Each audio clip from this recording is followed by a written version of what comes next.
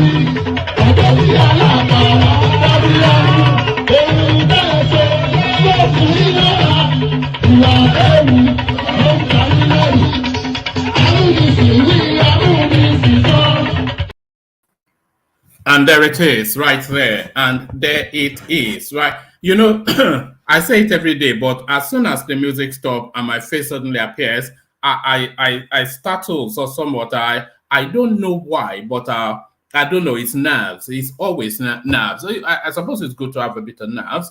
A good day, by the way. Good day. Good to see you again. Always a delight. Pardon me. Good day, good to see you. Always a delight. So always a delight to be in your company, never taken for granted. So anytime you do turn up, it is with gratitude that you receive. So I receive you with and in gratitude. So thank you for turning up. Thank you. The usual protocol, click on the like button as you're coming in. Click on the subscribe button if you haven't done that already. And if you want to come join us on the screen, let me repost the hyperlink that says StreamYard. So it's immediately to hand. If you want to come join us on the screen, click on that hyperlink that says StreamYard. It brings you into a studio space. And as soon as I finish delivering the body of the talking points, then I'll let you onto the screen and a conversation ensues. Nothing more complex than that. Fairly straightforward and no beating around the bush. The only thing you have to bring is your A game. Bring your A game because it's rapier wit, R-A-P-I-E-R, rapier wit. You have to be quick off the mark because the people that congregate here, they're very knowledgeable and they take no prisoners. So, but come with your A game and come to the warm embrace of the platform. So click on the hyperlink that says StreamYard if you want to come join us on the screen. And then, of course, the invitation to buy your host cups of coffee, that is always ever present. And there it is right there again. So only one person ever avails of that space, by the way. He has always kept that praise 100%. But the invitation to buy your host cups of coffee is not exclusive to one single person. Everybody is invited to do so. Just be as liberal with your wallet as you can be. That's the only thing well, it's not even a condition. Or just go there if you feel you would like to. So go there if you feel you would like to. Let's do it that way. So let's go now to the talking points. PDP refers Otom to let's do that again. PDP refers Otom to disciplinary committee, suspends Fayose, Shema, AYIM, others. So there it is right there. I don't think this quite comes as a surprise to anybody at all. Anybody watching the political landscape, the template of anti-party conduct is how Fayose has behaved. As endorsing Sanwo-Olu in Lagos State when they had their own candidate in what's it called, Jandor, endorsing Tinubu when they had their own presidential candidate, and endorsing and canvassing for any and everybody outside of his own party. And then, of course, the criticism of the echelons of the party. That's landed us here. PDP refers Otom to disciplinary committee, suspends Fayose, Shema, AYIM, others. So there it is. That comes as no surprise to one single person. But then, of course, you know, Fayose, he's never one to be held down. My suspension is Ayo's last kick of a dead horse. So this is Fayose now, very quick to respond to that space. My suspension is Ayo's last kick of a dead horse. Fayose very swiftly responding to his suspension by the PDP. So his suspension by the PDP, still staying with all matters politics, tribunal give INEC Tinubu 21-day ultimatum to respond to Atiku Obi's petitions challenging presidential poll results. So I never knew it was that short a window for that response to, because of course they've presented a 100-volume document challenging the electoral victory of the APC, but then APC and by extension Tinubu only has a 21-day window to respond to that. Is that short notice? I don't know. Tribunal gives INEC Tinubu 21 days ultimatum to respond to Atiku Obi's petition, Atiku and Obi's petition challenging presidential poll results. So So we'll explore that, and then we'll make a pit stop here. This is a space we visited months ago, but it looks as though it has resurfaced now, and this is something that needs to happen fairly quickly. By the way, Nigerian lawmakers clash over fresh bill to legalize marijuana. So marijuana or marijuana, or however you pronounce it, it must be legalized, because of course there are countless, right from hair gel to arthritis cure and all manner of things embedded in that particular weed.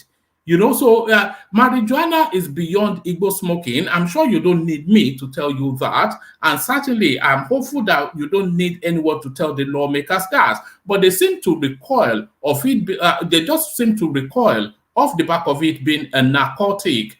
But marijuana is any and everything more than a narcotic. And I hope this bill passes as quickly as possible, because that is an economy there that Nigeria can just, it's a low-hanging fruit. That's an economy that Nigeria can quickly move into and reap the rewards of. Nigerian lawmakers clash over fresh bill to legalize marijuana. So we explore that. APC presidential campaign petition DSS to arrest Peter Obi Datti over insightful comments against Nigerian government and Tinubu. So yes, there is no greater proponent of free speech than myself. But even I recall somewhat from some of the languages you're hearing from that space, they are essentially holding the country to threat, because the legal option is availed to them and they've taken that chance. So they've taken that opportunity. So now that they have lodged their complaints with the courts, there is no need to be traversing studio spaces after the other, inciting and exciting people to weigh against the government. Let the court do their job and let the law take its course. Because some of the languages now coming out of that Obi camp is nothing short of incitement. APC presidential campaign petitions DSS to arrest Peter Obi Datti over insightful comments against Nigerian government and Tinubu. So I wonder if arrest, though, will be a bit of an extreme. So we find out Nigeria's president-elect Tinubu, I'm not quite sure why they are putting the president-elect in quotation marks, is actually in actual fact the president-elect. That is what has happened, though, whether you are in denial or not. But they're putting it in quotation marks as though it's not something that has really happened. Nigeria's president-elect, Tinubu, still undergoing medical treatment in French hospital. So it looks as though now it's a deja vu. It's like Groundhog Day. We've been here before, of course, with Malam Buhari, who spent almost the entirety of his tenure on a hospital bed. It looks as though we're back there again. Nigeria's president-elect Tinubu still undergoing medical treatment in French hospital. So, but that runs contrary, of course, to the narrative coming out of the APC, which tells us that the guy is on vacation to go on from vacation to lesser Hajj, but you never really know. But this one now has reached its conclusion. And sadly, bad news. UK court convicts Ekweremadu wife for organ trafficking. So this is a story that we've been tracking on this platform, and it has reached its natural conclusion, concluded against Ekweremadu. So it looks as though now he'll be spending time in the United Kingdom, not at his will, but at Her Majesty's pleasure. So not at his will, or his majesty now. We have to adapt now. We have a king now, not a queen. A UK court convicts Ekweremadu wife for organ trafficking. So there it is right there. So that one reaches its natural conclusion, but not in favor of Ekweremadu. So there it is, a rich and diverse menu. Let's say Tinubu. All right, there's also one story making the rounds that I wasn't really going to bring because it seems so ludicrous. But let me bring it to you anyway, maybe just for the comedy factor. Chief Justice of Nigeria, Ariwola, disguises on wheelchair in London hotel for secret meeting with Bola Tinubu. So we have to make our decision as to exactly what is going on. Is Tinubu in a French hospital undergoing treatment, or is he in a London hotel having meetings with Ariwola, who comes disguised in a wheelchair? So silly season continues. Silly season continues. So there it is. A rich and diverse menu, of course, always is the case. It's always a rich and diverse menu. So there it is. So there it is. So lean back, kick back, take it easy, relax into it. Click on the like button as you're coming in, please. The like button, if you look at your screen, look at the amount of people viewing and look at the subscribe and look at the like button and then tell me if that makes sense. So that's what rankles people. You look at the amount, however little or however many, you want it to be at least somewhat in a comfortable space. But just look at your screen, look at the people viewing, and look at the people keep clicking on like. So there it is. That's where the frustration is. But never mind, we'll soldier on. But the main thing we're going to be discussing is going to be wrapped around now this back and forth, this set two that went on between Fayose and Rufai Oseni, who a lot of people are fed up of now as a journalist. So we'll watch that video together and react somewhat to it. So a lot to digest. So click on like, click on subscribe, click on the hyperlink that says StreamYard to join in the studio. And if you want to buy your host cups of coffee, you're welcome to do that via the buy the coffee link. So all of that, let me take a micro break before we get into the throes of it. The Kegites, the Kegites. Only water, where they see my water. Oh yes, water. Only water, where they see my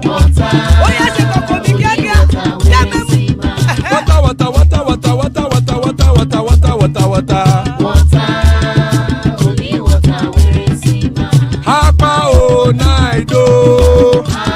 Hapa oh night oh. Hapa you don't come oh. Hapa oh night oh. Hapa oh night oh.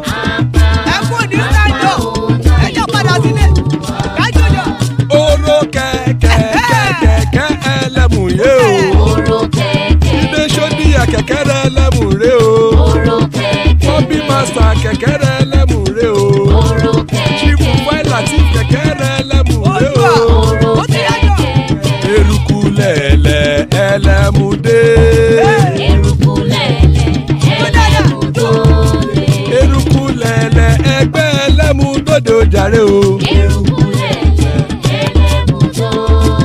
Eruku lẹ̀lẹ̀ Ghana ti dé ẹgbẹ́ bọ́dì o. Ọmọ ẹlẹ́yẹ ẹ̀yẹ o ó dilé o. Odúyẹ̀lá ẹ̀yẹ o ó dilé o. Petrosonama ẹ̀yẹ o ó dilé o. Petrosodúnkẹ́ ẹ̀yẹ rẹ̀ ó dilé o. Ẹlẹ́kọ̀ ọ̀run mú ìní o.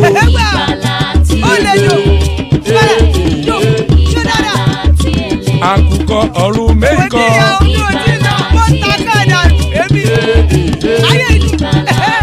Ikú kò ní ríwà gbéṣe o.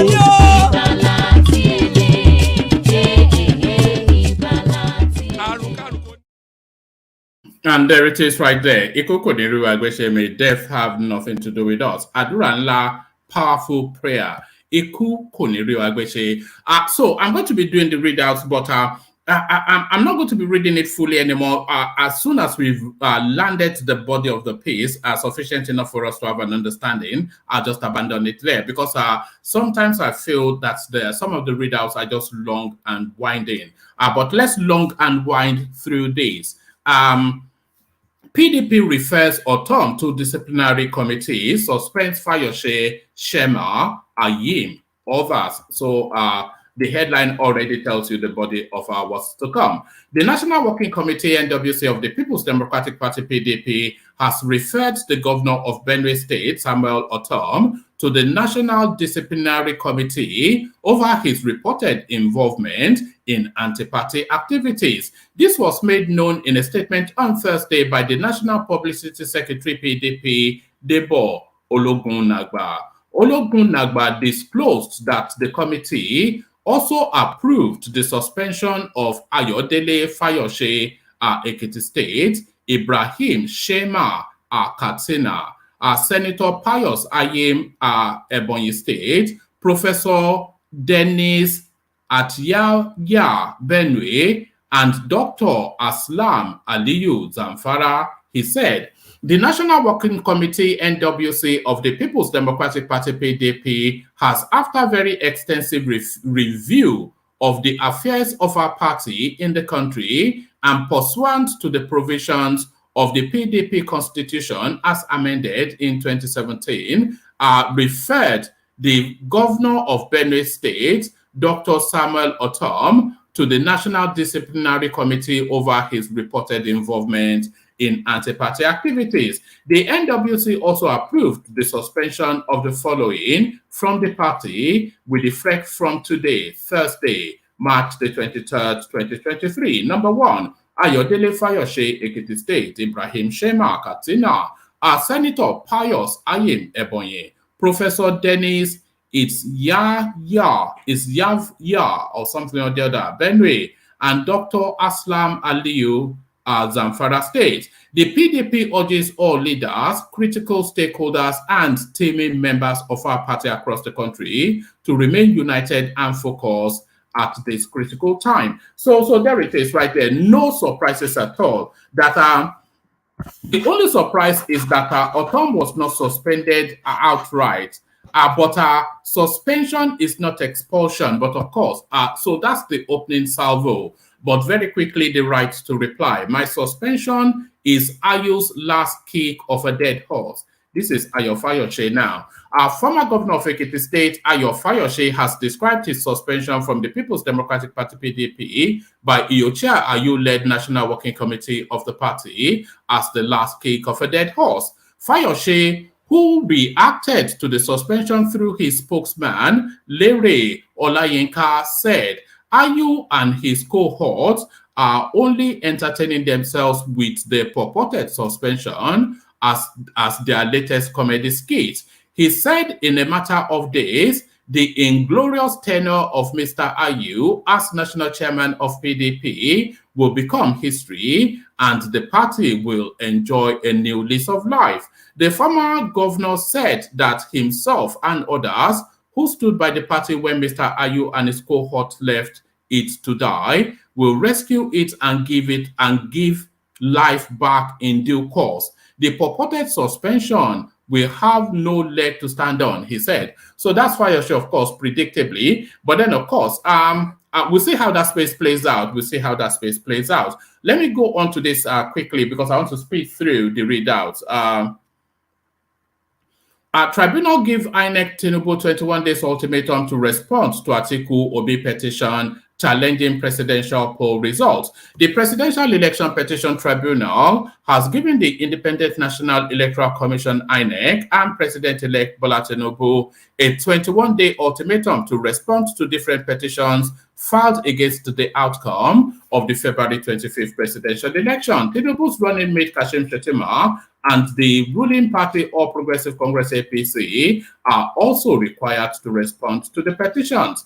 Based on provision of Electoral Act 2022, they are either to admit or deny all the issues raised in the petition filed by the presidential candidate of the Labour Party, Peter Obi, and the People's Democratic Party, PDP, Atiku Abubakar, amongst others. Obi, on March the 20th, filed his petition against the outcome of the 2023 presidential election at the Presidential Election Petition Registry Office, while Atiku, a former vice president, filed his petition on Tuesday, the 21st of March. Amongst others, Obi claims that his cause in the election was supposed to Obi claims that his cause in the election was suppressed in 18,088 polling units, and that this was allegedly aided by INEC when it deliberately uploaded unreadable and blurred forms EC8A in the INEC viewing portal. So, if those votes were suppressed, how are they able to establish that those votes were suppressed if the information uploaded on INEC is illegible? But I don't know. Maybe we'll find out in the course of the adjudication. So we leave that there. Nigerian lawmakers clash over fresh bill to legalize marijuana. Nigerian lawmakers in the House of Representatives on Wednesday clashed over a fresh bill seeking to legalize the cultivation, sale, and use of cannabis sativa, popularly known as marijuana, in the country. It was reported that two members of the House, including the spokesperson of the House, Benjamin Kalu, and Olumide Oshoba, had sponsored a fresh bill seeking to amend the National Drug Law Enforcement Agency NDLEA Act to allow the Anti-Narcotic Agency to issue licenses to Nigerians for cultivation, sale, and use of marijuana. The lawmakers titled the bill "A Bill for an Act to Amend the National Drug Law Enforcement Agency Act," blah, blah, blah, blah. Responsibility of the power to grant and revoke licenses for the cultivation of cannabis plants for medicinal purposes and for related matters. Correspondents report that the bill is a consolidated version of Kalu and Oshoba's separate bill, XYZ. The clash ensued on Wednesday when the bill was brought for second reading at plenary, and another member of the House, Mariam Onaha, protested that the content of the bill was the same as hers, which she sponsored long ago. But the Speaker of the House, Gbadabia Mela, asked Onaha, Kalu, and Oshoba to liaise with the chairman of the House Committee on Rules and Business, Abubakar Fulata, to identify the differences and similarities between the bill ahead of the sitting. Recall that cultivation, sale, and use of marijuana are currently outlawed in the country. However, the House in 2020 proposed the legalization of the cultivation and trading in cannabis for medicinal and cosmetic use, research purposes, as well as revenue generation for Nigeria. The Cannabis Control Bill 2020, titled "A Bill for an Act to Regulate the Cultivation, Possession, Availability, and Trade of Cannabis for Medicinal and Research Use and Related Purposes," was sponsored by Onoaha. Onoaha in the bill said, relevant agencies will be empowered to regulate the growth and use of cannabis, register cannabis growers and users, issue licenses to cannabis growers, processors, producers, manufacturers, etc. So that's an economic space that I, for one, would like to see opened up. So we keep a watching brief on that. APC presidential campaign petition, APC presidential campaign petitions DSS to arrest Peter Obi Datti over insightful comments against Nigerian government and Tinubu. The All Progressive Congress presidential campaign has written a petition to the Director General, Department of State Services, DSS, to arrest the Labour Party presidential candidate Peter Obi and his running mate, Datti Baba Ahmed, for allegedly making insightful and rebellious statements against the Nigerian government and the president-elect Tinubu. Festus, and by the way, we can go on Twitter to have a look, but Festus Keyamo actually wrote this petition, which he published on Twitter, as well as presented to the DSS. Festus Keyamo, spokesperson for the Tinubu-Shettima campaign, filed the petition to the DSS, a copy of which was seen by correspondents on Thursday. Keyamo also alleged that the Labour Party flag bearer had camped a group of youth somewhere in Abuja to propagate false claims and cause unrest in the country. So that group that is alleging that,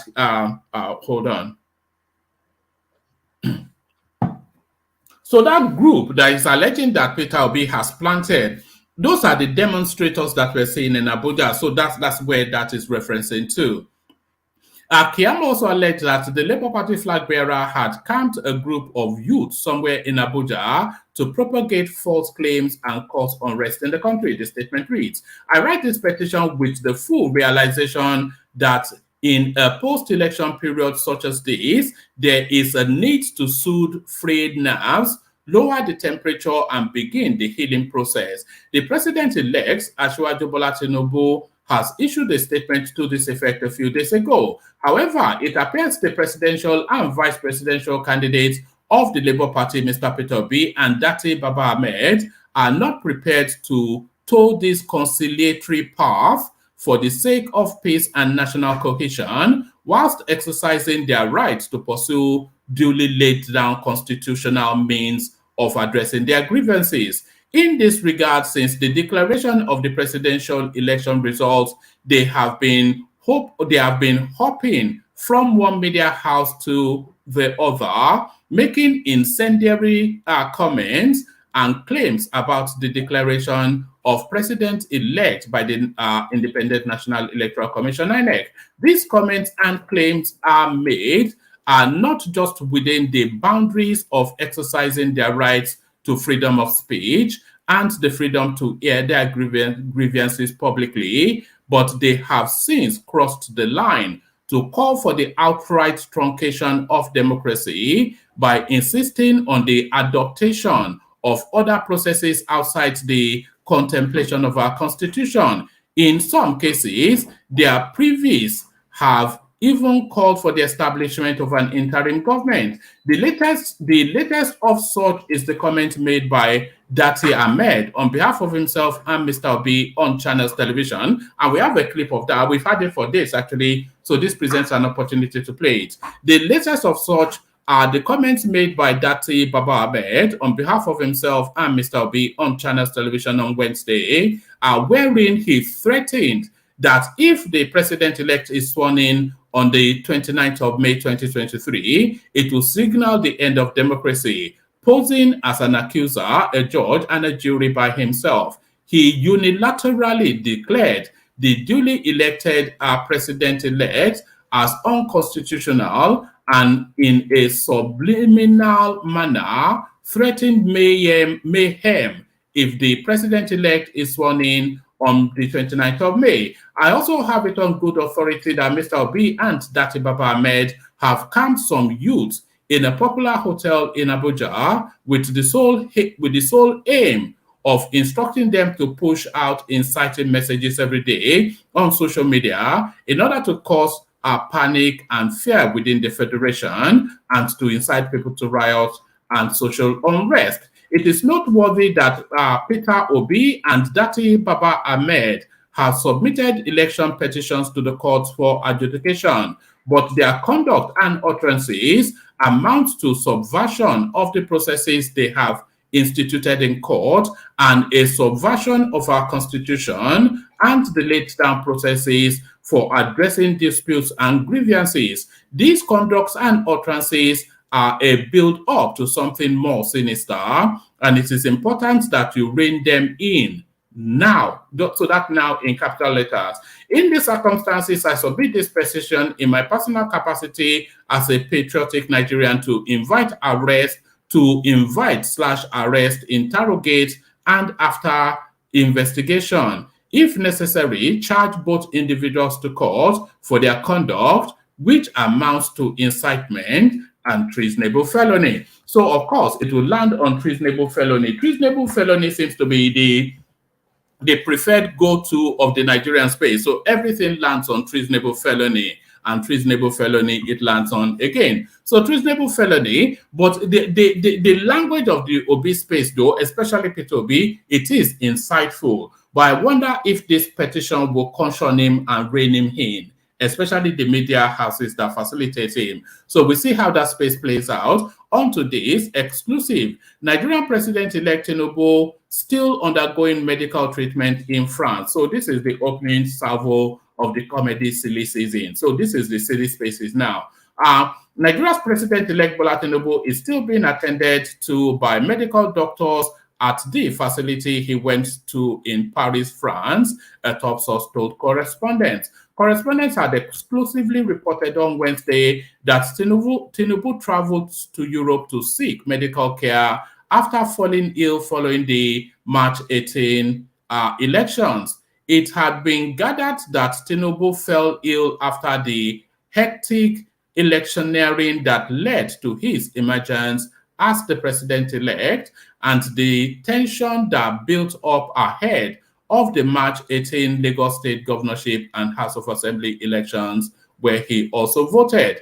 Tinubu had confirmed correspondent story saying he traveled to Paris, France, and the United Kingdom to rest and plan the transition program, according to a statement by his spokesperson Tunde Rahman. Speaking with correspondents on Thursday to provide an update, a top source said Tinubu is still in France hospital. Meanwhile, according to the statement by Rahman, his spokesperson, Tinubu will also observe the Lesser Hajj in Saudi Arabia. He departed Lagos on Tuesday night for Paris, as reported by correspondents and confirmed by his spokesperson. So there it is. So there it is.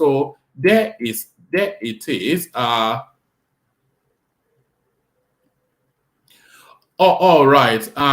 Where is that other headline that counterbalances this? Yes. So he's in France undergoing treatment, as we just heard from one outlet, but from another outlet. So Tinubu is a double ganger. He has supernatural powers to be in two places at once. So as we were just being told, he's in. So, as we have just been told, is in London, in a London hospital. So that's what we were told. But now they tell us differently. Chief Justice of Nigeria, Ariwola, disguises on wheelchair in London hotel for secret meeting with Bola Tinubu. I thought we'd escape these spaces, but alas, we will never escape them. Chief Justice Olukayode Ariwola has been cited in London pretending to be a physically challenged old man, correspondents learned today, in what Supreme Court sources said was a clandestine, in what Supreme Court said was a clandestine preparation for a meeting with President-elect Bola Tinubu. Mr. Adiwola's movement was exposed to correspondents as Tinubu was arriving in London for what his team claimed was a relaxation trip after a hectic campaign that preceded his declaration as Nigeria's president-elect last month. But Mr. Tinubu kept his trip to London secret until it was exposed on Wednesday by a different platform, which said the trip was a medical emergency. So it's in a London hospital, a French hospital, an English hotel, meeting with the Chief Justice, who appears in a wheelchair. So there it is right there. Make sense of that and then come explain the sense of it to me. Make sense of that and come explain the sense of it to me. So I'll read you only a couple of paragraphs from this one now. UK convicts Ekweremadu wife for organ trafficking. A former deputy president of the Nigerian Senate, Ike Ekweremadu, his wife, and a doctor have been convicted of organ trafficking by a United Kingdom court, a UK Guardian reports, in what it described as the first verdict of its kind under the Modern Slavery Act. The newspaper said the accused were found guilty of facilitating the travel of a young man to Britain with a view to his exploitation after a 6-week trial at the Old Bailey. The jury found that they criminally conspired to bring the 21-year-old Lagos street trader to London to exploit him for his kidney. Correspondents reported how the former deputy Senate president was arrested and charged by the Metropolitan Police last June. So there it is, a conviction for Ekweremadu. So a conviction for Ekweremadu.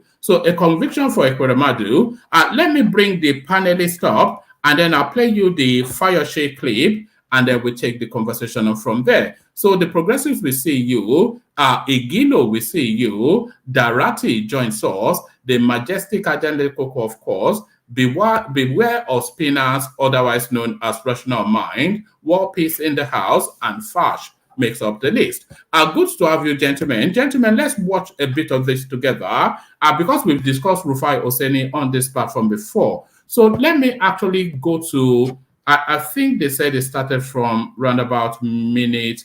Let me just check the minute that this thing actually started, because we have discussed Rufai Oseni on this platform before, and it looks as though now I'm just talking really so I can establish exactly where to start this clip from.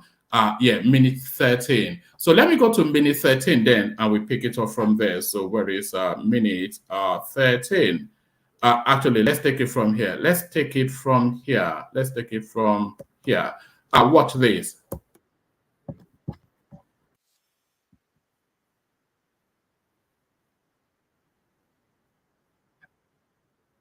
Oh, sorry. In the East, or APC, who ran away, who said the Labour Party overwhelmed them. I have candidates, I have people in the Southwest with similar complaints. That was why I blamed majority of these problems on stakeholders, particularly politicians. If it's a system, let me quickly draw your attention to this. President Buhari, each time they asked him in 2019, if you lose this election, would you concede? Rather than say yes, he said, I am going to win. I am going to win. I'm the person that will come back. Even on election day, when they asked him in Daura, the pressman were saying, if you lose this election, he never admitted that he will lose the election. So nothing has changed.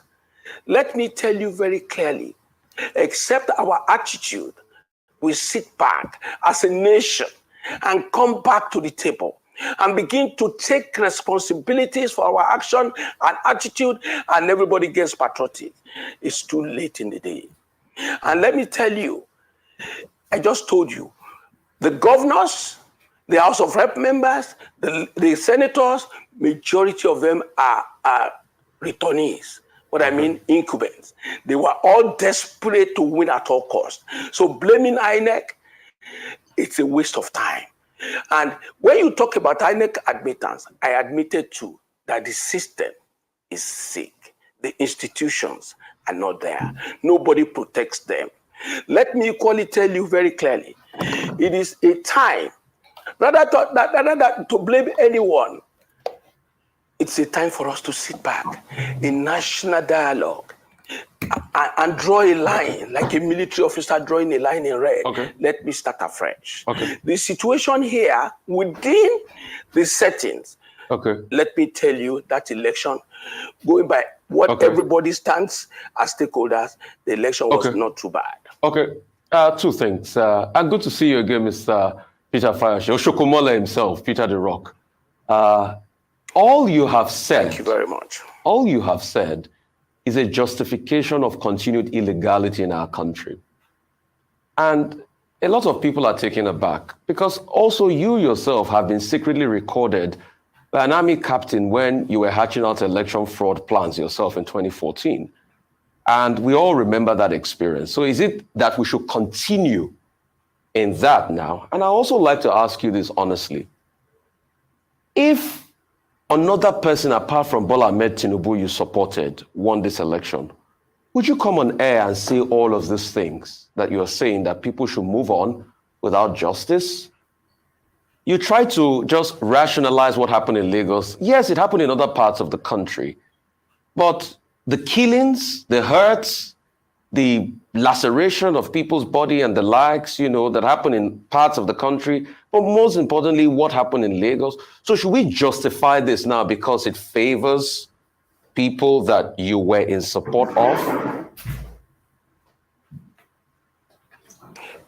Can I just correct you there? I take exception to your claim that I was secretly recorded, and I take exception that nobody has proven that. Yes, I can be recorded, but nobody will ever say to you that I said they should go and rig an election. And I want to say to you, I've avoided touching on this area.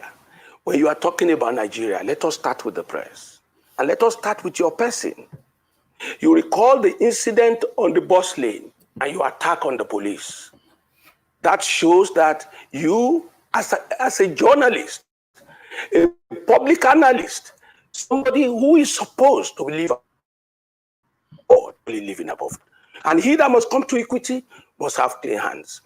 I read a lot and I listen to your comments. I feel, like I said, we need to sit back and correct a lot of things. But you give me a right of rebuttal. Your question again. You give me a right of rebuttal on the bus lane incident because I put it to you, sir. You don't know the full story of what happened. Excuse me. If you give me a right of rebuttal, and go ahead. If you go that lane, we will not make a sense of this program. I was invited by your station. If you didn't touch something that impugns on my personality, I will not give you an answer to that. So if you're asking a question, I told Ruben about it yesterday, and I specifically complained about you and your attack on the people you don't believe in as a politician. No, I have a right to do my job. You can't complain about me to my colleague. Excuse me. I am equally telling you. I know where you are. That's not right of you as well. That is technically not right of you as well. And if you want to make a sense out of this program, let us leave personal attacks, because you are good at that, and I'm equally good. If you want it, I'll serve it as well as that. So this program is meant to talk about issues of Nigeria and not issues of a person. We know where you are, we know where you belong, we know the parties you are supporting, but let's leave that out of the issue. So going by what you asked, Nigeria needs a total overhauling of leadership and followership. I have said it earlier that it is important to know since 1979, nothing has changed. People rushing to court now. Atiku has always gone to court since I knew Atiku as a politician and a contestant. Atiku went to court in 2019. The same judiciary said to the whole world that President Buhari won that election. Listen to you again, and listen to me. If we are not careful, as a commentator, we will remain on the television molding the opinion of Nigerians negatively, because that is what we want them to hear. For me, the election that brought Ahmed Bola Tinubu within the context of our conduct in this country is credible. It may not be the best, because you can't tell me it's Bola Ahmed Tinubu that killed the people you are mentioning. You can't tell me it was Sanwo-Olu that killed the people in Lagos. When there was an election in Ekiti, they hit me here on my back. A policeman hit me with the butt of the gun. Most of the journalists were saying Fayose has come with his drama again. I had 3 surgeries last year. I could barely walk again. But when it is good, and when it goes against people we don't want, it's the best of things that could happen. You are alive when the G5 left the PDP. You are alive when Obi left the PDP. You are alive when Kwankwanso left the PDP, and so on and so forth. You want manna to come from where? So people going to court automatically means when I go to court, the judiciary must give to you because you are complaining or because you are a complainant? Obi himself will certainly, I want to say to him, in G5 we concluded that we must support a southern presidency. That is the truth, depending on their peculiarity. And if you go to Benue, that was why Otom supported Obi in Benue. We supported Asiwaju in Ekiti. When they were talking about how did the numbers came up in Ekiti, it was us that gave it to them. Me, Fayose, was the leader of the people that supported Asiwaju and gave our own votes to him. Let me tell you why. I make it very express to you. If you tell people they don't matter, they will tell you they matter. When somebody came out, how you came out and said Tambuwa was the hero of the convention, they are now heroes of the losses. When you tell Wike, because on this television, they criticize Wike as if he's the enemy of Arise Television. I am a Wike's friend, though. I stand by him. All the propaganda does not stand the test of time. If you kick my leg, I tell you don't kick it again. If you kick it again, I will do everything to stop it. So let's leave it like that. Okay, so Mr. Fayose, I'm going to give you a quick rebuttal. Number one, I do my job here objectively as I can. If you give me one, no, let me finish. I will please. give you. I will give it back to you, Mr. Fayose. Let me finish. If you give it to I me, have a right to respond. I only responded. I have a right to respond. Let me it's not finish. personal between the two of us. You made it personal, so I have the right to respond. It's not personal. Okay, so between the two of us, you can Fayose, take me out of this. Mr. Fayose, I have a right to respond. I You do can my take me job out of this interview objectively, so that and I you don't can have a support free day. Congratulations, any political party. Congratulations for doing your job. Yeah, please. Congratulations for doing your job. Fayose, I am not one of those boys, one of those politicians who belong to public domain to talk to anyhow. It is important to note that. Mr. Fayose, can we make progress? Thank you. This is not a dialogue. This is a conversation. I'm with you. Yes, this is a program. It's a conversation. And let him not get personal. Yes, let Mr. him Fayose, not get personal on this program. It's okay. It's okay. Our job is to ask you questions. You respond. It's not a personal thing. I told you yesterday, and I mentioned Oseni's name particularly why I avoid Arise Television. And you assured me that you are going to moderate it in a way. Oseni cannot, if it's his job, go for my personality or my person on the live television. I'll give it back to him. It's okay, Mr. Fayose. Can we return to the issues? Now, I was going to ask. Thank you. You refer to the G5, right? So there it was. A lot of people will say it's been a long time coming. It is almost inevitable that matters will land there because this guy, Rufai, he has been on this journey for a long time.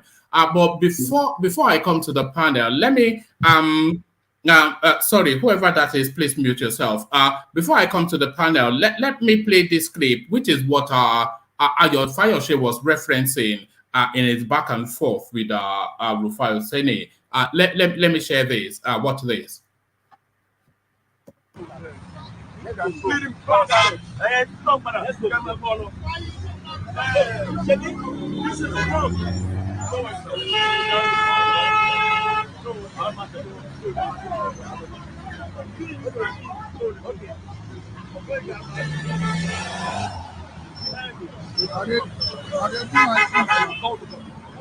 I will call the government.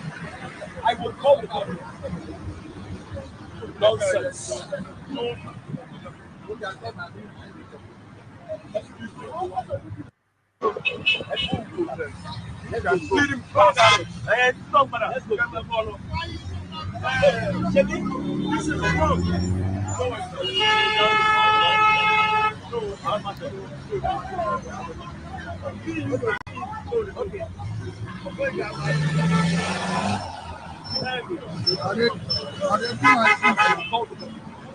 I will call the government. I will call the government. Nonsense. So there it is. He will call the governor. He will call the governor nonsense. I wonder if it's the killer governor Sanwo-Olu that he will be calling. So, gentlemen, to it. Let's kick it off with Joel of Nashville, who has been away from us for quite a minute. Joel, are you there? Well, man, I'm driving and I want to really say something today. So go on to the next person and I'll join the show.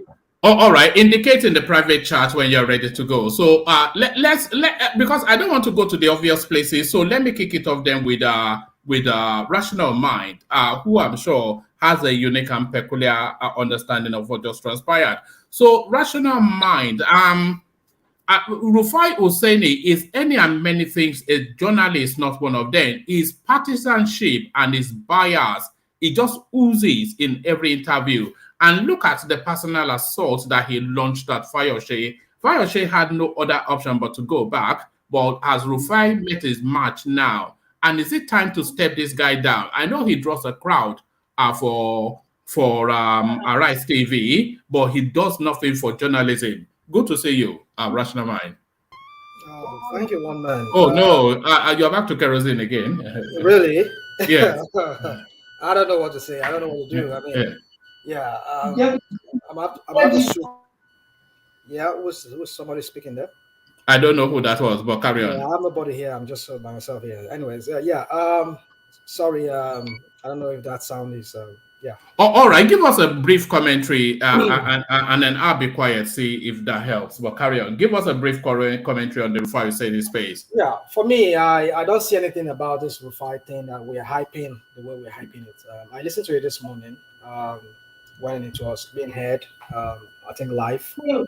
And I come to realize that the issue is not with Rufai. The issue is with the politicians, the people that is being interviewed.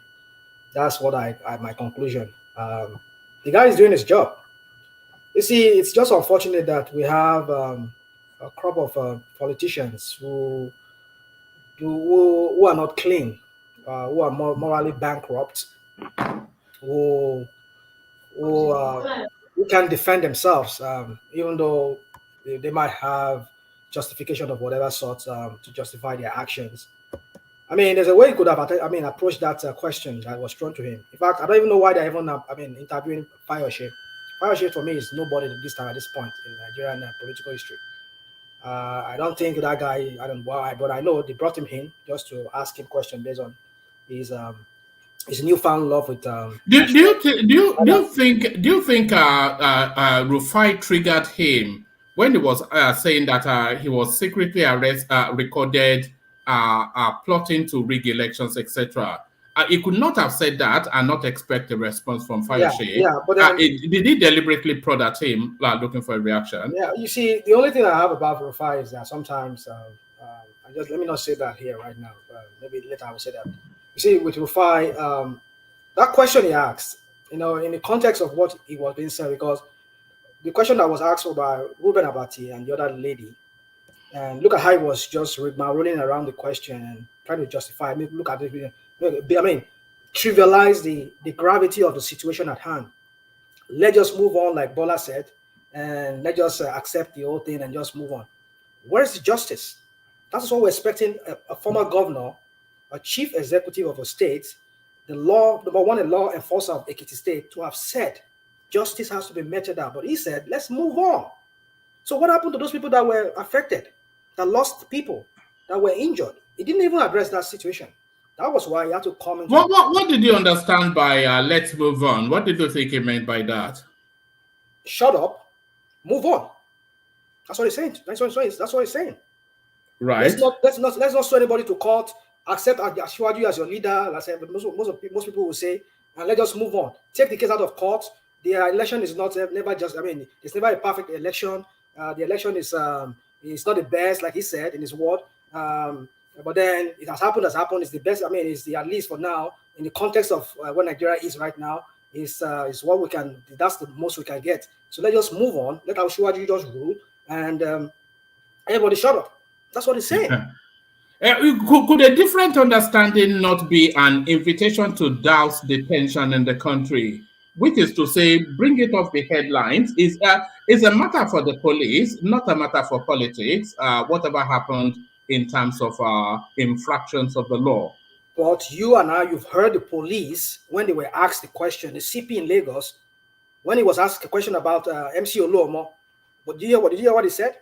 What did he say? He was only joking. That he was just only joking. More goodness. Oh my goodness. Number one, for the police, number one, a law enforcer in Lagos State for the police is saying that kind of a thing. Somebody is using a racial slur, ethnic and tribal bigotry on TV, on the live, however it was played on the internet, and then you are tribal bigotry. Yeah. You say Mama Chukudi or whatever it says. Do not come and woman.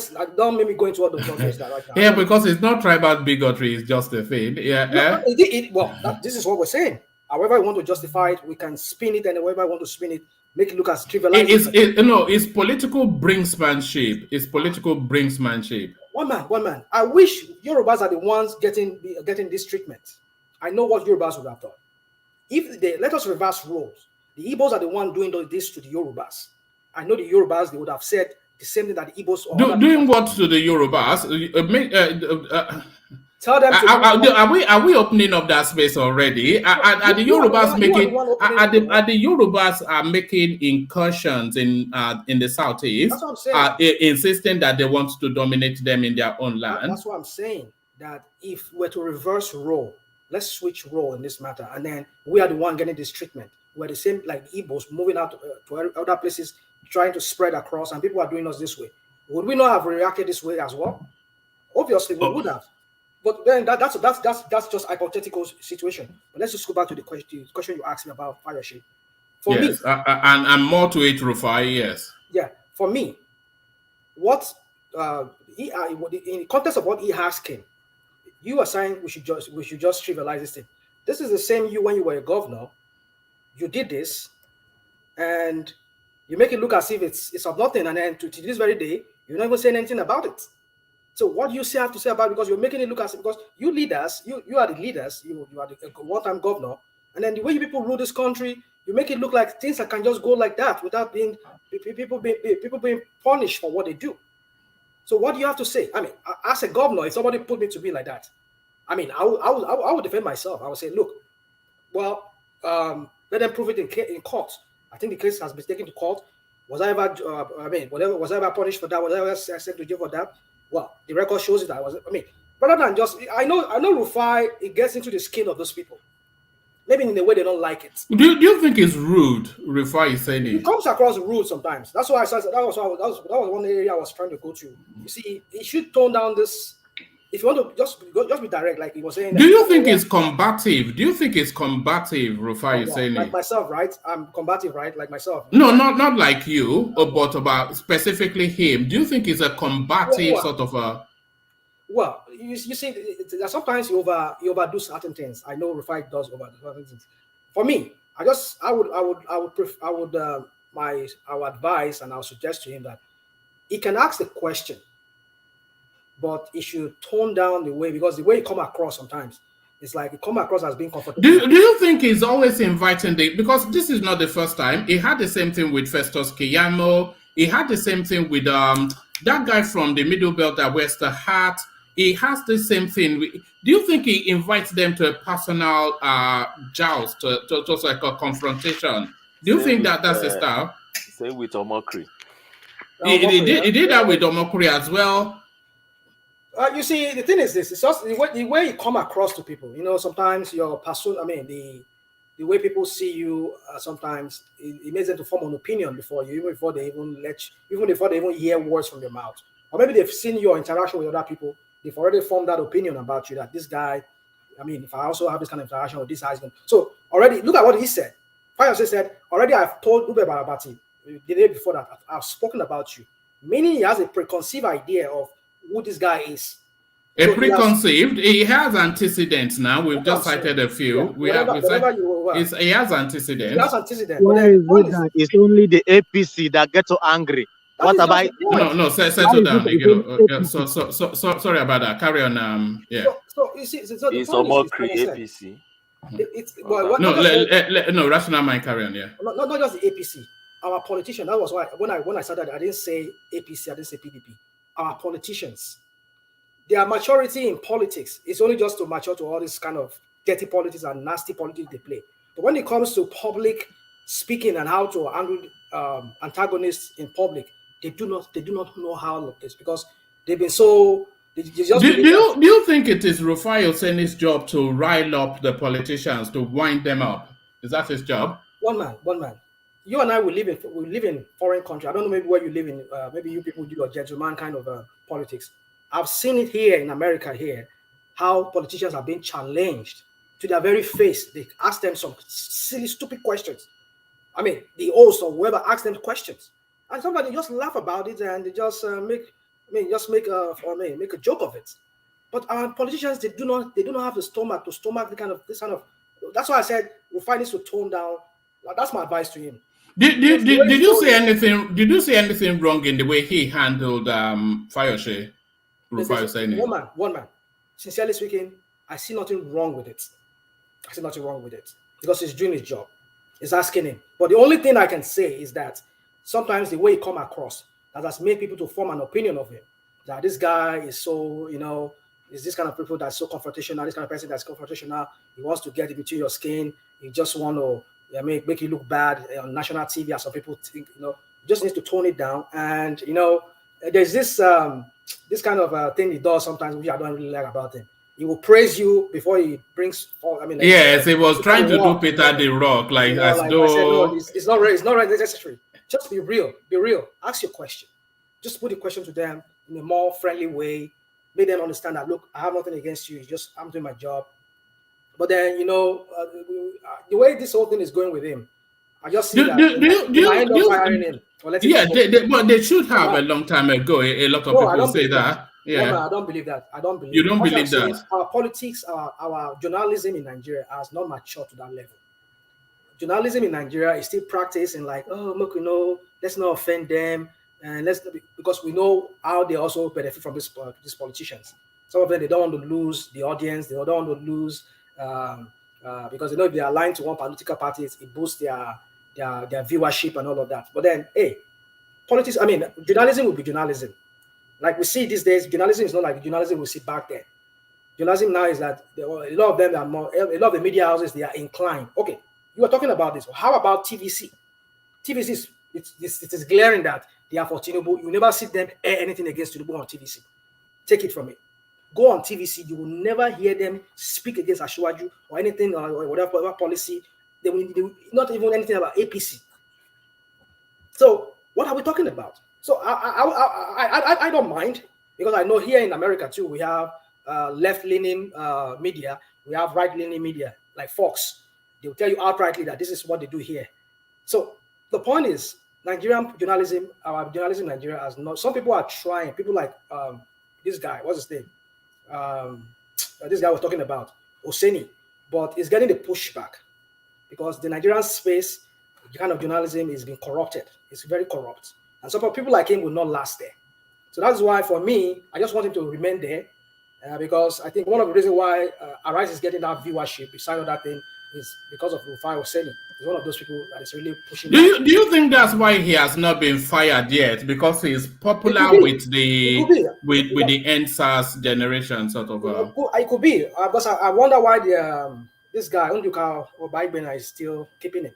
But I think it's because they knew that if this guy is let go, it might affect their viewership. Because I must tell you, a lot of people, they just like me, maybe the obedient, and some other people who are obedient leaning, they like Rufai Oseni, the way he gets into the skin of those, he gets between the skin of those politicians.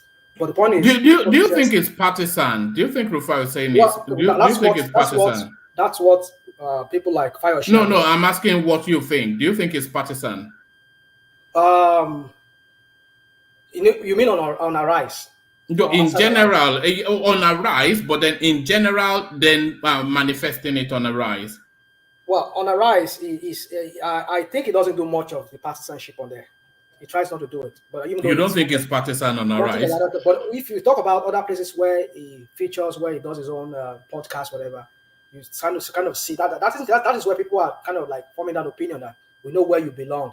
You are this. You are more. What do you think his politics is? What do you think his politics is? Its politics is this kind of politics that I'll say the truth to you. I will tell it to you however you want. No, that's his journalism. It's politics. What do you think his politics is? In terms of the leanings in Nigeria, where do you think he leans? I don't know him personally. I will go. No, you know him publicly now. So from your observation, I want to go by his public appearance and his utterances in public, which is more of his journalistic. Whatever he says during his editorial or his podcast. That's what I would judge him by that. I think he's more of this progressive kind of person. He's a progressive, but the progressive that he wants to see is the kind of whereby people are held accountable. That's kind of politics he wants to play. If you were to put a political party to that ideology, which political party would it be? Well, I think it will be Labour. Yeah. I mean, he has not hidden. So it's an obedient, I know you're trying to lead me somewhere. Yeah, well, we all know it's an obedient now. So why didn't you just say it? Like me now, you call me obedient, right? Even though I'm not obedient. No, you are a self-confessed, yeah. No, I've told you. I mean, I think I've heard him say too that he's not obedient, but he's obedient because he sees him as a way, like I've said it on this platform, that a way by which you can move away from these old oligarchs and move into a new crops of politicians that might possibly come forward with him. Like we're seeing Abia State. I'm not saying the guy is not an APC guy formally, I know, but we see these kind of people that are not really entrenched in the system, possibly. And maybe gradually we'll phase all of them out. We'll bring in new people. We shall see how that plays out. But my point is that, yeah, it should tone down this thing, but I just hope he survives this one that just happened recently. Yes, a few hours ago. If Induka or Biden does not fire him, because I think too much of complaint about him is just getting too much. And I know these politicians are deliberately doing this. You know they have fined that organization off the back of his behavior. The Nigerian Broadcasting Commission, they've had reasons off the back of Rufai Oseni's antics to fine Arise TV. I don't know. Can you tell me which of them? Which one specifically? I can't recall the specific occasion, but I can recall then when they fined him. I think it was some interview. No. They fined a raft of them then, and he was they fined Arise TV, but the reasons were linked to. I'll dig it up if you like, but I think they have it. I can't remember any of that, because the only thing I know is that channels, the like of channels, Arise and AIT, they were airing some program, maybe anti-government or whatever. No, there was a time they interviewed Imam Powerful. But it's a different yeah. Arise was fined on a Tinubu drug-related allegation thing. Okay. They made some affirmative allegations there, which was basically unsupported by any evidence, and NBC fined them. That was less than a year ago now. So, but who was the one who you remember? Who was that person? The same three guys. The same three guys. Wow, that's it. They interview Udehin, or what do you call that? That was Pratt, that's in the US. Yes. Yeah, I remember they interviewed that guy. So I don't know. Maybe that's why they fired him. But the point is, I know we can always single out this guy as being maybe the ringleader of those people. I know Ruben Abati there is their lead there. He's the lead anchor there. So, but I don't know. But then the thing is that sometimes we just have to allow people to speak their mind, do their job. It's up to you who's being interviewed. That was why Ruben was saying that. It's up to you to either answer the question. We ask you the question, you answer. You can ask me a question, and I say I'm not answering. You won't force me. So yeah, it's our politician needs to be mature. You need to understand that politics is not about just, it's not like Baba once said, it's a do or die affair. Well, that's what they say, but it's not a do or die affair. It's either it's just do your thing and go, and that's it. If people don't, it's up to the public to form whatever opinion. But you see, I see Fayose's interview today as, even from his temperament and the way he speaks, I see desperation in him. It's desperate for recognition, for some kind of public. I might be wrong, but that's how I read it. It's so desperate. Even this temperament and the tempo by which he spoke today. It's not the Fayose that I used to know. Maybe it's I don't know whatever is going on with him. But the thing is, for me, is that our politicians just need to learn, need to be mature in public speaking, in handling this journalists when they ask them some questions that can be very personal. That's how I just end it at that. Are you looking to say some sort of? Do you expect that there'll be some noticeable changes in how Rufai interacts with guests off the back of this public lashing by Fayose? Say that, please. Repeat that. Okay, we didn't go on. No, I'm saying, do you expect to see a noticeable change in how Rufai interacts with guests off the back of this public lashing by Fayose? Well, if he gets a query from his news outlet that look, this whole thing is becoming too much, you need to tone it down. I think maybe if you listen to people like us and some other people must have advised him. Maybe he needs to just tone it down. So I should expect to see, but I think ever since we've seen so many people that have had issues, like the issue of Reno, where somebody was saying that was it Reno's cousin or one of his cousin or nephew was saying that he texted me, he said I would make sure I would deal with him, something like that. That alone in itself, if those texts were to be true, like they said it was, that's enough to fire him, to get rid of him from the organization. So who knows what Arise must have told him in private that look, they queried him, he responded and said, look, I'm doing my job or whatever. I don't know whatever he said, or he was able to prove himself. But then the thing is, at some point I saw him after some of this incident, I saw him a little bit, he toned down a little bit. You see, one man, the thing is this, I don't see why we should make a molehill out of, a mountain out of a molehill in this matter. You see, these are some of the things that some trivial thing that it's a recurring decimal though. Daniel Boala, Reno Mokri, what's his name? All of them, Festus Kiyamo. This guy always combative, very, very, very. As soon as he says hello, he invites them immediately to a personal joust. All right. You see, I won't dispute that with you. The way he talks about, the way he confronts people with questions, and his demeanor sometimes it appears like, oh, it's about to. When they start praising you first, and you start knowing that there's something coming out from this guy, just be ready for him, But then it just for me, like you said, the question you're asking, do I expect I expect him to really work on some things within himself, the way he presents himself before those people he interviews. Let him tone down. Let him tone it down. If he survives this, well, maybe he's going to change. And if he doesn't change, well, maybe some Nigerian kind of news platforms, it's not the kind of place he wants to. Journalism. Maybe he should just go and create his own, maybe build his own podcast or build his own radio station where he can continue that if they will allow him. NBC will grant him. Yeah, go on, please. All right. I'll take only 2 brief interjections. I want to manage that interjection. It's getting a bit too lengthy. So 2 very brief interjections, and then I'll go on then to Ogbeni. Yeah, you said we need to allow people to express themselves. If you want people to express themselves, is it in that manner which if I express himself while he attacks just a certain set of people and dance and laugh and smile with the others? And I don't understand the story you've been saying all the while, to be honest. Just talk straight. We all know Oseni is supporting, is an obedient. All this, you are trying to package him, you are trying to still nail him as well. The guy need to adjust. There is no two way to it. It's too much. I don't know what you mean by we need to allow people to express themselves. I don't get it. All right, brilliant. All right, brilliant. And the second person wanted to interject as well. Joseph. Yeah, go on, Joseph. My brother, while he was speaking, he also make us to understand that he believed that Oseni is doing his job. The work of journalism, whatever you cannot substantiate, you cannot prove. When you want to say it, you say an allege. Oseni never said it was alleged. He said, can you remember on you, somebody recorded you? That thing Oseni said, he cannot prove it. Even the person who he claimed he record Fayose couldn't prove it.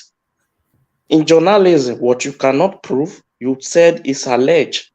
But for him to direct it to Fayose is a war. It looked like personal insult to him. That is it. So we should look at issue from the angle it is, not bend it to one side because we want it to suit on that side. Thank you very much. All right, brilliant. All right, brilliant. Let's take the conversation on and move it on in the direction of Ogbeni. Ogbeni, are you ready? Can I have the right of a rebuttal? Oh yeah, of course, yeah. Right to reply. Yeah, go on. Yeah, of course. Yeah. Montreal that is streamlined because sometimes it gets go on. You see, DOG and the other person who spoke, I can't see your name from here. I think the screen will allow me to see. Anyway, so you see, you guys. That was Joseph. Yeah, Joseph, okay. Yeah. You have a point. You both have a point. When I mean you have a point with DOG, your point is that he needs to change. He needs to work on himself. But then that I spin things. Well, it's up to you to judge that, and the audience to judge that for himself. I won't go into any debate with you on that. But I'm saying it the way I see it, that you don't need to stifle, especially when people are doing a noble job as journalism. We don't do a curative kind of journalism whereby people have to be. We're not living in North Korea. No, we are living in a democratic society. Our leaders, those politicians, need to understand that. And I think, maybe it's too early for me to go into that phase right now. To go into that point right now.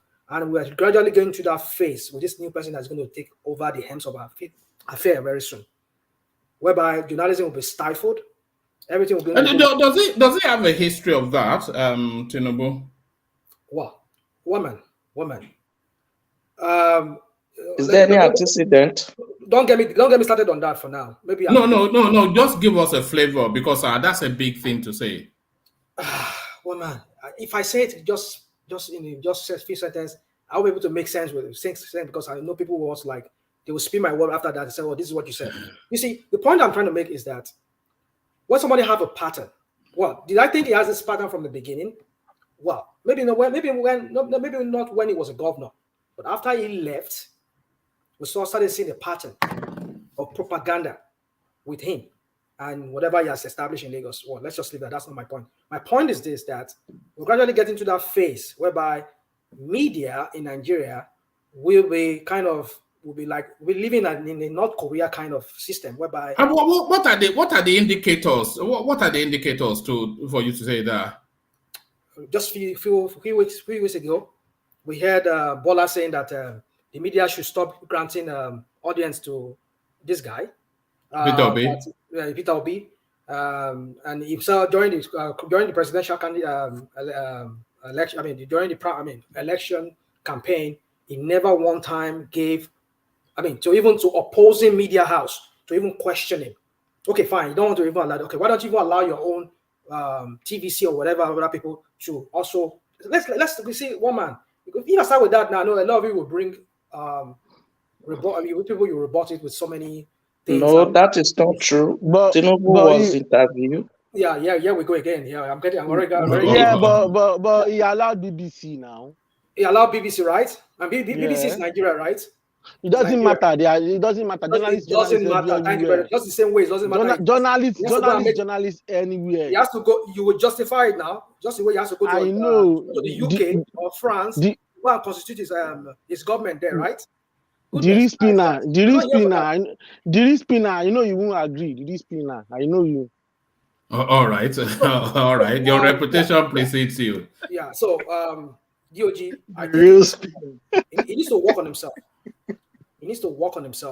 Yeah. So that's just what I have to play. Let me all right, brilliant. Let me take the conversation on and move it in the direction of Ogbeni. So Ogbeni, so now it's Rufai Oseni, who is openly partisan. Should he be a frontline politician to the level of being in one of the premier platforms and one of their marquee programs? Is it too partisan to be sort of a public figure? And the tongue lashing from Fayose, was it long overdue? Ogbeni, good to see you. Good. I think it's morning in Scotland. Okay. Good evening. I think it's still evening. Good evening, everybody. Woma, you see, in a country like Nigeria, where we don't take serious the importance of protecting people's character and name, where people build name, and we have this culture of, if you like, pull the person down, as long as some people who may be the minority in the society, but the most noise makers in the society believe the man should be pulled down. We don't protect our character, we don't protect our names and reputation. In such a country, people don't place emphasis on what they call libel case and defamation. If we live in a society, Rational Man is trying to use example of US, UK, Western world. I'll go to US, UK, Western world with him, and I'll school him on why what Rufai is doing is not professionalism. There's some rustling noise where you are. Oh, sorry, my son sleeping. Oh, okay. No, it's fine. Carry on. Yeah. So you see, what he's just doing is what I call courageous ignorance. He's just being courageous in his ignorance and lack of proper training. Okay, that's what he's doing. If he's doing this kind of thing in a country where libel and defamation, people place emphasis on it, by now, the whole station called Arise will not even be existing. And by the way, I don't know why you call Arise, is it premium or what do you just... Yeah, it's one of the premier... It is, isn't it? It's one of the... It has one of the widest reach, is one of the most followed, Maybe we have different meanings for that. Maybe my own meaning is different from yours anyway. I don't see it so. Arise is just less than 10 years ago, and go and look at how many people is even listening to Arise. So, but that is by the way. Even NTA still have more followers than Arise, but that is by the way. But where I'm going is this. I'll just give you one case. You remember this case of this woman, Catherine Belton, in the UK? That woman was sued by Abraham, what do you call this Russian guy that they've collected some of his things now? This sport guy. Is it Abramovich? Yes. I would employ or enjoy rational mind to go and read that story. You will understand why training is very important for any journalist. But for me, I've looked at Rufai Oseni over time. First, when I check his profile, sometimes I discover he's not a professional journalist. He's an agriculturalist. I think he studied agriculture from school. And I've not seen National University of Union of NUJ and all this training. I've not seen it in his profile. I've tried to check his LinkedIn, and I'm not sure he has gone for some professional courses. You know, it's easy for somebody who is not professionally trained to come out and, you know, practice. It's just like teaching profession. Teaching profession, for instance, you could see people who are not well trained as an educationist. Okay, when you see them coming to class to teach, the way they teach is different from when you see somebody who studied education, right, as a course, will teach. Because somebody who studied education, for instance, must have gone through process of this is how to teach, this is how to handle crowd control, crowd management, child psychology, child development, and all that. So the way that person will teach as a professional will be different from somebody who just study physics and you can't find a job and you find yourself in a classroom. That's the way I see Rufai Oseni. Rufai Oseni is not a professional journalist as far as I'm concerned, except he proved otherwise, but his profile doesn't show so. So because of that, once in a while, I tend to just overlook some of his exuberances. Rufai Oseni is arrogant, he's rude, he's confrontational, he's too personal in his questions, and he's combative. Is there a distinction between being combative and being probing? Because I think the Nigerian space, they conflate being combative with being probing. They said, no. Yes, it's going after them. It can go after them without being combative. I will give one. But it's more like a personal attack with Rufai. Yeah. One man, I will give you an instance. You see, it's easy for people to just miss all these things up. If you meet a true journalist, I'll give you an instance. I'm a bit close to Cyrus Toba. That man is a veteran journalist. And but not a confrontational person. But I will tell you somebody who is not passionate, but is being combative, okay, and is not confrontational. And it's even people that are even more professional than Rufai. Rufai is not the first person. You remember Kadira. Kadira is more even hard on people. But the way Kadira will present it, you will know that this is a professional talking. Go and watch some of Kadira's interview with Babangida. Kadira put it directly to Babangida that you handed over practically for Abacha. Babangida was speechless. He put it, I watched another of her interview where she put it to Babangida that you killed your friend, Mama Fasta, for nothing. Babangida couldn't really defend it. And so many other people that woman has interviewed, better than Rufai, better professionalism, but always firm and hard on anybody who's coming to interview. I watched, was he one of these guys?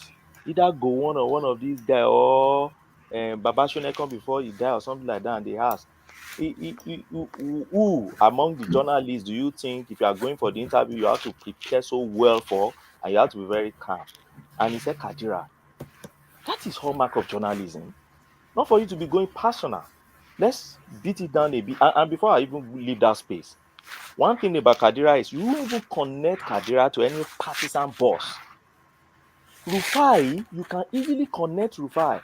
If you want to test this, just go to Rufai's Facebook, Instagram, and LinkedIn. You will simply know the party Rufai stands for.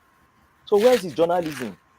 When it is clear on your Instagram, Facebook, and LinkedIn and Facebook that you are standing for Peter Obi, every day you see him in Instagram, you are celebrating this man, you are standing for him, you are talking against other parties. By the time you now bring other parties to the station, you'll be laughing and smiling when you have interviewed Labour Party people, but when there's a good news from the other side, you all come to your station to be vilified, denigrate it, talk down on it. You don't even appreciate the little good things coming from the other camp. That's not journalism.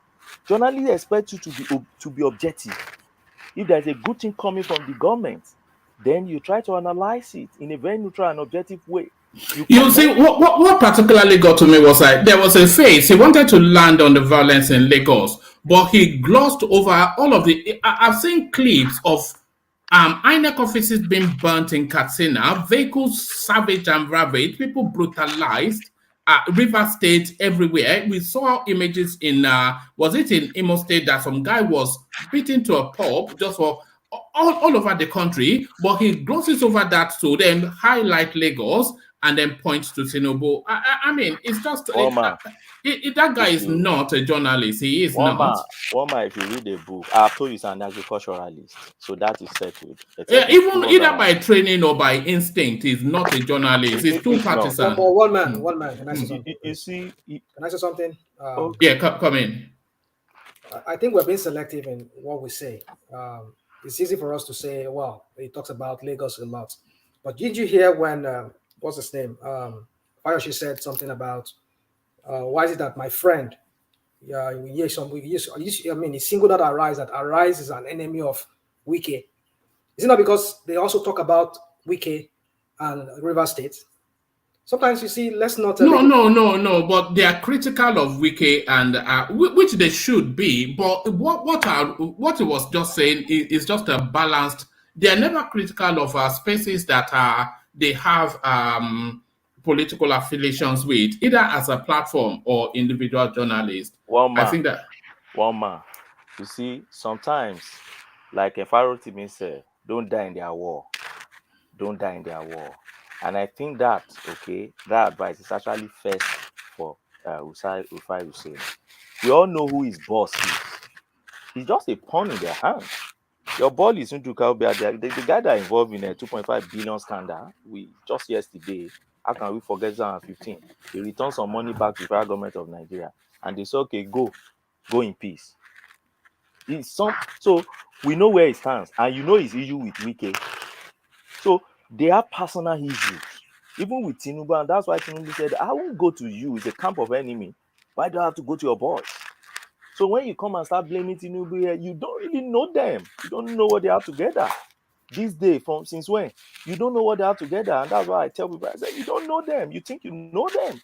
So, you see, the way I describe Rufai, if you read this book, Hayikohama's book of Beautiful Ones Are Not Yet Born, Hayikohama mentioned a bird there. That bird is called Shishidodo. He said that Shishidodo loves maggot a lot, but at the same time, the Shishidodo hates human beings' feces. That's defecation. But he loves maggots. And where do you get maggots most? You get maggot from that. That's exactly the way I see this guy. Okay, this guy is talking about Sanwo-Olu and the Lagos APC guys. They are accommodating people, killing people, beating, lacerating, and others. Was this not the same Sanwo-Olu you were bragging about, that you have his number and you will call? So all of a sudden, that Sanwo-Olu has now become a killer? Can you see how people could be so hypocritical? And that is why I find it so funny. Okay, look at the way he most time, like somebody said, which I agree with the person, he doesn't come out to say the alleged. Most times, and that's why I say libel is not really in vogue in our country, and that is why you see they say all this and get away with it. What was the problem he had with Keyamo? The major problem he had with Keyamo was to say that Bola Tinubu was actually convicted in the US. And Keyamo was trying to let him understand that, no, you are not a lawyer, I'm a lawyer. There is civil forfeiture, which is different from criminal forfeiture. What Tinubu had in US was civil forfeiture. They went after his property and not himself. But he didn't even take that. He was just making such allegations so positively that whoever wants to pick that up, is just a simple case in court. Just one paper is enough for you. Come and establish what you said. And if the court resolves that it's a civil forfeiture, you are gone. as a professional. Your license is gone in a developed country. Okay, what was the issue he had with Omokri? He was emphasizing that Tinubu did not go to University of Chicago. Omokri said, I went there. I went to the chief registrar. They showed me his name. He went there. This guy kept saying no. And they were almost exchanging, having altercation on the TV. How can your word, you sit down in maybe Lagos or Abuja, which studio? You didn't go to US to go and verify. And you're arguing against somebody who, is that journalism? Where is his professionalism?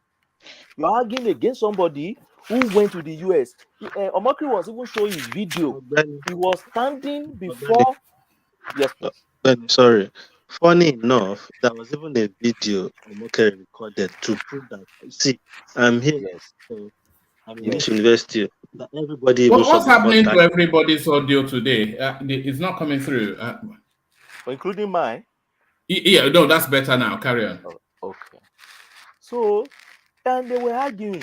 How can you be arguing?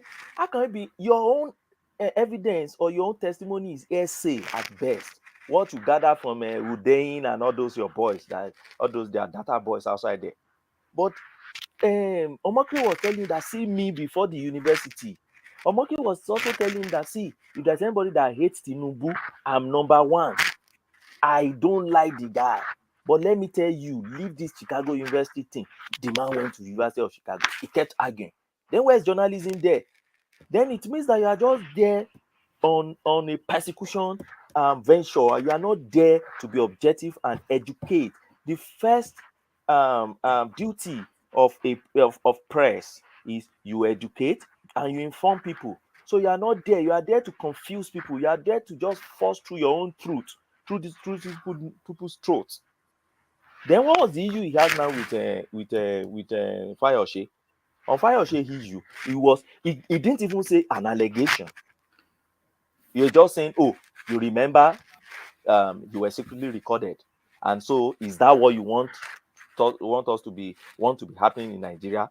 What another you can see when you go to the US space and you say, oh, you have seen people, rational mindset, you have seen journalists that ask more hard question and and all those things. You have seen journalists. See, no journalist in the US will ask you libelous question.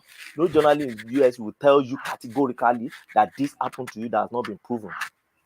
They will tell you it's an allegation. No, don't come here. Give me an instance. Hold on. Give me an instance. Don't come here and be talking like as if.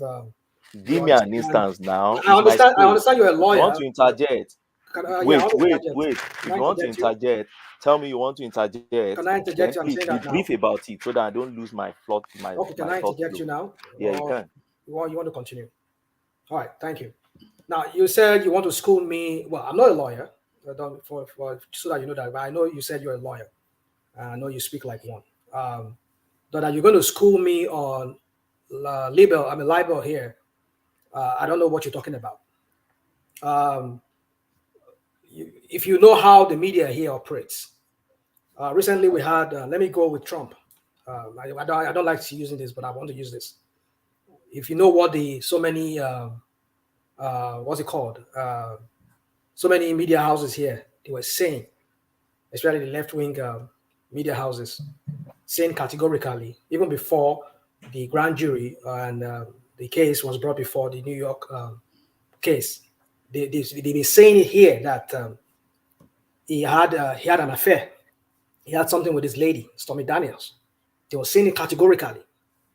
So, and if he wanted to sue them, why didn't he sue them? That is libelous, isn't it? So you're making it sound like this libel, whatever you call it, it's something that could really be defined. If you feel somebody has maligned you, say something that is libelous, take him to court. The court will decide it. I'm not saying whatever he said is libelous. It is left for. But you can spin it whatever. You can say it's libelous. You can brand it a name. It's up to you. But the point is, and you can say maybe because he studied agriculture, he's not a professional. Well, I can agree to that. Maybe he's not a professional. But then you see, sometimes the same thing you are accusing him of doing. That's what we're doing here too now, trying to attack his personality. Yeah, he's not professional. He's doing this, is that. Well, but for me, what I just want to say to you is that there's something something I want to challenge you on this issue of the Tinubu you're talking about. But maybe that will be in the later session. Maybe no, challenge him now. You can have a conversation so long as it's not rowdy. It's the rowdiness that we are moving away from here. You can challenge me, but before you challenge him, let me address that issue. Okay, go on. You see, I also live in the Western world. Don't think I live in a village, right?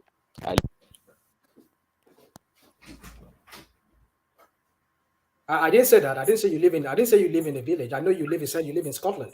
I know. But you is Ogbeni this out or what? Or is this my system? No, I can hear you. We can hear you. I think his system dropped, or maybe it dropped. Here you are. Ogbeni lives in Ekiti. He's not living in the Western world. No, he lives in Scotland, he said. Are you still there, Ogbeni? One man, are you there?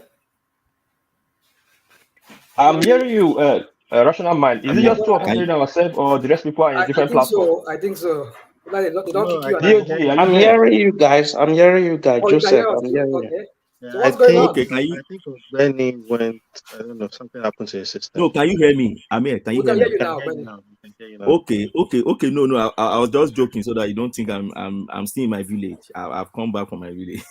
But no, by and large, this is what I'm telling you. Politicians do sue journalists a lot in the US, and I'll give you an instance. Trump has a lot of cases in court against journalists. If you are not aware, a lot of libel case. There's an instance I know very well because I use it in one of my researches. Trump sued this guy they call Paul Wadman, right? Paul Wadman, yeah, that's the name, on a New York Post, right? Was it New York Post? Yeah, New York Times. Sorry, he sued Paul Wadman on New York Times, sometimes around June or July 2019, and ever since then they have still been suing to date, right? And Trump has been winning some, he has been losing some. Okay, the more they sue you, the more you get careful. You won't see them, okay, I'm not a journalist, but I like to be very careful because by my training, I know of law of libel very well. So I try to be very careful. For instance, I tell you, I believe Oseni is not that professional because I've gone to check his LinkedIn, which is a professional where I should be able to get his qualification and others. And I realized that he's not a journalist by training, he's an agriculturalist, right? And I will stop there. And I say, okay, I check his LinkedIn, I can't find anything on National Union of Journalism, all those school of journalism and others. And I think he should be very proud of publishing it on LinkedIn if he's done. And I also went further to say, okay, I assume he can rebut that. That is the way you present things and you don't go libelous. But when you now try saying, oh, it's a drug bearer, he's convicted, and somebody is telling you that this guy was not convicted, that's libel. You are already drilling towards libel and you are putting your organization in trouble. You are saying somebody did not go to University of Chicago. And the person who went there said, no, he went there, I've seen it. You are putting yourself on that wrong path. Okay, this one you are saying, okay, they recorded you secretly. Is that what you are putting that's all what I'm just saying. I love Rufai if he could have a taste of professionalism. I just mentioned Kadira. Kadira, go and watch Kadira very well. Kadira always add on her host or on whoever she's interviewing, even harder than Rufai. But he won't present it in that categorical way that they can easily link you. And you won't go to Kadira's LinkedIn, Facebook, and others, and you will see her celebrating one party where you are bringing that person's enemy on TV the next day, and you want to be objective. So when you now say, oh yes, maybe the way Rufai come through to people and others, no, it is because they always connect Rufai's life outside that TV station with what he does in the TV station, and they always align. So if you're outside, you are saying, oh, this man, this drug pusher should not be allowed to do this, you are putting it on your Instagram, and you are coming the next day to do journalism and ask people whether it is true that this man is a drug pusher. You've already taken a position on your platform. So you are no longer objective. That's my point. It's just like Abati. Abati is a politician. Abati is a card-carrying member of PDP. I think that was one of the pushbacks that he got from Festus Gamo, that is either a debater or a journalist. You can't be a journalist asking questions and then be a co-panelist arguing from a political standpoint. That guy, I'll be surprised if it's not gone by the end of the month. I'm not sure it will go. Do you know why? They make money. They're making money through that guy. They'll be having more viewers through that guy. And then they have a political party to themselves. And do you know why I say this? Enough of them. First and foremost, they know that APC will not bring his money to come and advertise or settle them for any information or any news. So APC area is gone. Advertise there. They advertise APC. Advertise on the rise. Yeah. And yes, but not as much as they advertise on TVC, right? And not as much as they advertise on channels. They will still want to balance it, right? But they know that APC will not bankroll TVC Arise. Because if APC bankroll Arise, then you are just strengthening your enemy. Because the way Arise has positioned itself is the personal issue of their boss with Tinubu and Wike and Tinubu side and other. Secondly, they know that the G5, you need to see the way this guy denigrate and vilify G5. I've watched Rufai one day calling G5 they say it's integrity group, and it was just, and it will be that's the kind of thing I detest. If they said they are G5 and did you see how he was laughing when Fayose was that professional? The way he was smirking and chuckling, is that behavior? You know they switched the screen and then just made it double screen. Abati and Fayose. It was because that guy, and you say it will last the end of the month. I suspect not. One man. You remember one man that was sacked on is it Good Morning Britain? Is it Good Morning Britain? One of these British very popular show. They sacked that guy because you have a question and he started laughing or something like that, something very ridiculous. Sometimes they said they're not professional enough. They sacked him. So when we start comparing developed countries with our own country and we could be truthful about it, but when we don't, when we use a comparator that we don't really balance our views well and compare this thing well, it gets me. I don't know the way because we brought all this standard and everything from here, right, from the Western world. So if you are bringing it in, then we should be able to bring it well and synchronize it with our system. Not that in one way you become a lamb when you are questioning some set of guide. And when you are now questioning some set of guys that seems like enemy, then Piers Morgan, yeah. When you are questioning end up that seems like enemy, you become a tiger. It shouldn't be like that. And let me tell you, Ogbeni, sorry, can I interject you again? Yes, rational. You see, you need to understand there's a difference between when you read the news out there and then when you have opinion people on the news media dishing out their opinions. Ruben Abati, the other girl. Let's say, what's her name? This guy we're talking about, they're both opinion molders on Arise. They're not reading news as out there. They get news, however it's gotten out there, and they sit on set. It's done here in America. Okay. Like of Tucker Carlson, we have on CNN. What's his name? A lot of them on CNN. They don't read news. They just opinion. They talk about news, that's whatever news, and they make their own opinion. They have their own leaning. So you won't find fault with them if they have their own leaning towards anything. It's now left for the individual.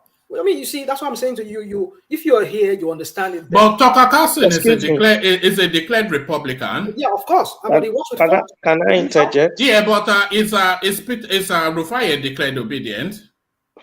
Can I interject, please? I don't know. But I know from his politics that it's labor leaning or obedient leaning. That's what I say. Can I interject? Yeah. So my point is this. Yeah, you interject, my friend, please. So my point is this: that these guys are not reading news to us. They are opinion molders based on their news outlet, wherever they belong, whatever their news outlet, whatever they link to, either PDP or Labour. So we should not criticize these guys if it's left for the people they're interviewing to either answer the question or say no. We've seen that here on many times where people, you ask them question, they say, well, I'm not answering your question. Or they just dance around it, or they just get mad at it. They walk out of the set, off camera. They just walk out. So the point is, you see, like I said, we have not, don't get me wrong, I agree with this guy, what's his name? I agree with you with what you said. He needs to work on some things. I agree he needs to work on so many things. But that we should continue finding fault. Our politicians are not, well, let me just let you continue let me not take it off so that you continue. I want to interject before you continue. All right, interject and then back to Ogbeni. And then Ogbeni, after that interjection, to the question, is Rufai a frontline journalist? But let's hear from you, Joseph. Rufai, Rubiabati, and that lady, they are not interpreting or giving their opinion. If you want to give example of person that give his opinion, go to TVC, BKO. This man gave his opinion, he analyzed, he will say, this is my opinion. I can remember vividly when Robert Abate and Wiki, when they get it hot with each other, Robert Abate also make a statement that when he started journalism, he don't know where Wiki was by then. That to tell you, they are not there to analyze, they are there on journalism. He has stated it clear before. So they know what they are doing. I've given you example, BKO in Arise, in TVC. Those are the people who analyze on opinion. And when he finish it, he will say, this is my opinion.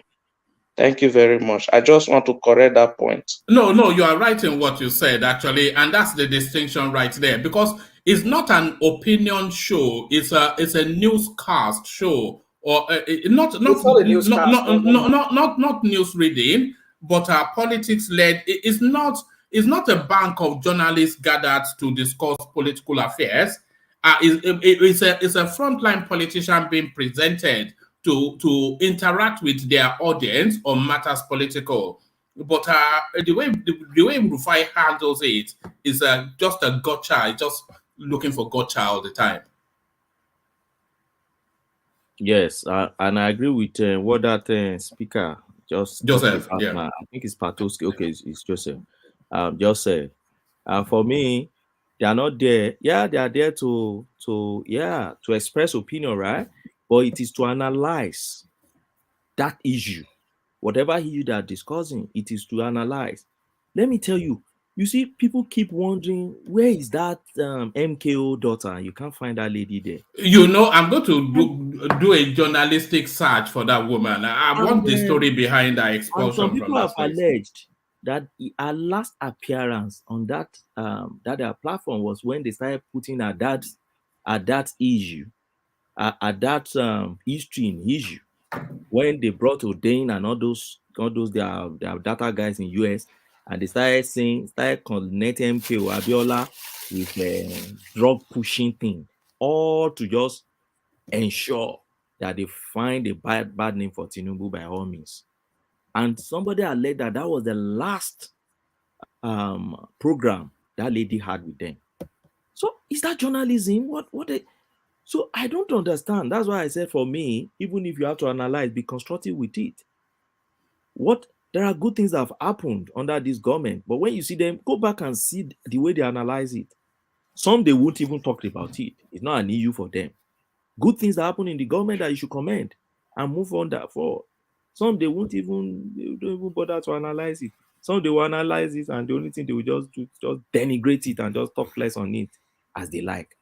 That's for me. And lastly, you see, when people come and say they refuse to talk to Arise TV, so they refuse to talk to Nigeria, I tell people that's fallacious. Arise TV is not Nigeria. What that many people watches or listen to Arise TV, and people start saying Arise TV, oh, so they refuse to talk to Nigeria because they refuse to talk to Arise TV. That's not logical. That's fallacious. Arise TV is just a businessman enterprise. It's owned by Nduka Obiagba, and we know where he stands, and we know what he has done to our country before. We know his history. So why will you say Arise TV is Nigeria? Whichever of them they speak to, they are not speaking to Nigerians. Then some Nigerians can go and wash. But how many out of 200 million, how many is even washing them? So that narrative, I don't buy that narrative of, oh, they don't speak to Arise, or they don't speak to Nigeria. Arise is Arise sharing his profit with 200 million Nigerians? So why is Arise TV personifying Nigeria? They are just doing their own business. All right. All right, brilliant. And that, just your objection to that sweeping generalization of Nigeria or Nigerians. You hear it from political spaces that the Nigerians want. This is what Nigerians want. No, you hear it, especially if I should narrow it down. You hear it from the obedience space a lot. That they always say Nigerians, Nigeria. No. You're a political space within a wider space. So what you want politically is certainly obviously not the generality of what the whole population wants, because the politics tells us so. The politics elected somebody different from your political leaning. So you don't speak for Nigeria, you speak for a subset, which is a significant subset, but not the totality of everybody. So that loose term, the Nigerians, it rankles me as well. This is what Nigerians want, etc. But Ogbeni, let me insert the super chats that have been coming into the conversation where they are pointing it. Then I want to take the conversation next to Ajane Koko, if it's ready, and expand it to bring Fayose even further in. He has been suspended from APC, from PDP rather. So we explore that. But let me bring the super chats in, led in this instance by Hizon, who rescues his wallet from Fort Knox to super chat to say, please stop. Oseni is a national treasure, and he asks the tough questions that needs to be put before these people. We accept oppression. Sad. Yes, that's the obvious pushback against anybody that weighs against Rufai Oseni. But as Ogweni just excellently just described just then, we have instances of people like Kadira Ahmed. You don't get more punching, and she punches with fact, but with elegant language. Of course, she's BBC trained, so you see that standard there. Of course, British trained, so you have that expectation. But you see that as the standard. You don't get more cutting than Kadira Ahmed, but she damns you with faint praise. She cuts through you with elegance and grace. So unlike that street, we saw him fighting the police on the street just now because they told him not to drive on a bus lane. So that's it, the tautization, if there's such a word, of journalism. Thank you, Ahizon. Hopefully your wallet doesn't go back into Fort Knox. But a man whose wallet never in Fort Knox, always by his side, Kulata, joins the super chat. Super chat into the conversation. Rufai is a dunderhead, animal husbandry qualified quack pontificating on TV. He needs to drop the pretense and run an opinion. Yes, that's the term I was looking for, an opinion show. So what they are doing, Rufai, Abati, and the co-travelers, that's not an opinion show. That's a news show. It's not a news broadcast, but a news show. So it's not an opinion show. So that Tucker Carlson that so I think Rational Mind cited, that's an opinion show, because we know what Tucker Carlson's politics is, and the guests, they also know what Tucker Carlson's politics is.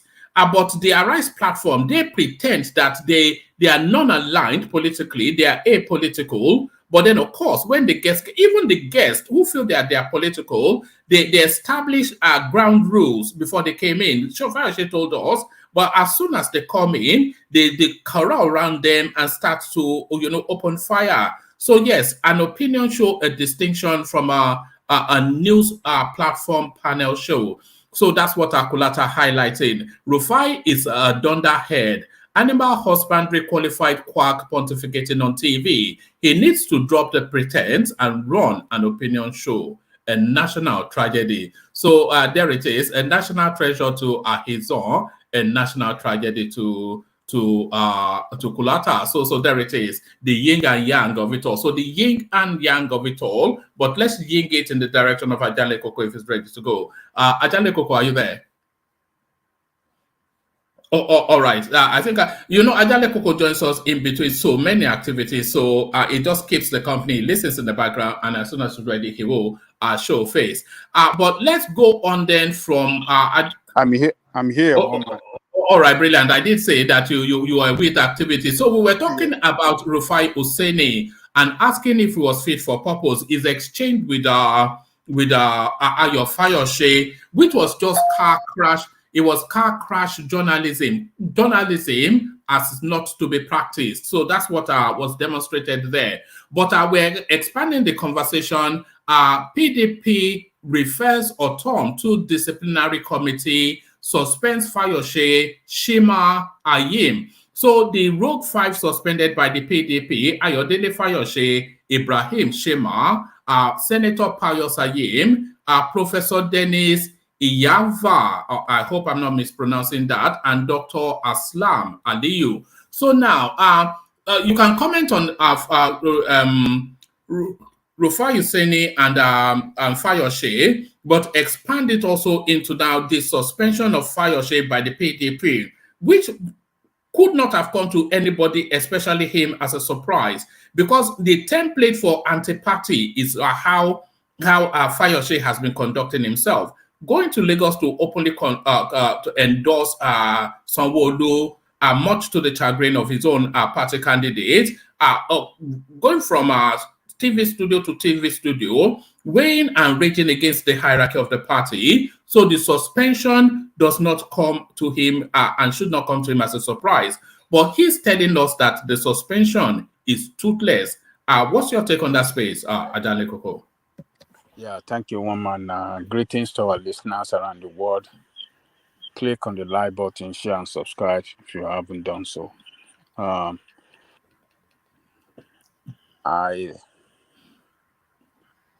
In the case of Rufai and Fayose, I think Rufai is doing his job. And he's doing the job at the best, if I have describe the way he's doing his job. He's doing it well, and Rufai should be commended for representing a lot of Nigerian well, unlike other journalists that cow themselves whenever they are with politicians. They don't live up to expectation. They don't ask hard questions, and they allow politicians to get away with their shenanigans. So, people in the field of journalists, as we know, are mouthpiece of the people. And at any time they are in the public space or in the studio, engaging in a public matter or issue with journalists, journalists should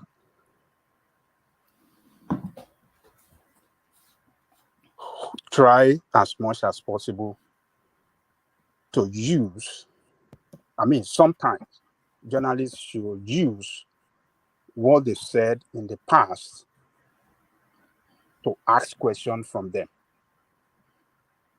And that is what Rufai did. He used the audio clips of Fayose,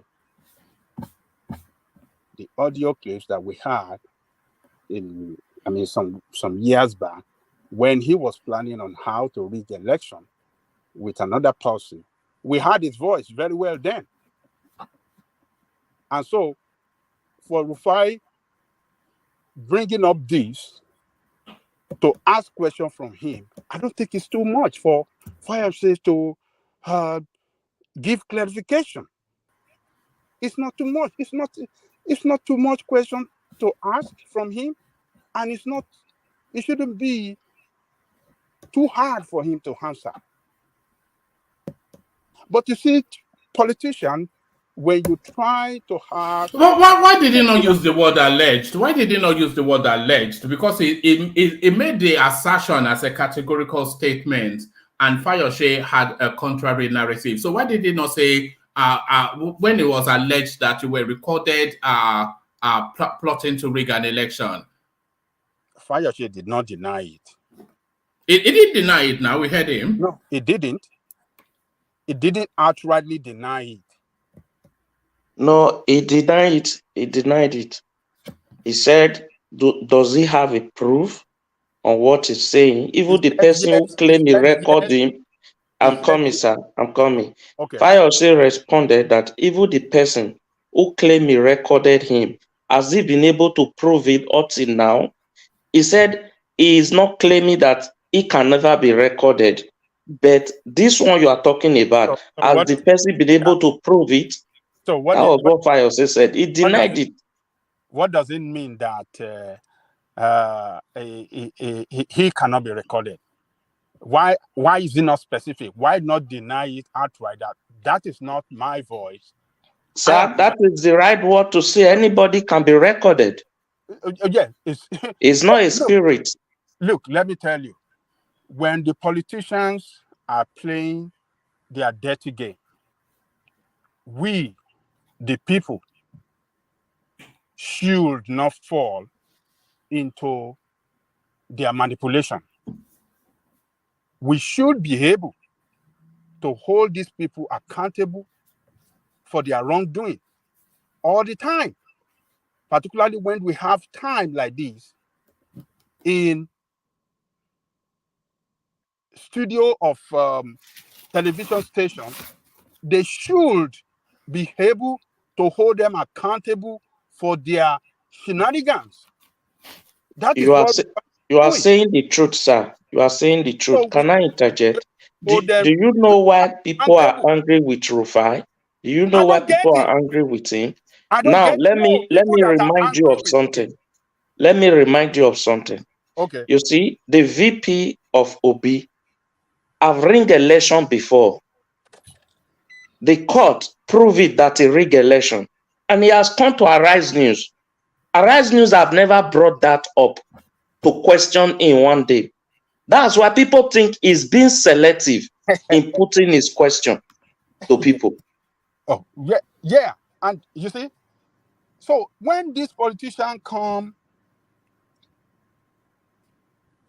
on the public media house or houses, and we cannot hold them accountable for their wrongdoing, then that means that we are just giving them pass mark to continue doing their nonsense that they are doing. You see him jubilating today, shouting Tinubu as one, every other person to just fall in line, because it's okay with the politics he's playing today. In 2019, when they used the power of incumbency against him, he was crying to the high heaven and crying that, oh, my fundamental human rights have been taken away from me. And he was crying, he was having bandage on his head and neck, and he was crying like a baby. So, sorry, let me interject. As you just said just now, when Fayose was ringed out twice, twice they ringed him out. First time when he came first time, after first year, the opposition won, they ringed him out. He was crying, fighting Tinubu. 2019, when they rang him out, his candidate out, he was having issue with Tinubu. He was pointing fingers at Tinubu. Now, is it Fayose that we know that is not credible, that is having a serious fraud allegation case with EFCC, more than 6-point-something billion naira? At the time, naira was about 140. Is it him now who start taking credible those beautiful nonsense he did in Arise? Two wrongs cannot make it right. If you say Rufai was wrong, but what about Fayose that's a dead, well-known criminal? The money allocated to him when he was a governor, or the 3 times he had become a governor, is that not what about? Fayose is a criminal, but does that negate that Rufai is a bad journalist? Does it negate it? Hold on, Mama. The money allocated to Fayose as 3 times governor. Only him has been 3 times governor. Once 4 years, the other one 8 years. According to statistics, it would have turned Ekiti to a standard state, but nothing to write home about Ekiti. And he still have the moral right to tell us Who Is told there you? is there any governor in Nigeria that is not a Oh, criminal? hold on. I'm not going about every governor. I'm talking about him. Let me correct All that, the please. governors are criminals, so forget about that. I know that. Sorry, you let cannot me use that quickly to derail my line let of me thought. I know what I'm correct talking that. about. I'm not talking about the rest of the governor. I'm Fayose supporting what was the Angelico governor for that's what just he's 2 saying. terms. Sorry, Ogbeni. Fayose was the governor He for just just 2 politicians. terms, not 3 times. 2 What? terms. Fayose was the He governor first, for 2 terms. he did for first 4 years. He lost. Yeah. Then he came back. No, he did the first year from 2003 to 2007, but they impeached him in 2006. He did 3 years. Mhm. Then the next time he came back for just 4 years. Okay, thank you for Just 2 correcting me. terms. Okay, anyway, does not change what he did. The money he embezzled. Here we are calling Bode just a criminal that he has no moral justification to bring out Badebo. But I'm not saying any of them is right. What I'm saying, I'm just supporting what Adelko is saying. These politicians are criminals. Is it suddenly is not saying or supporting somebody we like is not a credible person? We should not fall for their games. So my brother Fayose have not denied that he is not a criminal. You should not have any moral right to come to arise to start talking to the world. So is Rufai does not have any moral right to be accusing somebody because in himself he has proven in his character that he does not have that standard to question other people. Because if you were just a journalist and you are abusing police with uniform and you are telling the police you will call the governor for you, what about if you become a governor? That means nobody will talk. I don't. Sorry, Agajako, I'm taking your time. That's Fayose's point. I will use the time. I will use the time for your back, Agajako. This man that speak, I don't know, Mr. Panelist. Thank you. Let me quickly answer you. Now we are taking one single act that the guy drove on the wrong side of it and say going to call the governor to discredit whatever that guy has done on TV. But now he's not a governor. But what about if he become a governor? My brother, now you just jump on my tongue. Let me land now. It's easy for us to cut somebody aside with just a little thing. But those are these massive corruption. Is those ones you say? Hold on, War Peace. It's not a little thing. It was called for it. Yeah, that's not to say that's the first time he has done it. But War Peace. The question is the Rufai Oseni style of journalism attacking the guest. Is that a good form of journalism? So yes, of course, we know Fayose is a criminal. Who is not a criminal? But that's where the conversation is. Rufai Oseni and his wayward ways. Okay, one man, let me quickly say to that, and let me leave this off at Jacob. One thing I would say: every journalist have their style of journalism, and every TV channel have their the way they present their case. If you know you don't like Rufai Oseni style of journalism, we know he attacks people, then don't go to his show. This guy just said something that really caught me off. He said, I was telling you about it. I don't want to come to your show because of Oseni, or you should put Oseni on. Indirectly, was saying to put Oseni on leash. How can you dictate how a question will be asked when you go to somebody else's platform? That you see the Nigerian ignorance, our politicians, the power drunkenness they have. They feel they are above the law. What he said, though. That was one of what that is not true. Every other person asked Fayose question and he answered. I said on my Did he not answer every other person? Did he have problem with other people? Why is he not that complaining? Was not what he didn't complain. See what happened. Rufai Oseni went personal. They invited him on a particular topic. Rufai Oseni went personal to be saying you were recorded, which impugned his reputation. Then he tried to let Rufai Oseni also know that if you are going personal, I can also go personal against you. Professionalism for a journalist shows that you don't go personal.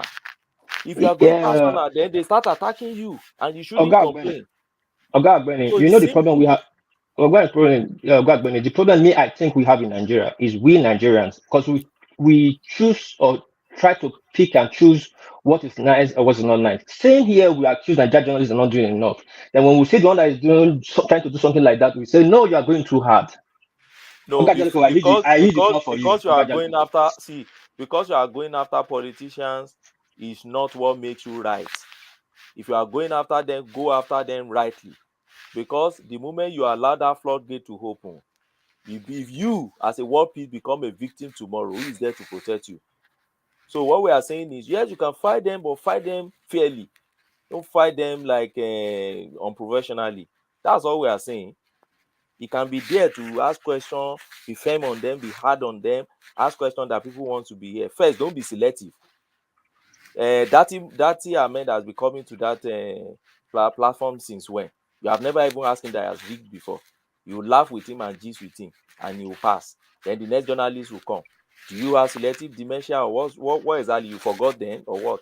Where's That's the the issue we're having. professionalism?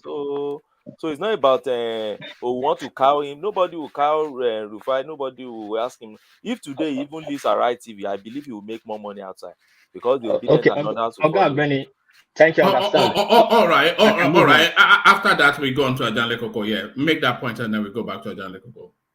Yeah, no, I'm done. I've used the floor for Ajekoko. I understood what they said.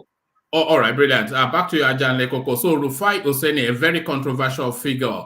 We've never really given him any consideration on this platform, and he continues to give us reasons not to give him any consideration.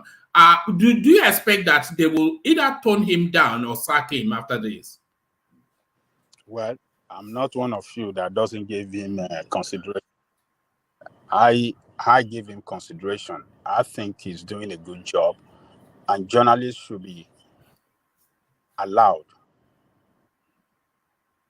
to do their job in a democracy without interference from any quarter, without influence, interference, intimidation. They should be allowed to do their job in the best interest of the country and the people of that country. And that is what I see Rufai doing. There's no question that can be taken too personal against anybody, any politician. Politicians are servants of the people. If they don't serve well, we should be able to ask hard questions. And that is what Rufai is doing. A politician as a leader, as one of the leaders, any politician as one of the leaders in that country should be able to comport himself well and answer the question in the best way, in the best manner and best way to clarify himself. That is the way it should be. It is not by bombarding attack on journalists in their studio. Journalists in their studio, they are like judge in the court. They can ask you any question. The same way a lawyer can ask you when they are interrogating you in the court, they can ask you any question. What are we talking about? No, Baba Janle, journalists are not judges. Can I answer you? No, don't. Let Ajanle Koko speak. Carry on, Ajanle Koko. I'm not saying that they are judges, but they can ask you any question when that relates to you, what you done in the public or in the secret, and anything that an important issue that matter in the country. Journalists have that independent and that right in their studio to ask you that kind of question. So, but look, does it mean that Rufai is perfect? Rufai is not perfect. Rufai do you think Rufai too often becomes the story in a lot of this? Because anytime he comes into play, he very quickly becomes the story, and we don't even remember what the politician said. Is he becoming the headline himself too often, Rufai? Rufai cannot satisfy everybody. He satisfies some people the way he does his job.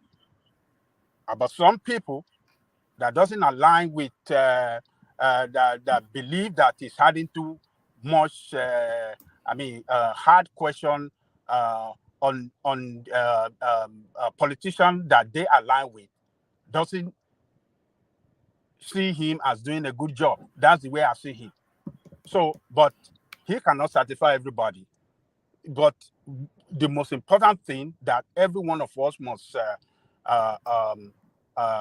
know is that journalists in a democracy must be allowed to do their job without intimidation from any quarters or interference from any quarters. They should be able to do their job in a free and fair manner that they won't feel threatened. But when you see politicians threatening them, I think we should get it right that politicians in Nigeria have not served us right. They haven't served us the way we expected. We like them to serve us. They have failed us in entirety. So when you see somebody like Rufai standing up in the best interest of the people, but you want to condemn it, I think we are doing injustice to ourselves. We have to get that fact right. We are not helping ourselves. But that does not mean that Rufai is perfect. It's not perfect. The one that I think that it crossed the line that I didn't like was the one with Omokri. When that guy went to Chicago, he investigated about Tinubu certificate. This guy spent his money. This is what Rufai and his team and Arise team should be doing, to travel to every part of the world where they can get, a concrete fact against Tinubu if they really believe that they want to bring Tinubu down. But this guy took it on himself, spent his whole money. I think he resides in Sweden, or where does he reside? I think maybe in Europe, or I don't know, maybe in America or somewhere. So he went there, he traveled down there, he met the office of the charge of transcript, and they said this guy graduated there. And he's reporting to you people right from there that, look, I have investigated this, and this is what I got from the university. And still, Rufai was trying to doubt him, was trying to, put it to him as if he was. Why do you think Rufai was doing that? Why was he doing that? I think he was just. I think he, to me, he crossed the line. He doesn't see anything good in Tinubu, and he right. So yes, stay there. That makes him partisan. So sorry. Do you mind that, Joseph? Can you not do that? Yeah. So does that? Yes. So to what exactly Joseph said? Huh? No. What Joseph just said, does that not then make him partisan? Right there, I could say yes. It's partisan. He didn't do a good job by not believing that guy that was reporting right there from that school, and to me, it crossed the line. But would I, because of that, if it's partisan, is it does that not then make him a combatant within the political space, because it's no longer an independent arbiter, it's a combatant? Well, the journalists are not all the time have to be independent. We have seen the way journalism is played in the United States. We have some that are conservative and some that are liberal. The same thing in United Kingdom where you live. So, but the most important thing that journalists must acknowledge is when the fact is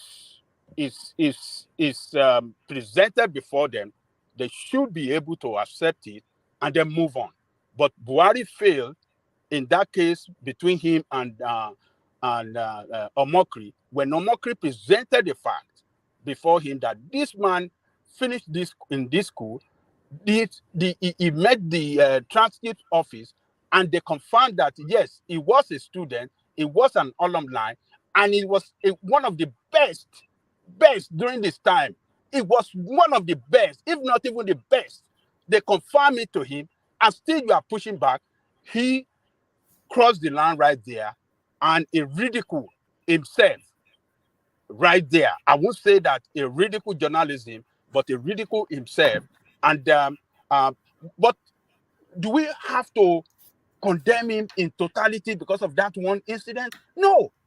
No, it's not an isolated incident, though. It's had the same encounter with Daniel Boala, Festus Kiyabo, Reno Omokri, in pretty much everybody that turns up. It goes after the jugular in a very personal way, not in a political way, not holding their foot to the coal regarding their political career, but personalizing and just... okay. Ajanle Koko, 2 Kulata super chat. It says, Ajanle Koko, what is the role of a journalist? So that inserts there. Address that. I don't know what is bringing that question. The role of journalists, can be described in so many ways. I can't tell you in a definite time that, this is their role. But what we have to acknowledge is that, look, journalists have a responsibility to search for the fact, get the fact, and present it out there for the people. And some people describe it as opinion molder as well. They don't. So it just depends on the way you want to describe journalism or the people that practice journalism. So, but you guys that don't like this guy, or you don't like the policy, whether you believe is supporting another candidate that you don't like, you cannot rubbish him that, is not good in that field of journalism. It's good in, that field of journalism. This guy is doing good, and it should be encouraged. If in some areas is having some, some issues, I believe the management of that organization can put him right, and for that management of the organization to have him on there, all this, even with all this criticism and all this criticism of this guy by some from political quarters like Tinubu and their camp and all those that align with Tinubu, they still kept him there. That means that he's doing a fantastic job. He's doing a good job. And he's doing the job they want him to do. That is why they kept him there. Yeah, that's the same thing we are saying. That it does not mean that he's doing a clear journalism job. It might not align with you. It might not align with your own narrative, but he's doing a fantastic job for the organization, and they still have him there to keep on doing that job. But to me, I think he's doing a good job. He has some issue as well, but I will not totally rubbish him and describe him as a bad journalist. No.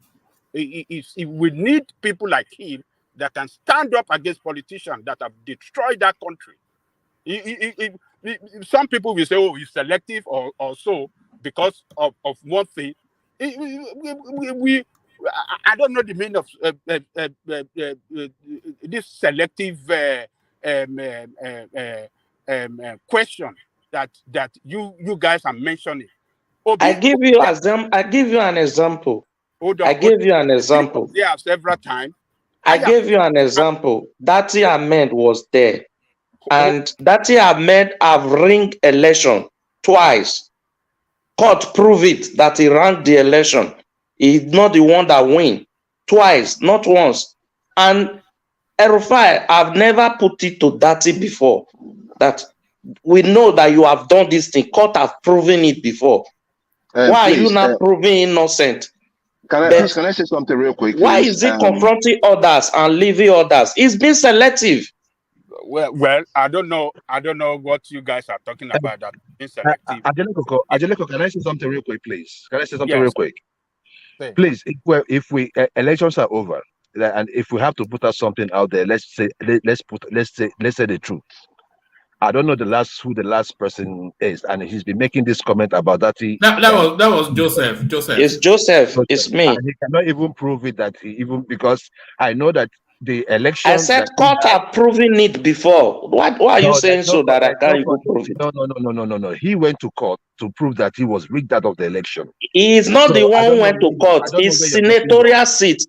His senatorial seat. He ranked Percy out. Then he was in Buhari party. This CPC. Yeah, Not this era I'm talking about. I know. I've been following. Why are you telling me it's not true? It's not true. That's what I'm trying to make you understand. Stop putting out if you That is true now. That's true now. What do you mean that this is true? What do you mean that Let this me is true? tell you now. He Okay, contested go ahead. under CPC. Okay. INEC declared him, right? And he was in the Senate. McCarthy went to court. And the court said McCarthy won that election, that election was rigged for DATTI, and DATTI was removed. Abba. Okay, so this is the issue, right? This is the issue, right? Just like when we come out here and we are talking about how INEC has been compromised. Whatever election that happens in the past, after this 2023 election, I'm going to look at every result INEC brings out there as something fraudulent, because they cannot be trusted. But to the point that Joseph was making, this sanctimonious holier than thou that YUSUF DATTI everywhere making noise, how come they've not queried him on the elections he rigged?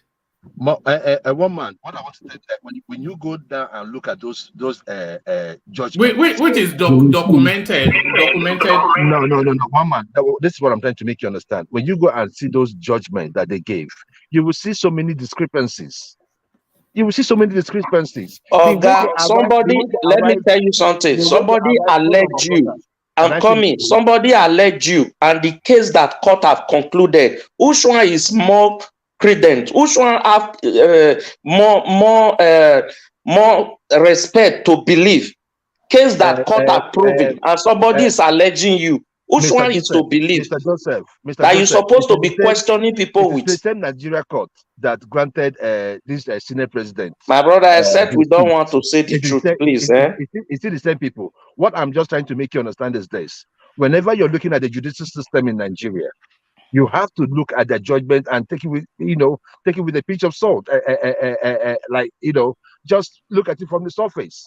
Okay, you are not telling me that court ring DATTI Ahmed Heart, not that DATTI ring Percy Heart. No, I said that. That's what you are telling me now. Listen, you asked me a question. Let me say something. Hold on. It's a two. Let it go two way. Otherwise, if it's three ways, I'm just saying that when you go through those judgments, that you're going to see so many things that might make you look at it and say, it could be so many technicalities the way they brought in into power. Hold on, Joel.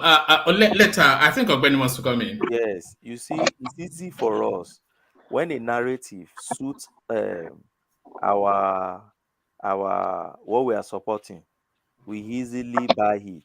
But when it is not, we want to speak against it. Well, I can't say it's natural, but that's why I see playing out in these recent times, right? Like Nigerian politics.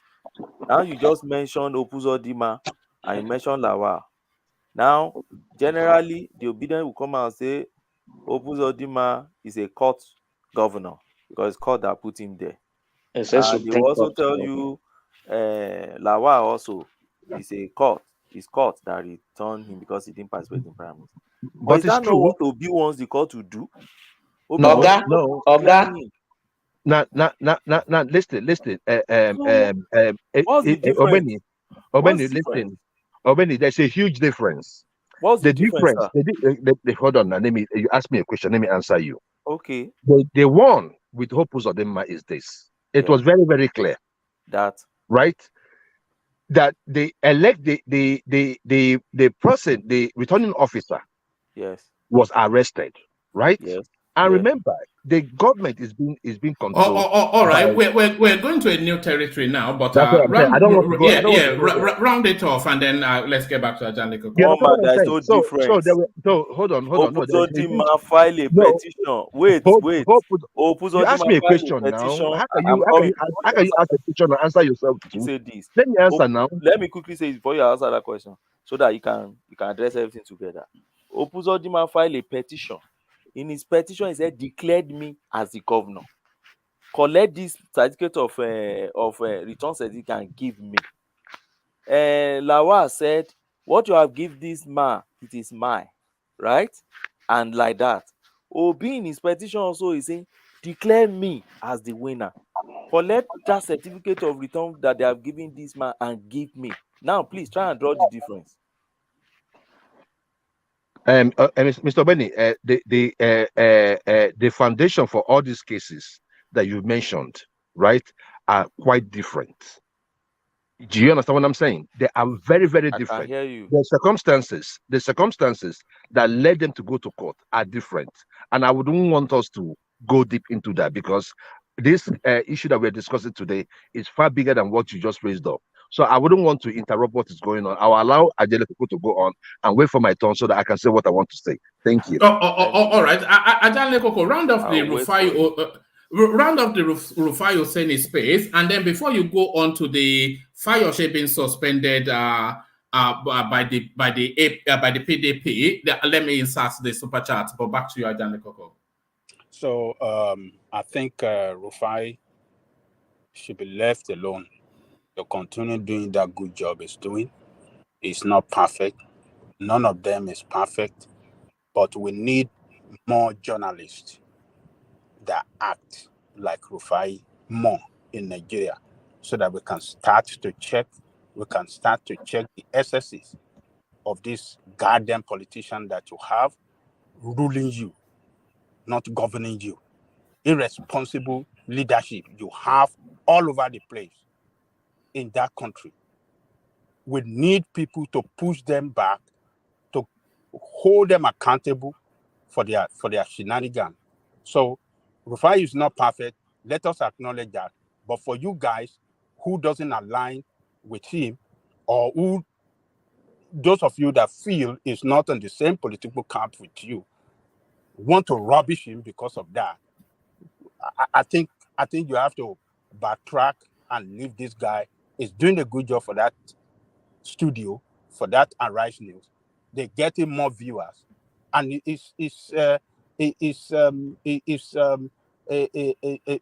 journalist is practicing journalism the way I have seen journalism being practiced in the United States, where journalists ask politicians hard questions, uses what they have done in the past. Would Tai Sholari be proud of him? What do you mean? Why that question? Why? Because Tai Sholari once upon a time used to be the gold standard for journalism in Nigeria, didn't he? Well, he was yes, it was a great article writer. So, and he was a headmaster of a founder of Thai school in Kenya. So, but look, Mayflower, yes. So this guy is doing a good job. Let's leave him alone. We need more people like him so that we can start to challenge these criminals that you have governing your place. You see, even when they wanted to interview, what do you call it? Atiku, Rufai was not in the team because Rufai will ask him hard questions. He wasn't in the team. They in that Arise News, they know what Rufai stands for. And I believe he's doing a good job by my own assessment of him, So let me go to Fayose. All right. Before you go there, let me quickly acknowledge the super chats. Ayo, of course, who are super chats haven't done the coffee, so that's Ayo double dipping, as he now seems to be frequently doing. So that's Ayo. He sent a super chat to the platform. Haven't already done the buy the coffee, which he does, as you know, regular clockwork. So that's Ayo right there. Thank you, Ayo. Alexander Akashi acknowledges Ayo's contribution to the platform. Ayo, of course, now the sponsor of the one-man platform. He says a big shout out to Ayo. You are appreciated by all on the platform. So an acknowledgement from Alexander Akashi there, and a thank you via super chat from Ayo, who continues to tip in the direction of the platform. Akulata super chats a question which you've already addressed, Ajale Koko. Albi comes in. It says Ajale Koko is being duplicitous. Rufai is partisan. Yes, I'm surprised that Ajale Koko takes this stance. But then Akulata comes in again. Rufai leading questions with hearsay journalism. So Rufai leads a question with hearsay journalism. And then I think Akulata came in with something that I don't quite understand. So you have to explain what this word means to me. Joel and his verbal bukaki. So what is a bukaki, Ajanle Koko? These young people speak. These are their years. He's been watching all these young people. He's been watching too much porn. So that's what it is. Oh God, is it in that direction? God.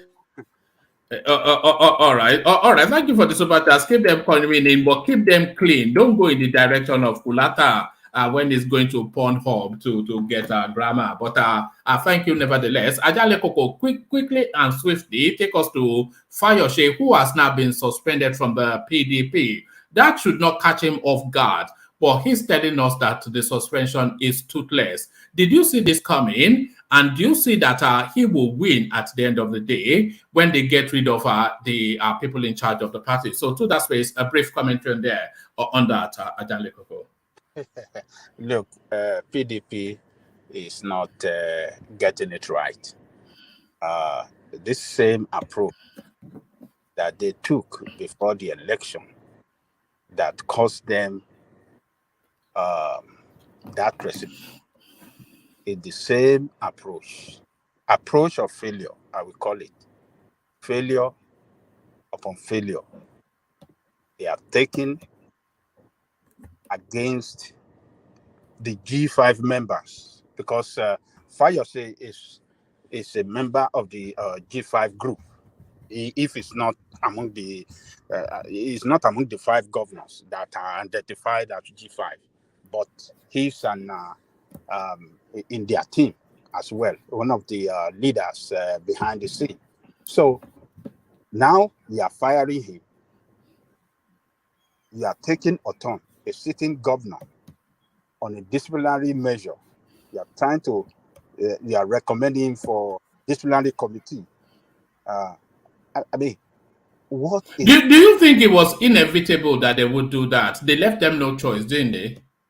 Let me tell you this.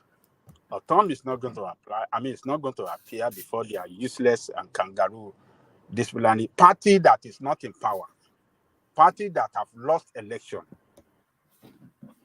Is that the party that should be bragadoing members and leaders of the party that are telling them that the direction you are taking the party is not the right direction?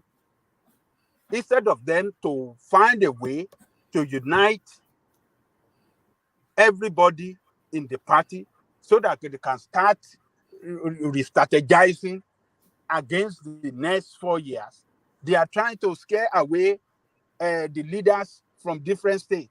If Otom should leave PDP in, what do you call that state? In Benue State, what is going to remain of PDP?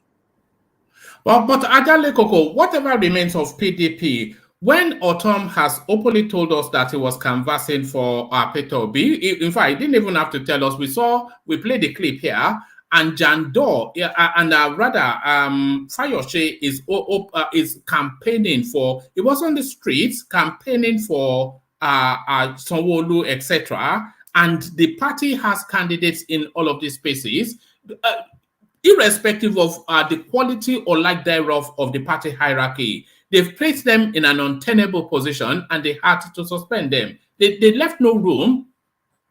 Look, this approach is a scaremongering approach, and they are selective with it too. Is it only Fayose or Tom that carried out anti-party? Why couldn't they go after Wike? Why couldn't they go after, what do you call that one in Oyo State? Why couldn't they go after others? Why are they after Otom and Fayose? Wike said it. He said we agreed that we should vote for we should go for. Yes. What I think is because they lost Benue to APC. I think that's what I think it's the reason why they. You are right. You are very right. Everybody they suspended, they lost their state. No, they lost presidential too in the River State, and they lost presidential. No. Don't look at that way. Don't look it that way. They lost presidential in River. They win the governorship, and they have recovered it. You guys should not come with this this kind of narrative that doesn't hold water. Election is election. Not we that is coming with the narrative. It's what the PDP did. I'm not a PDP person. No, they didn't. They were not clear about why they are being suspended. Check the people they suspended. Yes. Money, they didn't win in their place. Check Autumn, he didn't win. Check Fayose, he didn't win. Then what do you want to explain? That's what I'm trying to make you understand. That if you look at the pattern, there was no election in Ekiti. Well, they were presidential election and national assembly election, but they didn't win. How do you want Fayose to deliver for the party when the party dissolved the entire ESCO of Ekiti State before the presidential? They were dissolved. Do you know? But he was boasting that he delivered for Tinubu. Now we heard him on the rise that he delivered for Tinubu. Yeah, fine. What I'm saying, they contributed to the failure. The party leadership and the national contributed to the failure of the party. You are right. Of course, they suspended Fayose. Now they want to hold him. When you neglected, you dissolve his ESCO, you abandon him. You didn't fund him for the election, and then you are expecting him to be loyal to you, to come and spend his own money and saying they want to campaign or champion an election for people that doesn't like him. Look, politics is a game of interest where your interest is not protected. You can't commit. You cannot give your commitment to that cause when your interest is not your effort is not appreciated, and your interest is not protected as well. It's not recognized. It's not recognized. That is what they have done to both Autumn and this guy. So I don't know what they are. I don't know. They are just selecting. It's a Fayose campaigning for Sanwo-Olu. Is that an anti-party activity? Actually, it's anti-party activity. It is anti-party activity. And Autumn canvassing for Peter Obi, is that anti-party activity? It is anti-party activity. But Wike said it in an open interview that we G5 agree that we must work for Southern candidate. What does that tell you? What does that mean? Is that position? And is it? No, hold on. Yeah, but that position, is it anti-party? The position that they have to deliver for a Southern candidate, is it anti-party? Yeah. It's not anti-party because before their primary, I'm coming. Before their primary, the certain governor have agreed that they are going to work for certain candidates. No, it is not for the election. He was referring to after the election. Sorry. In the they created G5 after the primary. Not G5, before the election, the certain governors said they are going to work for certain candidates. So from day one, even before their primary, they are well fit. Not before primary. Forget about that one. Even if it's before primary or after primary, when you are a member of a political party, you are obliged to join and support the candidate of your party. If you're not supporting your candidate, you must not be seen working against your candidate publicly. Anything outside that is anti-party activity. It's very straightforward. Okay. Let me answer you, my brother. You see, Why I said it's not relevant is this. We have 2 persons in APC who work against APC in this election. Did you hear that they suspended them? No, I can measure to you. Amosu one, and this one that is fighting for Senate President, Kalu, 2. They work against their party in this election, but they didn't suspend them because they are using their sense. You cannot scatter the house because somebody is misconduct. I think the issue is this: the fact that someone did something wrong and it was not penalized doesn't change that fact that what he did is wrong. We might, from someone like me, I'm a Tinubu supporter. My candidate might have benefited from their actions, but that does not deny that fact, or I will have to shy away from the fact that what they did was an anti-party activity. It's really anti-party. It's as good as that. And to make it clearer, when Wike held an interview recently, earlier this week, in his recent interview, he confirmed in that interview that before the election, before the presidential election, all of them agreed that they must work for Sandan candidates, depending on the situation in their state. Meaning that those that are comfortable with Obi in their state can work for Obi. Those that are comfortable with Tinubu in their state can work for Tinubu. And that was what happened. He delivered Rivers State to Tinubu.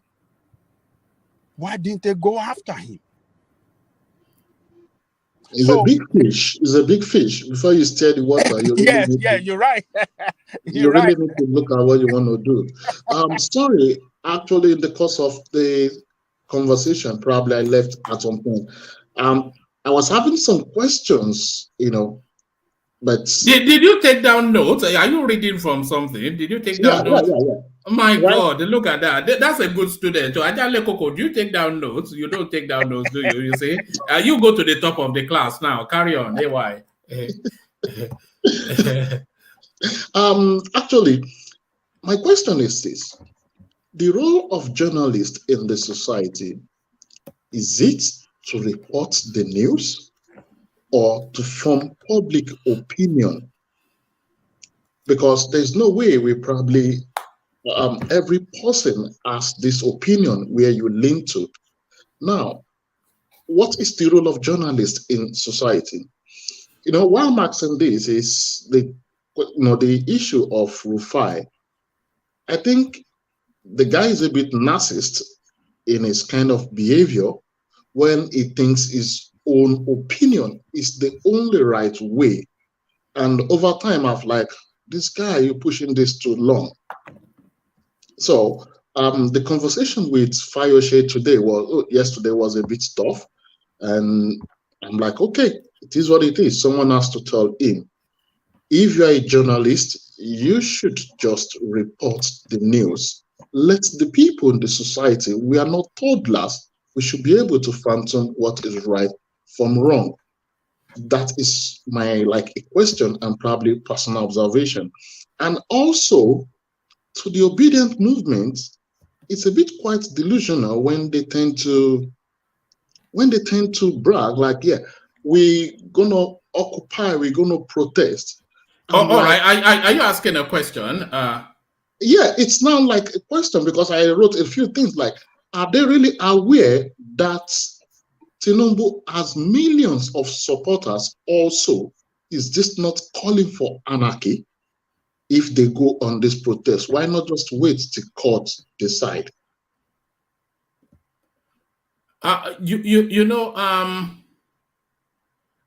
had some clips that I had saved up. But carry on. If I find them again, I'll play them. Tinubu's victory is being celebrated nationwide. I had clips from north to south celebrating this guy. So I'm not quite sure where they are telling us that his victory is not the will of the people. The masses, they are celebrating it. But But there it is. Back to you, Ajale Koko. Address what do you prefer to be referred to as AY? AY, it's okay. Yeah, address what AY just said, which is similar to the question that Akula put to you, and then round out that space. And then I want to go on them from you to Joel of Nashville and talk about Igbo.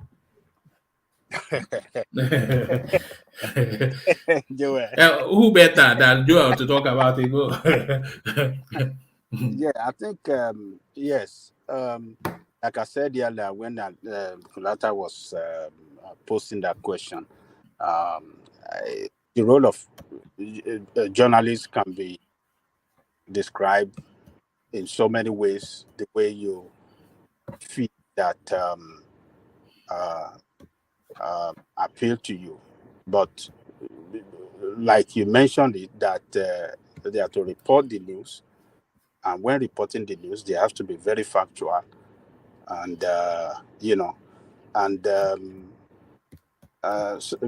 some people see them as opinion model. You don't have to laud your own opinion on the people, but you just try to shape it and put it out there for people to decide on what to do sometimes. But journalism is not the way it is practiced in those days. It is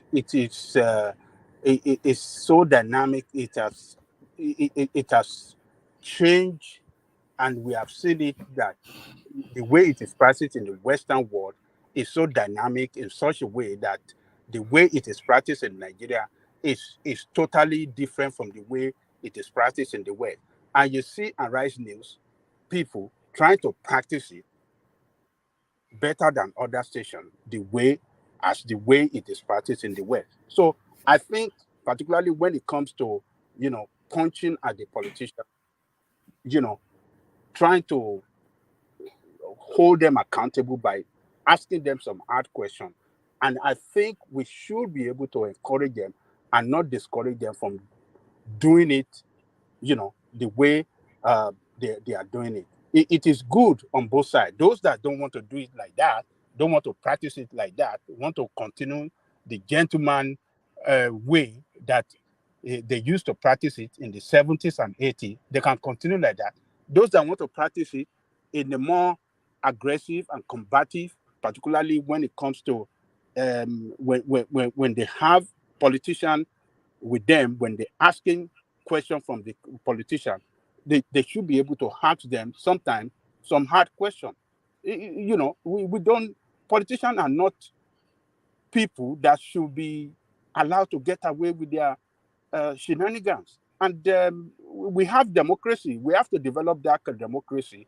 And the way we can develop it is to hold these people accountable when they are wrong. Let us expose them to the public so that the public can get to know that, this guy, this is who he actually is. So, and people can then vote for the right candidate whenever we have to go to the poll. So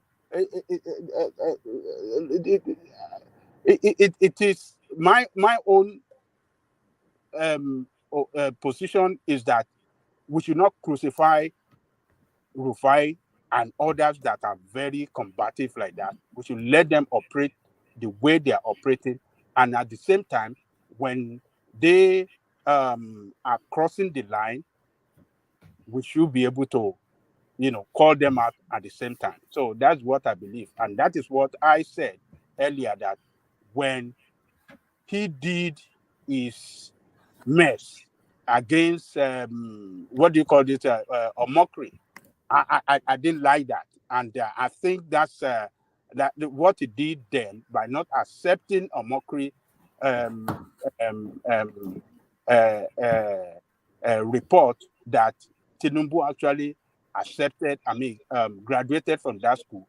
I think, yes, he did wrong, and we have to call him to order that this is wrong, but we should not crucify him. That's my point.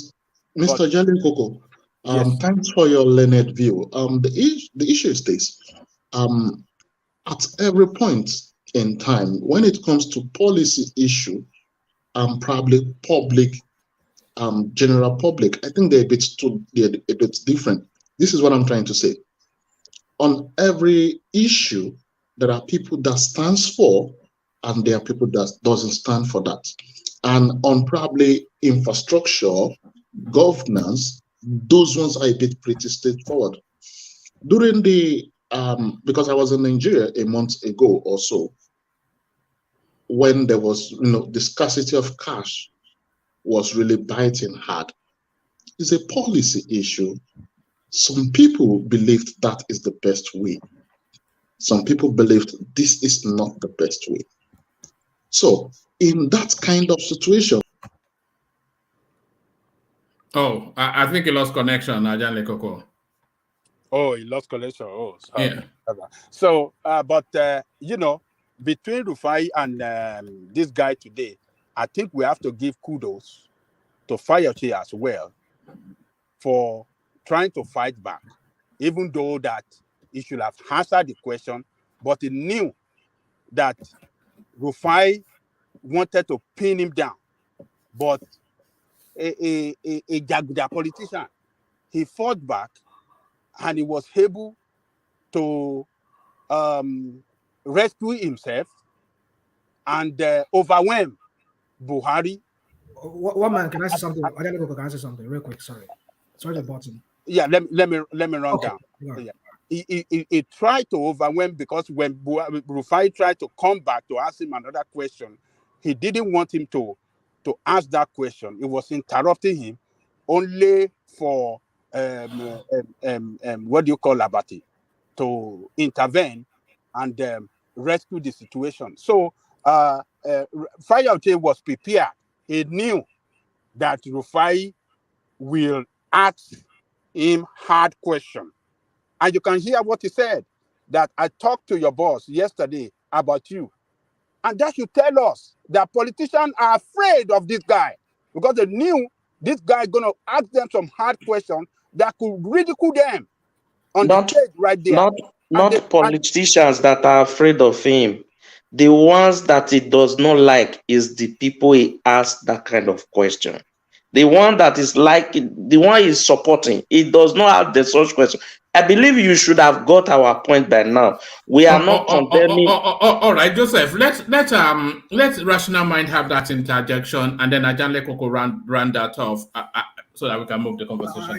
I think I've almost forgot what I wanted to say, but anyway, I just think what I wanted to say was that I think Fayose at the beginning, even when he asked that question, I think he handled the question. I mean, he handled that even though he did not answer the question, he did not answer the question thrown to him, posed to him. But then he handled it very well, in my opinion. But where it started becoming an issue was when he was saying, "Okay, now I have the right to rebuttal now," and then he was trying to say something about something, and then he said, "You will not talk about me again. You will not make it about me again."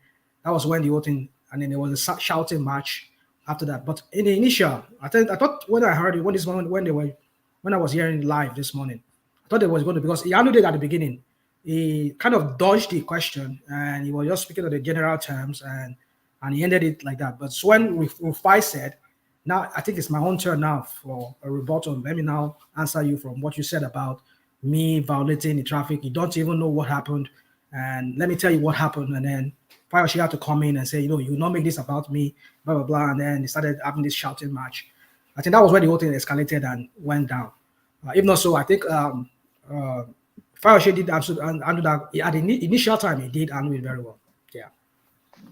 Yeah. So, sorry, Rational Mind. From what you just said, now, if you look back to that video, you will see Fayose keep repeating himself, saying, "I have spoken to Dr. Abati before this program because I don't want to come here. You guys invited me. I don't want to come here and be interrogated in this manner."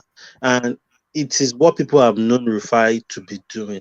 And I think it's time for him to adjust. I'm not saying don't throw your question, but there's a way and manner you ask the question as a journalist to people that are coming to your own TV programs. It's quite unfortunate. It does all the things. All right. All right. All right. Round of the space, Ajan Lekoko. We must move on. Yeah, so I think if all the media houses are challenging this guy, I think we could force them to start doing, acting better and doing better for that country. We cannot leave them alone and continue to see us and continue to operate freely without any challenge from any quarter. So Rufai, for them to be afraid of him is because they have skeleton in their cupboard. They knew that they cannot get away anytime they are in the studio with Rufai, and that is why they are complaining about him. Why do they want anybody to ask them hard questions? When you are a public servant, every question that relates to your personal life, to your work life, to everything that you have even done in the past can be asked from you because you are a public servant. You cannot just get away with everything. So, but Nigerian politicians being what they have skeleton in their cupboard, they know their hand are not clean, so they don't want anybody to whitewash them outside. So that is why they are afraid. So why was he calling Abati before coming to say, I don't want this? No, if you are clean, if you know you don't have anything. We should know that before they can invite Fayose, it would have been somebody like Abati that has been a PDP member and that has that muscle to invite Fayose to come to Arise. Somebody like Fayose sorry, Dave. Let Ajan Lekoko round off. I think we spent too much time on this particular but let Ajan Lekoko round off. So why must politicians be saying, because I don't want it to be? No. Personal issue, public issue, any issue can be asked from you. If I saw you as a partner, if I know that you are going, during your what do you call it? During your vacation time that is sponsored by the state, and you announce to the state, you are traveling, or rather, let me say that you announce to the state that you are going on official visit to maybe somewhere within the country, but during that time they found you outside the country. We should be able to report it. We should be able to ask questions. Sir, you said you announced on the television that you go to be so place, but this is your picture and so place. We should not be afraid. Journalists should not be afraid to ask him or put it to him in an open space like that to show to the world that you are a liar. You are not faithful to your people. This is the way journalism should be practiced, and not just keep it quiet and let them get away with this thing. So that's my take on that. But on the Fayose that being fired or being disciplined by PDP and Otom, I think PDP is not. They are just creating more problem upon more problem for themselves. Because who do they have in Ekiti? A person of political, a political shaker that will replace Fayose in Ekiti. They don't have it. Who do they have in Benue that will replace Otom? They don't have it. This, what do you call this guy? The chairman of the party lost his polling booth. How come they didn't suspend him for that? How come they didn't suspend him for Why that? did they confine him? He lost his voting booth on both the governorship, and what do you call presidential. He was beaten flat. Why is he not suspended? Why would they say because some people lost their destiny and because of that they want to look? That party is in big trouble. It's a party that is divided against itself, and if they continue like this, it will never win any presidential election in that country. It's a party that will never win presidential election again. in that country because they are sharply divided. And what Ayosha Ayu and others should be doing now is to see how they can pull everybody together, let them discuss their differences, where they have done wrong to each other, let them forgive and forget whatever they've done wrong to each other, and let them start, acting right and see themselves as one family, and then see how they can reposition themselves before Nigerian people on the way forward towards 2027. But the way you see it is a fractured party, and as such, it cannot win presidential election. And the more they continue losing presidential election, the more they will continue to lose members. And it's got to what happened to APP, because at the early stage of this Fourth Republic, the two largest party was PDP and APP. APP is gone. AMPP, you mean? Is it APP or AMPP? It was AMPP. later they changed to AMPP, they merged with APC. No, hold on. They started with APP. Then they changed their name to AMPP. Later, when they started losing the election, they changed to AMPP. And then later, they now merge. With APC. Rufai, Buhari created CPC out of it.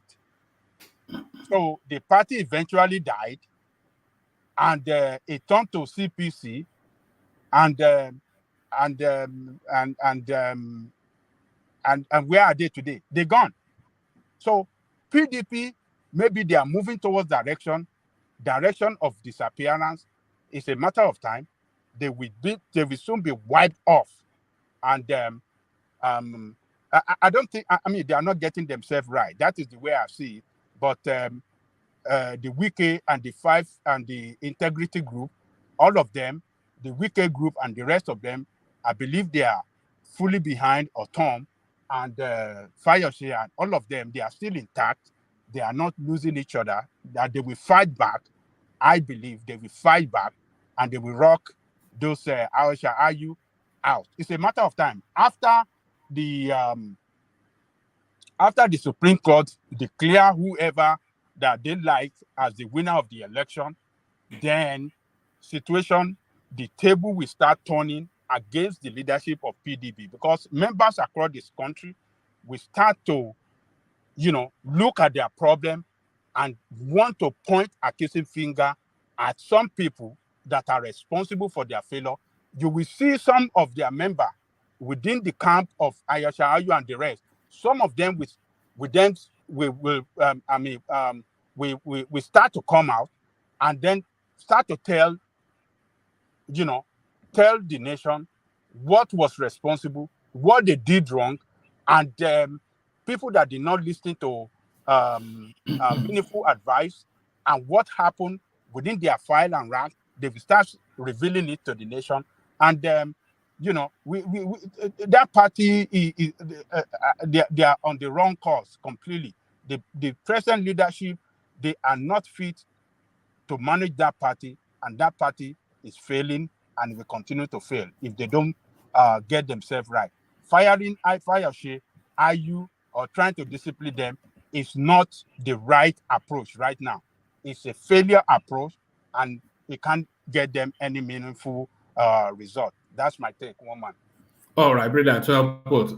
Brilliant, well put. Always well put by Janle Koko, as you know. Always well put by Janle Koko. A guy that is equally as assertive in his pronouncements, maybe not as elegant in the understanding of it. Joel of Nashville, we are coloring you bad. Are you there? All right, we don't appear to have Joel at the moment. So let's go to Joseph. So Joseph, are you there? I'm here. Oh, all right, brilliant. So, Joseph, I want to take you to a totally different conversational space, because I think we've labeled that Rufai space quite a bit. I want to take you to this space. This is a story. And by the way, let me acknowledge the super chats that have been coming in. RD, it says Ajanle Koko knows Rufai's intent was to discredit Fayose right from the start of the interview. you cannot bait someone and expect them not to react. So that's broadly what he's saying. So yes, it was acting with intent is what are they saying? And Alexander Gomez comes in just to register his presence via a super sticker. So thank you, gentlemen. Keep them coming. So to you then, Joseph, I have to take you to this space. It's a story that we have been tracking on this platform for quite a few months now. So the story now comes to its crescendo, and it is bad news for the Ikweremadu family. Both husband and wife, they are not coming home anytime soon. Do you know when you are in prison in the UK, they say you are held at Her Majesty's pleasure. Her Majesty, now His Majesty. So when you are in prison in the UK, they say you are held at His Majesty's pleasure. So held at His Majesty's pleasure, UK court convicts Ikweremadu wife for organ trafficking. So what are you then making of that story? We were tracking it here, and there wasn't sufficient enough, we thought, for a conviction to take place. We actually thought the guy that was claiming he had been trafficked was playing a fast one. But alas, an evidence-based judiciary system has found Ikweremadu guilty. What says you, Joseph? Before I will go to Ike Ikweremadu issue, I want to quickly correct one impression. Before I will correct that impression, first of all, I will say thank you for giving the opportunity to hear our opinion in your platform. Why? Not all platforms accept people to air their opinion when the opinion is not what they support or what they believe. So there are some platforms you will go where you are not supporting Obi, they will insult you. They will say you should get out. You did not want Nigeria to be good. So here people can support Obi, people can support Tinubu, people can support PDP. Depends on what you want. That is democracy for you. Now, let me go to what I want to correct, the impression I want to correct before I answer you. My brother that spoke last make us to understand that journalists, they can ask any question. As far as you are a public servant, they can ask any question that concerns you.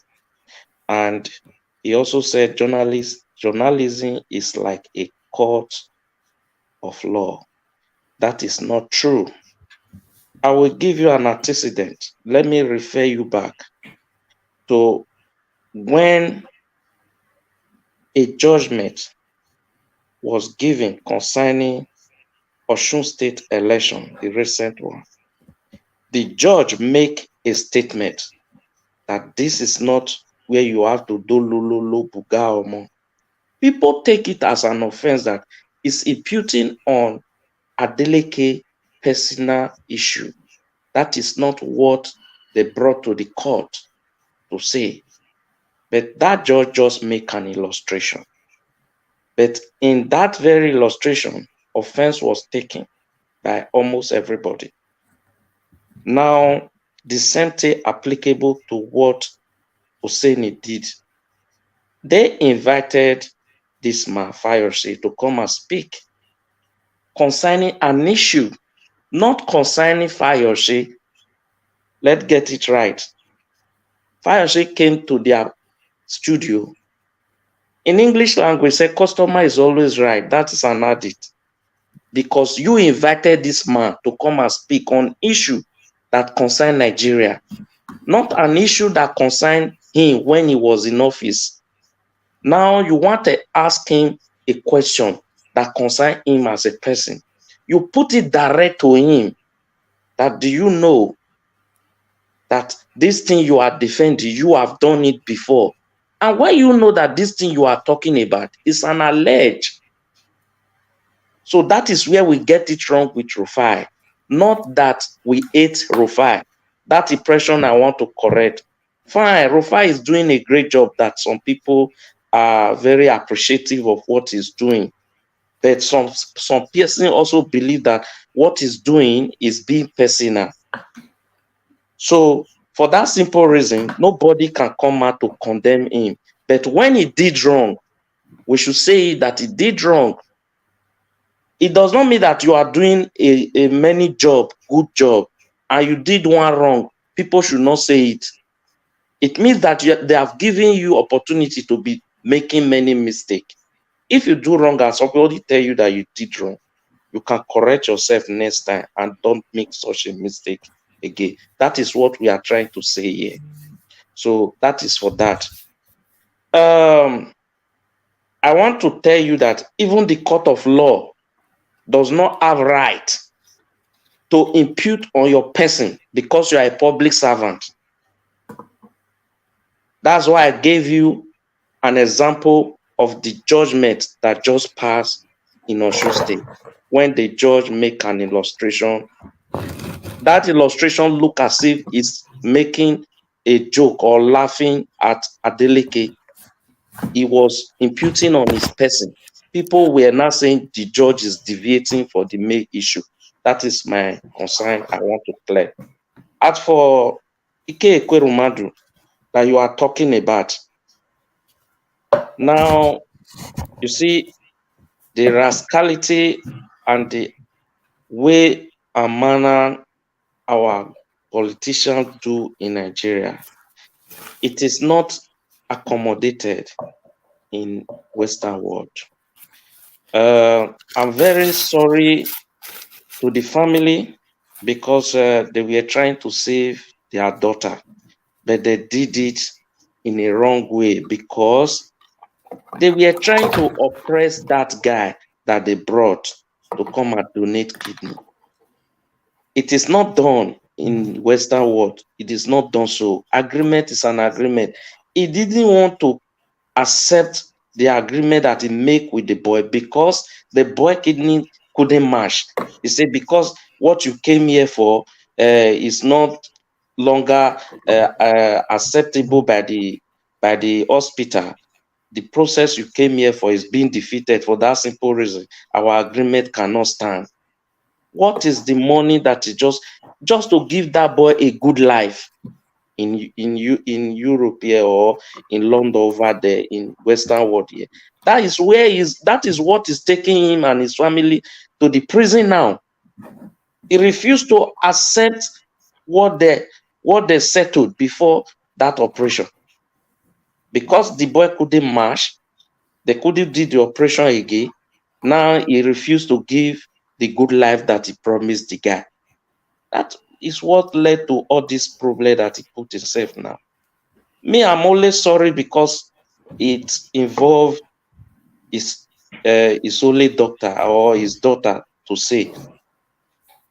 If not that, this person that want to donate kidney is also a human being, like his daughter. He would have treated that guy the way he would have treated his own son. But because he did not treat that guy, that character of Nigeria policy, that character of Nigeria government is in his blood. He wanted to go and do that gra-gra in UK. That's what landed to this problem.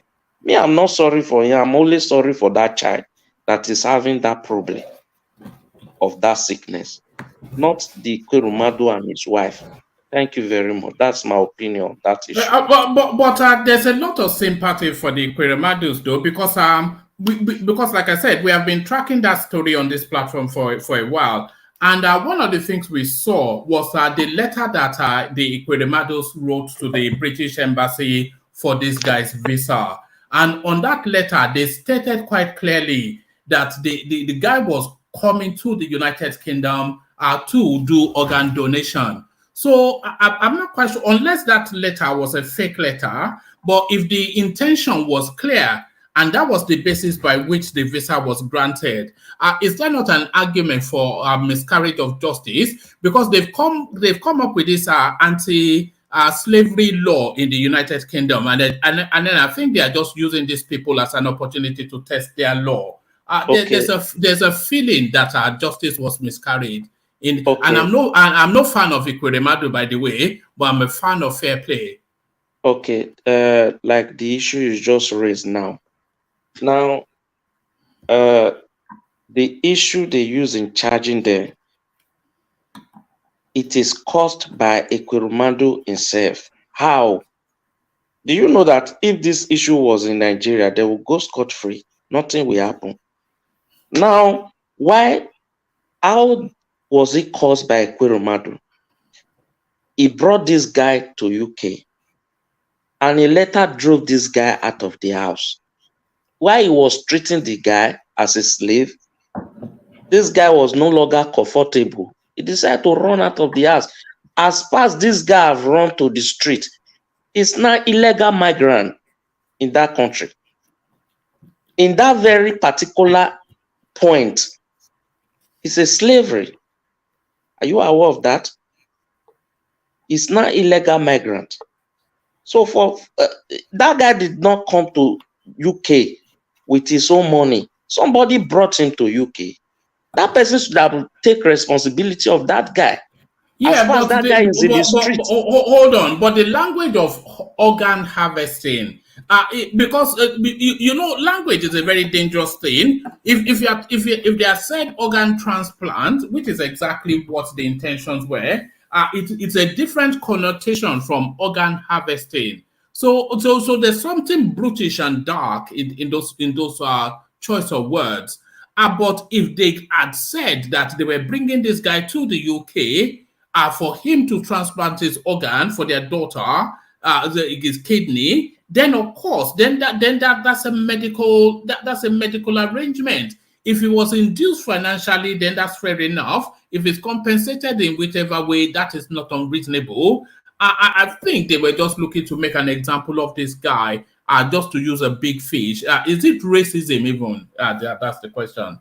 One man, let me tell you something. I asked a question. Let me ask you this question. If they have accepted to the agreement they make with this guy, would me and you and I, we won't have known what is going on. Talk less of the UK government. This whole thing is surrounded with greedy. No matter how you want to talk about it, greediness is what landed to this problem. If not by their greediness, what is giving this guy good life? You are a billionaire. You have made it through the government of Nigeria. You have robbed the same Nigeria that this boy is a citizen of Nigeria, just as you are. Why can't you give him a good life?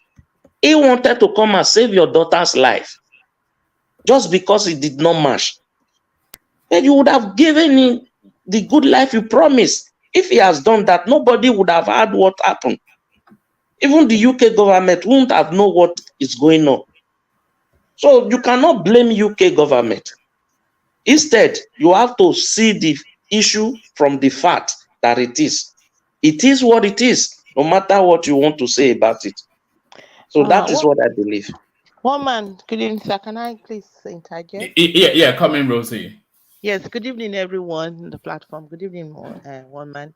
Good evening. You see, in my own opinion, I feel empathetic towards the daughter that's having the health issues, and at the same time, I also feel bad about the guy that they wanted to, get his organ, because if this healthcare system in Nigeria has been in top shape, there is no reason for Ekweremadu and the wife to, bring somebody from Nigeria to do this organ transplant. They would have done it in Nigeria. This is somebody that has been in politics all these years. I mean, Ekweremadu. Look at the state. Look at the situation of the healthcare system in his state. What did he do about it? And then, when there are some principles guiding organ donation. You cannot try to offer money for organ donation. Your name has to be on the list. You have to be on the waiting list. When somebody dies, when somebody agrees that they are going to donate, then it's turn by turn. You cannot pay. You cannot jump the line to get it faster. So, but for him, because of his status, because of his wealth, he got somebody that he needed to use to save his daughter. Just like his daughter has the right to live, that poor guy has the right to live. And that's the problem with most of these rich people. When they get the poor When they use them, they dump them. Because if like this organ... Sorry, Rosie, but there's often some sort of financial arrangements in organ donations, but they quote the language in a way that that does not make it appear like payment. But if you're not willing to wait on the waiting list of the system, the system acknowledges that you can make private arrangements. They don't encourage that you make a payment for organ because that's illegal. But they know that there's some form of financial inducement. Yes, you can make private arrangement. Like somebody in the family might decide to donate an organ for you. That one is different from waiting for your turn. In that same, you don't force the family, the person that is giving you, you don't force them, you don't entice them. But you can make arrangement to take care of their health bills and, do things to make it comfortable for them. But most of the time, when they make private arrangements, the rich get from the poor, they give them some money and they're on their own. People that do organ donation, it makes the other person like incapacitated all their life. There are certain medications they have to take all through their life. There are certain things they cannot do. There's a lot of health risks involved. But most often... Well, it depends on the organ. If it's a kidney, then I'm not sure that is that big a deal. No, but even for kidney too, there's some health care plan that you have to follow. You cannot just say, I've had... There are some food you cannot eat. There are some work you can't do. Yeah. Then you cannot say, I've given you the organ, I'm fine, I'll be jumping around. No, there are certain things you can't do, certain things you can't eat. There are some regimen you have to follow. But most of the time, once they harvest it, they take it, they give them some peanuts, they are gone. Just like the daughter have a right to live, this poor man too has a right to live. And if he has made was he coerced? Was he coerced? Was he? He wasn't coerced. But all right. Was he of low weight? Does he lack sufficient enough to understand what is being requested of him? This is somebody that is not learned. This is a young man. This is somebody that not being learned does not mean we are going to take part of your body to put into our daughters. You don't have to be learned to understand that. This guy was enticed. He wasn't enticed. He was induced. Okay, as a poor person. Induced is even worse than enticed. Hey, he was rewarded then. Yeah, because they promised him they were going to give him this, they were going to do this. Yes, one man. They promised this guy good life in overseas. That is my point. As far as you have agreement with this guy, and a lot of that is hearsay, by the way. We don't know that for fact. What we do that is what the guy said in the court. Yeah, because all this thing is out in the open. Because the guy came out and said everything. And this is not like Nigeria. This is an advanced country. They are going to investigate. They're going to put one and two together to get the truth. Imagine this is a poor guy. Does he have money to get good lawyers? No. These are rich people. They can afford the best lawyers. But because after investigation, they got to the bottom of the truth. And that's why this thing is happening to them. So you don't see a racial undertone to the judgment? There is no racial undertone. No. There is no racial undertone. The judgment is the right way. Is it because look at this health care system in Nigeria. What did he do? How many poor people in Nigeria can afford to come abroad to have organ transplant and to do all these things? So to me, I think they did that as a deterrent to others. One man. Let me give you an example. That boy, Please, for example, let Rosie land. Yeah, carry on, Rosie. Okay. Yeah, I think this is a deterrent. Sometimes, once there is a new law, they punish some people to. So they just used him to test the law, Abi. It's not using him to test the law. There are many people that have been, found guilty of organ transplant, organ harvesting, slavery. No. This is a new legislation in the British statute. Yeah. It's very rampant. It's an epidemic. So they have to use the full strength of the law to deter others. This is a man with high influence, high money, position, and then compare these two status. So I'm really happy that they did this. This is going to teach the other people, the rich people in Nigeria that think they can just, get anybody there and bring them and okay. Imagine if this had happened in Turkey or it had happened in India. Do you think the law would have taken the law would have caught up with them? No, but because it was Europe where the law really works. That's why they were exposed. Because if they were what is this world turning into? Suddenly the rich cannot have privilege over the poor. What's going on? Why would the rich have privilege over the poor? Because God see everybody as one. I mean, so because you are rich means that other people don't have rights to live? Because if they had taken care of the healthcare system, if Nigeria had been very good, they wouldn't have needed to abroad this boy. They would have secretly done it in Nigeria. But look at the situation of the healthcare system in Nigeria. All these rich politicians, they are coming abroad, using our money to come get the best treatment. But the poor people, they are dying. Look at what happened. That accident that occurred a few weeks ago in Lagos, where the bus ran into the train. They couldn't even take them to the nearest hospital there in Lagos Island. Imagine them carrying people from Lagos Island to Indiaraba, Lut. When they got to Lut, they put them on the ground because there was no bed. That is the state of the no space system in Nigeria. Most of those people, their life would have been saved. They died. If it is abroad, they are going to bring live flight to take them by helicopter to the nearest hospital and stabilize them. They would distribute them. Just now. Look at what happened, because those are poor people. So I'm very glad this happened in UK. The law caught up with them. The law. Do you know how many properties this man have all over Nigeria? He's a billionaire. He's a successful man. He's a successful man outside of politics. So the daughter should wait for her turn to get the organ. She's in UK. When it's her turn, she will be going for dialysis. When you have acute kidney problem, it doesn't mean you are going to die immediately. Some people are on dialysis for 4, 6, 10 years until it gets to their turn. Then they will get an organ. Is the world turned upside down when the rich cannot take advantage of the poor? Okay, look at when it happened. All those corrupt politicians, they all came to give him moral support now. I wish they had. The Senate delegation. I wish the British government had rounded them up and threw them in jail. Said they were accomplices. Do you know the most painful thing? Up till now, they're still paying his money in the House of Assembly as a senator. That is the most painful thing. I'm so glad. How do you know? I'm very glad. They said it out now. It was in the news space.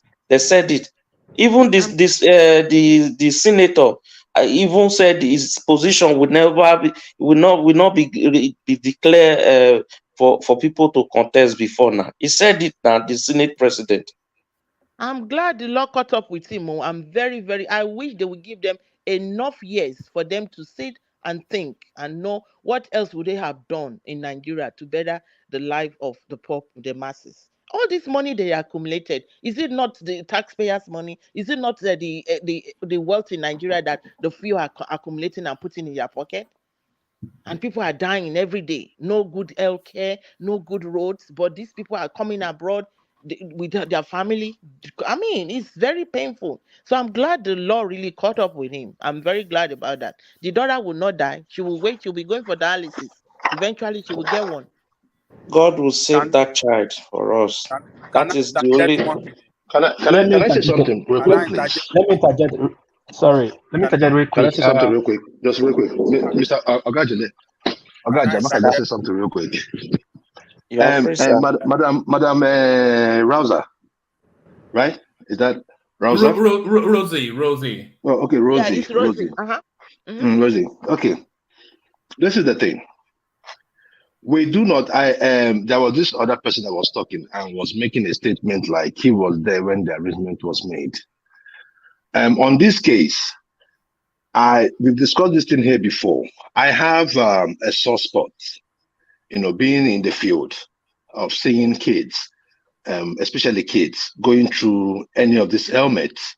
If I see someone that is like 60 and above, I'll be like, okay, you've lived your life, right? You've lived most part of your life. But if you see someone that is in a, teen or in the 20s going through that same thing, it's heartbroken. Now, if you have a child, it's different.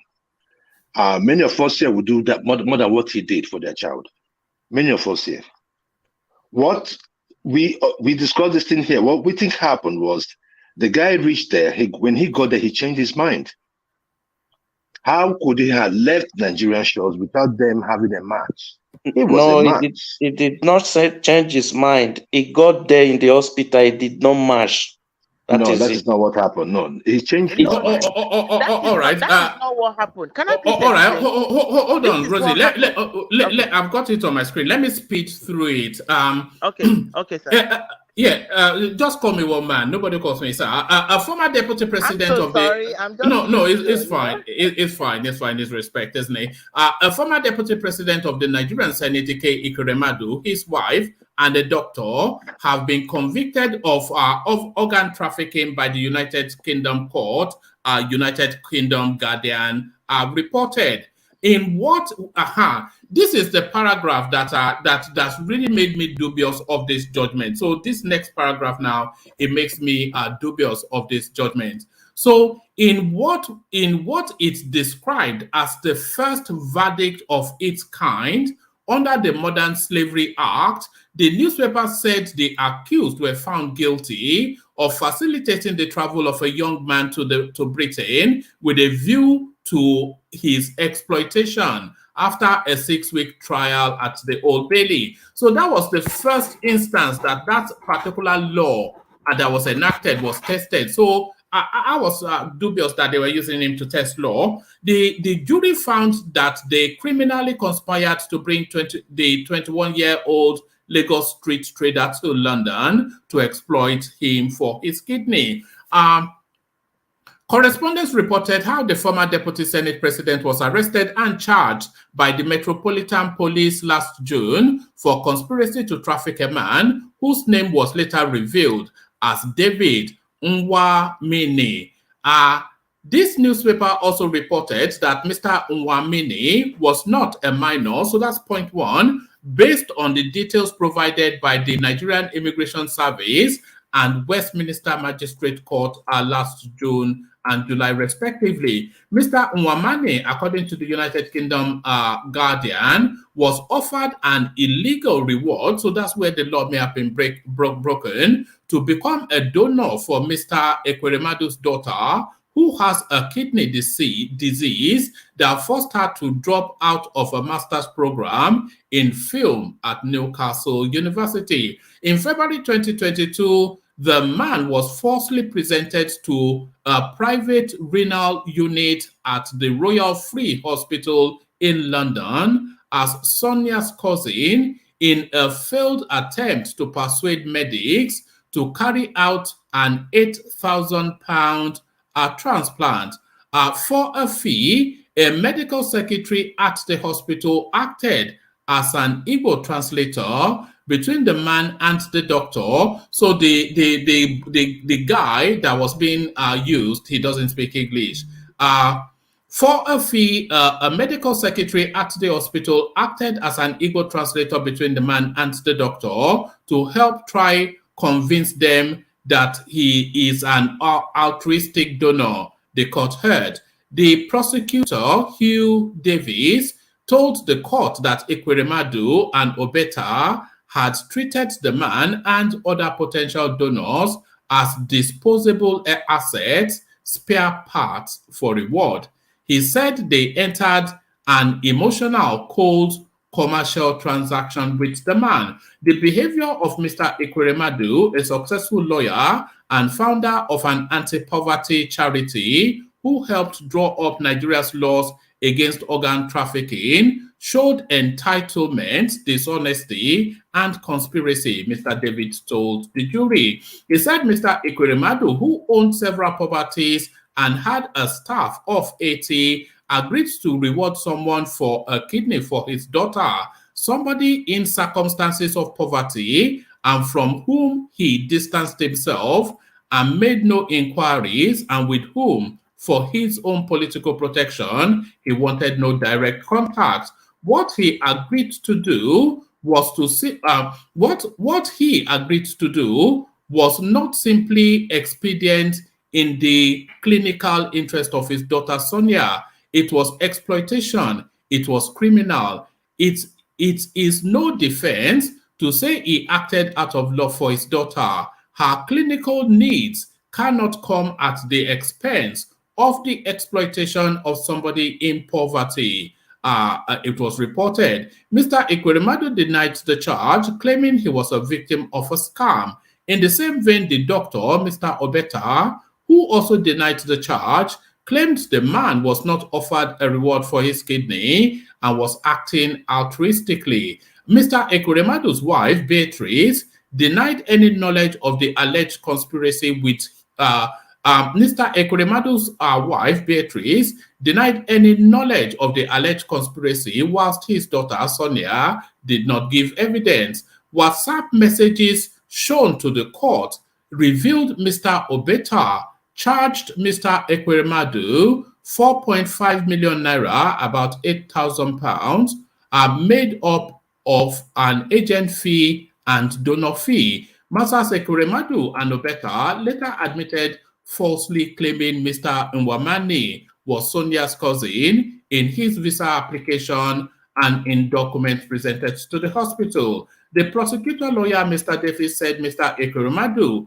ignored medical advice to find a donor for his daughter amongst family members. At no point in time was there ever any intention for a family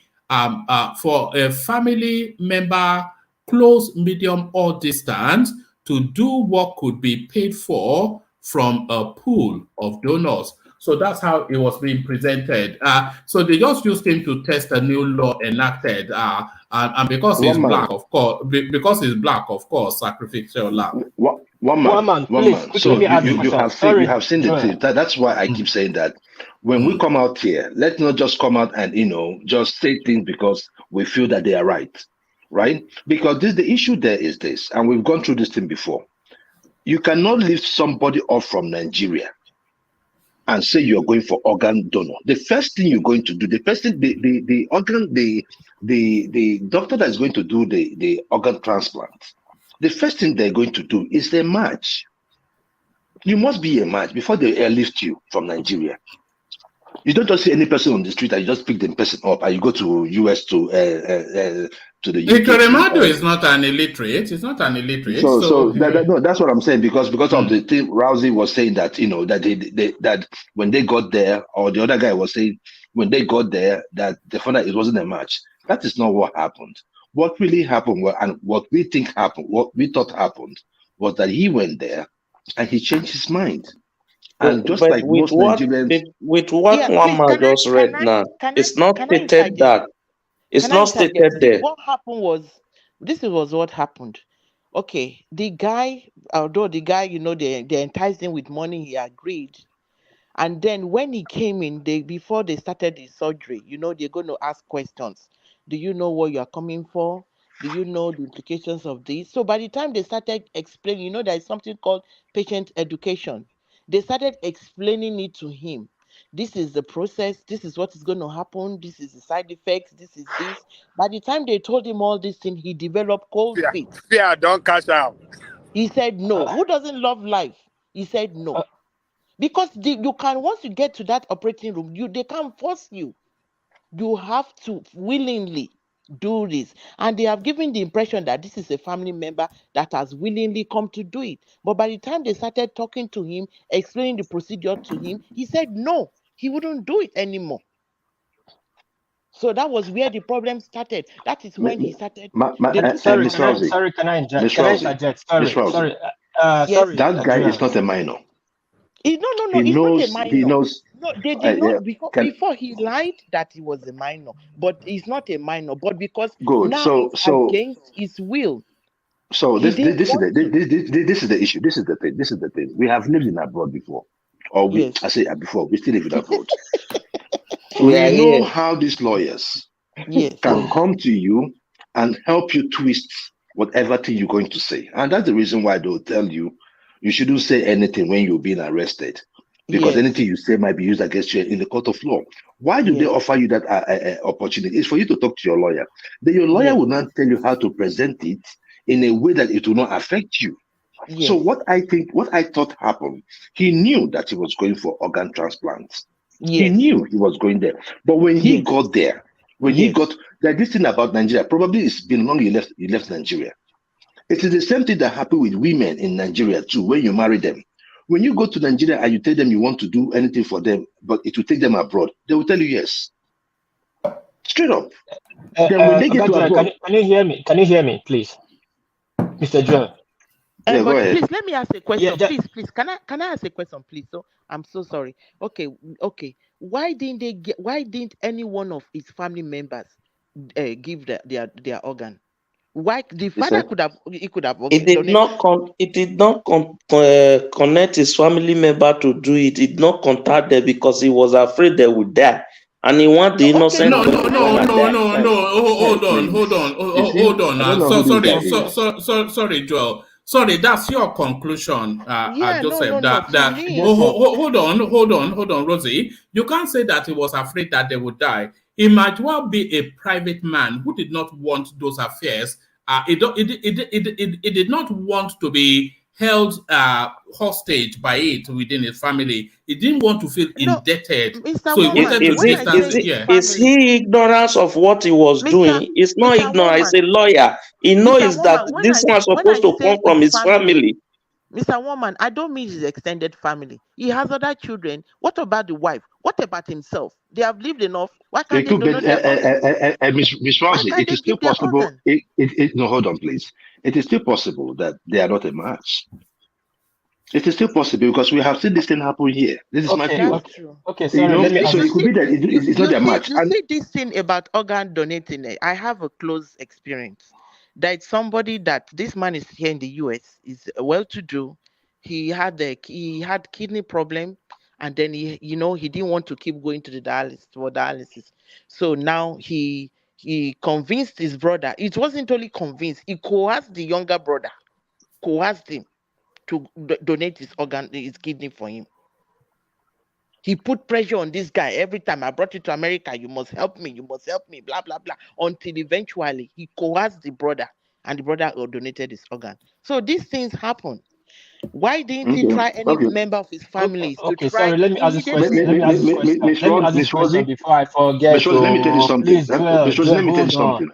Joel, hold on. The person that looking at how organs, many people live on one kidney. Joel of Nashville, and they don't need to be on any medication. Am I talking to myself? In fact, I had a patient like 3 weeks ago. The guy they only found out when he was 25 that he has one kidney. All along, they didn't know he had one kidney. So you can function very well with one kidney. That is the point. The person that will need all those medication, like your Prograf and all that, as the person receiving the kidney. That is the person that Joel, do you think race played a role in this case? Race? Oh, definitely. So because what I'm looking at now, because if you look at what they said, they talk about their slave, whatever law and all that. These people always want a guinea pig for anything. They need the guinea pig to test gonorrhea. They need a guinea pig to test HIV. They need the guinea pig to everything. On the black man's body. This is a good guinea pig that they tested. No. This is not a good guinea pig. No. This because the reason why I'm saying this is Miss Rosie, sorry, let me interject. Joel, let me interject. I've been trying to interject. It's like I was talking to myself. I don't know, but sorry, let me interject before I forget this thing. Mr. Wama, please. I think our Nigerian senators are under the protection of diplomatic immunity, right? I'm not sure. I couldn't tell you that for a fact. Maybe Ogweni has left us, but I don't think so. If he's I don't think so. If he's under diplomatic, yes, Deputy Senate President is under diplomatic immunity. They were even talking about that maybe when this president come in, or this very president that is there now, they might write to UK to release him for them. Okay, I asked the question for a reason. What UK is doing is not fair. You don't just trample on that people right. That guy was once a deputy president, Senate president, a sitting president. I believe he's under diplomatic immunity. He's just jailing. That is one. I'm not saying what he did is right or the things involved. I'm not saying that. But again, we should not look beyond. This one is my opinion. The first one is a question. Second one is my opinion, but nobody will accept it. what happened to Koremadu was obedient. Koremadu was oh God, how did we get through here? Hold on, let me get there. Koremadu was the first in the house to start pushing for article. It was political. Everything that happened to Koremadu is political. He started first. He's a big force in the East. He started pushing for article. And he was the first to challenge. Sorry. No. Hold on. Hold on, Rosie. Before you even go along that line, are you saying it's political that he went to get somebody that was poor and tried to pay him to donate his organ, flouting laws? Is that is it Nigerian politics that came to influence British politics? What is no, God of Obi punisher. Na God of Obi punisher. Now you want talk so. Hold on now. Don't bring Obi. Hold on now, Miss Rosie. Hold on now, please. This thing he's charged with. All of them there, they have done it to themselves. Most of these senators you see there, they are half human beings. They are going with human parts. No, we know all that, but he was caught.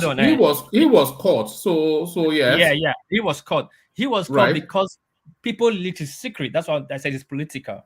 Anything that will just take their enemy away. They all do this. They know it's gonna go. They know he filed his case in the embassy. They know he has a legit case. But obedience happened to him. That was the beginning of the obedience. So wait, they leaked the secret to the British. They told the guy. No, not British. That guy raised the question. If that guy, that the person involved, went to the station, if the guy didn't go to the station, nothing. We would not hear this case. Probably the guy bought ticket and come back home. The guy went to the station and said, "I want to report a case against this man." That was the Achilles heel. That's the obedience factor in it, and we try to forget. We don't talk about it because we are looking at the judicial system in the country that really worked, but we don't look at what led to that. But it's my opinion. I'm not saying you should accept it. I'm not saying you should take it. But that what happened. That's where the bullying of obedience started. What is when after they went to the hospital, and he refused to donate his organ. So what happened afterwards was that they took him back to the room. And I think they took away his international passport. That was when he now escaped from the place that they kept him, and according to what they were saying. Him too. They started intimidating him. Miss Rosie, that part we discussed it on this show, and I said I do not support that part at all. If he was maltreated after he refused refused donation, then I do not support that. What do you expect? You think they're going to be pampering him and be happy with him? That is why in my statement, he messed up. They're going to I'm the first to speak on this. That is why in my statement I said it was greediness that brought them to this problem. That for that moment that boy said he's not going to do, they would have given him good life just to make this whole problem, to avoid all this problem. When you say greed, it's not greed now. These people have money. What are they greedy about? It's just that they feel they're in power, they're in position. So that is the greed now. No, they wanted to send him back to Nigeria without giving him anything. So they wanted to send him back to Nigeria. You understand me? So he had to say something. To dump him. Okay. Yeah. So they wanted to send him back to Nigeria. So he had to say something, to make him stay there. Okay. So something like to seek for asylum or something. So and okay, just take it. Maybe if I'm that person and I meet someone like one man, so one man would also want to. He also want the cloud too. So the news people to come to him and ask him and praise him for saving this boy and all that. So it's money for everybody. It's still the same money, isn't it? So that is where I look at it from. I think that boy did Ekweremadu Dairy. He refused that. It wasn't because he wasn't a match. So that's my thing. Obedience did Ekweremadu dirty. What man, please? No. It has nothing to do with obedience, please. And what piece? Elections are over. Elections are over, please. Anyway, it's over. It's over. Let's talk about it. What has obedience got to do with this issue? The obedience, they don't believe that election is over. They said it's not over. Obedience has nothing to do with Ekweremadu now. All right, let's hear from Igilo. Igilo wants to come in. Yeah, I greet everybody, one man. Yeah, one man, particularly, I have not been able to send you a super chat because here in Dubai, everything is very restricted. They don't allow some kind of transaction if they cannot monitor the stores or know where is going.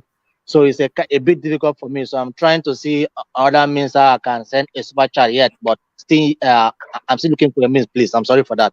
No, that's all right. You're not compelled to. The only compulsion, the only thing you're compelled to is click on like. That's the only thing you're obliged to. If you click on like and you're subscribed, then you Yeah. fulfilled all Okay. righteousness. All right. Thank you for that. Yeah. About the Mado, I think everybody are speaking very well. Like Joseph has spoken and Rosie has spoken very well about it. The truth about the matter is that we all know if it was in Nigeria, that man would have been sleeping in his bed, laughing and cheering. You can even see the non-city of Nigerian senators. They say they are sending the representative to go there and challenge the case. What kind of nonsense is that? Somebody here said that.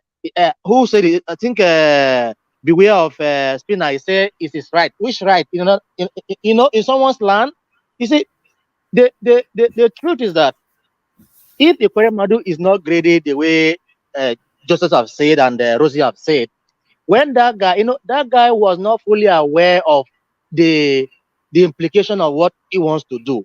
He was only ready because of the money and the area he was going, travel abroad, everything, and the promises. But just as you have said, when he got to the hospital, this guy, the doctor knows that this guy is still a young man.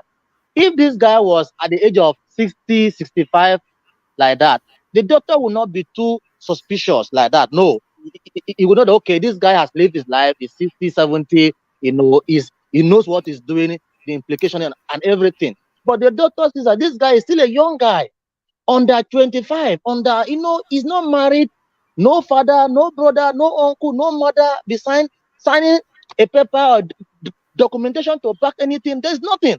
So the doctor have to take his time to ask this guy, are you sure you know you are doing? This is the implication, this is the consequences, and this will be the result.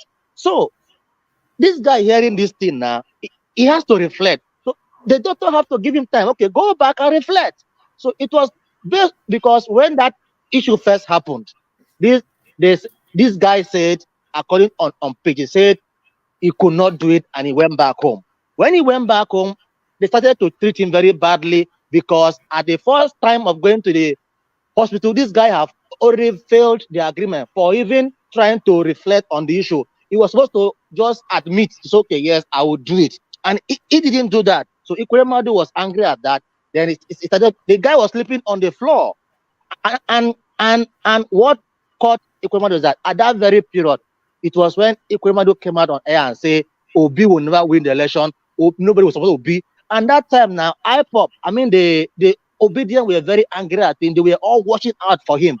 And they knew that he was traveling abroad for this very purpose. Are you agreeing with World Peace? Are you agreeing with World Peace? Yes. Even me, we are all watching out for him. This is a private matter now. When I say something, it's not private. How would the Obedient know that he's going abroad? Private. No. There's nothing private. This guy, Ikweremadu don't know this guy. This guy was arranged by somebody. People were involved arranged this guy. So there's nothing private. Nothing private. Somebody did his passport.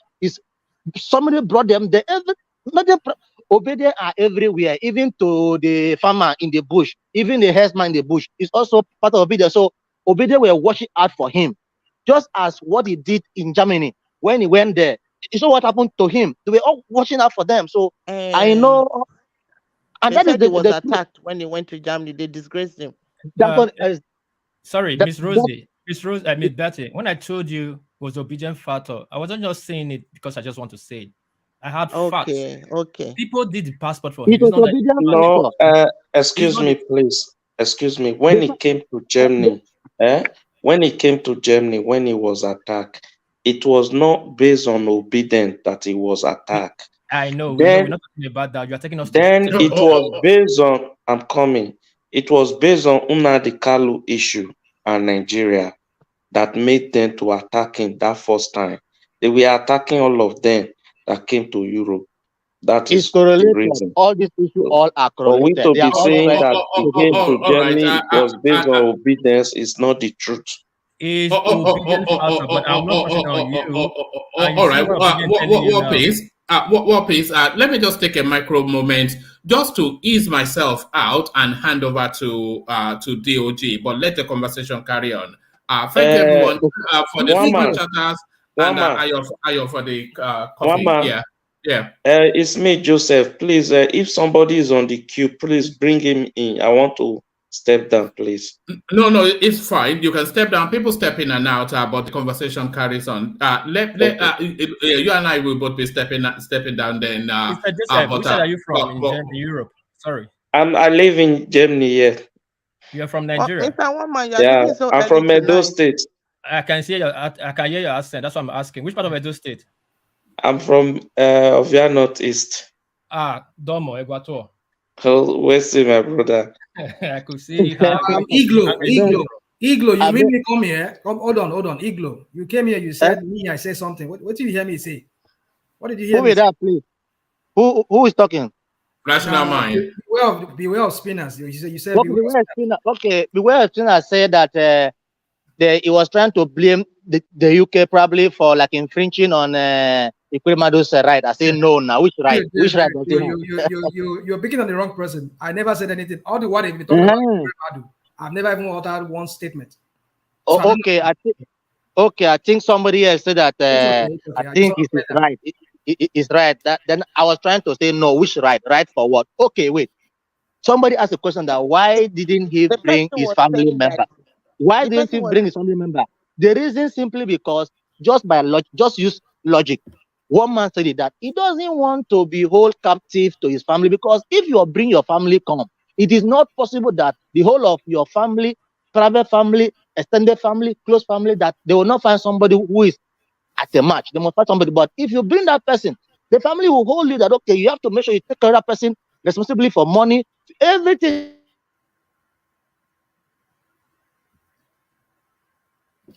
Have we lost him? We lost you. I think it's network. Anyway, what happened to Ekwemadu has so many factors, but that obedient factor was the most one. But people want to shy away from it. That bullying stuff started then, and they reported so many other people. But again, I understood people want to say no, it was not that. That what really happened. That boy, they said that he was bullied. Ask this question: when the operation wanted to take place, Ekwemadu came in, it was like 3 months apart. Why is it now that the boy is going to station to report? When Ekwemadu started making that political move, because they were maltreating him. Hold on, madam. I'm not saying it did not happen, but when the obedience, when Ekwemadu started making that campaign started, when I say it's political and many other things too that got involved. When the campaign primaries was starting, and Ekwemadu was front running from Atiku, disowning Obi and all that.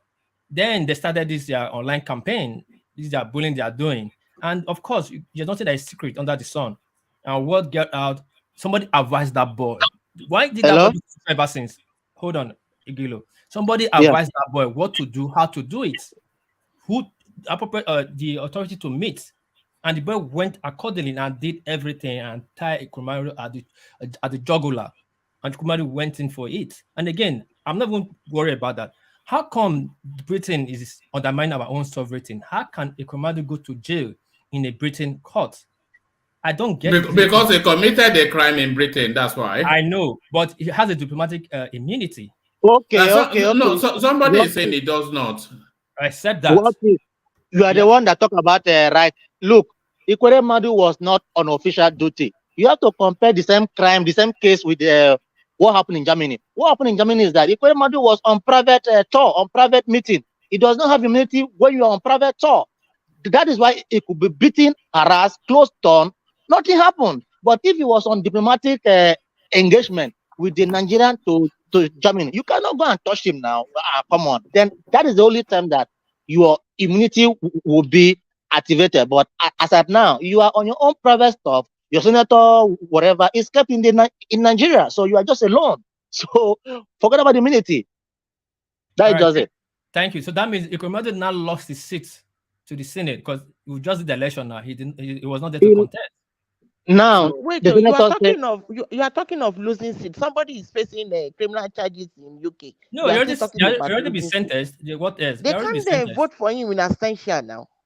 The he essential. did not contest anything All now. that Obedient did. I don't think his seat will be available by now. Somebody will have He's taken it. obedient. That is just I'm so happy. And okay, please, for the thing is that I'm so happy that You are even giving if disobedient too much credit, though. Please take it no, easy. no. Look, Rosie, I'm telling the truth. Obedient movement is just like IPOP movement. It's everywhere. If you have any word against Nnamdi Kanu, even if it comes 5 years, these people are still watching out for you. So an obedient now has that like a collaborator now with the IPOP. So it's like IPOP stroke obedient now.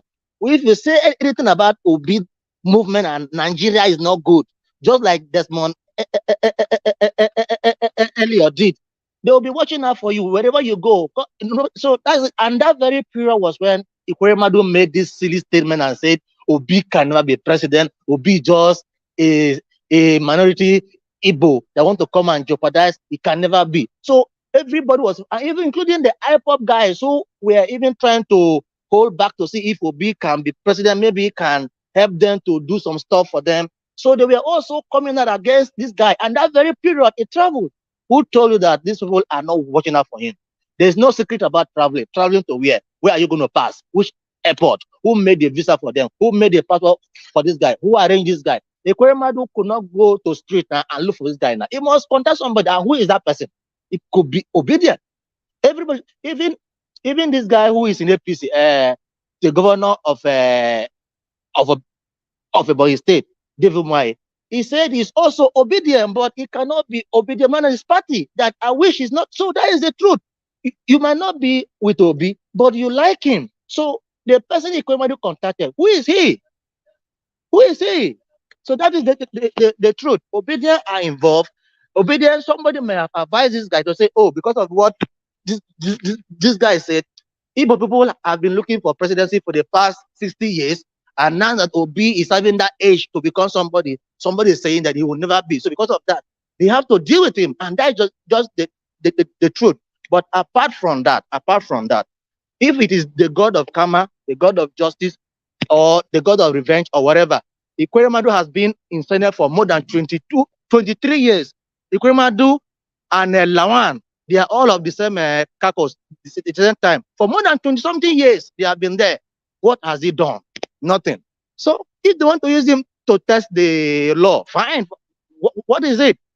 Okay, just as I said, it is not possible that he will be looking for a match in his entire family and he will not see. It's not possible. He just wanted somebody that he could use as a scapegoat. After using him, he dumped him and forget him. Let's just assume that this guy accepted to do the transplant and this transplant worked. Do you know that immediately if he need a transplant, he will bring this guy home and he will forget the guy. The guy will die after 5 years or 10 years because there will be no medication for him. How much will he give the guy? Even the guy that arranged for him, the guy will be the one to even take part of the money from this guy. So that's the truth. So the doctor knew what was happening. So what you have to do, you have to educate the guy, just as Rossi said. Patient education. They educate this guy. Do you know the consequences of what you want to do? The problem and everything. So we are happy. For me, I'm very happy that it was Ikweremadu. I'm very happy. All these things. Because the guy is still a young guy. He still want to go. When he gets some money, he wants to go to the club. He wants to drink. He wants to have fun. But you have one kidney. You cannot overstress your kidney. That is why there were some guys. You know, there were some Nigerian guys that were going to Malaysia, going to Indonesia to be selling their kidneys to make money. Exactly. Most of them started dying when they came back because they didn't know the implication. They don't know the implication. They will keep drinking, will die. They will keep, Yeah, so because again, what is the guarantee? What is the guarantee that both of your kidney are even healthy? So it's actually not that easy to just give one of your kidney out like that. DOG, let me quickly tell you something. Ms. Batty, Rosie, please listen. I'm saying this the second time here. Do you remember that time? Dr. Sophia Abi or whatever, but for them, I'm so happy that the God of karma have to use them. I'm so happy. I'm so pleased. For the other case, Hold on a bit. Hold on. Let me quickly say this. Ms. Rosie, please listen carefully. Happy party. Joe, you remember that time when this thing just started, Obedient movie just started, and there's still not the Kano movement? You remember we're talking on the platform all the time? DOG. Are you there? Yeah, DOG yeah, yeah. So, yeah, there's a statement I made here. My uncle, they reported me that time when I just started, they cut out the statement out. They called my uncle here in Japan. My uncle called me. First thing my uncle did was to play that statement to me. And second question asked, when did you say this? Did you say that? I said, yes, I said it. What was the problem? And he told me they see what was going on. First of all, the first mistake they made was my uncle they called. The second mistake they made is me. And the third mistake they made, they don't really know how much we are in Japan here. Immediately, when I talked to my uncle called the IPOP head here, and my big brother got involved. It was a very big thing. The IPOP guy said, oh, they didn't know. The who reported me didn't know it was me. So imagine if I didn't have this connection in Japan, because my cousins are many here, my big brother is well known here. Imagine if I was not well known in Japan. Don't you know these people have that mobbed me and take me out of anything they know about me or business? So when I was telling you guys, Obedient did that to Ikweremadu, I was not joking. They have confirmed it for me before. They called me last 2 weeks, like, I do people on a trial. We don't leave. You'll be our friend now. We'll be our friend now. They told me on phone. They're my friend, though. I said, they told me I do business with them. But for now, I distance myself from them. Obedient movement is like a jihadist movement. Because to them. I agree with you that somebody must have educated him about what to do for him to go. Because he's new there, he's not that educated. He wouldn't know to go. But I mean, these things don't work in Nigeria now. You can't go to police station and report, and the police will take it up. So I know somebody, a reliable source, must have, informed him, taught him what to do, and he did. Okay. Let me just make a point about the Rufai stuff and Fayose. One man was trying to make it look as if, Fayose was trying to make it look as if Rufai has actually touched to his own private life. No, just as this guy said, he is a politician. He was once a governor. Look at what they did to Donald Trump. They even asked Donald Trump, did you actually sleep with 10 girls in the same room, fingering them? Imagine the question that the journalist was asking Donald Trump, the president, did you actually sleep with 10 girls in your club? And Donald Trump went back and said, yes, I did, and I'm going to do it again. And he went and did. He carried 3 girls, and we are touching them on their private part. You can see. So which one is actually your private district? He asked you a question. Okay, the election that just passed by, is it a good one? He said to him, whatever it is good, is this to the standard of Nigeria? Which standard of Nigeria? The standard that will never work, and you want us to die here? He said that is what he sees, that we should just move on.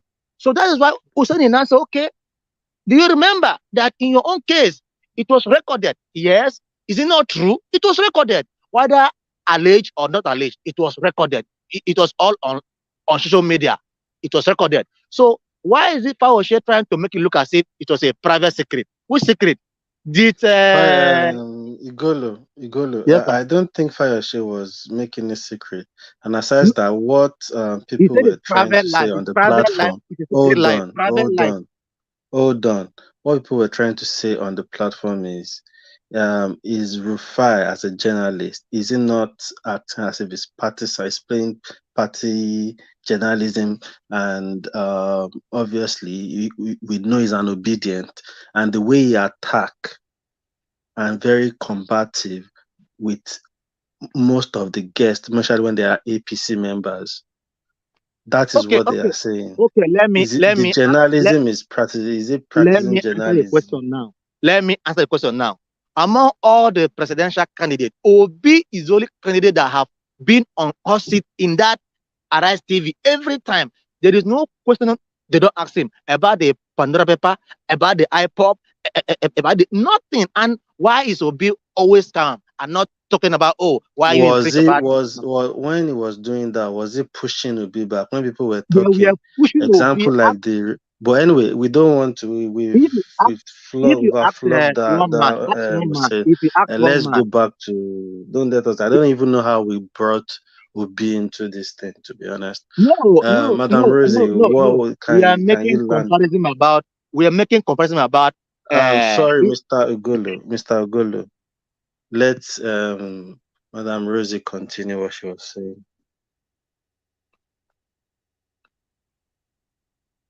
Hello? Madam Rosie, are you there?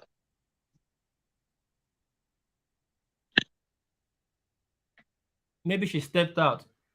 She's not close to her phone. Allow me to continue now. Continue. Continue. I thought Madam Rosie was still there. Please, I'm sorry. Did you ask me a question? Yeah, Yes. I thought you were trying to interject at some point. No. I didn't even hear the question. I'm sorry. I stepped away from my phone. No, we were talking. They were talking. This guy was trying to justify what Oseni did. I'm trying to just hear your view about the Oseni and the Fayose incident. Okay, to me, I know somebody was commenting that why did he go into the man's private life? After all, the man did a favor by coming to the to that place for the interview. Once a public figure, always a public figure. For the fact that he came to talk about something else does not mean they can't go to other areas. Good. I mean, they did not say you are coming here. We have signed. We signed it that we are not going to talk about anything except this topic. No, there was no agreement like that. You are coming to the studio. We are going to interview you. This is the main thing we are talking. But they can divert to any area. Good. So that was what But diverted. do you think? I don't think anybody is disputing the fact of you as a journalist asking your guests some certain question, but I think it's the way Oseni asks his questions. We've seen other journalists in that country ask people question, and the way and But manner you in see, which they ask it. everybody's style is different now. Some journalists are gentle. They are, they'll ask you gently. They don't. But some are very, aggressive. They will just say it as it is. You get what I'm saying? So maybe that is just his own style of journalism. Okay. Let me contribute to that point. You see, in Nigeria, we have been angry so much that all the TV stations have been bought by journalists, AIT, TVC, channels have been bought. They are not talking anything, they are afraid. Do you know that if they take away Arise TV, which is a Rufai out of that TV, do you know the numbers of views will decline from 1 million to 200,000? Do you know that? Do you know the first time Rufai has this issue with about Tinubu, about this cocaine stuff document, that stuff, to the point where even Madoke, the owner of the TV, went to be begging Tinubu privately, and they were fine and they paid. Kulata here and Thomas and Jelekoko and even woman, they were saying, they were even speculating that in short, that guy will be fired. That guy will be fired. I was saying, look, if that guy is fired, Arise TV will go.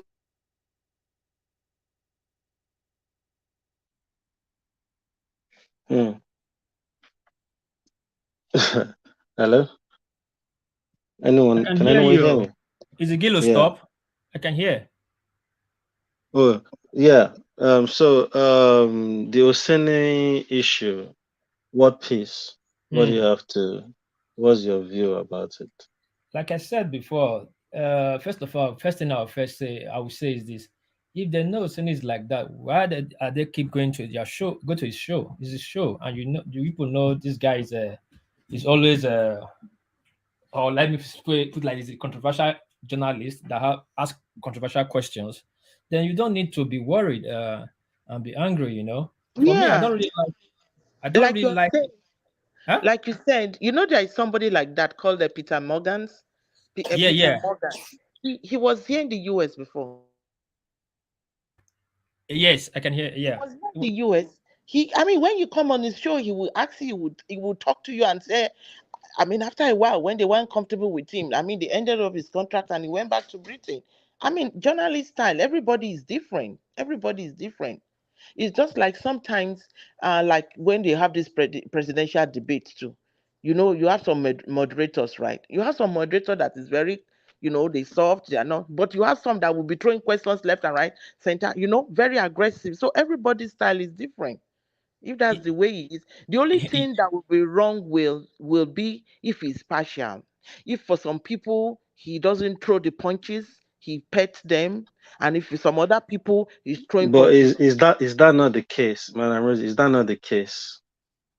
To me, I don't know much about this guy, but I'm just saying, there have been That's instances the where case. Yeah, when DATTI, when other people come there, the other day, when Omakari came there, he was interviewing the guy, and this guy claimed and showed the video that he went to Chicago State University to confirm if Tinubu actually went to that university, which he said he confirmed. He went to and he confirmed there was a video that proves it, that he himself recorded himself in front of the school. And Oseni was still arguing with him. They almost fought themselves. So things like that is what people are really saying. Even if you are partisan as a journalist, you have to be professional. There is standard to this. Yes, that's true. You have to be neutral. That's what people are saying. Nobody's saying don't question. Obviously, you will question them. There is a way and manner you question them. I've watched Shane Wakimbaloye question people, and serious questions. But you will see the way and manner they will phrase their question as a journalist. You know, that is the point people are trying to make. But it's the obedient. They won't let you hear. They won't let it's whatever goes for them. What is if he it an turns on other obedient guy? people, no. Is he an obedient guy? He's obedient, of course. They said he's obedient. Everybody talking about him know he's obedient. Okay, That's why you will see on social media they will be the one supporting him. They are the one on Arise. How many people go to Arise to be watching all those nonsense anymore? But my take is this: if people are saying the guy is not that, it's not a professional, or it's always like that on his show, why can't those people go to a different show that will have No, this is the case. This is the case. Even at the start, almost immediately they started his question. You can say you will be on essay. You will be saying things to people, asking questions on essay. Then you will be accusing them. Then you can tell. Fayose now said at some point, like, I told Dr. Abati before coming to this program that I don't want it to be the way Rufai always attack and combative with people. And you can't be referring to something that has happened in how many years back now that's like a defamation of character on live TV. It was there for something else. That is what you should be questioning. Even though if you have a question that relates to his past, there is a way and manner to put it as a journalist to him to answer. Can I come in, please? Yeah, sure. Because I'm getting frustrated by the way you guys are presenting this issue, and I was thinking that one man was going to be here. The issue with Rufai, Madam Rose, are you here? Because I would like you to be here, because I've seen that they have spit their venom in your mouth. So I'm listening to you, sir. Yes, I'm listening. Thank you very much. The issue is this. Who is Rufai? Rufai is someone that wants to know the truth. Rufai is a journalist. Please, let me just talk with you, because you've already said you don't go. Hold on, please. You've already said you don't go to Arise News now, which is fine. I didn't say I don't go to. You don't listen. You're not listening to what I was saying. Okay, but you say you don't go there to listen to that nonsense. That's what you say. You say you don't go there to listen to that nonsense. Right? I say a lot of people don't go there. I say a lot of people don't go there to listen to that nonsense. But I do my statistics. I check things out. Good. I look at it. Arise News. Let me just move forward, please. Arise News. You are the one taking yourself the best. Go on. DOG, you are the moderator. Don't be a Thomas, right? Just maintain your lane. No. The way you are attacking me, you ask me a question. I'm answering you. You can't say a media station like as credible as Arise. They are talking nonsense, or whoever people you're listening to or or talking to you are saying they are talking nonsense. And we are talking about nation building. We are talking about the only station in Nigeria that is talking about issues. You can take away Rufai out of the equation. What about other people? What about Charles and Bunam? What about the other people? What about Ayo? What about Abati? They're talking about issues. And we should start looking at it from that angle. The issue with Nigeria today is that everybody is licking butts, including most of us on this show. We are licking asses. We don't want to come out and say the truth. What is wrong with us? Rufai is about the only person that asks these people tough questions. As a politician, it's what matters to you shouldn't only be about how you got into office, but how you present yourself out there in public. And Fayose, a man that I love. Joel. I remember when he was going through his travels. Hold on, Joel. Hold on. When he was going through his travels, I know the way Nigerians was behind him. Joel, can you hold on, but please? Today, Fayose cannot come out to condemn. Okay, go ahead. Sorry, hold on. What I'm saying and what everybody has been saying is nobody is asking Rufai not to ask tough questions. But there is a way and manner to ask people questions, such questions that you will even put them on the spot without attacking them. Hold on.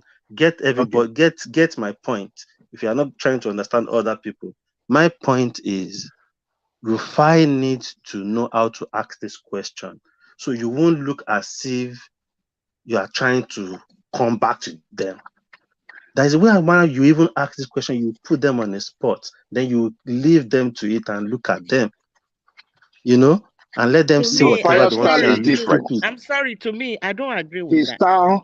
His style is different. Everybody's style is different. His style is different. The way he wants to do it. I just think everybody have some sort of view to this. These politicians, people need to shake them and ask them that, okay, you were in the office. How was your performance? How did you do? We should be courageous. We've seen Shehu Okinbaloye ask people such questions on channels. Everybody's time is Shehu Okinbaloye, with respect to him, is an excellent journalist. I would say that he's a very, very good journalist. But Shehu Okinbaloye is also an ass licker. He backs down from questions. When you ask a politician question and they give you a general, because his profession is trained. Shehu is trained. Okay, there is a way you can't, Anyway, Joel, I think obviously you see, right now you are. You see, hold on, DOG. You see, at this point in time, your position now is that of a journalist, but you see, you're not doing a good job. You see, sometimes it's easy to sit down there and attack people, but now you have the position, but you cannot allow anyone to make a 2 or 3 statements without you cutting in. So that's the point. This is what we branch into. This was not what we are talking about. You took us here. You took us here. We branch into this, and we are just having a conversation to move on. No. I'm not having a conversation. Point, Joel. I just want to, because I've not talked today. Hold on. I've not talked today. So I just wanted to just make my speech clear. But because of woman is not here, Ajele Koko is not here, and a couple of people I wanted to talk to. Ajele Koko is here. Let him interject now. Okay, no. It's still not enough, because I want the day I will see Kulata too, so that I will make my point. On the last election, and how we all messed up in the last election. Joel, can you hear people? Joel, I do. Yeah. Joel, can I interject 1 minute? Okay, sorry, go ahead. Okay. You see, I don't know the mercy that our people are having on this, what do you call it? On this politician. I don't get it. What's the mercy on them that questions should not be asked from them in a certain way? Yes, sir. Yes, sir. They don't deserve. They don't deserve. You see, I'm sorry that I'm interrupting you, sir. It's like you, when you speak, right? You speak with passion. You speak with authority because you believe in what you are talking about. So when somebody is asking you questions, why would you not speak with confidence? Why would you be scared of talking to these people? These are our public servants. They are supposed to be people serving us. We shouldn't be worshiping them. And when we talk to them, we talk like they are gods, they are mini gods. No, like you now. I always listen to when you talk. Whatever you believe in, you speak with courage, you speak with passion, you speak with confidence. So why can't we talk to these politicians like that? I don't get it. I don't know the point that DOG is raising, that there's a way we should ask questions, we should be nice with them. They don't deserve to be nice to at all. They don't be nice to us. Ajaleoku, And I we didn't see say it should be all the nice. time. I didn't say it should be nice to them. And I never mentioned any. yeah, I but never said nice. what you are saying, that is what it implies now. You are saying, oh, don't be combative, don't center the issue on their personality. No, they cannot get away with anything. Even the soup where they Abajaleoku, eat I just for want them, to make. I would like to the cite an soup where they example. chop for their house. If we know about it, we should be able to ask questions about it, because they are our servants.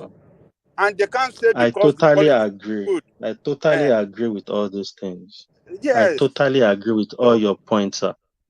But my thing is, I can't go to a church and let me say I'm not a believer and a pastor is trying to make me believe, forcing me and doing all those things. What I'm trying to say is, Rufai, people come to you. You want to grill them. But there is a way and manner you are relaxed about doing it.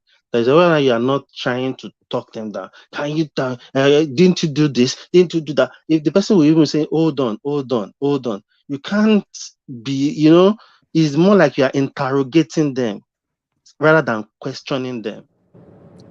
That's how it looks. I'm not saying don't ask those Look, questions. it's good. It's good when these politicians come for us to interrogate them. Let them give account of their stewardship. Question You is can't be about worshiping them. questioning and interrogative. There should be no go. There shouldn't be a no-go area. Any area of their life, let them talk about it. Let them interrogate them. They need to give account of their stewardship, of what their role in the society. They need to talk about it. I think if people will go back to watch that video, we you will can't see that have we can't have initially, mercy on these people. We can't be merciful on them. I'm not having any mercy That is on why them. our country is messed I up don't like this, have any because mercy we are on scared them. of these politicians. We can't talk to them. That is why they do whatever they do and they get away with it. If there are people harassing them on the road, they see them, they start questioning them. I mean, look at in advanced countries now. If they meet the prime minister on the road, you think they won't corner him and be asking him questions? They'll be running They after them. ask them questions, but they don't So shout and what's wrong with talk asking over questions? them. They ask them Everybody's questions personality is and they different. will answer. And the one they don't Everybody, answer, they will walk away No, and nobody DOG, will shout hold and on. laugh and smile and chuckle. DOG, can I ask you a question, DOG? Yeah. Would you say that Fayose should have answered the question better instead of the kind of show of how do I describe what he did? The show of what? I don't even know the right word to use. So instead of the way he did it, do you think he should have done better? Answer the question. But you guys, I will answer your question. You guys just said just now that Rufai journalism style is different. We all know Fayose for his kind of person too. It's different. Maybe if somebody was in his position and in his shoes at that point, the person too would have a way of calming down and answering Rufai. But we know Fayose and his own personality himself. So it is two hot pots eating each other at that point. So we know Fayose, and obviously Fayose would have known about Rufai before going to Arise. And when they invited him, he intentionally called about it to say, talk to Rufai. I don't want all this rowdy attack. Ask question, I answer, and there was a reason he was even there. So even if you ask questions, I don't think it's something that you should harass and start shouting and attacking him. If you ask him, let him talk. That was a point, because initially I saw the video. He asked the question. You can see Fayose was trying to adjust himself and look for a way to answer him. But it's not the way he was asking the question that is now not looking right anymore. And these people, they are human beings as well. They will respond depending on their personality. And we know Fayose. That is my point. I think this is subjective. That is your own opinion. That it was answered. It was politicians are the same all over the world. Politicians will like to play their dirty game and will like to bully journalists. And that is what Nigerian politician does all the time. Bullying journalists, trying to beat them down so that they will remain. But we know Fayose is a bully now, and that's my point. They will remain unquestionable on anything. That's my point. Even in United States here, you will see what do you call it? The conservative media houses. Democrats will not go. You will see the Democrats, Democratic Party politician doesn't want to go to conservative media houses because they know they will be asked hard questions. That's not true. The same thing. The same with the Democrats. They don't want to go to the liberal. The other way around. They don't want to visit it. The media houses of the opposition party because they knew they'll be held accountable. They'll be asked questions that can throw them off the board. So you are very correct, sir. You're very correct. Like look at this man, Biden. You think Biden will go to Fox News to grant? No, he doesn't. He won't want to go. He will go to CNN because CNN will support Democrats. He will be embarrassed. He knew he will be embarrassed because they will throw him under the bus. They will ask him. There are a lot of things that he has said in the past, or that he promised the country that he hasn't done yet. They will bring out the tape against him to say this is what he said and this is what you are doing now. So look, journalism has taken a different dimension, not the way they used to practice in the 90s. The 70s. It is a different journalism, different way of practicing it now, where a politician must be asked hard questions that relate to their own private affair and that of public affair. Once you are in the job of as a public servant, you nothing whatsoever that you must have in secret anymore. There's nothing. Nothing is out of reach. Your life is a public life. Your life is in the public. Your life, your family life, your children, everything is in the public. They could spare your family or your wife, but you particularly, you have no privacy anymore. The moment you jump into private, yes. The journalist in the US that you're talking about, when they ask these questions and when they grill these politicians, when they go to their channels, do they ask it in the manner in which Rufai does his own journalism? Because I think that is what people. I don't think anybody condemning Rufai doesn't want Rufai not to ask those questions. I just think people just have the problem with the way he does his own questioning. To point them very well, to throw them off balance, to I think if we look into these people so that they would. I think we all have our opinions about this. No, that is the way it is practicing. Plus the anger of what is going on in that country is part of why most people are really not getting the point. DOG, let me tell you this. Well, I'm not saying that Arise News they are perfect or they are not partisan a little bit. All the media houses in Nigeria are partisan one way or the other. TVC, we know is Bola Tinubu, and they never at one time condemn Bola Tinubu in that station. Every time, everything about Tinubu is good. So, but we never see them condemn any politician per se. Well, because they are the ruling party. So, and they have condemned Atiku there. But they have opposition in other parties. Yes, I've seen them condemn Atiku or some of the PDP this thing several times too. So, but what I'm trying to say is that, look, this way and manner that you see the Tinubu camp and those that ally with them trying to bully Arise News, we have to condemn it. Arise News, as a media house, should be allowed to operate in the best way. As the opposition. Yes, as an opposition, they should be able to rattle them. They should be able to rattle the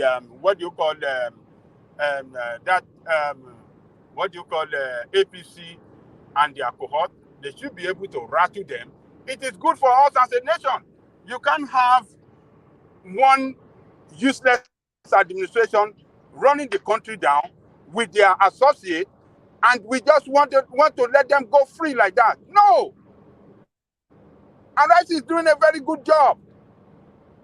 It And doesn't mean that they are perfect, but so is it that all of us should be worshiping them? That we should be worshiping them and be patting them on their back, or to grill them? I don't know. I don't know. Why should we be patting them on the back? They are too confrontational against this. They are too confrontational against that. For what? People that have rubbished this country. Let me say something. If you look at the antecedent when PDP was there, maybe apart from Basanjo, Yadua, this guy, the Joe guy, Jonathan, I think media, they were free. I mean, they had more freedom. No doubt that was what the APC they used during the time of Jonathan, right?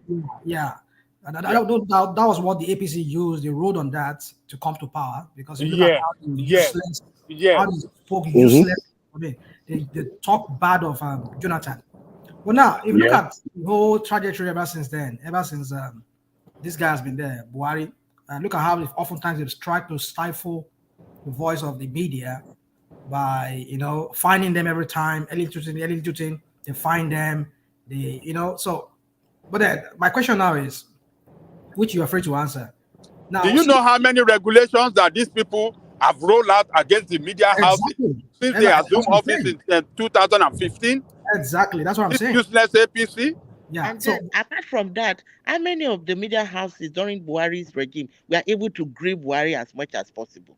They can't. They could not. A lot of them could not, because they were just afraid of the license. So why do we have to keep just? But then what I'm saying is this, my sister. What I'm saying is this: if you look at the pattern now, with what we're hearing from Tinubu now, saying that they should stop allowing what's it called? This man, the Labour guy, Obi, from going from media house to media, and that the DSS now we're hearing from this guy, Keyamo, saying they should DSS should go after, This is you see, we should learn as a society, we should learn to. This is just the beginning, no. Maybe Tinubu, when he comes in. That's what I'm saying. That's what I'm saying. That's the pattern I'm seeing here. Because it's not India already. It's not trying to make government not to talk. Yeah. It's not trying to get DSS after person. So we could be seeing something like this. Yeah. Yeah. We should be speaking up, and the media house should be in the lead. We must not give these people breathing space. We must not give them breathing space. They don't love the people of that country, and they want to silence everybody. They don't want any voices, any form of opposition against their rulership. They don't even govern. They just want to rule. Yeah, because what is democracy? Destroy the country. What is democracy? They want to rule us like it's an autocratic government. They do what they want and nobody should question them. Anybody that questions them is in trouble. People should be free to, let them give account of their stewardship, give account of what they are doing. So, yeah, I think you people think I'm against you. I'm not against you, and I'm not against the question Rufai is asking. No, we are just My sharing our thing, opinion now. Like, look, in advanced countries, when any president comes, if it's time for these journalists to come together and question, they question them. That's so that any rule, any policies they are passing, whatever they are doing, they will continue to ask them, okay, what about this? What about this? So they will sit back and know that we cannot just do a mess up and get away with it. We are going to be held accountable to our actions. As a matter of fact, this Tinubu administration, if they allow him to govern, Tinubu administration will face more opposition in the history of that country. I want everybody to mark it down. And the people that will be in the lead, go and mark it down, are going to be Yoruba people. The moment he's in office and is deviating from doing the right thing, you will face the worst of the worst opposition. All the shenanigans that Buhari did and get away with, they will visit it on him. He should be ready. If they I beg to differ.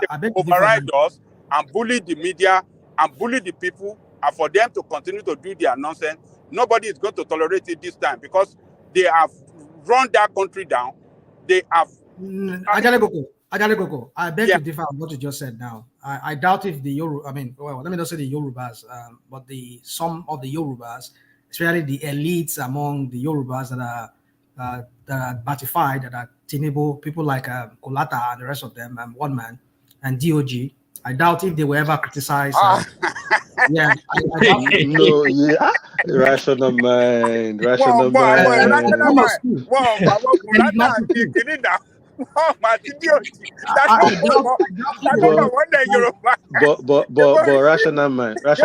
Ever criticize Tinubu if he start messing up? But rational mind. You in this platform, you know that even every name you've mentioned, if Tinubu mess up today, everybody will condemn whatever he does. Nibo.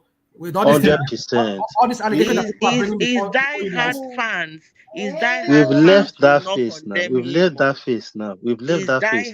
The face will not condemn him. Rational man, I want to guarantee you this. You'll be surprised. Kulata, DOG, even One Man, everybody will turn against him. I am telling you this. Because are you sure? The thing is, God will spare our life. We shall all be here. We pray for him to succeed. Pray for him to succeed. But case is deviating. He's not doing right. It's going to be tough for him. It's going to be tough for him. We will roast him. We will roast him here. The thing is, that phase, we've left that phase. That phase was that phase. The phase then was, okay, out of these three main contestants, we faced reality. Like, okay, this guy is going to win. But people think, oh, we are supporting Tinubu. That was not the case. We are just facing the reality of looking at the politics of it, looking at how everything was going day by day and everything. Kulata came up with a spreadsheet. Everybody was coming with different spreadsheets. We were seeing different analysis here and there, statistics, why Obi will win. And we keep saying Tinubu will win this election. That phase now we've left it because we knew he was going to win that election. If it was Obi, everybody felt we win election, we would have been on Obi side there. That was why we are on Tinubu side. Not like we are supporting Tinubu, but we know Tinubu will win the election. Now the phase we've moved on from that phase now. If Tinubu now starts his government and is messing up, obviously this is what the platform is for. We will roast him. Everybody will come and join us and roast him. And I'm sure the obedient will be happy to now have a say. But it's not as if the platform is supporting Tinubu. The platform is just looking at the politics of things. Yeah, let me support Ajalikoko that the Yorubas, or let me put South, will attack Tinubu more than any other person when he started his administration. You know, this syndrome we the Southerners have, like, try to be like we are we are intelligent people, we are rational people. That will always work against us. You don't see that in the North. We want to prove to the world that we are civilized, we are Democrat and all that. Every day, for example, people like Dorothy Faremia, that guy, that lawyer for Obedient, is a Yoruba man. Other lawyers will be there. So many big top personnel. DOG and one man. With the data will never get close to Arada market, close to come to where they're talking about it. I'm talking about people that matter in Nigeria, better people that matter in the South. That you see on TV every day criticizing this man, even though if you put a good policy there, because the policy just delayed for 2 days, they will roast the hell out of him. The South will come for Tinubu more than the North. Then the North is not agree spell with you. soon. I think The North I is not do. spell. Hold on, let me land. Let me land. Sorry, let me land before you go. Okay, Sorry, let me sorry. land before you go. I'm sorry. Yeah. Now, the North you see now that does not be complaining since. As Tinubu enter, then you know the North is bleeding. Soon you sound as then you start hearing that the North are hungry. Now you start hearing the North are marginalized. Now there's no more infrastructure in the North. The North will start agitating because they are opposition right now. Now the North that you see that does not talk in Buhari regime ever since everything Buhari do or does is a pass. But as soon as Tinubu enter, you start seeing RY Youth Congress referring that the North have been neglected. You start seeing skirmish of protests. So it's not going to be easy for this man that is coming in, but we will take the front row, mostly the South, to roast our own more than the Northerners. Thank you. I think I agree with you in the sense that, okay, look at like the Obas now, all these traditional rulers. Look at those people that are criticizing the Yoruba Obas. They are mostly Yorubas now. Look at the Oba of Benin. I don't see people from Benin criticizing and tearing him apart. I don't see the ones in the north, the emir or the sultan. I don't see the northerners tearing them apart. But it's the ones in the Obas in the Yoruba land, the Oni of Ife, all these traditional rulers, they tear them apart. So we are really right that the Yorubas actually will come after him. And then that means it's not only Yorubas, the Hausas too, other tribes. Anyway, we just pray that he will have a successful government and change the situation in Nigeria. I mean, I'm very happy. I'm very happy Tinubu came in the sense that Tinubu is part of the cabal. He knows the way out, the way in the sense that if you want to catch a thief, it's better you send a thief to catch a thief. A thief knows in and out to catch a thief. So Tinubu himself is part of the cabal. He knows the in and out. So he will know thief, where bribe and where. thief now. Now so thief go thief, bribe thief. That's so that they do am. He will know where and where the loopholes to close all these things. You will not. I'm sure Tinubu will make a good governor. His government will be good because he's the thief too. So he will catch the thieves. He's part of the cabal. He knows their loopholes. He's going to go after it. I just hope God's give him good health to be able to do what he's supposed to do. Sorry, Tinubu will work because Tinubu is the kind of person that want to work on his own on his own structure, and there's already a structure on ground. Tinubu have to remove that structure to put his own structure so that he can run his train on his own track.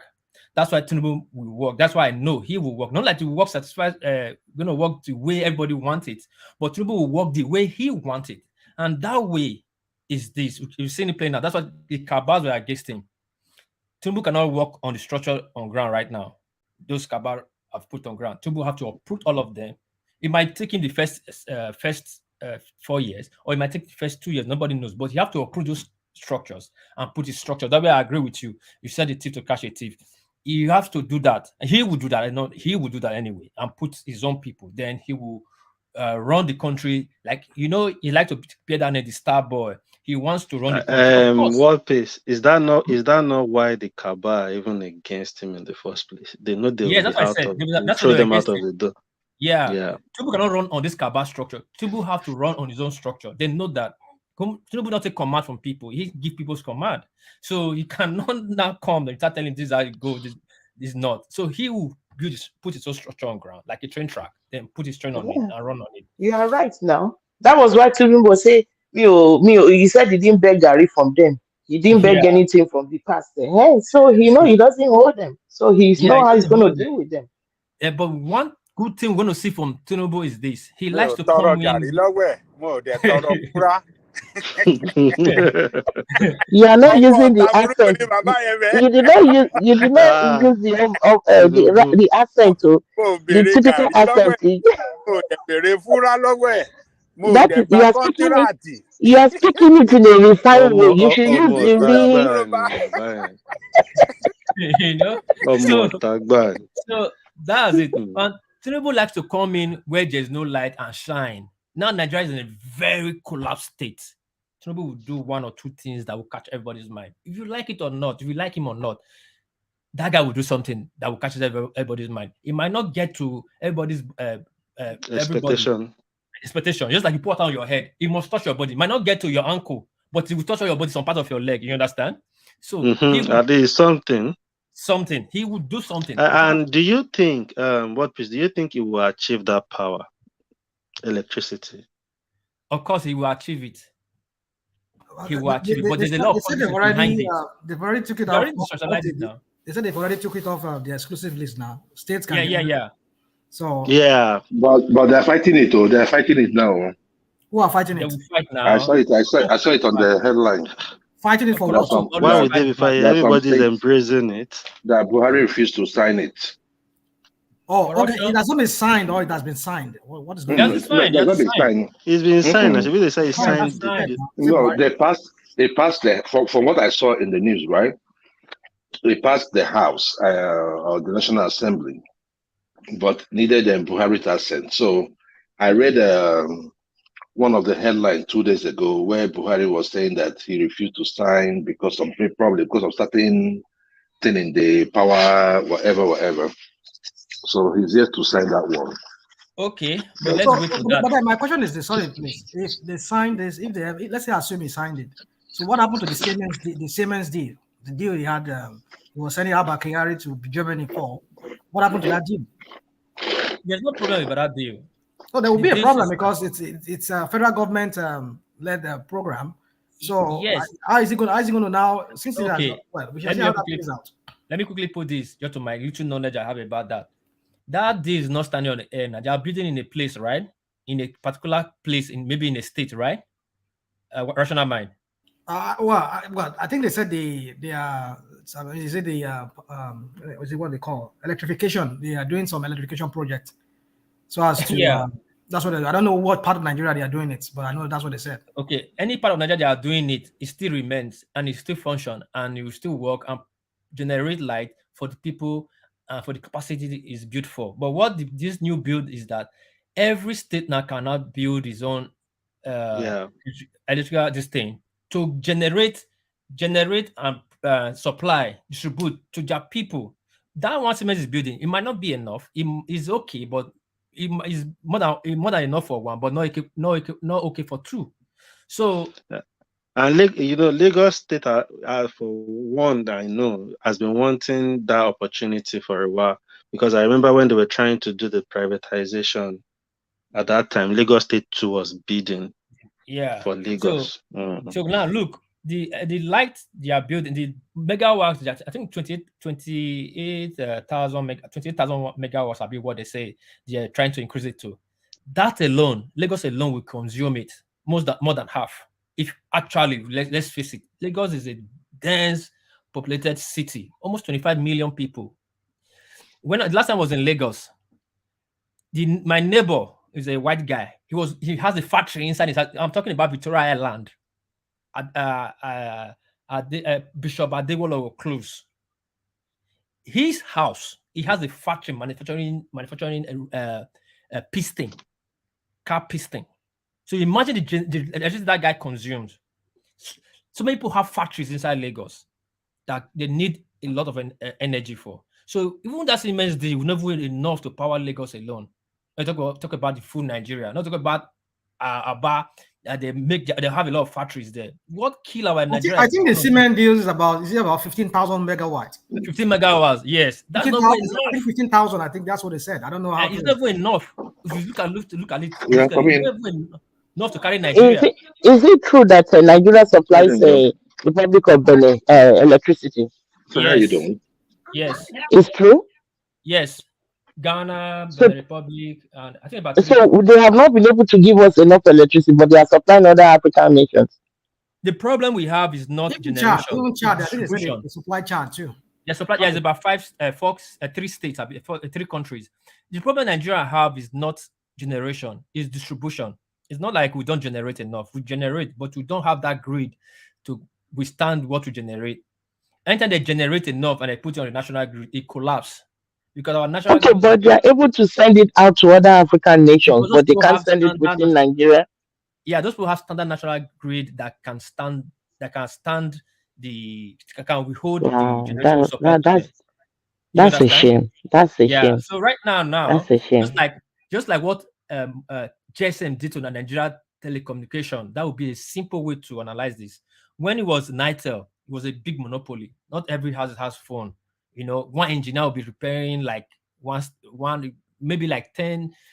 How will I put my 3 local government, one engineer, or how one engineer that is servicing that area? If your phone goes bad, it will take you like 3 months before they can fix it. But when GSM came, what happened? United died automatically, and there was competition. There was enough communication system. You understand? So if they give every state now the opportunity to generate and distribute their light, you see the Nigerian economy will start growing up. Our hotels, markets. You know, most of our food we eat is perishable. That food that can last at least maybe 3 or 4 days. So imagine you have light to preserve those things. Our cool room. So you see the economy will start taking shape again. We need electricity. We need energy first. If we don't solve that problem, we're not going nowhere. So people What, fighting. please? Sorry, can I quickly come in, please? Yeah, sure. Come. Yeah, sorry. That the bill was signed by Buhari. I don't understand why this other guy was saying he read somewhere. That the bill was among the 16 bill that the president signed, just waiting to be gazetted. That's all. That bill has been passed and signed by the president. Okay. Yeah, it's been signed. Okay. But Yeah, it has been signed. why did he wait this long to be signing all these bills, for goodness sake? Yeah, Why because did he? that bill is part of a constitutional reform, so it has to go through the Oh, state's House of Assemblies. So it's not something that the okay, National Assembly can just do and then it will be done. So okay. this have to be gone. It has to go through all the state House of Assembly. So that was why there was not able the governors fought against the local government autonomies. And that was why that was not able. They were not able to pass the local government autonomies bill among those bills because it was part of those bills that was supposed to be passed. And some of them also refused the state policing as well. So those 2 were taken out of it. So they passed the other 16. So it's a step by step. It doesn't have to be done at once. So, but this very one and the decentralization of the railway corporation bill as well, because now states cannot build their own railway lines side by side with the federal lines as well. So that as well has been taken was part of the bill, and there were a lot of good bills there that was passed in that 16 bill. I'm surprised that a lot of people have not took time to actually look at it and talk about it.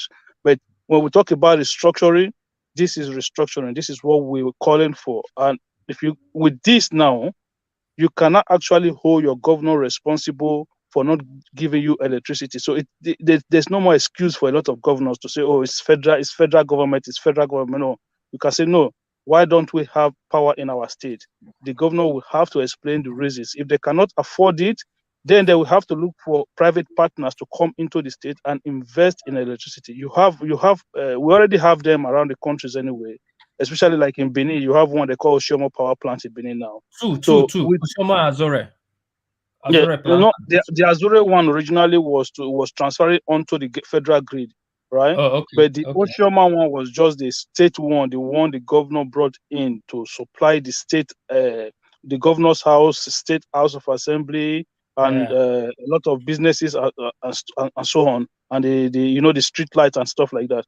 But now that power plant that has been upscaled to about 90 megawatts, right? So they cannot start supplying houses because the whole thing is there. It's been dragged around the whole city.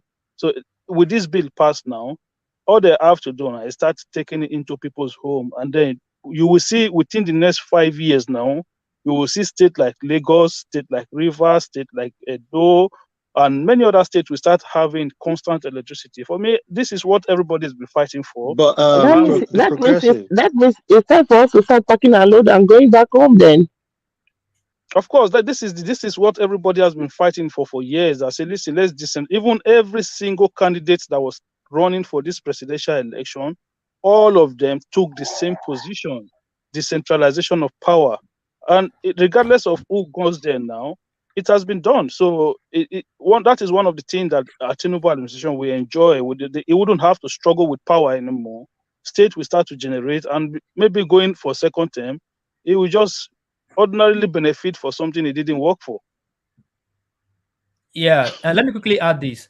Oga Akim, I think many people don't know. Do you know in Nigeria Constitution, the local government is in charge of 65% of Nigerian roads? Do you know that?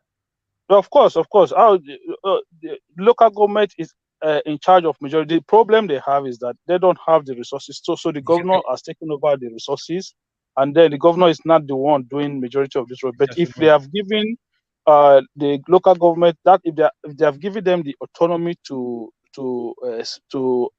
have direct access to their allocations, I'm not saying they would do well, because a lot of them they've overstaffed themselves to the point that when that money comes in, they might just use the old money to pay salary, because some of these local governments are not financially viable. Let's be honest with ourselves. Some of them cannot sustain themselves. So it's not only to pay salary. The local government chairman pockets most of the money. You see, somebody becomes a local government chairman, before 2 years he's building mansions. Yeah, so those are part of the problems as well. So the governors that's why the governors, some of them took over these resources, because some local government, fine, if you go to somewhere like in Benin, maybe like Oredo, Bubaha, and those one they'll be able to sustain themselves. But if you go to some other maybe places like Igweben and all those places, they might not be able to sustain themselves, and they might have already overstaffed, and they might have corrupt local government chairmen, and they will still have to service the elected officials in those local government. So then it means that some area will be over benefiting, some will be super overshooting themselves. So that's why the governors have taken over. Whether it's a good or bad thing, I don't know, because I'm not inside the system as we speak. But for that power matter, trust me, I think this is what everybody have been calling for years. Even myself, I've been going like, I don't understand. It does not affect anybody negatively. Why haven't we gone this road? But at the end of the day, the Siemens work, it's not about electricity generation. It is about our transmission line. Nigerian transmission line has been rotted. It's not like we don't generate we don't generate enough, but we generate reasonable amount of power, but we cannot supply them. So the CMN deal is not electricity generation, is to work on our transmission line to renew most of our dead transmission lines. So that will go side by side with the state coming into the electricity sector as well. And are you sure these transmission lines were not the one the colonial masters left in place before they? Some of them are part of it, and the military, and from the military days and years ago, where in fact we have not had any form of investment until this Siemens deal. Believe it or not, Nigeria have not invested a dime on our transmission line. The reason why we are able to supply other countries electricity, if you look at a country like maybe Benin Republic, that country would, maybe if we give them 100 or 200 megawatt, they would take a lot of what they need, because these are very small very small tiny countries. So it's not like a big deal. Togo, like Lagos State, is bigger than Togo. It's a very small country. So if you give them 100, population of Lagos is 5 of Ghana. 5 of Ghana. So if you give them like 100, if you give them like 100 or 200 megawatt, which we can easily just throw away to them, but we can't. There are some times that we will generate power. The discourse will refuse to accept them because they don't have the capacity to carry what we have generated. And most of the time, when you get power grid collapse, that is what happens when they attempt to take too much. The infrastructure will go down, will broke down. So for me, I Isn't think that a shame? Isn't that a shame? The supposed giant of Africa. Isn't that a shame? No, the problem is this, when you operate, and this is when you see when our people, when they are condemning this Buhari government, right, it has got a lot of things wrong. But let's be honest with ourselves. They've tried to do the right thing in a lot of the time, even though some of these things hasn't worked. But this power problem, they came into it. This was a problem that was left by the Jonathan government. They privatized these things to people who did not have capacity. How do you privatize a public institution to the private companies, and at the same time, government were giving them loans to be able to stand on their feet? From the beginning, the OT was a sham. So they never did their due diligence to make sure that these things were given to the right people who had capacity to be able for this thing to function properly. They just gave it to their friends. That was what they did, and that was why we have suffered for years. Yeah. Some of these people, Good luck gave it to a lot of his friends as well. The some of person these in charge of people, Benin was one lady. that was that was the worst. the one that was in charge of it. That woman fought the Edo State government for years for them not to be able to have Oshomo power plant in Edo State. She fought them for years. She took them. It was Yemi Oshibajo that intervened before Oshomo power plant was able to be established in Benin. So by the end of this year, stroke next year, you will be surprised. A lot of homes in Benin now will be running on 24 hours electricity. Even as I speak now, the state already run on that private power plant, but it's just that the law had not come in, and then that had hindered that company to be able to go into people's home. And you have a lot of them. You have a lot of independent power plant in Lagos as well. Just watch that space. You will see. I've told people, a lot of us we've been too negative about the whole thing. Some people took the election of Tinubu they took it too personal and emotional. They are not looking at these bills that are the coming bright out. side of it. Hold on. You are going off tangent here. Yeah.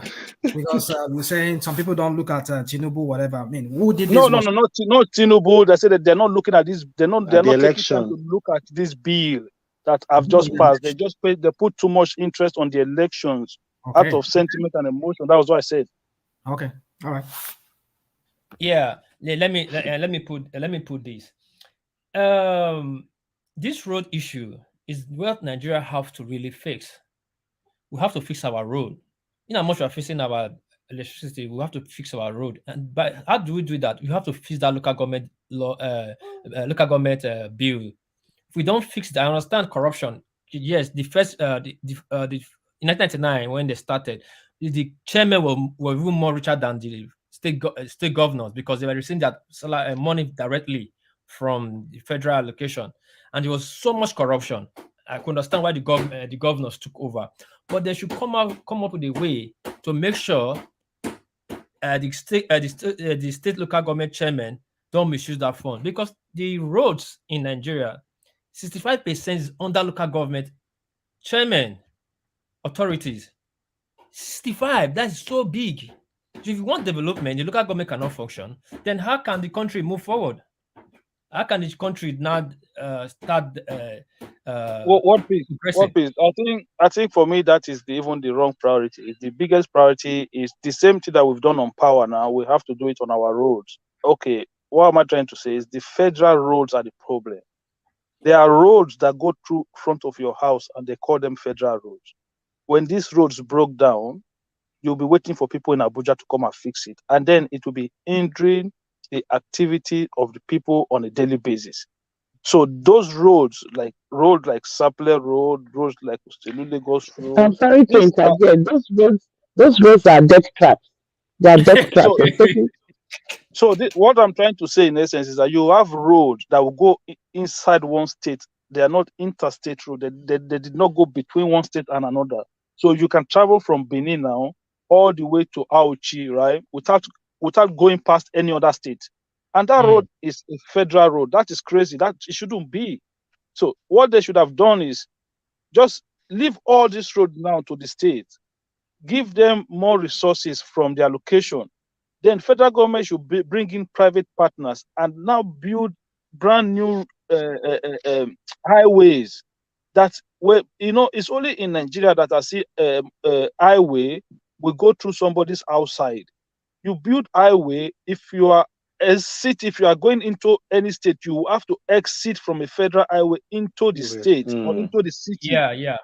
You know what I'm saying? You have to exit a federal highway into the city. But our own, you will drive past people's outside, and that is a federal highway. It's stupid. It doesn't make sense to me. Can I say something? Akim, can I say something? Yeah. I think that's another way to go about it. But you see, what you're saying, talking about these roads and how the local government should function. You see, in a more federal system, like we operate here in America and in Canada and also in Germany, I can talk of this especially Germany and Canada, and America here. The nucleus of every government, when I talked about the executive, is the local government. The way if they can redo that, I'm for scrapping this in 1999. But if they want to go through this process of doing it in piecemeal, I think that is better. I won't say that's better. That's okay.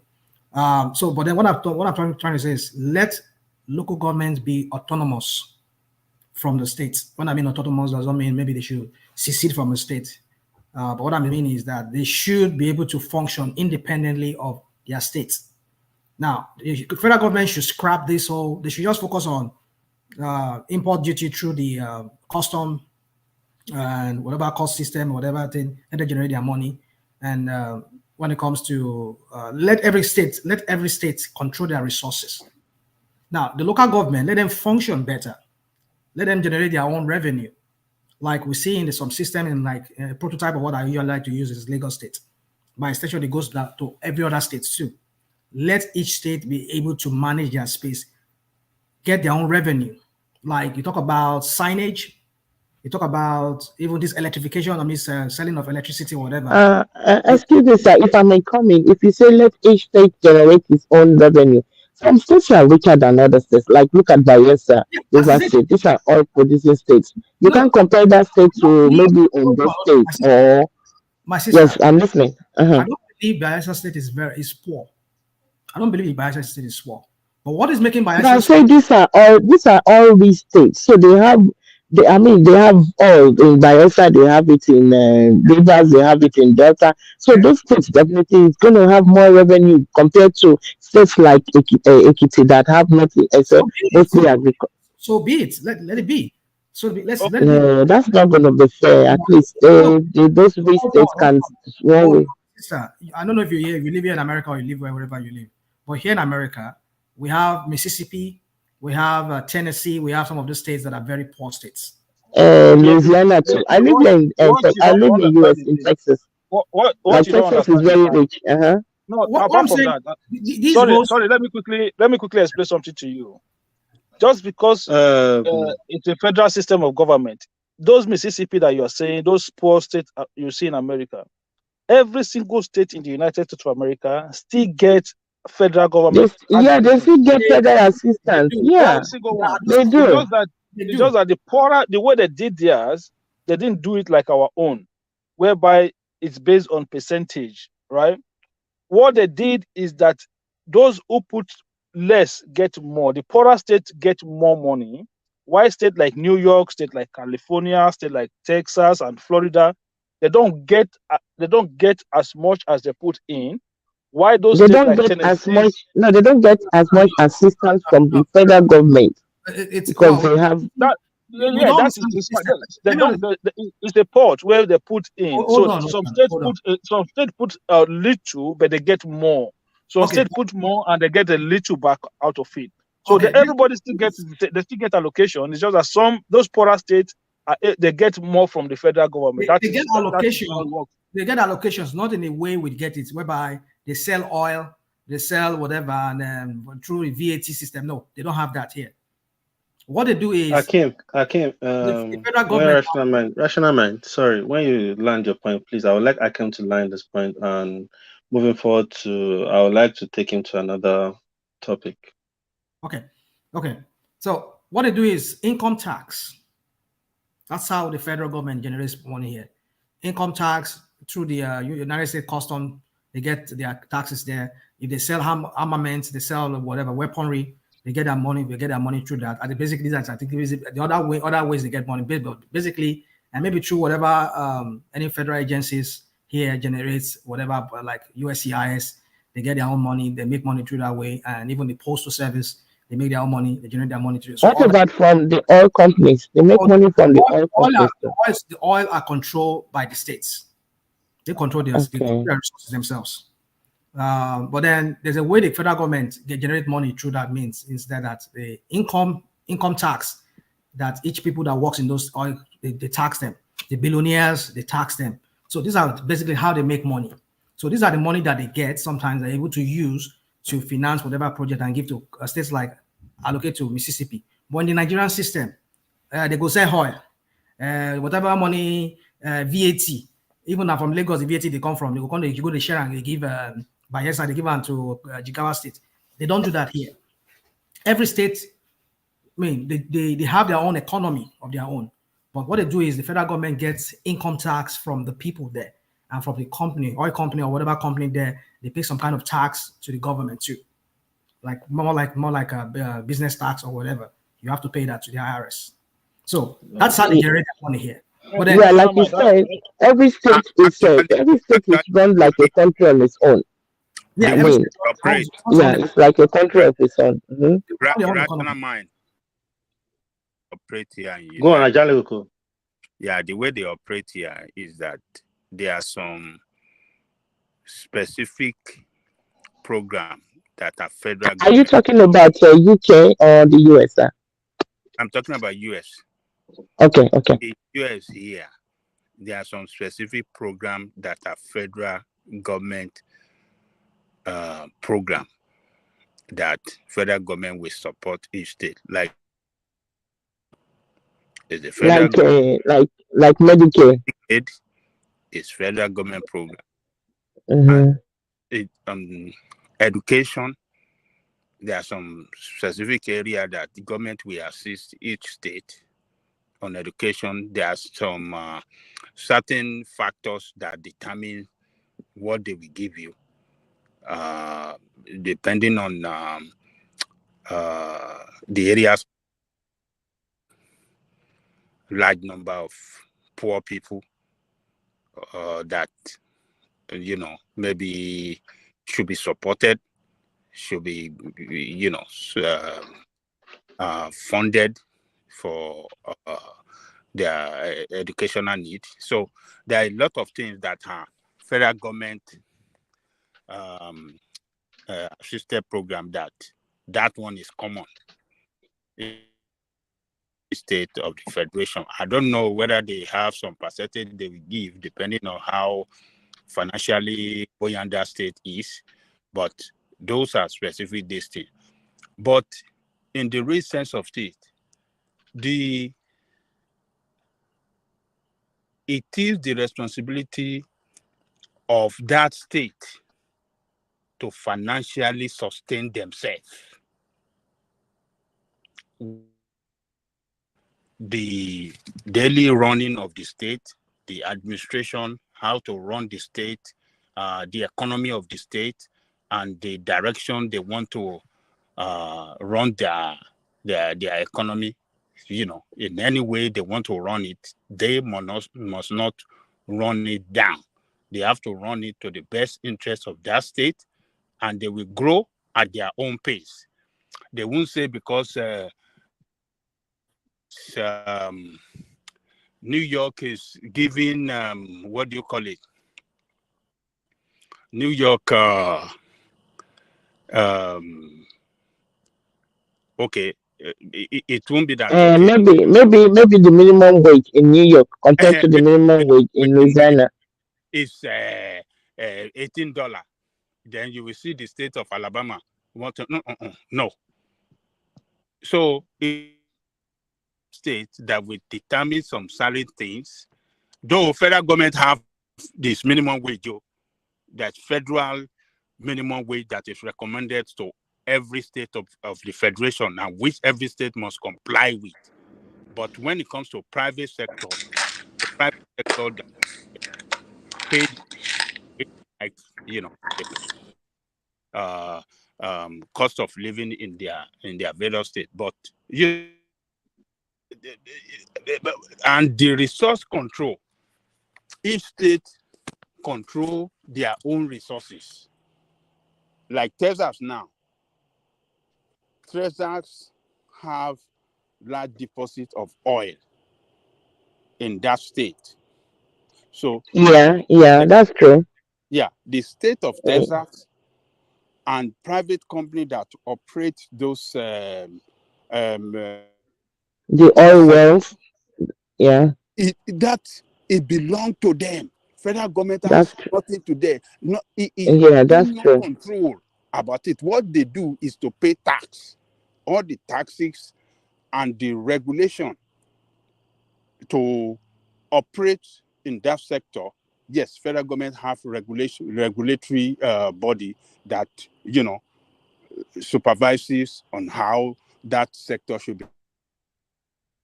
The control of it, they don't have no hand. It's the state of Texas and the private company that operate there. And that is the only thing we can do in Nigeria that can make Nigeria grow economically. If you don't give the state that resource control, all this nonsense they say they are doing, it is all just boju. When you say, okay, you go and do electricity. Do electricity it doesn't control its own resources. How would it be able to? How would it be able to? Yes. Okay, sorry, I want to quickly say something here. Yes. I think we start from a default position, like from the wrong side. So we all agree that our constitution was poorly written, right? So just like in the United States, right, things did not become what they are overnight. That is why if you look at the United States Constitution, you have the First Amendment, Second Amendment, Third. So if it was perfect, you will not get all these different amendments into the Constitution. Over time, they continue to amend whatever they feel needs to be worked on. So, like I said to you previously when we had this conversation, this phase of electricity, let's all of us be honest with ourselves, is a very good step in the right direction. And other bills that were signed recently, these are part of the continuous restructuring that we all requested for. It's not going to be done overnight. Another government will come that will look at the state policing, that will look at this local government autonomy. It will take time. We will continue to advocate. We will continue to push. And these governors, one day will bend back, and then we will get all of these things passed. So we will continue. But as you are saying this, I'm sorry. What about the time of Obasanjo? I think there was this reconstruction that was being talked about. Was it done, or was it a little bit that was done, or what?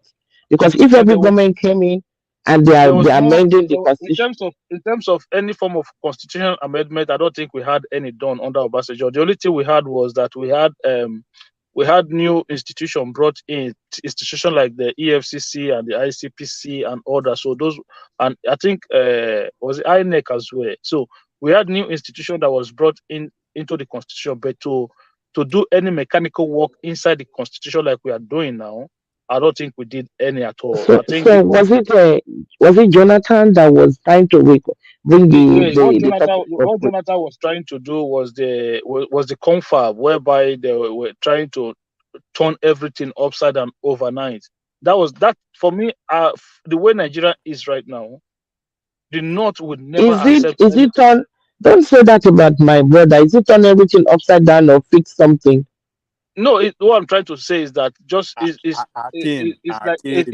like taking a drastic step in one go. In one go. So for me, that was never going to work. We have to be doing it piecemeal by piecemeal. You are not saying the truth. What do you mean that it's not going to work? Okay, Baba Jalikoko, you can see the fight against state policing already. It was part of this bill. You can see the fight against local government autonomy. It was part of this bill. Hold on. It was Buhari administration that they didn't want it to work. How? Now, it was Buhari that didn't want state police and all those you are mentioning. It was So Buhari is in Yeah, I those think state house of Akim, I think assembly I that were agree with refusing. Ajani Kuku on if that Buhari had because a lot of the state governors push it for that at some point. Push for not Even all. Look, you need over. You need. I think you need about 2/3 of the state to be able to pass those bills. hold on, no, what you are talking about, whether 2/3 or Please, 10/3. I have a question. Has it always been like this that the federal government is the one that controls the police, or it was something that changed over time? I think the The police has always been under the In the federal government. colonial times, it's every always been under the federal government. in the colonial times they have local police authority. Look, Yes, okay.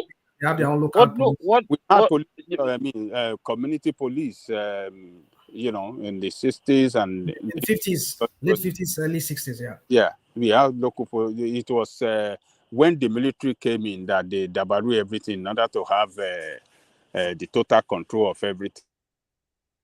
Trying to say, okay, is that when Jonathan did that confab, people that came there came from all walks of life. They are Nigerians, right? They agree on various things that affect our existence in that country. And they put document on how the country can work. If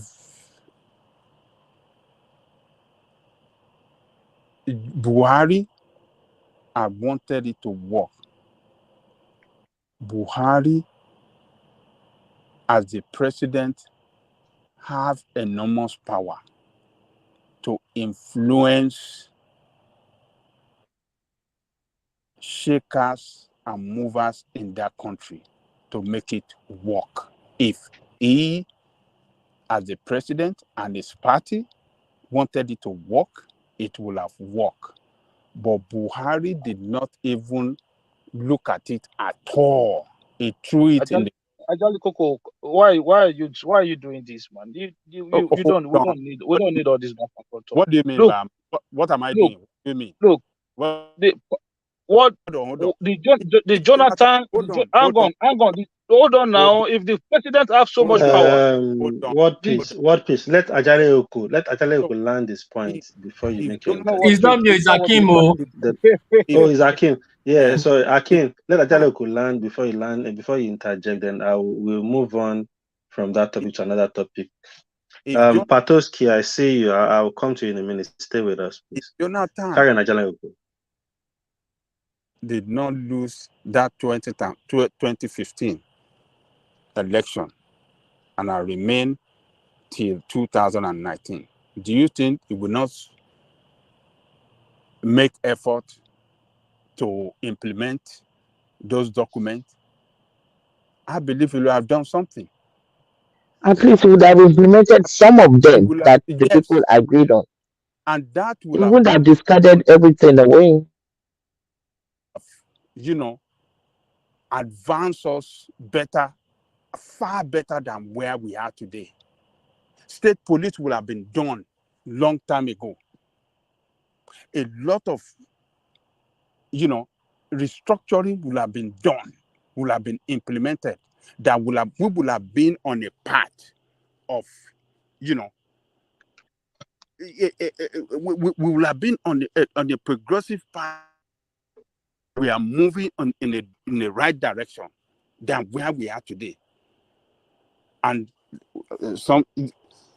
but instead, Buhari came in, threw it apart, a constitution kangaroo, and said, okay, let's give them electricity, let's give them this, let's give them this. Nation doesn't work like that. That is what we are practicing in this country, the way they are doing. This is dictatorship. This is not democracy is practice. Democracy it's not democracy, right? Where state doesn't have control over their resources, where local government does not have control over their resources, that democracy is a sham. It can never develop.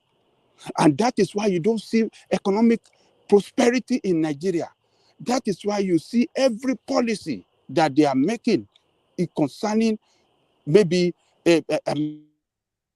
economic growth doesn't work, because the grassroots, which is the local government, the grassroots local.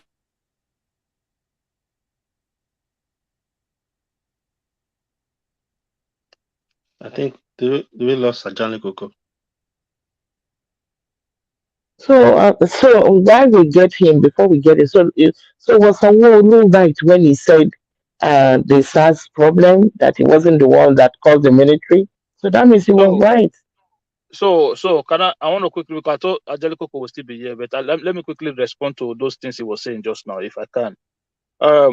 First of all, the idea that Buhari did not implement the full confab, for me that was just that. I wouldn't call it. I don't know what word to use. Even Jonathan, after the confab, if he wanted to implement it, if the president had so much power as Ajali Koko claimed, Jonathan had enough time in office to put that confab into use. So why did he just put it on the side and wait for the election to say after the election they will now use it? Because look, let us be honest with ourselves. The way our constitution is designed, not even the National Assembly, the Federal National Assembly, cannot do some form of changes inside that constitution. It has to go through all the state House of Assembly, and you have to get a super majority of states to approve it before you can alter a lot of those things in our constitution. So whether you organize a confab or not, it doesn't make no difference. If you take those things Was that the way the British was that the way they drafted it before they left, or what? The Yeah, constitution. that is how the constitution is. For you, there are some certain amendments that you want to do. It has to go through the state House of Assemblies. So you have to have 2/3 of the 36 state House of Assembly to approve it. So last time we were here, we talked about the bills that were going around. The National House of Assembly had passed this bill, right? They're not going around the state House of Assembly. You saw states that was against state policing. You saw states that was against state this local government autonomies. We saw all the bills here, and we talked about why certain states, even certain states like Lagos and some other states. So if Jonathan had put that bill forward, and those northern states look at it and say, state autonomy, we can't afford it, we're not going to support it. So what do? Look, you are a president, but you don't run this state. They run their state. Governors run their state. They will tell their houses of assembly, no, look, throw that in the bin. We're not going to sign that one. We're not going to approve that one. What are you going to do? Well, look, let's be honest with ourselves. Will we get there? But it's just like we'll find a way to just condemn everything. The step that we have taken now is the right step in the right direction. All these bills that we are talking today now that were passed, they were all part of the discussions in the confab. Decentralization of power, decentralization of the railway system, giving states more power. Okay, this is the same government that passed the PIB bill, the petroleum industrial bill. So nobody talked about that. Those were part of the structure that they were talking about. For me, I think there are a lot of people that expect all of these things to just come overnight. And I think one thing that has worked in our favor is that the failure of the Buhari government means that they were able to do these things, because it now shows a lot of where the country needs to go direction-wise, because it means that Buhari was able to do these things as a way of to say, you know what, yes, I might have done bad economically, but in terms of this area of restructuring the state or restructuring this constitution. At least we are trying to move in the right direction. I think we have to we have to we have to appreciate it when it is done, and then we have to keep pushing for the others that we don't have. It doesn't mean that it is perfect. No, it's a work in progress. We have to continue to organize. All the civil society organizations out there have to continue to push. There are bills out there, maybe bills when it comes to women's rights and things like that, that we need to continue to move forward as a country. So it's not going to. I think there are some people who just feel like it's not Nigeria going to be has to be. automatic. What you're No, saying it's not now gonna. is very It's not going similar. to be What you're done saying overnight. now, what you're saying now is very similar to what Madam Zita was saying, because she was telling one man to go into call Aso Rock and ask for all the bills that Buhari has passed. That he's going to be surprised about so many things he did. Of course, they've done it So in terms that's of exactly what you're these saying bills. too. They've done a lot. They've done even this same House of Assembly that they've called rubber stamp House of Assembly. Have done a lot more than the ones that were not so rubber stamp. And understand that in terms of the government bills and borrowing, in terms of the government budget and borrowing, it has been complete rubber stamp. But let's look on the other side, the work that this House of Assembly have done. They've that, in my opinion, and things that I've seen, I think it's been one of the best Senate and House of Assembly that we've had in years. Because a lot of these things, myself, I never believed that this will work. But I think having passed this set of bills now, plus the previous ones, and don't forget, last year there was the Electoral Act Reform Bill as well, 2022, that brought in beavers and all of these things. So we are moving. Look, we are taking baby steps. We need to do more, but we will only get there if we do not continue to look at it from the way Ajali Koko saw it, but rather than look at it as, okay, yes, we are making progress, but let's continue to push for more. Let's continue to ask that we do more. Let's continue to ask that we do better. Let's not just offload our hand. If you can write to your state governors, you can write to your state representative, continue to put pressure on these people to say, look, let us go in this direction. Let us try and implement state policing or local government policing. Let us decentralize the road system so that majority of our roads are controlled by state, so that if the roads are bad, we hold our governor responsible. Don't come and be telling me that the road in front of my house is a federal road, and when that road breaks down, I have to wait for people in Abuja to come and fix it. So for me, so we need to continue to push, and that is the only way this country looks. If you look at our age now, by the grace of God, maybe the longest some of us will still live here, maybe 40 years, or if you put the average age of the lifespan of men and women as it stands now, maybe 40 years. But we have to do this thing for our own children. I think if we are expecting things to be done overnight, it's not going to be done. Even the United States that people enjoy today, it was piece by piece that they built that country. So we will do our own the same way. I understand that our generation, we've come to the West, we've seen things overnight, but they were not done overnight. It's just because we did not witness the time when them two were going through what we were going through now. So we just come to these countries and we see that they have 24/7 electricity, they have good roads, they have everything. But all of these things as well took them time. In some countries, it took them years. I live in Ireland. There were times when this country was like it was a no-go country.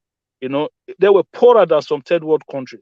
But look at where they are today. We will get there, but let's keep pushing, because I see some people sharing their passport. Those are some of the dumbest. It's like if you don't have anything to contribute, that is how you behave. If you don't believe in yourself, that is how you behave. People who have something to contribute, people who have positive mindset, never gives up at any time, regardless of how tough it is. You have to find No, a those way to people, keep they were pushing. just heartbroken. Their dreams were dashed. They were emotional. They were going It to doesn't come back to matter. them. It doesn't Yeah. matter. Everybody gets emotional, So, but you have to Akim, step back let me from it. move you on from there. Now, Festus Keyamo petition DSS to lock Peter Obi and Yusuf Datti for insightful comments. What's your take on that? I think is stupid. It's stupidness, man. It should not be. Look, you see, when people are baiting you, you don't have to be giving into those baits. Okay, Please, so okay, man. please, I have a question. I'm sorry. Are you an obedience or you are for Tinubu or you are from Atiku? Because No, I that's don't support. I don't support any of them. Because okay. So we're gonna yeah, have a neutral I would answer have then. support. I would have Really, Hakeem? support. Really? Really? Yes, so Any of yes, them? so Really? no. Of course, I would have support somebody like Showore or somebody like Oshibajo if Oshibajo was on the ticket of APC, then I would have support Oshibajo.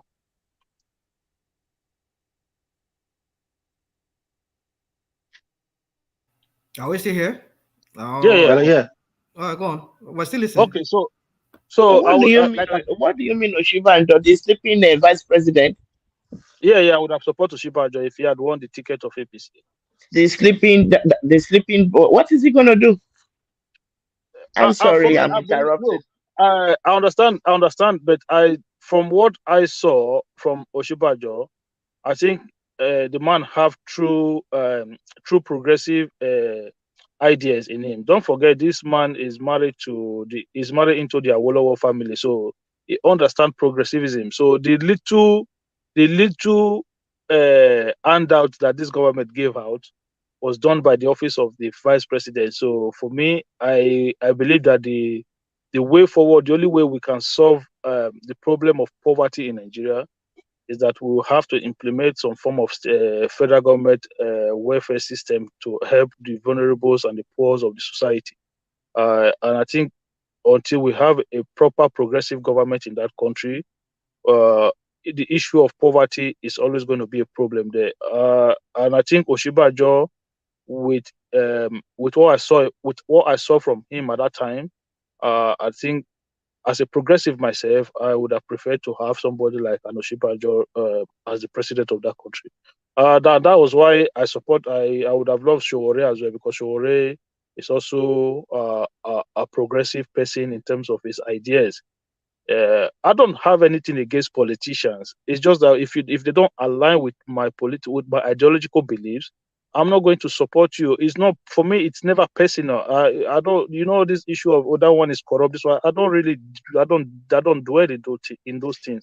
I look at your standing, what you believe, and if they don't align with me, I'm not going to support you. It's simple as that. So, so should I carry on with the? Yeah, carry on. Yeah, carry on.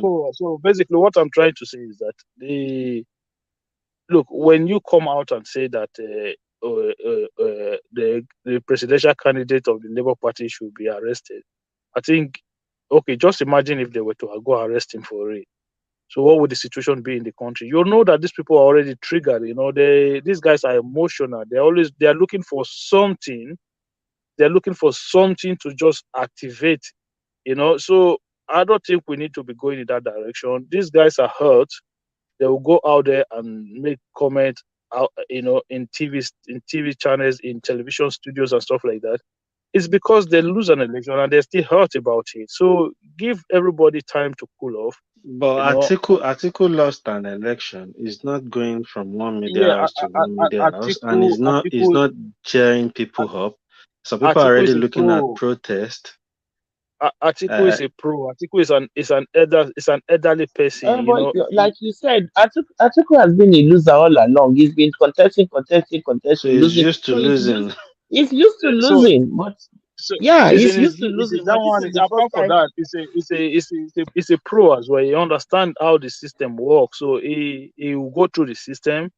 And don't forget that the energy behind the Obi movement, you don't have that same energy behind the Atiku movement. So if you go to a point whereby if the DSS was to go arrest Obi today, the country will almost certainly go into flame. Some areas of the country will almost certainly go into flame. So you don't want to be doing this. Nothing will happen. Nothing will happen if they arrest Obi. They will go through their own healing process in their own time. And over time, everybody will come to accept what is reality, and they will move on as a country. I don't think it's called for at all. Festus Keyamo should have just gone and then give his submission. Forget about calling for their arrest. it does not bode well for the unity and the peace of the country. But their comment, is it good for the unity and the peace of the country? Yeah, but this is what I'm saying. You cannot always pick when someone there's two wrongs does not make it right. Let me put it that way, right? So it just because they are making this what you regard as inflammatory comment doesn't mean that yourself will go there and do the same thing, right? So there have to be seniority. Is that coming from my side?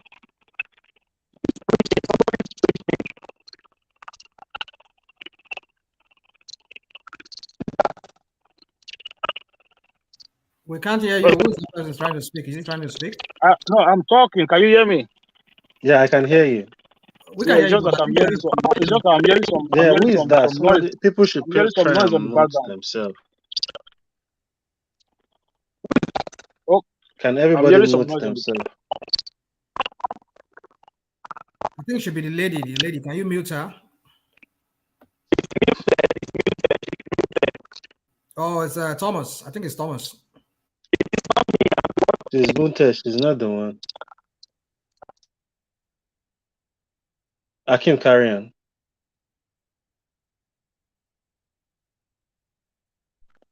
Akim, are you there? Yeah, it's cracking.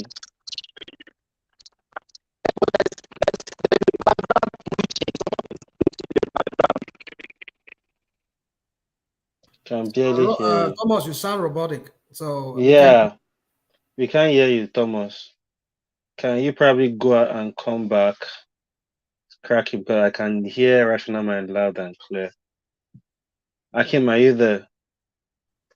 Yeah, I'm here. Yeah. So taking you from there, PDP suspend Fayose and PIUS. What's your take on this?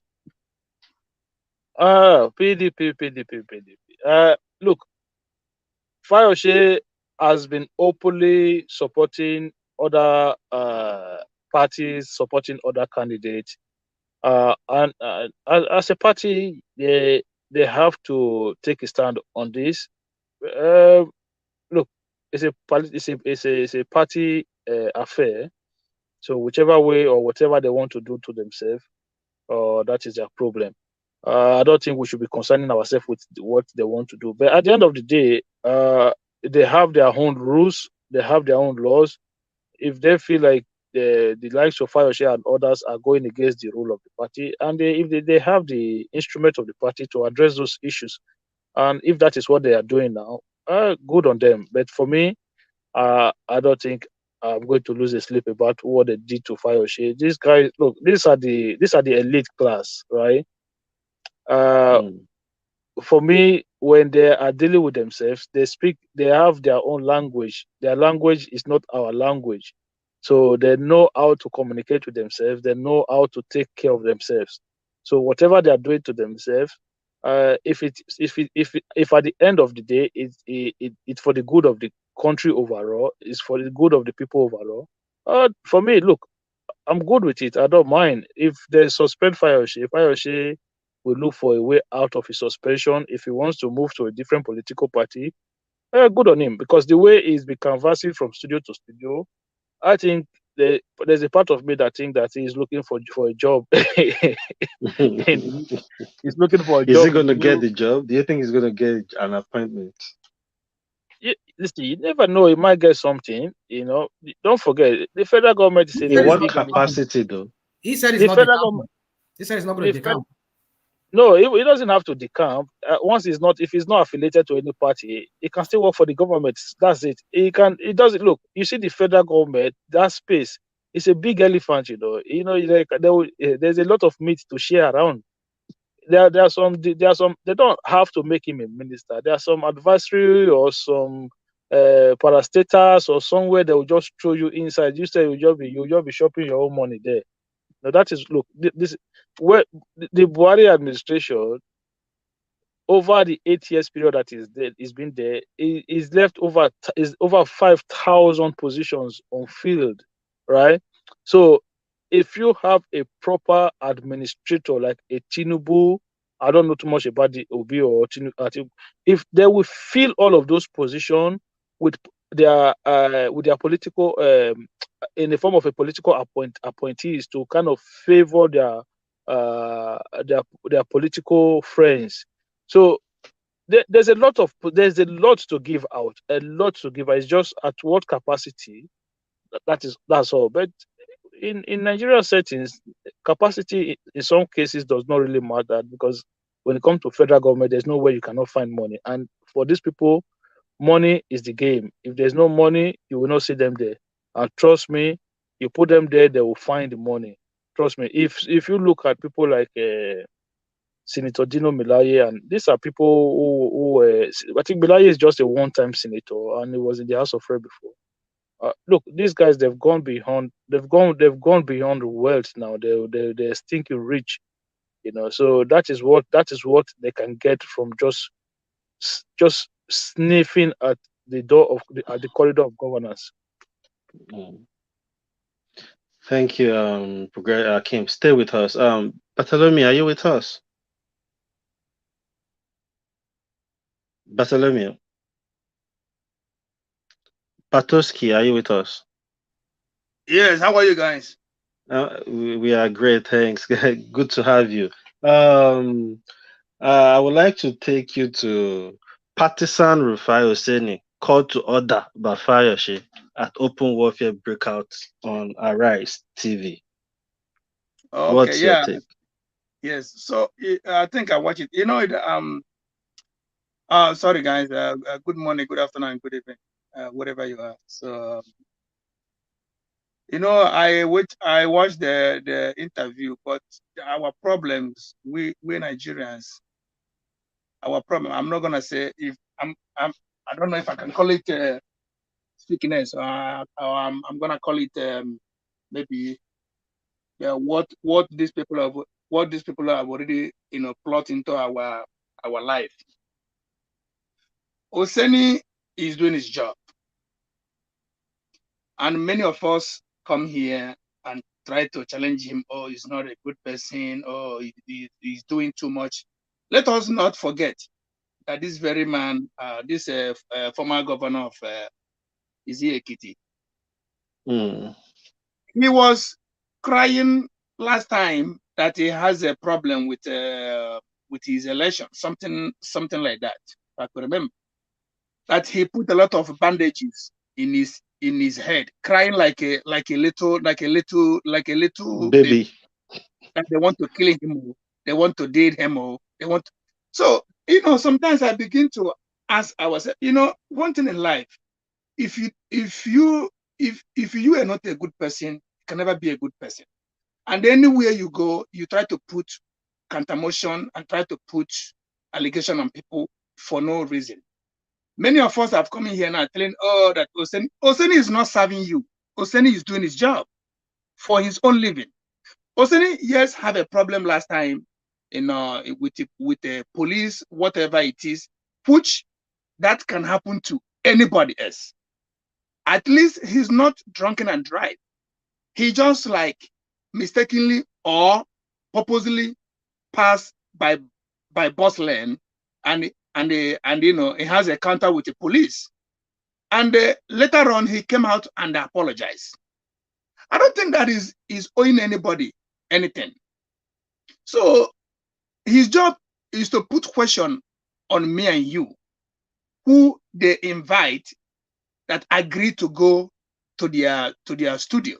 So when he puts his question on you and you have a guilty conscience, that is when you start to falling apart, begin to find a way to hold your hand, just like somebody there's someone that the river want to carry. He will try to be flinging his hand everywhere, try to find something to hold.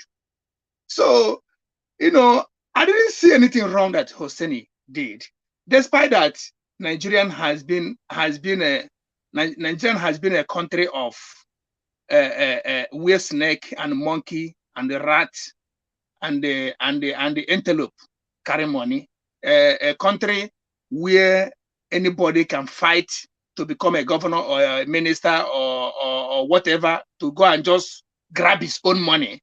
Nobody think about, you know, his own or his state or his own people life, except his own family. So I didn't see anything wrong, Oseni, due to this very man. The man is just a crying wolf. He's not a. Is it Patoski? Bartholomew. Okay, No, Bartholomew. Yeah, sorry, 1 second, please. Right.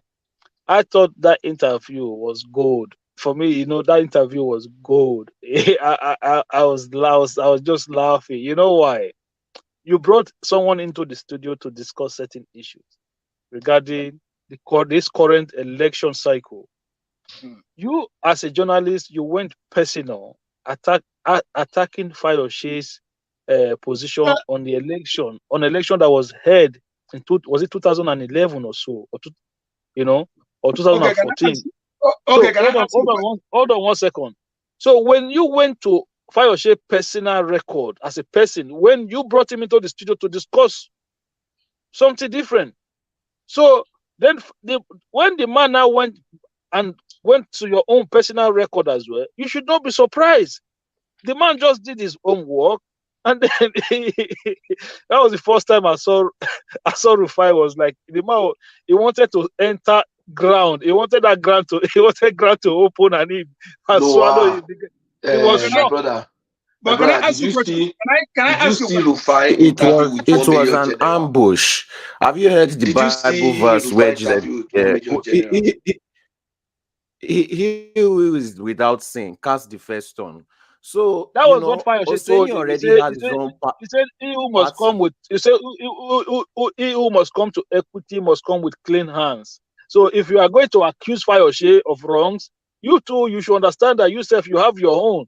They will still give it to you. So he said, "If you give it to me, I'll give it to you." That was, baby, if you give it to me, I'll give it to you.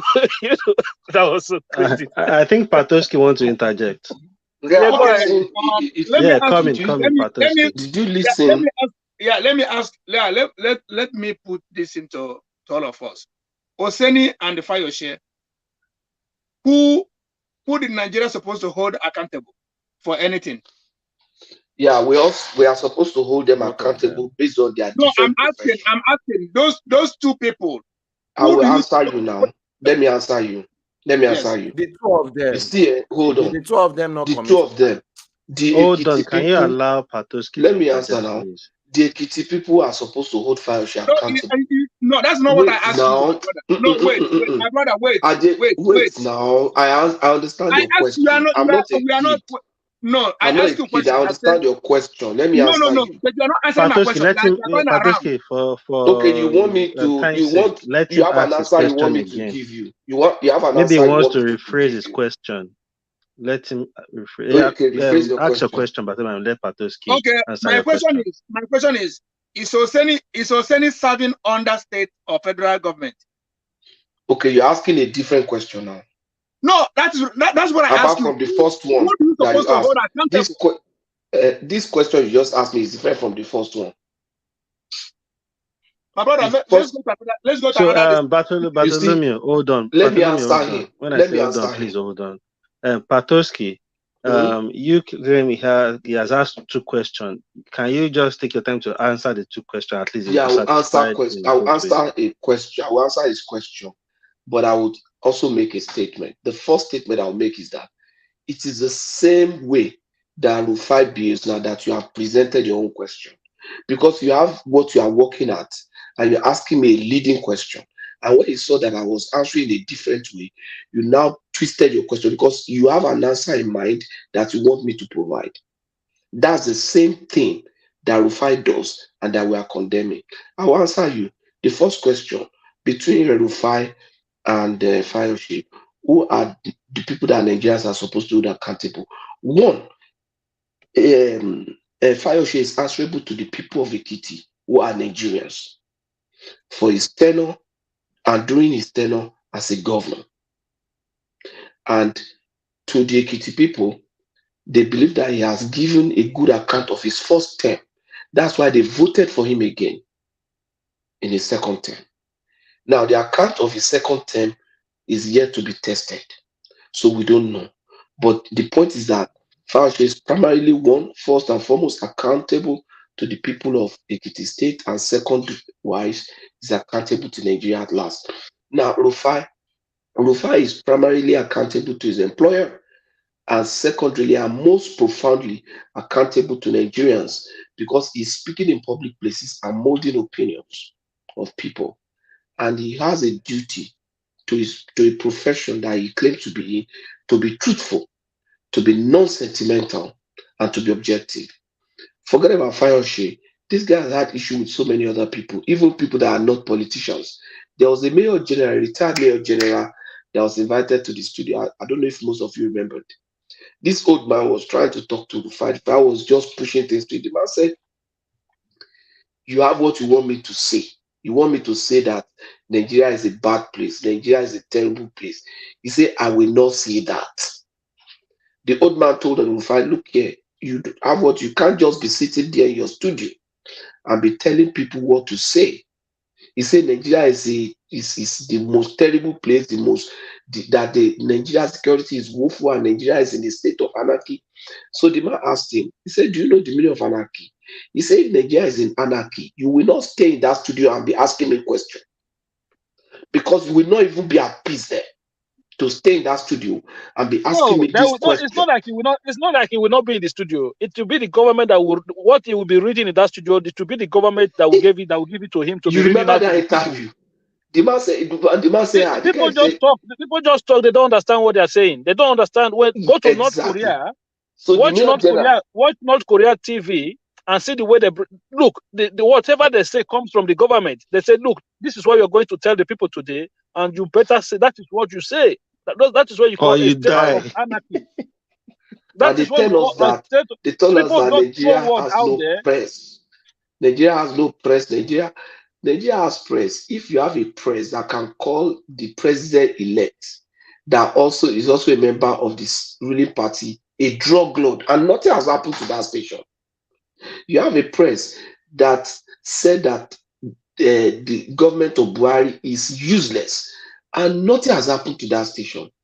What have they not called Buhari? Nothing has happened to that station. So then what kind of press freedom do you have in the West? Do you call the president of the US a demon? They've called all the kind of names. They've never even called Joe Biden. They've called Buhari. And nothing happened. So I'm almost telling you that Nigerian press is almost as free as American press. Because there's no freedom. Nothing you have done in America or spoken against an American president that you have not said against Buhari. And nothing happened. Even against Jonathan. That was even worse. How do you know? And nothing has happened. How do you know? How do you know they are not abusing American president? Okay, I live in North America. Huh? And even if I don't live in North America, I watch interview. And you see, you do selective listening. I say, is there any abuse that you abuse American president that they have not abused Nigerian president, and nothing has happened? And I told you that the kind of abuse that they have abused Nigerian president, they have not even abused American president like that. You see, they abuse him. Wait, now they abuse him. They abuse his wife. They abuse his children. They abuse. Hold on. Let me ask him. Give an example. Bartholomew, hold on. Let him land his point. Give an example, Patoski. Give an example. National mind. Yeah. Okay, listen. In short. Okay, listen, my brother. Patoski, Bartholomew, yes. Please, let's coordinate ourselves. Let Patoski land his point, and I think Rational just put another question to him. Let him land his point and answer Rational Mind's question. Then we can come back. Yeah, Rational Mind, can I have your question again? So, give an example of the kind of insult or whatever that has been given to American president that has never been given to. Have they said that? Have they said that Joe Biden has died? Have they said that Joe Biden is close? You're not here to understand. You're not here to understand what we hear from the. Have they said that Joe Biden is cloned? No, that's what I'm saying. Have they said? Wait now. Have they said that Joe Biden's wife has eaten all the food in the White House. Forget it. Forget it. No, wait. Now let me finish. You see, let me finish. Now you ask me a question or rational mind. Okay. I've listened to you. I've just come to join you people. I've listened since morning. So let me also air my opinion. Let me also air my opinion. It's okay. You have a point. Yeah. I've heard you, rational mind, spoke on this program that if Tinubu cannot, Nigeria will turn to North Korea. Do you know the meaning of what you are saying? What are you talking about? Are you trying to debate that with respect to press? With respect to press, that Nigeria will turn to. Do you know what you are talking? What are you talking? You won't speak, and you will accept me to have my own. Let's go now. What is the meaning of that? That if bad come, Nigeria will turn to. Do you know what is happening in North Korea? God. That guy is really mad. Do you know what is happening in North Korea? Patoski, sorry to cut you give North Koreans, the opportunity to come to Nigeria, they will run down. If you give North Koreans the opportunity to come to Nigeria, they will run down to Nigeria. Do you know what is happening to North Korea? Bartholomew, sorry, Patoski.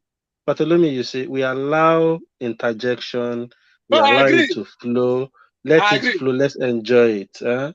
We'll come back to you. You have the floor. We'll come back to you. No problem. I agree.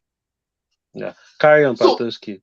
So when people come here... And sorry, Patoski, before you go on this North Korea, do you know, yesterday I still read about North Korea. The president, he killed one of his workers because the guy didn't tell him he has a stain on his shirt or something.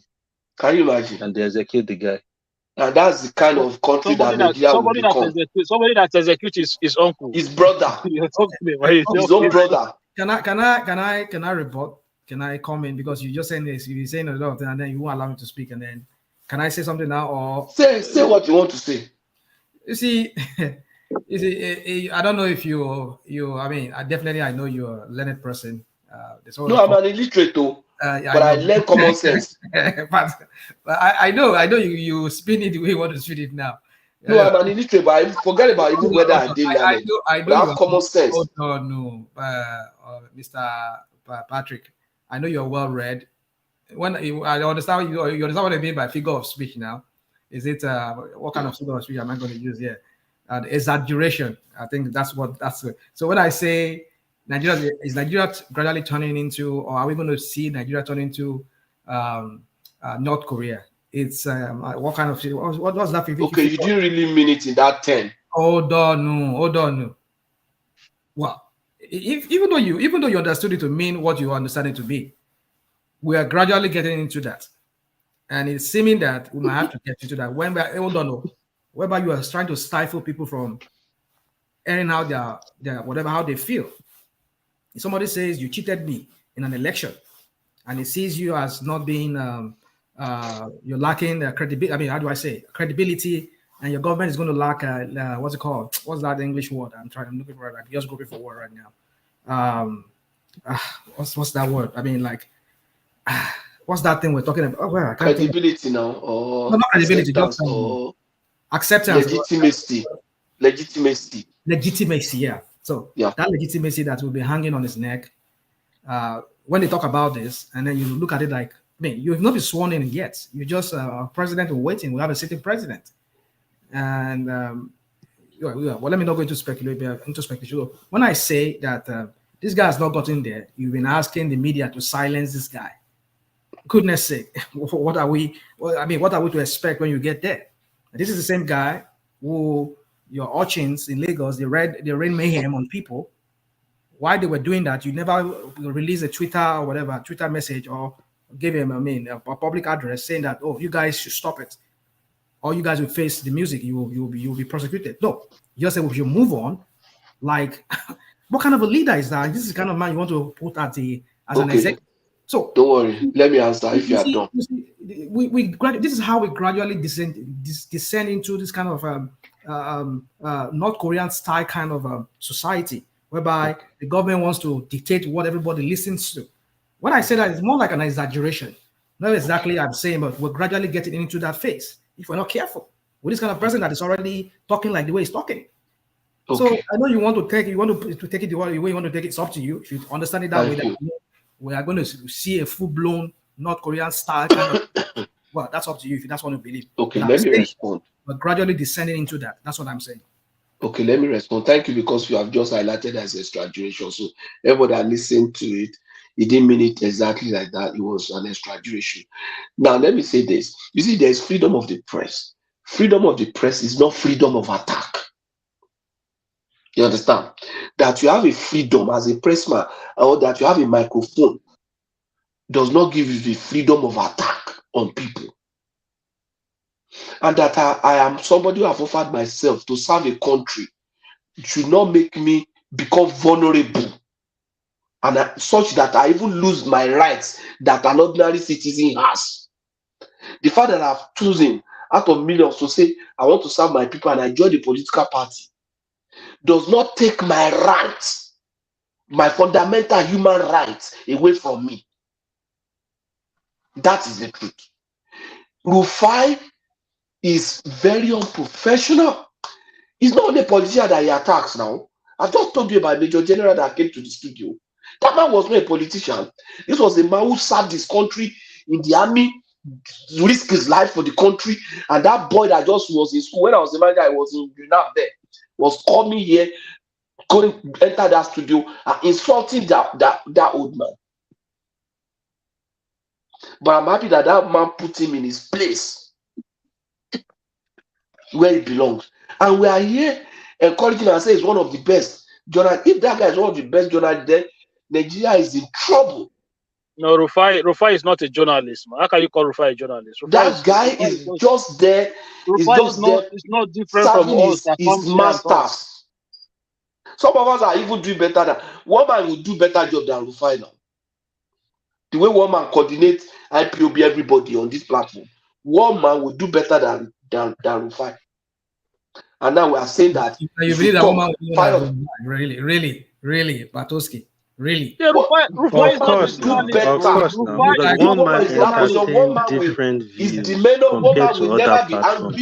If we truly want to look at it, so one man is not biased in his own opinion. Yeah, we go again, right? One man will let everybody hear his opinion. You are on this platform, you are supporting, you are attacking Tinubu, you still hear your opinion.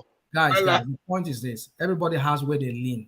One man rational mind, like I said earlier, when I don't know who was accusing us of me, one man, Kulata, and the rest about Tinubu. I said point blank, the platform, most everyone supporting, saying Tinubu. It's not as if we are supporting Tinubu at that time. What we are saying to is the reality, the reality of the politics of Nigeria. And we look at it like, oh, who is going to win? Not like we are supporting, we want Tinubu to win, we are campaigning for Tinubu, that kind of thing. We are just always talking to the reality of things. And like Abajele said before he left, if Tinubu mess up, we will still be on this platform and flog Tinubu. Whatever mess up he does, we will still talk about it and dish it out to him as well. So it's not as if one man or whoever is talking about Tinubu, from what I know, one man used to call him the looter of Lagos now. Doesn't one man call Tinubu? We've left that phase of saying, the looter of Lagos? What? You remember now? One man used to call Tinubu the looter of Lagos. Oh, of course now. But everybody, because some people have a different view and they have somebody they support, they believe because you're trying to tell them that reality, you are supporting the person. I don't think that platform stands for. If that platform stands for this, would have only been having Tinubu. It would have only been entertaining Tinubu supporters alone, like other platforms. No. But on this platform, we entertain every other views. My brother, sorry, you know one thing they did in this electoral cycle was that if they support a candidate, right, and they are against another candidate. So if you are, say we're on this platform now, and you say, oh, this person is a thief, then I'll just have to agree with you. You must judge them to call him a thief. You know I'm saying that is what they want us to do. Like I'm here, you just say, oh, this person is a thief. Then I will just be quiet. Because no, I have to challenge you on that position of calling somebody a thief. And as soon as you challenge them, oh, you're supporting Tinubu, oh, you're supporting, no, I'm challenging your position of accusing someone that I don't have any evidence of that person committed that offense. So we are going to debate. What did you find and what did you see about this person that make you call him a thief? Why do you think he's a thief? And in terms of policy position, if you it's just that anytime you challenge their position or certain discourse, no, you are supporting that person. Oh, I can't believe you are supporting this You person. see, Hakeem, and this is where I Look, think it's not a robot factory. This place exactly, it's not a and this is robot where I think factory we where have everybody operates on the remote problems in control. that country in electing people, because once people push their sentiments to a particular part, it's hard for you to dialogue with them, to scrutinize these people and say everybody just want to believe what they believe regardless of what you tell them. And sadly, you will even find out that most of these people are just arguing with you with essay, what they hear from one social media, from one medium, so it's just, I don't know. So that's why I keep always saying to people, we don't sit here and say, oh, we are Tinubu supporter. We are just talking to the politics of it. And if you want to face it, you have to face the reality of it. And that is why we entertain anybody. You can come. If you are listening to us, you can click on the stream link anytime.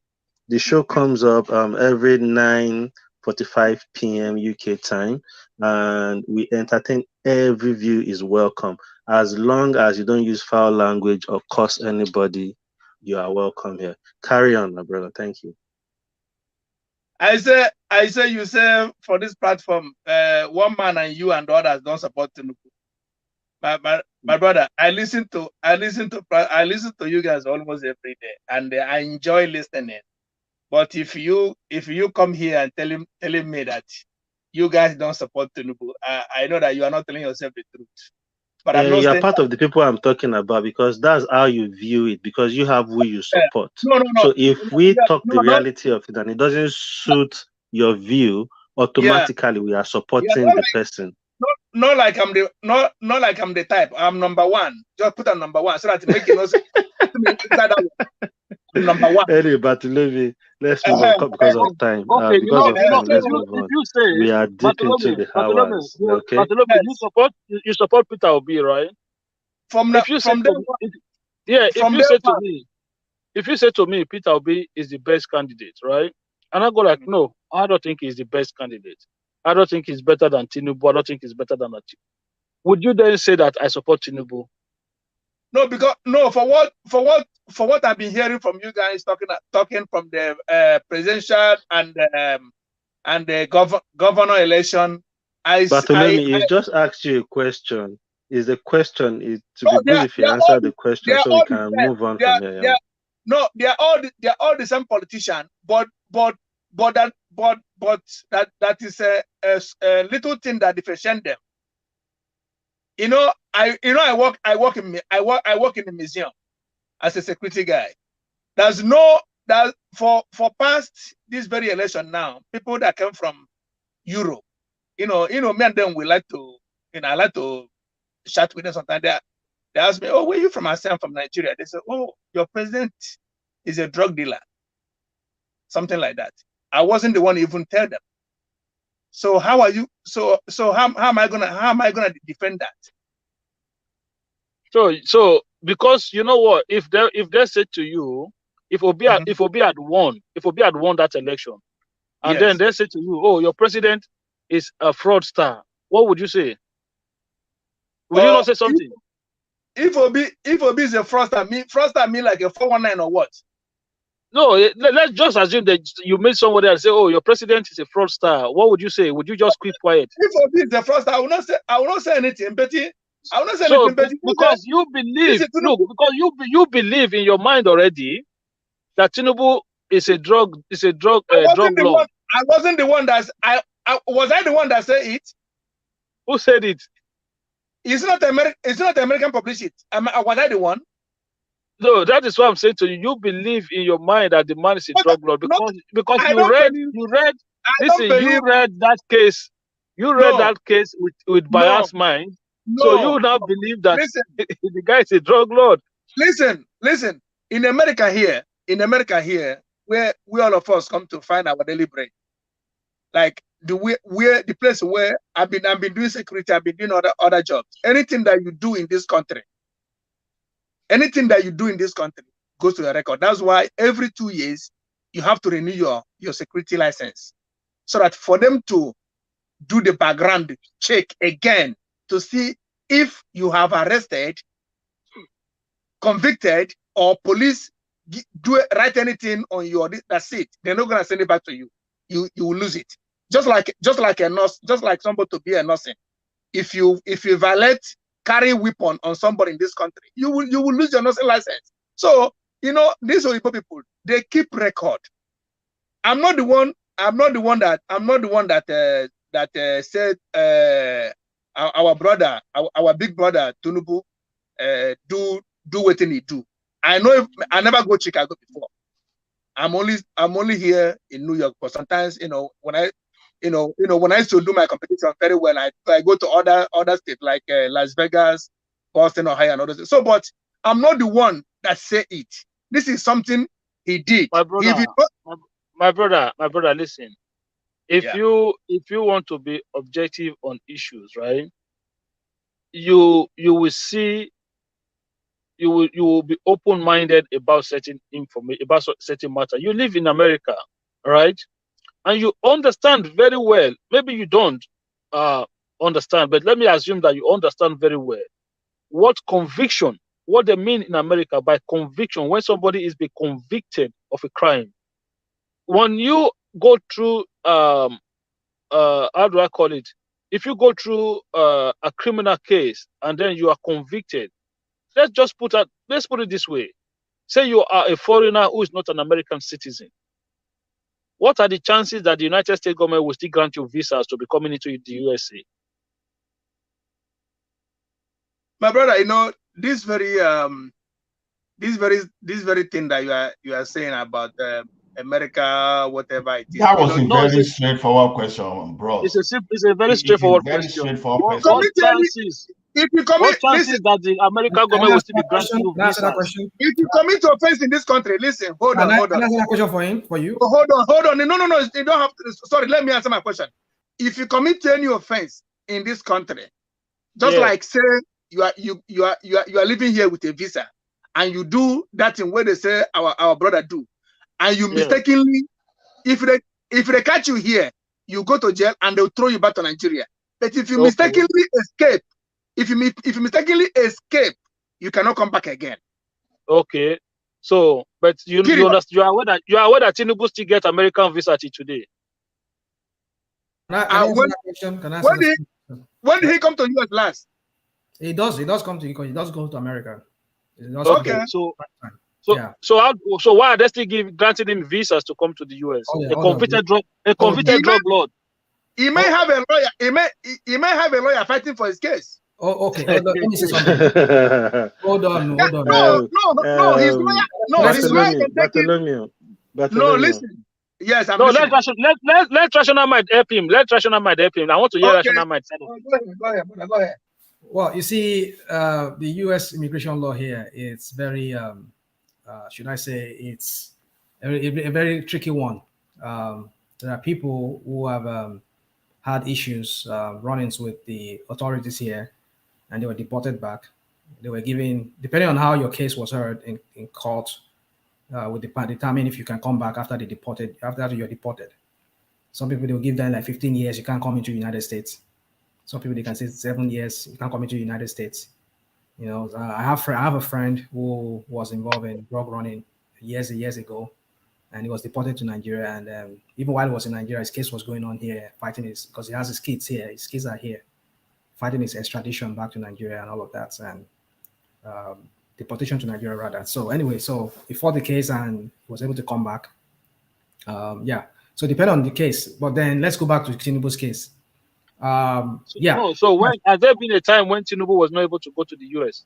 I don't know. I don't have that. I don't have. There was never a time like that. I've never said that. I'm just. You see what I know you just said that, Rational Mind. You see how I just applied common sense now. I didn't have to do much research. I just applied common sense. Okay. And that is what you should be doing. Just apply common sense. Just because they tell you. Hold on. Every case. Rational Mind. No, before you go for that, wait. Okay. See, if you are convicted of drug trafficking in the United States of America, except the thing has changed, is permanent ineligibility for visa. So don't say it depends. Okay. Once you are committed for that, it's permanent ineligibility. If you hold on. That's what I'm saying to you. You don't know how the US system works. If you do understand, people that want to let them say in the comment section. If you go to the United States consul office, I mean United States US consular, what is it called?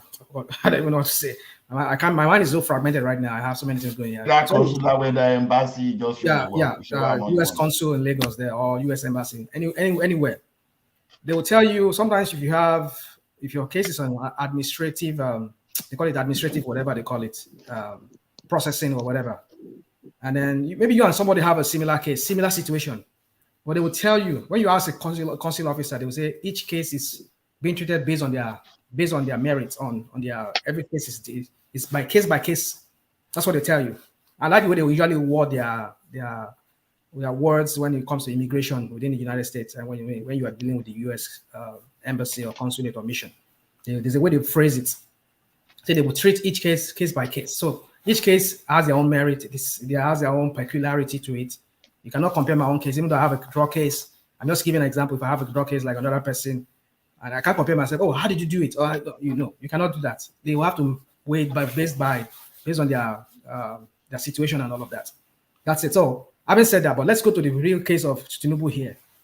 Tinubu's case, fine. You people can say he wasn't convicted, but the problem, the challenge I'm seeing here for him is that he was fined.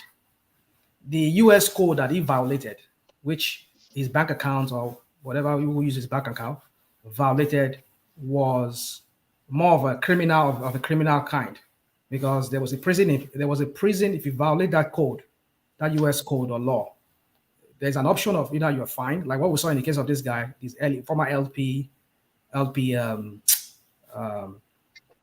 man that was from Ogun State, that was formerly aide to Jonathan, that was LP campaign manager. What's his name? They gave him the option. The judge gave him the option of fine. That okay, this is your fine. You pay this, or you go to jail if you can't come up with that money. So, in the case of Tinubu, they said in the U.S. code that he violated, they said it's either you pay a fine of about $500, nothing less than $500,000, or you go to some amount of jail. Yes, in jail. No, they never said that. Come on, rational mind. Hold on. That's what I'm saying to you. You have not read the case. I mean, you have not. You know the U.S. Okay. No, you have not read it. You have not read the case. Come on, man. I've read it.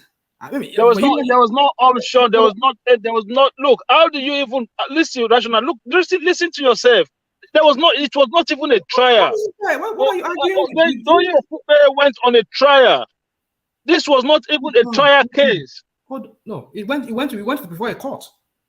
But it was not a criminal trial. It was not a. Do you understand the difference? You do not have all the facts as to that case. That's what I'm saying to you. There was a violation here. The violation was Can somebody pull up that case for us? If you have the, I'm busy. I have so many windows open here. And I don't want to start digging out into all that because I'm reading. What are you talking of? You are talking about the PDF. You say that again? You are talking about the document, the document. Yeah, the document. Yeah. Well, you want us to pull it out in time of representation? Look, there's no need to pull it out. National mind. It was not a trial. There was not a trial. Do you understand the difference? It's not a trial. What do you mean by it's not a trial? What are you talking about? Okay. What page do you want to reference there? Okay. Now look at the title of that case. Hold on, Rational, hold on 1 minute. My question is, did our brother Tinubu do what they say he do or not? Did he do it or yes or no? Did he do it or not? But Bartholomew, see where you are mixing this thing up. It was true that Tinubu is associated with those guys that committed that crime. It was true that money was deposited into his account. But the problem, what differentiates this thing now is that what is the involvement of Tinubu regarding this issue we are talking about? That involvement of Tinubu, is it significant enough to take it as a criminal case or just civil case? That is where you are missing it now. There are two elements to this issue. There's a legal, there's a criminal, and there's civil. So now the question is this: what portion of it are you allocating to Tinubu? Is it the civil or the criminal? So you don't just take this thing. Okay. This is it here. That's why I'm saying read the case, read that case file. Which page now? With this case file you are talking about, just tell me. What page do you want to pull out? Rational Mind has not read it. Leave Rational Mind. You haven't read that case. What is this guy talking about? No, I've not read it.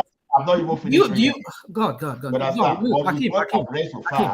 Hakeem, I'm a busy man, and I'm sure. You see, hold on.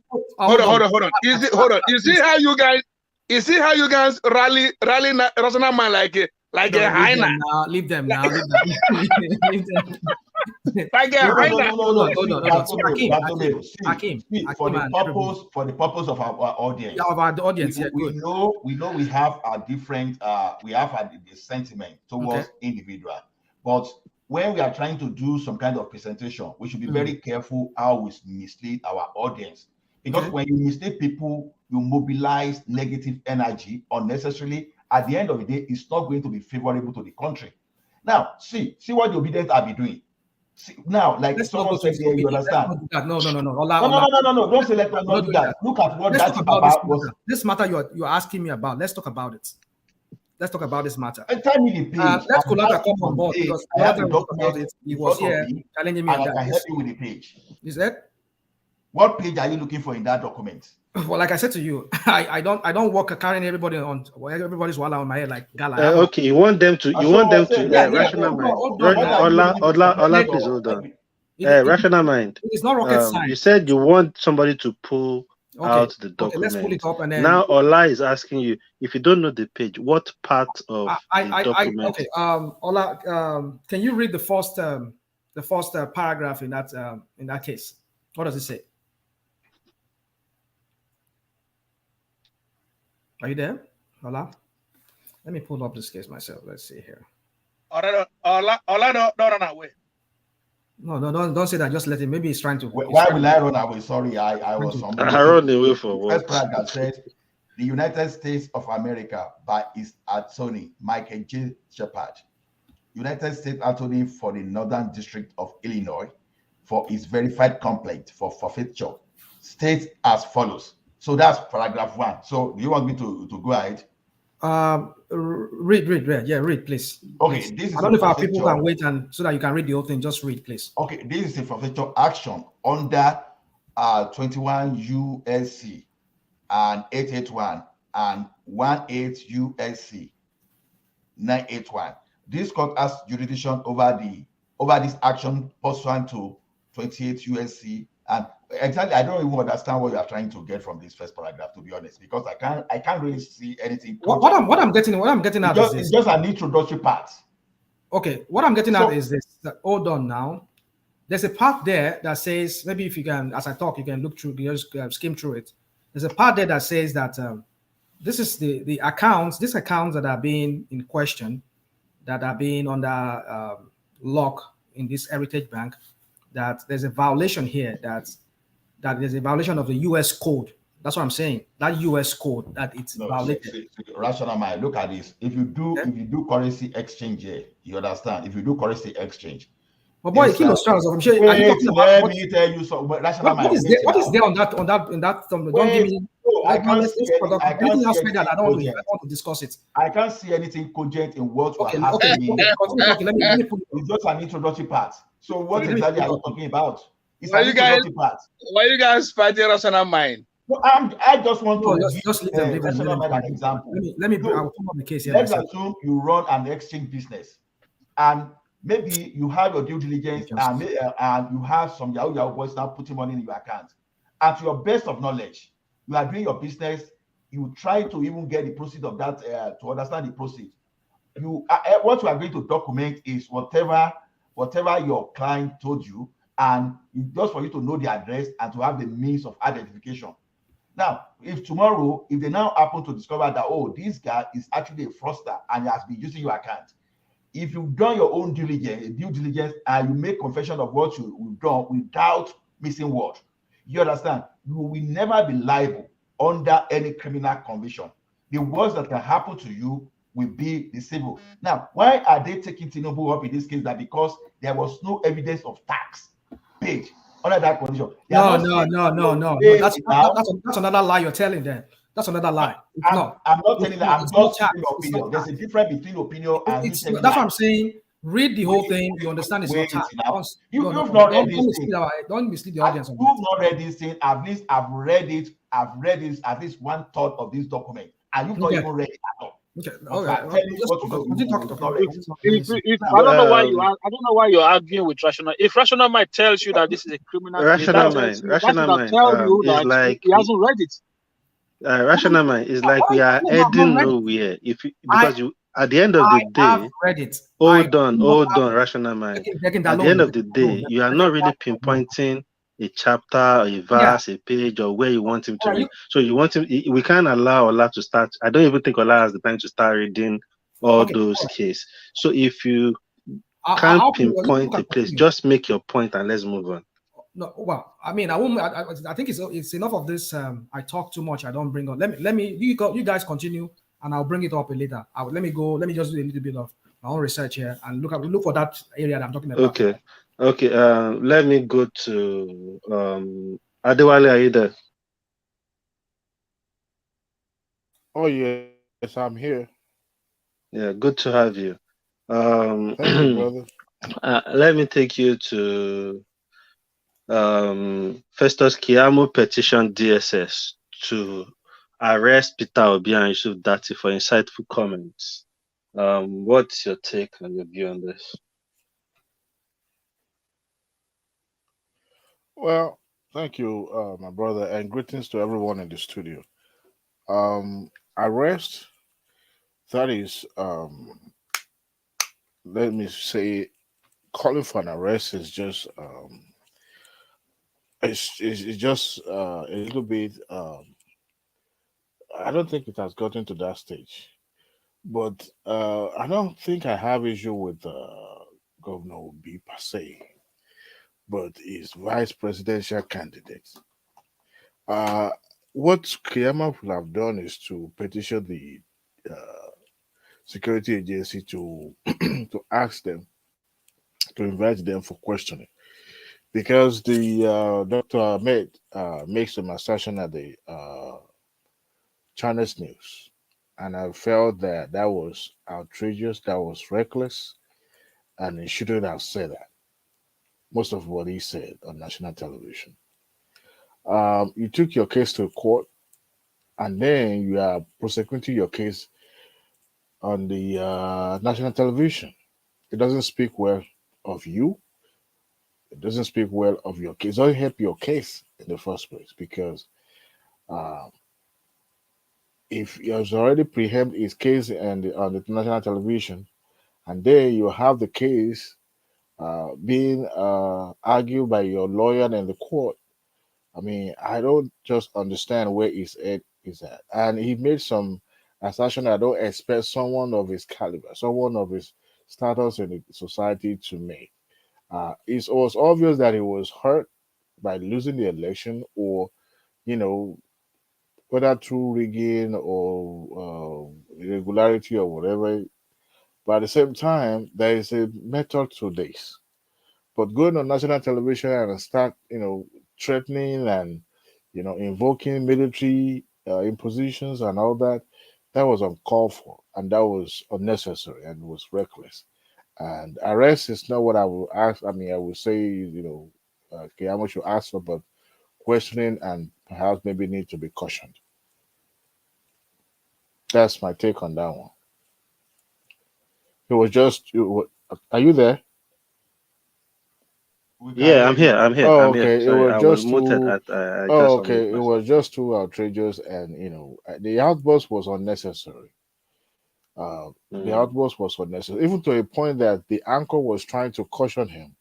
to be, Yeah, take I cognizance think he of, went over the board, though, but I don't yeah, think at this point you have a case in court. You just submitted yeah, your petition. I it think was you should pipe unnecessary. low when it comes to the media and let I mean, I don't the even expect them to be junketing from one media to another. You already presented your case. If you don't believe in the judiciary, that's a different ballgame. But if you believe in it, why? I mean, if you don't believe in the judiciary, why tabling your case there then?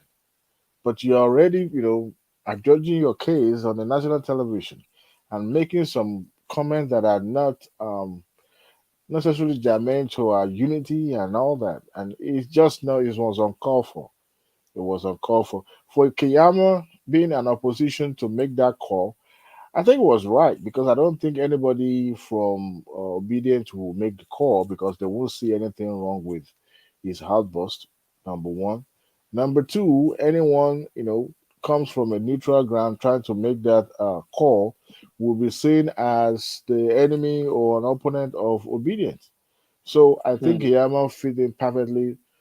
Someone who needed to make that call. However, the arrest is what I don't think is really worth that such measure, but at the same time calling for questioning and cautioning is the right word I would say you should have used. used. Yeah. Thanks. Well put. So question for Pat, Adewale. Go ahead.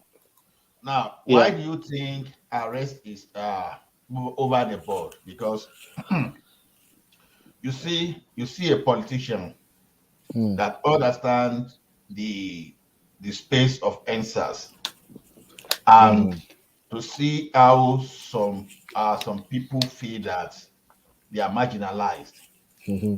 and look at how volatile the country has been for like almost 4 to 5 years, Yeah. and now he's trying to ignite fire in that country and making some statement that's capable of creating anarchy.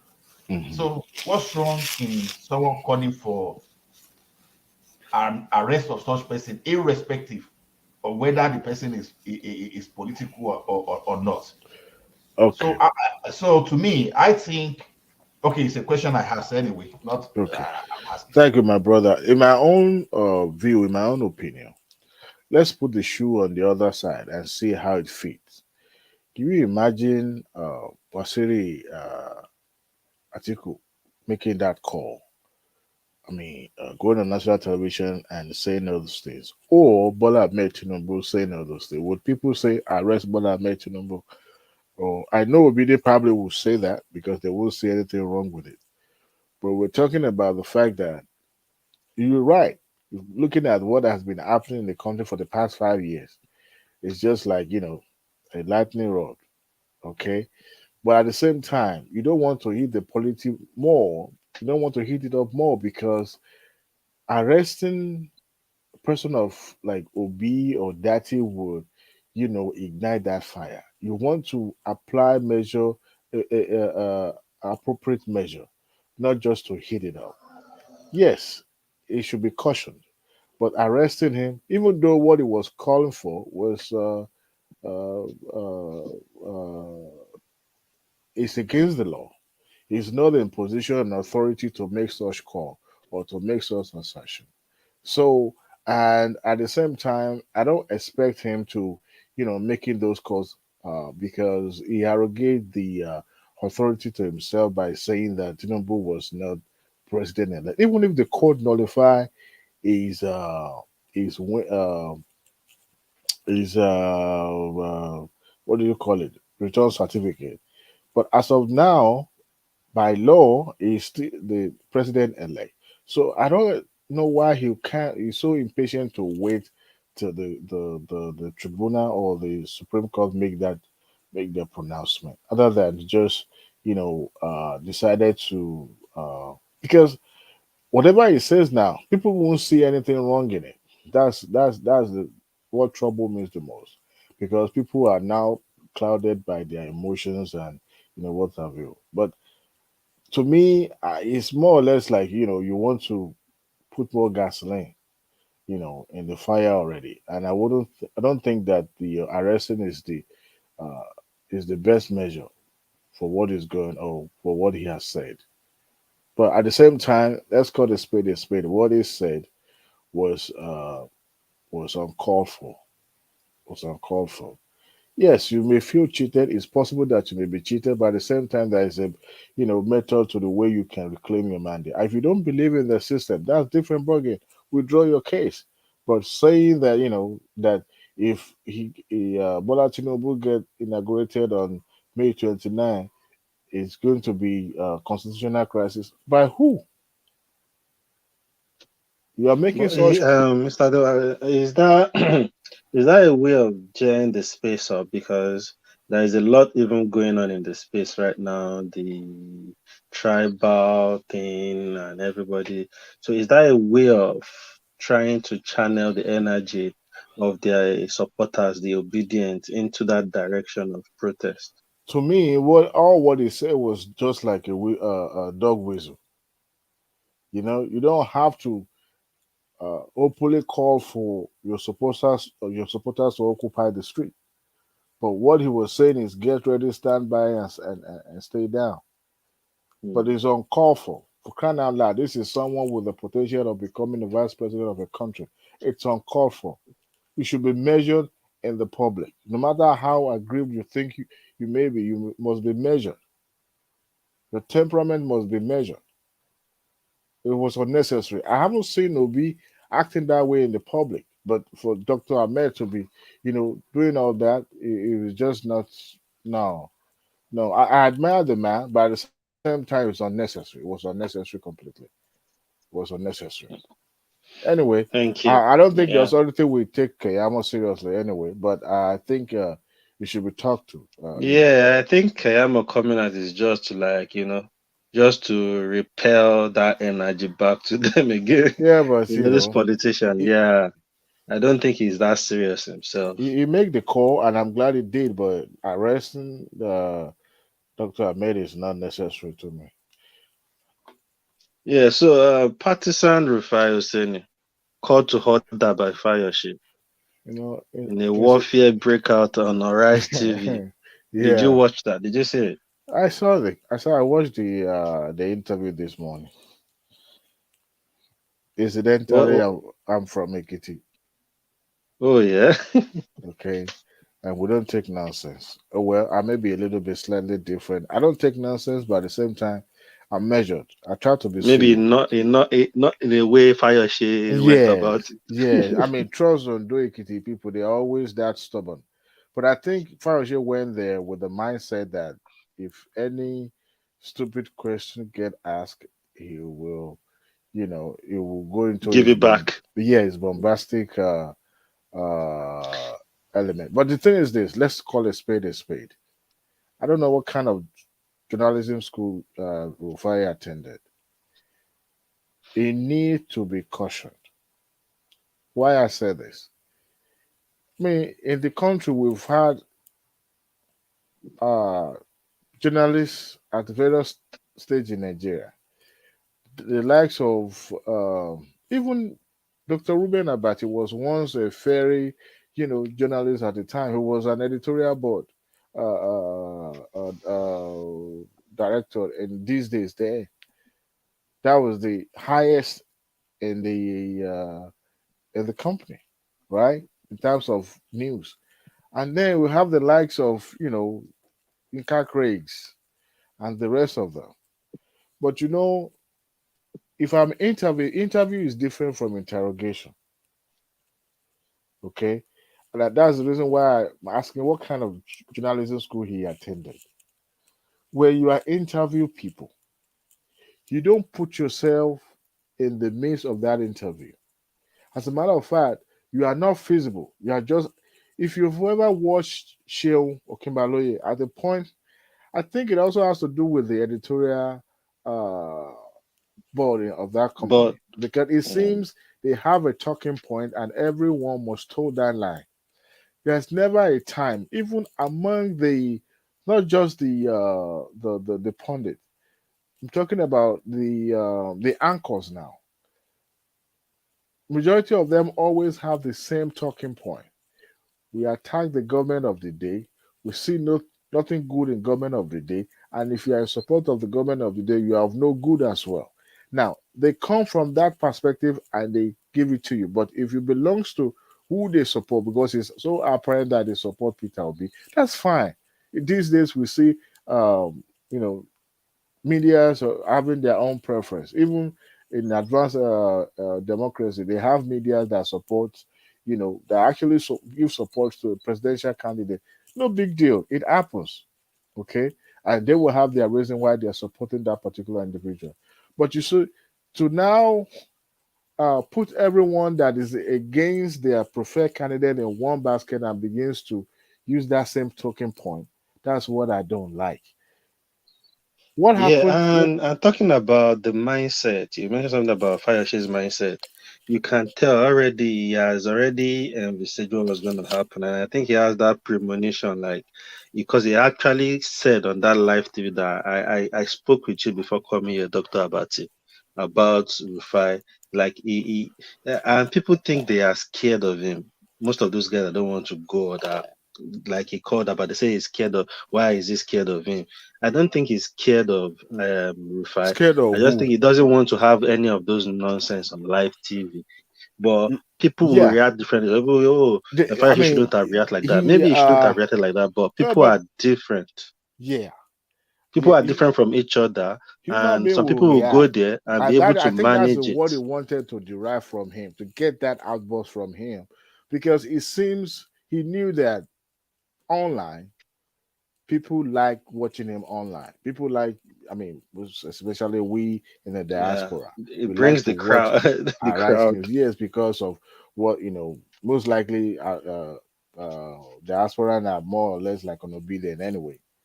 So that's my own assertion. But what happens during that interview, my brother?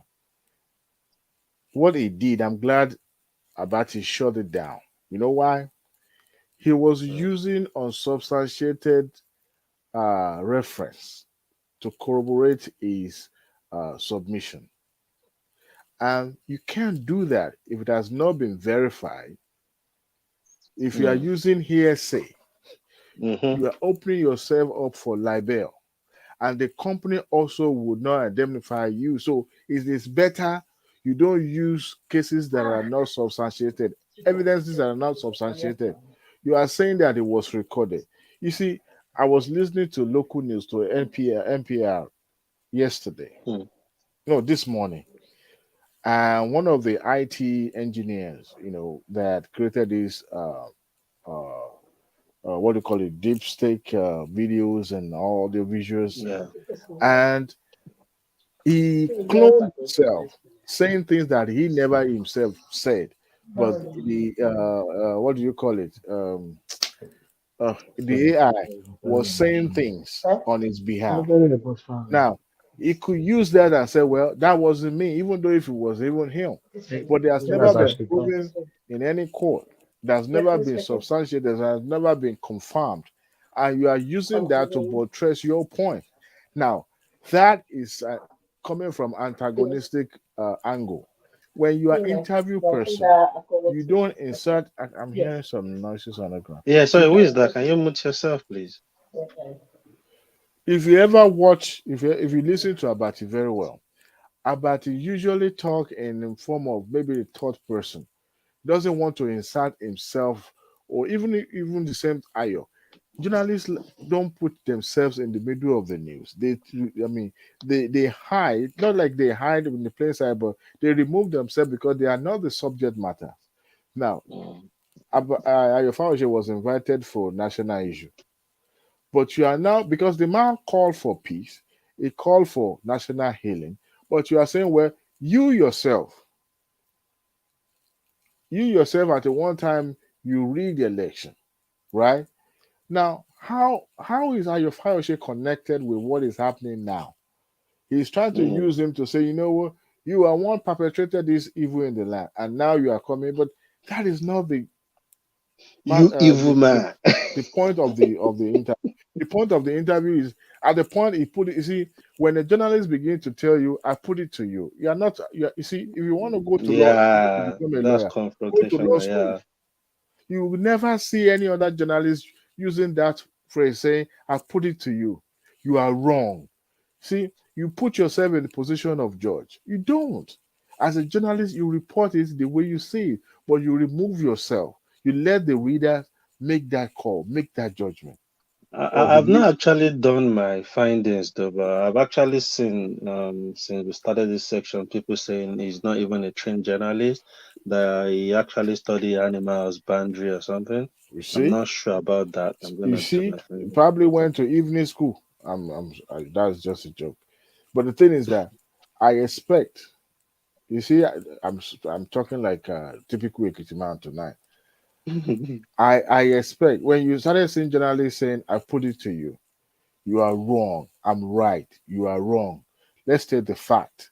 It is not your position to put in fact.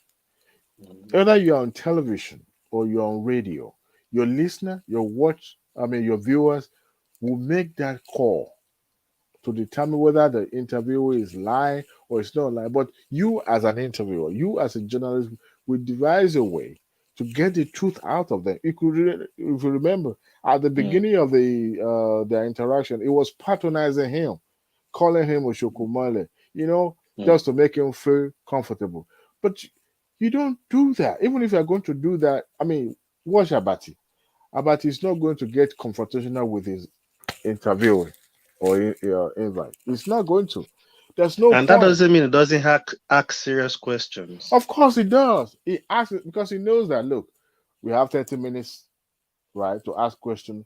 But if you want to ask people, this guy never get trained. Look, I interview people and I interrogate people and I lock people up as well. But I won't go more into that. Okay. When you are asking questions, if I ask you now, OG, and I say, look, I put it to you. You went to a shop last night, you stole the meat. What are you going to say? You will tell me I will you say did. no. Right? In fact, you won't get really, really mad at me, right? Mm-hmm. Now, does that mean I've gotten the truth out of you? No. Okay. But if I come at you and I say, well, look, OG, what kind of meat you like though? I like beef meat. What about you? And I started from that angle. You see, a journalist will always find a way, all right, it devices a means to get the news out from politicians. But you are coming across as if you have a vendetta against them. You don't do that. Even if you have a preferred candidate, even if they give you a talking point and say, look, this is what is going to be, hardly you will see anybody from Arise. At the point, channels was towing that line. I guess they kind of retraced their step back and decided to be in the middle so that they won't look like they're favoring somebody. Sean was making some assertion during some of his shows, but at the point he has to stop. They even blocked their comment section on their YouTube channel, but they open it up towards the election period because they know that it's going to attract traffic and then they will attract more viewers. But to me it was uncalled for. And look, this guy think he's the most pious, is the Jesus Christ last born. You can't continue to portray yourself. I know you are trending among the younger people or people who likes the way you are being bombastic, but it will get to a point. These people you are castigating, they will set you up. You are a human being and you will fail. We've seen journalists, celebrated journalists in this country that has failed. I'll give you an example. Dele Mohamodu was once celebrated. Today, if you go to his page, guess what? The same people that will tell him, look, guy, we need, what do you call it? This free money that they usually do to give money out. They will be the same people that will say, look at you, Agbaya, you are still posting all this thing. If you see the way they will be abusing him, but he was once celebrated in that country. He was once seen as being on the side of the truth. But as a journalist, you do not put yourself in the middle. You see the way Abati always come to rescue. That shows he has not really matured as a journalist. If you ever been to Dr. Damage's show, do you watch the Dr. Damage's show? Yeah, once in a while. If you see the way he asks questions, it's not going to get confrontational, but he will ask you with a tone that you yourself you will be comfortable answering the, even though even some of the people that they invite, he asks them some hard questions that, because the way he put it in such a way that at least they don't feel attacked personally. Yeah. You And want you are to still have your own, asking the same question. yeah. But when you are not beginning to say, I put it to you, that you are Yeah, wrong, because that is not correct. a lot DOG, of people. DOG, if Yeah, you're ready, let me yeah. know. When you're ready, let me know. Is that Tunaja? It is me, Spinners. Rational. Oh, Yeah, do you that's want me. do you want to do you want to interject? I mean, if you're ready for what I talked about, I have all everything here in front of me. So yeah. Oh yeah. Let's finish it, then I'll come back to that. Yeah. 1 second. So yeah, I was trying to say, a lot of people don't share this view, Adewale. A lot of people feel we need people like Rufai that can question these people. But I put it to them like, fine, I'm not saying Rufai should not ask this question. I just feel it's the manner and way he asks his question and being confrontational, and sometimes it's always kind of rude as well. So I it's hard, and a lot of people didn't bend to it. We like to benchmark our system, our culture with, you know, uh, America, Britain, Canada, but we've forgotten we don't have the same culture. We've forgotten that our way of life is different from their way of life. We've forgotten that even if when you are watching CNN, the cable news, the force, their way of projecting their own news is different from the regular local channel. The local channel will give you the news, unbiased news, even though they have their own talking point, especially the Fox News and NBC and all that. They all have their own biases, but they will still give you news that is balanced. But it's the one on the cable that you started seeing, their openness in terms of bias and all that. And when they're asking questions, they're not asking questions to embarrass the person, but they're asking questions. They want you to say what you feel. All right. When they feel being attacked personally, guess what they do? They walk away. Can't hold me down to answer you, right? But then when you invite me to interview, you're not interrogating.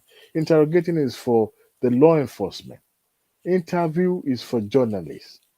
Interview should be devoid of, rancor, attacks, and it should be, tete a tete. We're conversing. I don't know the difference between dialogue and conversation. But that was what Abati said today, and I've been trying to get the difference between. I don't know. I thought I was the only one. I mean, what is dialogue? What is conversation? But you ask me a question, I answer. You ask me a question and answer. So that is the way it goes in journalism. That is the real, because you can't ask journalists back because journalism is not the subject matter. You are the subject matter. Or the issue is the subject matter, and you are the participant, you are an actor. I'm just asking on behalf of the public. But then I'm not going to come at you and start saying, look, you take your wife to the gynecologist, and I started saying, the gynecologist is telling your wife, look at your wife with a big ass. How are you going to feel? Does that sound professional? Even if your wife has a big ass, does that sound professional? You have to find a way to say what you want to say, maybe in the medical terms, right? And then you'll be seen as a professional. But when you are now beginning to come across as if you have a vendetta against, you don't ask questions that way. But he does ask questions. There are great journalists that ask great questions. Look at Kaderia Ahmed. That woman asked point blank question and get upfront personal with invitee, and then she interviewed IBB. She asked cogent questions, and they answer to their best ability. But she didn't come across as you're a terrible person. She didn't come across like that to them. And it's not you are not babysitting, but you are asking pertinent questions. But when you start telling people, there's a particular line that he used to say, and guess who used to say that too? Trump. And so people are saying, who are the people? Who? Put names to those people. Who are those people? The Twitter people? Who are they? And the people are saying, no people, nobody is saying anything. He's the one saying things. He's the one making things up because this is what he has zoomed or what he has read online. Yes, people are going to praise him because people want to hear that. People don't want to hear the alternatives. People don't want to hear what contradicts their own view. But he needs to be cautioned and they need to be well mentored. Because the what do you call them? Arise got kicked out from South Africa because of this level of bias. And the authority in South Africa wouldn't take nonsense. They kicked them out. Despite that they have their money in their pocket. Can't be doing that. Anyway, enough said about that. I'm not just his fan anyway. So it's not because I'm just coming from, objective perspective. It's not like I hate his personality. It's just that to me just pit me against him. Like, no, if you do your job, we've seen other candidates. Journalists that are doing their job and they have their own candidate anyway. So you don't have to make it so glaring that you're in support of a particular person. I think you guys were talking about the Tinubu's drug case. Yeah, Rational Man went to pull out something. Okay. If you stay with us, I still want to come back to you with PDP suspending Fayose and AYIM and what you think the future of PDP holds. But let's go to Rational Mind. And this particular subject matter, so I would like to comment on it after you've gone around with the Rational Mind and everybody. Yeah, I'll come back to you. I just want Rational Mind to Okay. Rational Mind. All right, yeah. Thanks. Ola, are you here? It's Ola still there. This is not Ola now. This is No. I'm asking if Ola is here. I know it's not Ola. I'm just asking. Okay. Rational Mind. Oh yeah, Rational Mind. Yeah. All right. So now I have this. There's a link in the private chat. If anybody wants to look at it, you can take a look at it. Now, let me read this to you. In the deposition by the officer here. Let me read this. It says, just a minute. It says,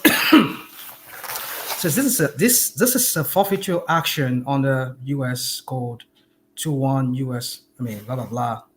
Now that's the forfeiture. That is the action taken on that forfeiture. That is the forfeiture of that money was based on that law that was violated. If you look at it, in that link that I put there in the one with more letters, if you click on it,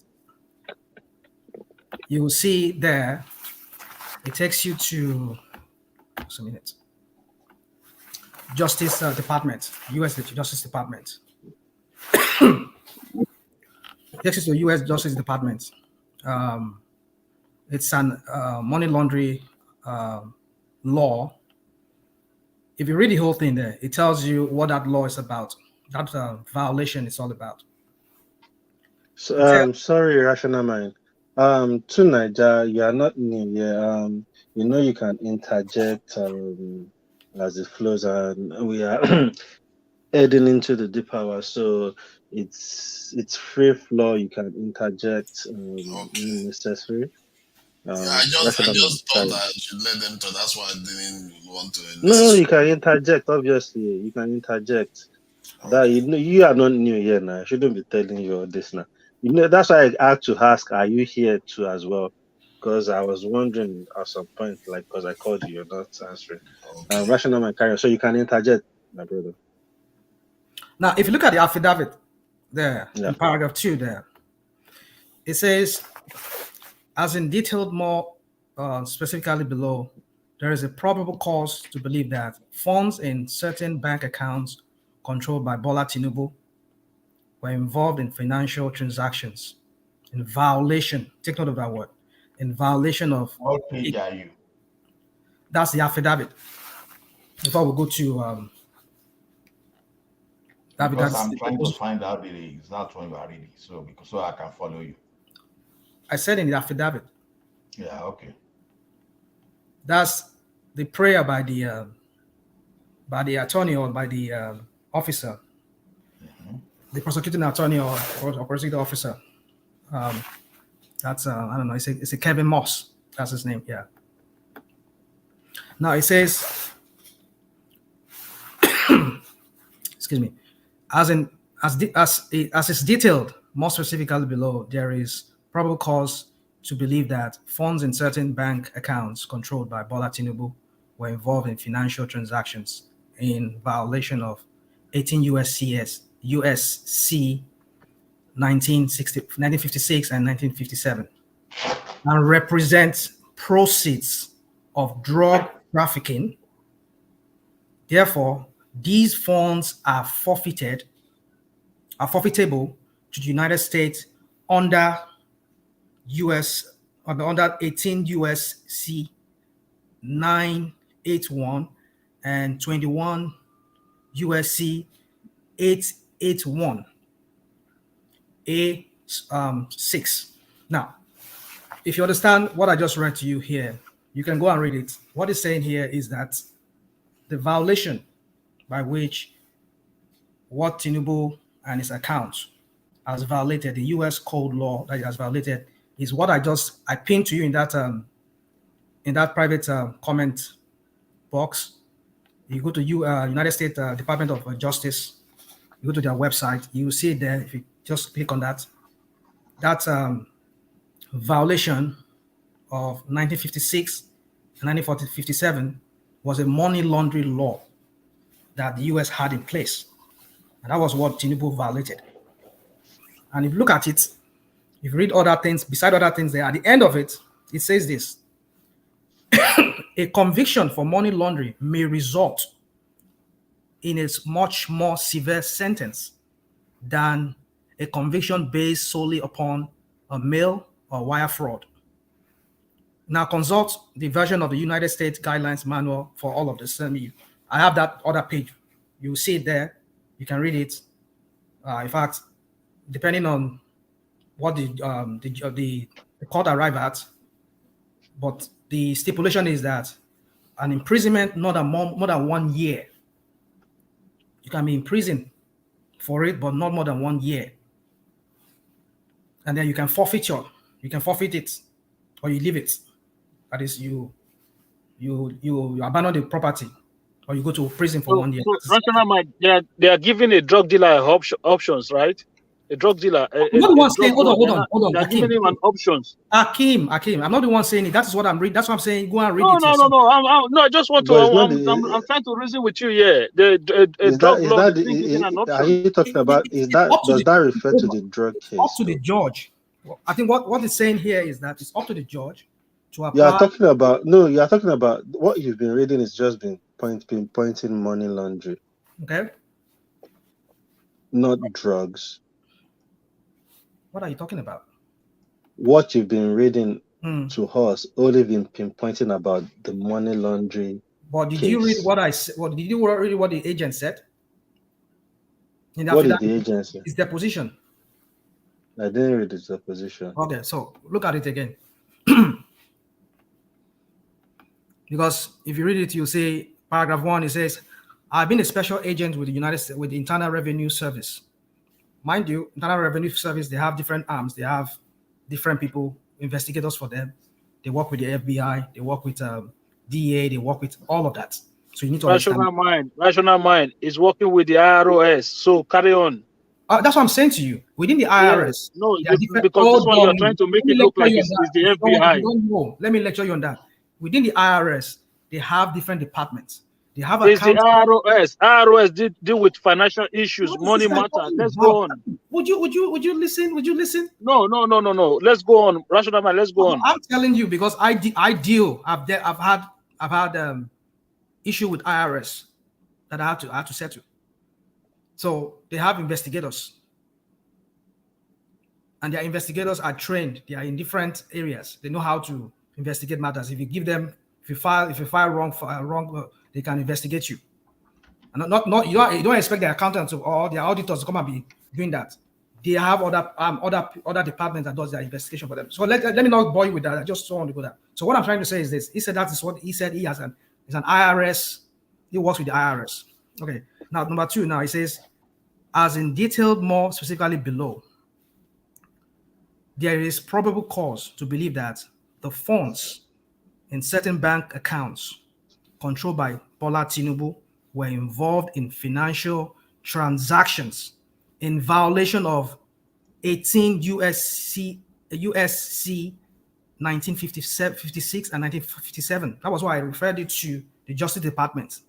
Go and look at what that is. It says is money laundering. That is what it says. Money laundering. Let me see here. It says, yeah, money laundering. That's what it says here. So, Tinubu's case is money laundering. It is not tax evasion. Money laundering.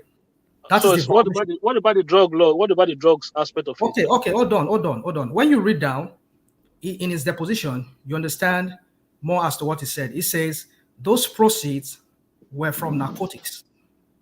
Now let's go down here. He says, now look at what it says in paragraph 3. It says, my responsibilities include the investigation of tax fraud and other financial crimes. Mind you, tax fraud and other financial crimes, including money laundering. My investigation. We say my responsibilities. Okay. My responsibilities. That is, he working with the IRS, his department is responsible for investigating tax fraud and other financial crimes, including money. Just trying to give us his pedigree here, what it does. And he goes on and they say again, I have become familiar with the method. Going on, he says, I have also become familiar with the method commonly used to launder money by persons engaged in narcotics, trafficking through training and experience. He also has that training and experience. Now, that is, let's not get it confused. The issue here is just trying to tell us how he's able to investigate him because of his training and whatever he has, his field of operation within the IRS. But like he said, the money that is being confiscated, forfeited, was in violation, which is a money laundering, which is part of what he investigates too.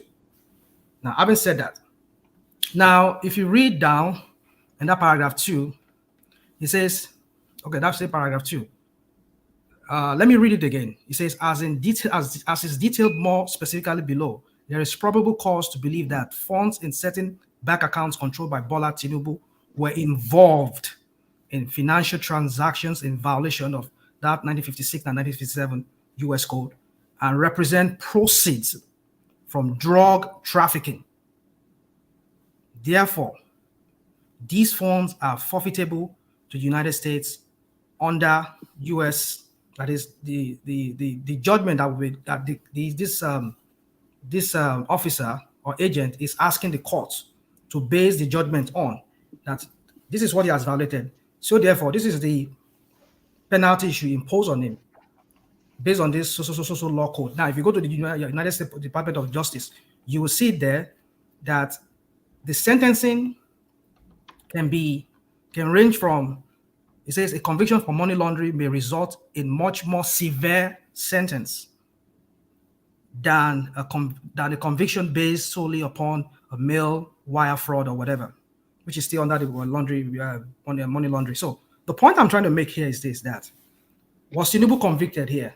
According to some law firm there that I'm reading here, I have them in front of me here. Yes, that's a conviction. That's a conviction. It doesn't seem like rational conviction. mind. It is not about your opinion. It is read what is in the book. Okay, that is my opinion. It doesn't. It should not be about your opinion. You went to pull that out. It can't be your opinion now. Listen. I have established that Tinubu violated. No, you cannot establish. You have to follow what is in the book. Well, you went to go and bring the book. If you're going to give us your opinion, what is the point of you bringing it? My opinion. Are you reading what I'm reading? Are you reading what I'm reading? Yeah, I read what you I followed what you read. I never heard anywhere where they say fine. I heard forfeiture. I never heard fine. I never heard conviction. I never heard convicted. Well, you want to do semantics now? We go there. Don't worry. We go there. Don't worry. Let's go. Yeah, let's go on. Let's just establish a point here that in the affidavit on the deposition by the agents, which is 6 from the court. That's what I just read to you. And in the final judgment, you will see there, if you read that document, in that People Gazette that I, excuse me, that I just put up. I'm getting cold here. I don't know. And the final, okay, let's see here. Okay, yeah, I think if you read the other document there, in the final, in the final judgment that was given there on page, let's see here. I've put the link on the comment section for anybody that wants to check what Rational Mind is doing for us. So Rational Mind, please, can you take us to where we are going to? Now, so the point I'm trying to make is that in the final, when the court had to go through the affidavit and everything, they read it and they passed judgment. Okay, this is what we're going to do. The money in the account is going to forfeit 400 and what was that amount again? 400 and something $1,000 were forfeited from that money, which is forfeited. So if you read that US from how much? I think it was from is it what point something million? So why just for something? What does that for something represent? That was why I said to you, if you read, hold on. Let me give you a clue. Hold on. Wait, you asked now, we found out that this man is a drug lord. He has 1.something million, but we're only going to take 400 and something inside. That's what I'm saying to you. I want to explain to you what happened. Wait, you will explain. Okay. They say Bola Ahmed Tinubu has not filed tax returns since 1984, as at the time of that. What page is that? What page is that? I can't remember the page, but I've told you that I've read up to page 11, right? So it's in between those pages. Okay. Now, if someone has not filed tax returns since 1984, and as at the time of this prosecution, they now just took about 460,000 out of 1.something million. So what does that represent? Thank you. Now, I will still refer you back to what the Justice Department says, the penalty that they have for that. And if you read it, if you now go to I think there's another link here. No, Rational. The issue is that we are not saying Bola Tinubu was not involved in this money. A point. Now, in his case, is it a civil forfeiture or criminal forfeiture? Now, that's what I'm saying to you, that if you... No, let me have one. And, all these arguments we're arguing, sometimes, it has no base, because even if you get a judgment in the United States of America, you have to register it with Nigerian judicial system. Don't think because you got judgment in America and immediately it's recognized in Nigeria. So that's why we are saying all these cycle that these people are taking us through. No, you can say it's a cycle. It's okay. You can say it's up to you to say it's a cycle. But then no. My own look. My own. My own point of contention here is this: the word conviction, right? So we all live in the West. We understand what conviction is. For you to be convicted, you must be found guilty in the court of law. But what you've read now, Rational Mind, where did you see that somebody was convicted of any crime? Can I add something? I think one, this is a civil forfeiture. It's not a criminal. It's a civil forfeiture, yeah. It is. It's not a direct this thing from what I can gather. And the forfeiture was successful in the sense that the funds that were being prosecuted against were belonging to, it's like saying, something that belongs to you was found to be culpable and you surrendered it. That is a kind of conviction against your own resources. And this is due to the proceeds of traffic, this is drug, funding. It's not about tax. It has something to do with drugs. And they were trying to prosecute some, I've forgotten the guy's name, Akande something that was tied. They were trying to try them, and they felt that the funds that they were moving around, and I've seen this case happen in the UK, to where the funds that are moving around, some of them ended up in Tinubu's account, hence why it's tied to money laundering. And depending on how you look at it, let him talk. One second. Quick, I want to tell you something here. Like, let Nigeria land this point. I want to quickly say something because I want us to establish one thing. For me, I'm not saying Tinubu did not involve in a drug crime or fraud or money laundering. That is not my ball of contention right now. My ball of contention is that the document we have in front of us did not say the guy was a convicted criminal. I'm not vouching for him as a person. I don't know him. He could have involved in whatever you were talking about. No, progressive. Technically, he's not convicted. He himself. Exactly. Exactly. This is what I'm saying. Technically, the document that I have seen has not given me anything to say that to call him a convicted drug dealer. I can't do that. But can I vouch for him? No, I cannot vouch for any Nigerian. It's not like he doesn't have to be a convicted drug dealer to be involved in the drug war. That's progressive. This is it. Even a traffic offense, when you pay your fine, it means you've already accepted the conviction. For him to forfeit this, he has actually been convicted because without conviction, you don't have any legal base to forfeit anything. Now, but the issue now is this civil forfeiture or criminal forfeiture? It's civil forfeiture. So this guy, Tinubu, was actually convicted. Let's get it right. For you to pay fine, you'll be convicted. The fact that that's why I said that if your money is convicted. So now, if someone commits, I'm not a lawyer. If someone committed some traffic fine, I think traffic offense is like a civil offense, right? Now, does that mean because someone commits a traffic offense somewhere and is convicted of traffic offense, so he has no right to do some other things? I think, to the best of my knowledge, civil forfeiture will not stand against you doing some things in the future, except you have criminal conviction. So we can't say Tinubu didn't do. He was not involved. Let's get it right. He was involved in something. But yeah, that's what I'm saying. I cannot vouch for any Nigeria to say he was not involved. No, I can't do that. What I'm trying to say is that the document in front of me that I'm looking at, I cannot in good conscience look at that document and try to twist it. No, I won't do that. But on the other side, I cannot tell you that, Tinubu is clean, he did not involve. No, I will never do that. That is madness. Any Nigerian that have lived abroad, I will never vouch for anybody. That is the truth. Exactly. So Tinubu was actually convicted, but what type of conviction? If it is not criminal conviction, so what are you crying about? So now someone that committed traffic offense, okay, it's not qualified to compete, to become the president of the country because it's a civil case. So if you can, personally, I don't even subscribe to the idea that just because somebody committed an offense overseas, then suddenly at home, where they have not been found to be wanting, then they are not allowed to run for office. If I'm not mistaken, in the US, in the US, I'm not even sure you are prevented from running for office. Can we say, hold on, can we say this guy, former Delta State governor, can now run for president, right? The Delta State governor committed the crime in Nigeria. Now, what are you talking about? Criminal conviction. That of Ibori. Hold on. No, if you go by your logic that is because somebody committed something abroad. No, Iborio was in Nigeria. The crime he committed the crime in Nigeria. Hold on. The conviction was when? Where did he go to serve in jail? Where did they convict him and send him to jail? Yeah, but the crime was committed in Nigeria. Oh, God. No, it doesn't matter. It doesn't matter. Yeah. If he committed a crime, what court sentenced him to jail that found him convicted? Rational mind.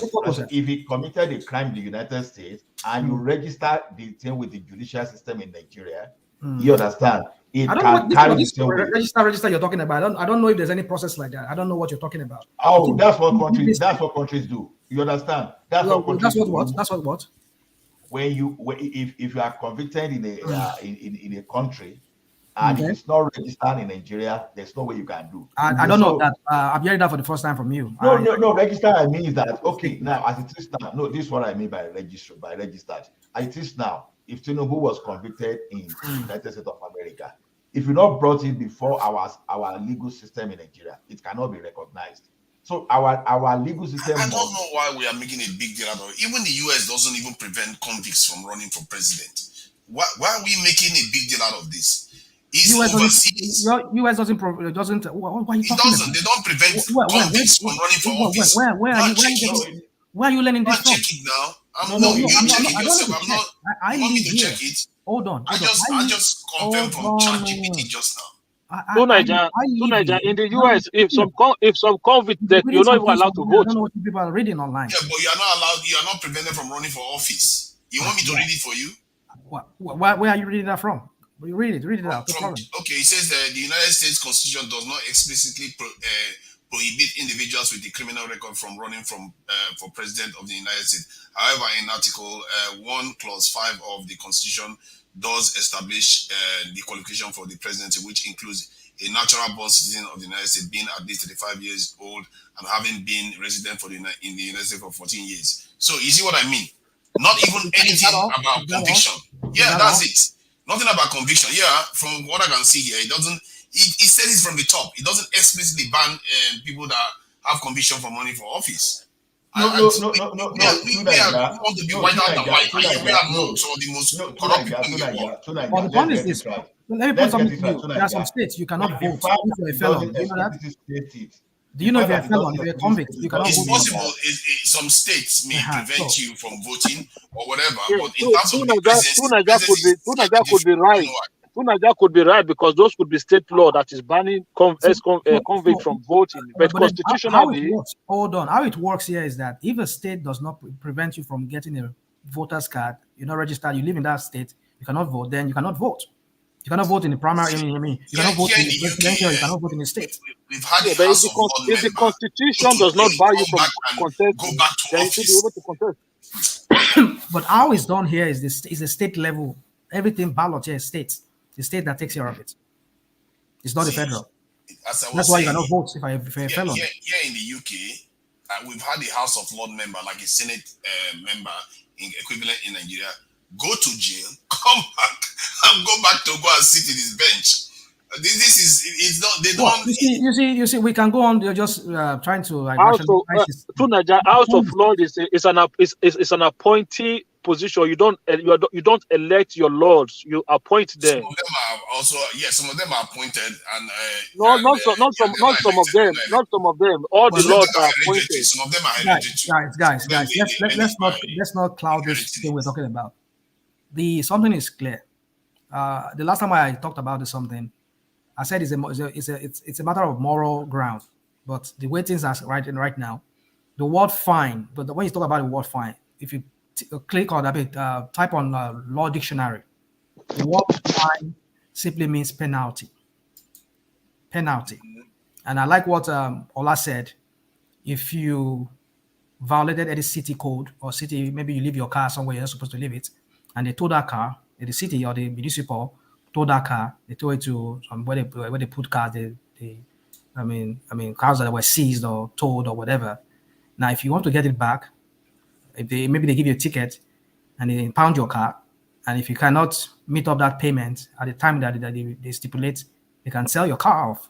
They'll sell it off, which is the penalty there. If you cannot pay the fine that is imposed on you for that violation. But that is not a conviction. Hold on. You can say it's not a conviction. You see, let me say something to you. I've been involved in a case here that was investigated here, a rape case. And hold on. He should be president. Say that again. Are you saying that Tinubu is a criminal, so he shouldn't be president because of what the stuff he had in America? Here we go. Because when we kind of like say things like, I'm not a supporter of Tinubu, but I think that's why no, I'm not saying you are. I'm not saying you are. But what I'm saying is that you see that position of president, the leader.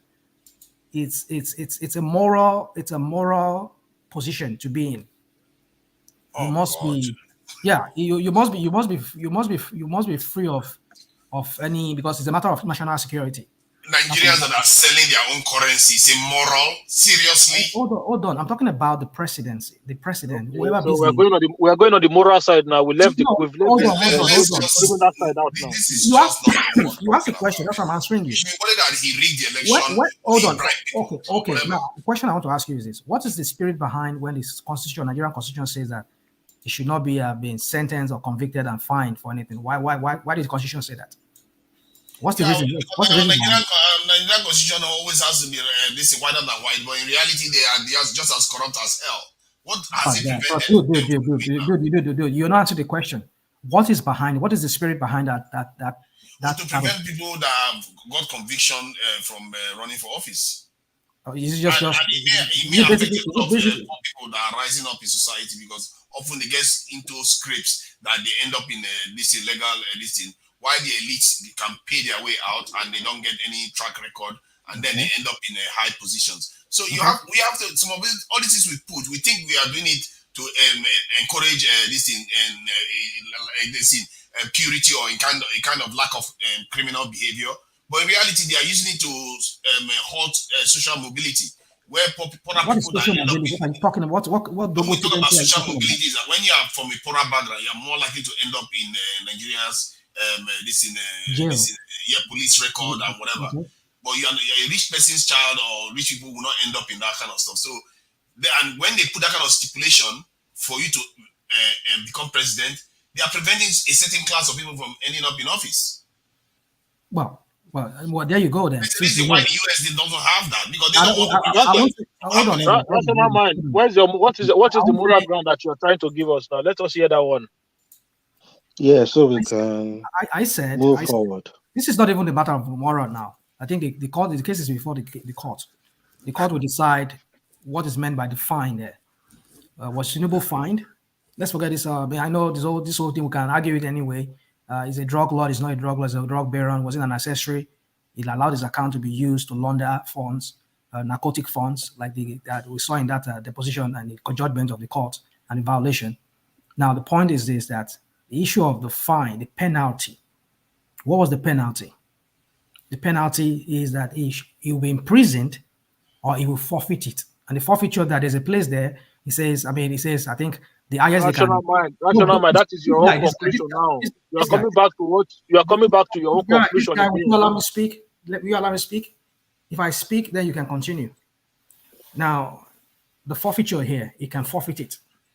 And now when you forfeit it, that's what I'm saying to you, that we have to wait and see how the Supreme Court or whatever court is going to handle this, the tribunal is going to handle this. Now, the point is that what they are arguing on now, the counsel, the attorneys to lawyers to the Labour Party guy, Obi, is that as Tinubu violated that constitutional part that says he should not have been sentenced. Let's forget about being convicted or sentenced. Let's talk about the fine aspect now. The forfeiture of the almost $500,000, which is $450,000 that he forfeited in the United States, could that be termed as a fine for him not to go to jail, which is the other option? That you can go to jail for that. So is that's what the Justice Department says. You go and read it. Can I comment, please? So you will come in. So if the court says, well, it doesn't equate to the level of a fine, well, so be it then. But then it's a penalty. What do you mean if it equates or it doesn't equate? What are you are trying to manipulate language? Equate or does not equate? You just read the book. Who told you it was a forfeiture? You're saying equate to fine. Forfeiture is a penalty. Yeah, it's a penalty. That's what they mean of fine. So it's not left. I would like to move us forward from there. I would like to round up shortly. I would like to go back to Mr. Duale before I go to Niger. Mr. Duale, so I want to take you back to the PDP suspend Fayose and PIUS AYIM. Looking at the G5 factor in the PDP right now, what did you see to the future of PDP going forward? When you mentioned that earlier about the suspension of former president of Senate Fayose, I laughed. When you suspend these two individuals and also someone, I think they also referred of the autumn to disciplinary action or something like that. Yeah. Who would now be left in the party to carry the party to the next level? So the party is done. If they continue with this trend of say they are going to punish people that actually carried out anti-party during the election, the party will no longer be in existence. All they need to do is to extend olive branch to each other and see where the Atiku is no longer in the picture. They should forget about him. But for those who still think they have political future in that party, it is the high time they come together. Now, like Fayose said, Fayose realized that the future their future or their political future is no longer going to be as the way it used to be because Obi has redefined or reshaped the electoral uh, phase in Nigeria. So everybody will now begin to borrow from that. What do you call it? Sample, right? So it's no longer going to be as usual as they used to do. So now, if they are going to put PDP back in shape, they have to reform it. Things that broke them apart, like jettisoning the party constitution to pick the candidate, will have to be looked So, into properly, or else the party will just continue to be a party in the paper, and they will replace. you just mentioning article just now. Just remind me of one thing I said earlier. Mm, In the few months ago on the show. mm. I think even likes of them Wiki might even cross carpet because I'm thinking if we say article is going, yes, fine. We have the factor G5 factor. We Mm. have these guys now, they've sacked them. I want to believe, obviously, for Article to get that ticket when it is not meant to get it, there will be Mm. some Article fraction. How do you see all this now working together to now come back, all of them to come back as one? I think It, it's too messy. I don't know if you get for the my likes of point. Dino Menaye is a leech. It can't stand on its own. It has to leech on something. Sorry about my voice. I've been having Yeah, issue with yeah. my voice all day. Same here as well. Carry on. Uh, We so can hear you. the likes of Dino Menaye has no connection to any government where the funding can be, guaranteed. But that's why they use them for as a bully dog. But the likes of Wiki has already someone imposed on the River State, so he has access to funding. Now, as long as the likes of Saraki is still going to be in the picture, PDP is not going to be the same. And where would the Saraki's political future lies? It's still within the PDP. I am of opinion that this governor of your state Makide. that defied all logic and survived probably will cross carpets to APC. I mean, this is towards his second time. That's what I'm thinking. But if he chose to remain in PDP and join hands with the likes of Wike, who has a successor, by himself, there's chances that that party can be revived. But unfortunately, that party is completely, deeply, deeply fractured, deeply, deeply wounded. That PDP cannot even a fight, put up a fight in Southwest. Shows that that party is just, I don't know, it's just out of it. But it can still be revived. That is, if they're able to play their game very well. But it has to be redefined in such a way that it will be attractive. And all those old faces that people used to see as a PDP front bearer, they have to be working behind the scene now and put younger people in the front. That is how they can revive and reshape that part. If not, they will go into that extent for life. Now, speaking of Tinubu's case with the United States and the IRS, I will admit this is the first time. What I did? I mute everything. I put my computer on mute so that I could read every details, all the complaint. Now Mm. I know rational mind has argued this case, and for someone like me, I won't disclose much about myself, but this is what I'll say. Now, Tinubu as a person is not a saint, and he can't claim to be a saint. Do I believe he's a drug lord? Absolutely no. But he knew firsthand that those individuals that he claimed to be his family members are drug peddlers. All right. Now, after knowing this, he willingly continued to transact with them. Now, I'm looking at the complaint. It was never indicted, but it was pure complaint. and complain in the court is more or less like you are making a report. However, there's never a time that he was charged for what he was accused of. Now, going by the incident report of this particular agent, this individual, Assis Moise or whatever, was been under investigation for a very long time.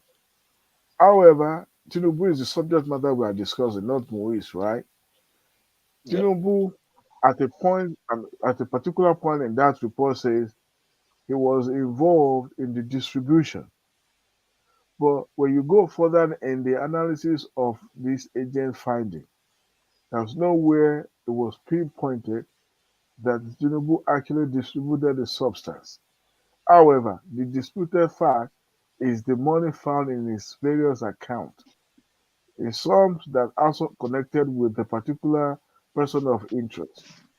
Now, if you're a person of interest and you happen to have a connection with other individuals, excuse me, law enforcement will widen their investigative net to the point that his employer at that time was questioned, and it was confirmed that he worked for Mobile Nigeria Limited and his salary was 2004.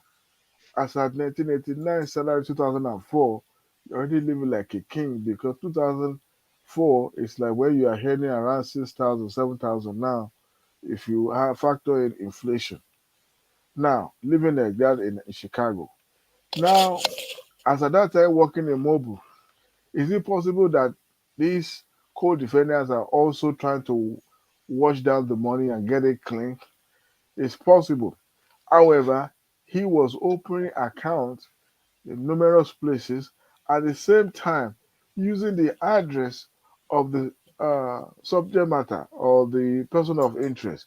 So, of course, they knew each other as a family from home. Now, this is where I differ from every argument that's been put forward. As you are right now, if you are traveling to Nigeria and they stop you by the airport, or you are coming from another country and they stop you by that, they will ask you how much you are bringing, right? If Yeah. you don't disclose To it, guess what declare. will happen? You will forfeit that money. If you cannot tell, I have an incident. Something happens. You know, Nigerians don't like to do things the right way, right? There was this particular brother was coming to United States. They came because his friend wife gave birth. So they're coming in because we organized some little naming ceremony. I don't want to take too much time. However, when this brother was coming, he gave everyone that were coming together like 10,000 each. So he distributed the money among them so that he won't look like he had, but he had a plan to buy Range Rover. I'm talking about 2010 or 11 to Yeah. buy Range Rover, and at the same time was also coming to was planning to buy a ship like the one they used to carry oil, crude and all that. So Vessel. Yeah. a vessel, thank you. It was also because it's into oil and gas and all those things. Now, because he didn't want to pay taxes, he didn't want to subject himself to question. And guess what he did? He gave those money to everyone that they traveled together with, like four in number. Of course, they are rich big boys. On getting here, the person that will buy the car for him, that will use his dealership or whatever to buy the car for him, happens to be an American, his brother, younger brother. So the money was deposited in his account. And the moment you have multiple deposit in your account, that is like unusual transaction, it will trigger an alert. The next thing I knew, they didn't call him until when he went to make the first deposit of the cash money order at the dealership and promised to pay the second one back. That was when the bank, no, he paid the money, but the what do you call them, federal agent called him and asked how about the transactions. Now, there are some things you can't get away with. Now, in the course of this investigation of this narcotic issue, he was seen as an accessory, but they are not so sure. Remember, the amount seized in those various accounts was amount almost 1 point something million, right? Yeah. Because the AGM make reference to the first 80,000 that was deposited in that account almost the second or third day that the account was open. So the AGM was building that case to show that he has connection with these individuals. But at no time does he say that he was charged for the narcotic distribution. Even as an accessory, he wasn't charged simply because there were numerous accounts that these other individuals that the interest person of interest also has as a joint account with Bola Tinubu. So with that, they widened their investigation. However, the money that was in his account, he couldn't because they went to his employer. Okay, tell us. Then he made a statement and said, well, as at that time, Bola Tinubu was already in Nigeria in 1991. 1992 was when he became senator, if you remember. So Yeah. a call was placed to him and asked, and he said, well, I don't have an account. However, there's some other account that he also actually opened as a business account. At the same time, that business account was also involved that person of interest.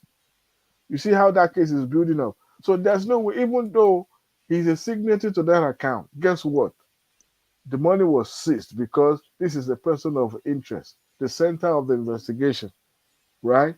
Now, at the end of it all, after the warrant was issued to seize every single money that belongs to Tinubu simply because of that connection he has with that man, who he regarded as a family member. Then they went back to the court, and that was when the IRS now decided they now went to where I think they were sued, according to. Then the federal government now decided to get into what do you call it? I forgot what they call this time. Where people go into a time and say, okay, this is, you take this, I'll take this. Because no matter what, this money. Plea bargain? It's not plea bargain. It's not plea bargain. Plea bargain. You are trying to punish It's not plea bargain. Plea bargain is when you are going too far now. When you are going too far. I don't know what you are trying to do. Are you trying to make it look like the whole thing is entirely benign? You think they take $500,000 from somebody because it's just benign? That person will fight to the tooth and nail if it's their money. Hold on. The money saved seized was almost 1 point something. It's not plea bargain because plea bargain is when you know you could be found guilty, but the money is already seized. Nobody cares how it happened. The point is that he forfeited the money. Hold on. Not the entire money. If you look at the last those affidavits that the one in the Heritage Bank, the one in Citibank was returned back. They now enter into an agreement to forfeit certain amount of money. No, this is the way it is. When federal I don't know what your point is. What is the point you are heading to? No. He was collecting the money for a church. Is that your point? What is the point you are heading to? I'm not a court, so I cannot establish how that money got in there. But I'm trying to. And then what is the point? Because you're spending a lot of time explaining something, but the point is what? That he was collecting it for cherubim and seraphim offering. One Niger, look, I'm not this type of person that. I don't know what your point is. You are trying to polish something that shouldn't be polished. To Niger, please let's I don't make noise. If you know me very well, I don't make noise. You're not making noise, but you're going on for a long time though. But if you're dissatisfied with my explanation, if you are dissatisfied with my explanation, I don't do. Calm down. If you are dissatisfied with my submission, you can mute yourself or mute your speaker completely. So you don't hear what I'm saying. You're telling stories for I'm trying to arrive at my point, and I'm trying to build it up. I'm not the type of person that will give you 1 point answer and say, "Oh, this is how I arrive at this." I took my time to read this. Mr. Adewale, can you please line up? Chunaja, please. Let him manage. Trying to derail me for my thoughts. Otherwise, we might as well be more efficient to dig a hole and cover it up and say we are doing something. Because you have to make a point here. You just, there's no point. We have a short life in this life. Yeah, but he's driving at something. Maybe if he lands his point, maybe you will get him. Let him land his point. Okay. you know, we are too quick to jump into a conclusion and say this is the what you feel. If for me to arrive at what I'm concluding, I have to say the way I see it. And I've read it all the documents and I went through it. Now, when you make a forfeiture of amount of money, all right, it's simply because there's no way federal government will release that money to you because number one, the person of interest is connected with that funding. Now, Tinubu now and his wife now with the federal government now make an agreement that the money will be divided in such a way that he will forfeit this and the rest will be released back to him. And that was what happened in regards to the 460,000 that was forfeited. There's no way. Number one, it was never charged.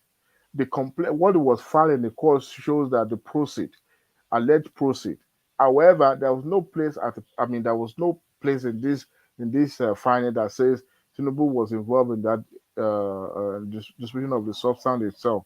But the proceed, the amount that connected him and that individual, the subject matter, is what the federal government is not willing to let go.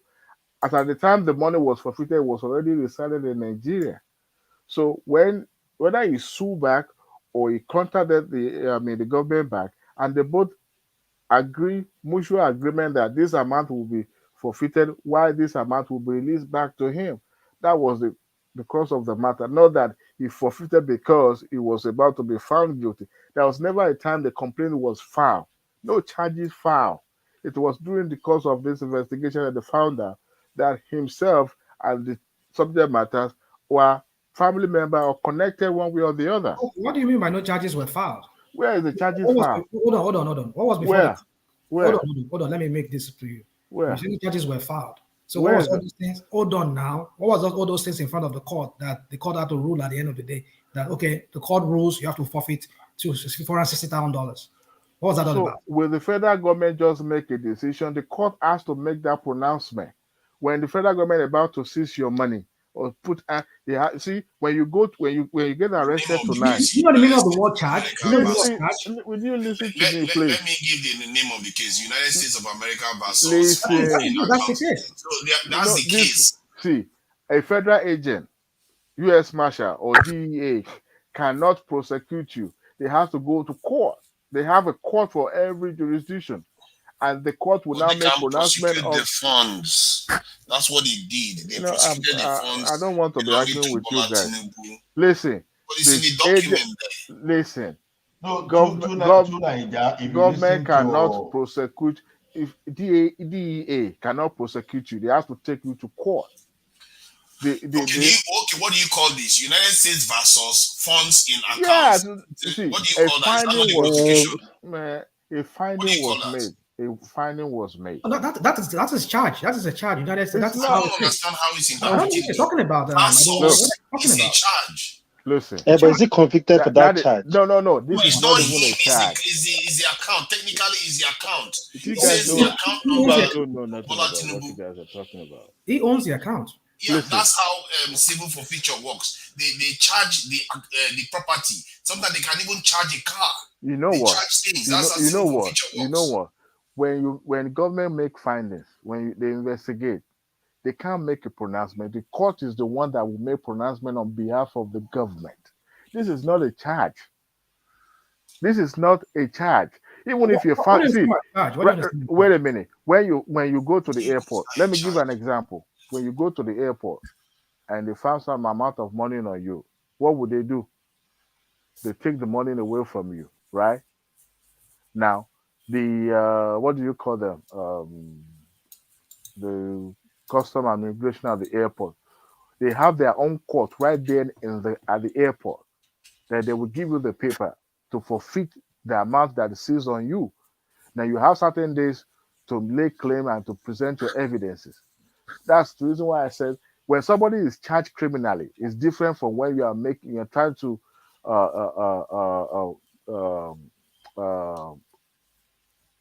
forfeit money. It's different. Let me give you an example. Let me just read this for you. Let me just read it. Let him read now. Let him read, please. We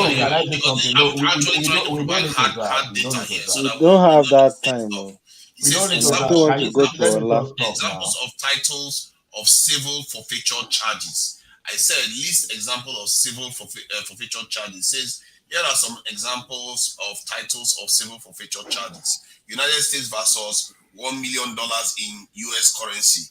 United States versus 2008 Mercedes. So it just gave a United States versus property. That's exactly what we see in this document. Versus an account number. That is how civil forfeiture works. And I don't understand. This is not, even if it's a charge, so what? I don't understand what we are explaining this thing as if you are going to end up in a place where you say, this was just offering money that we were giving to church. Tinubu was keeping it here so that he would go and use it to buy candles or something. What is the explanation? See, Adewale, I believe there were charges.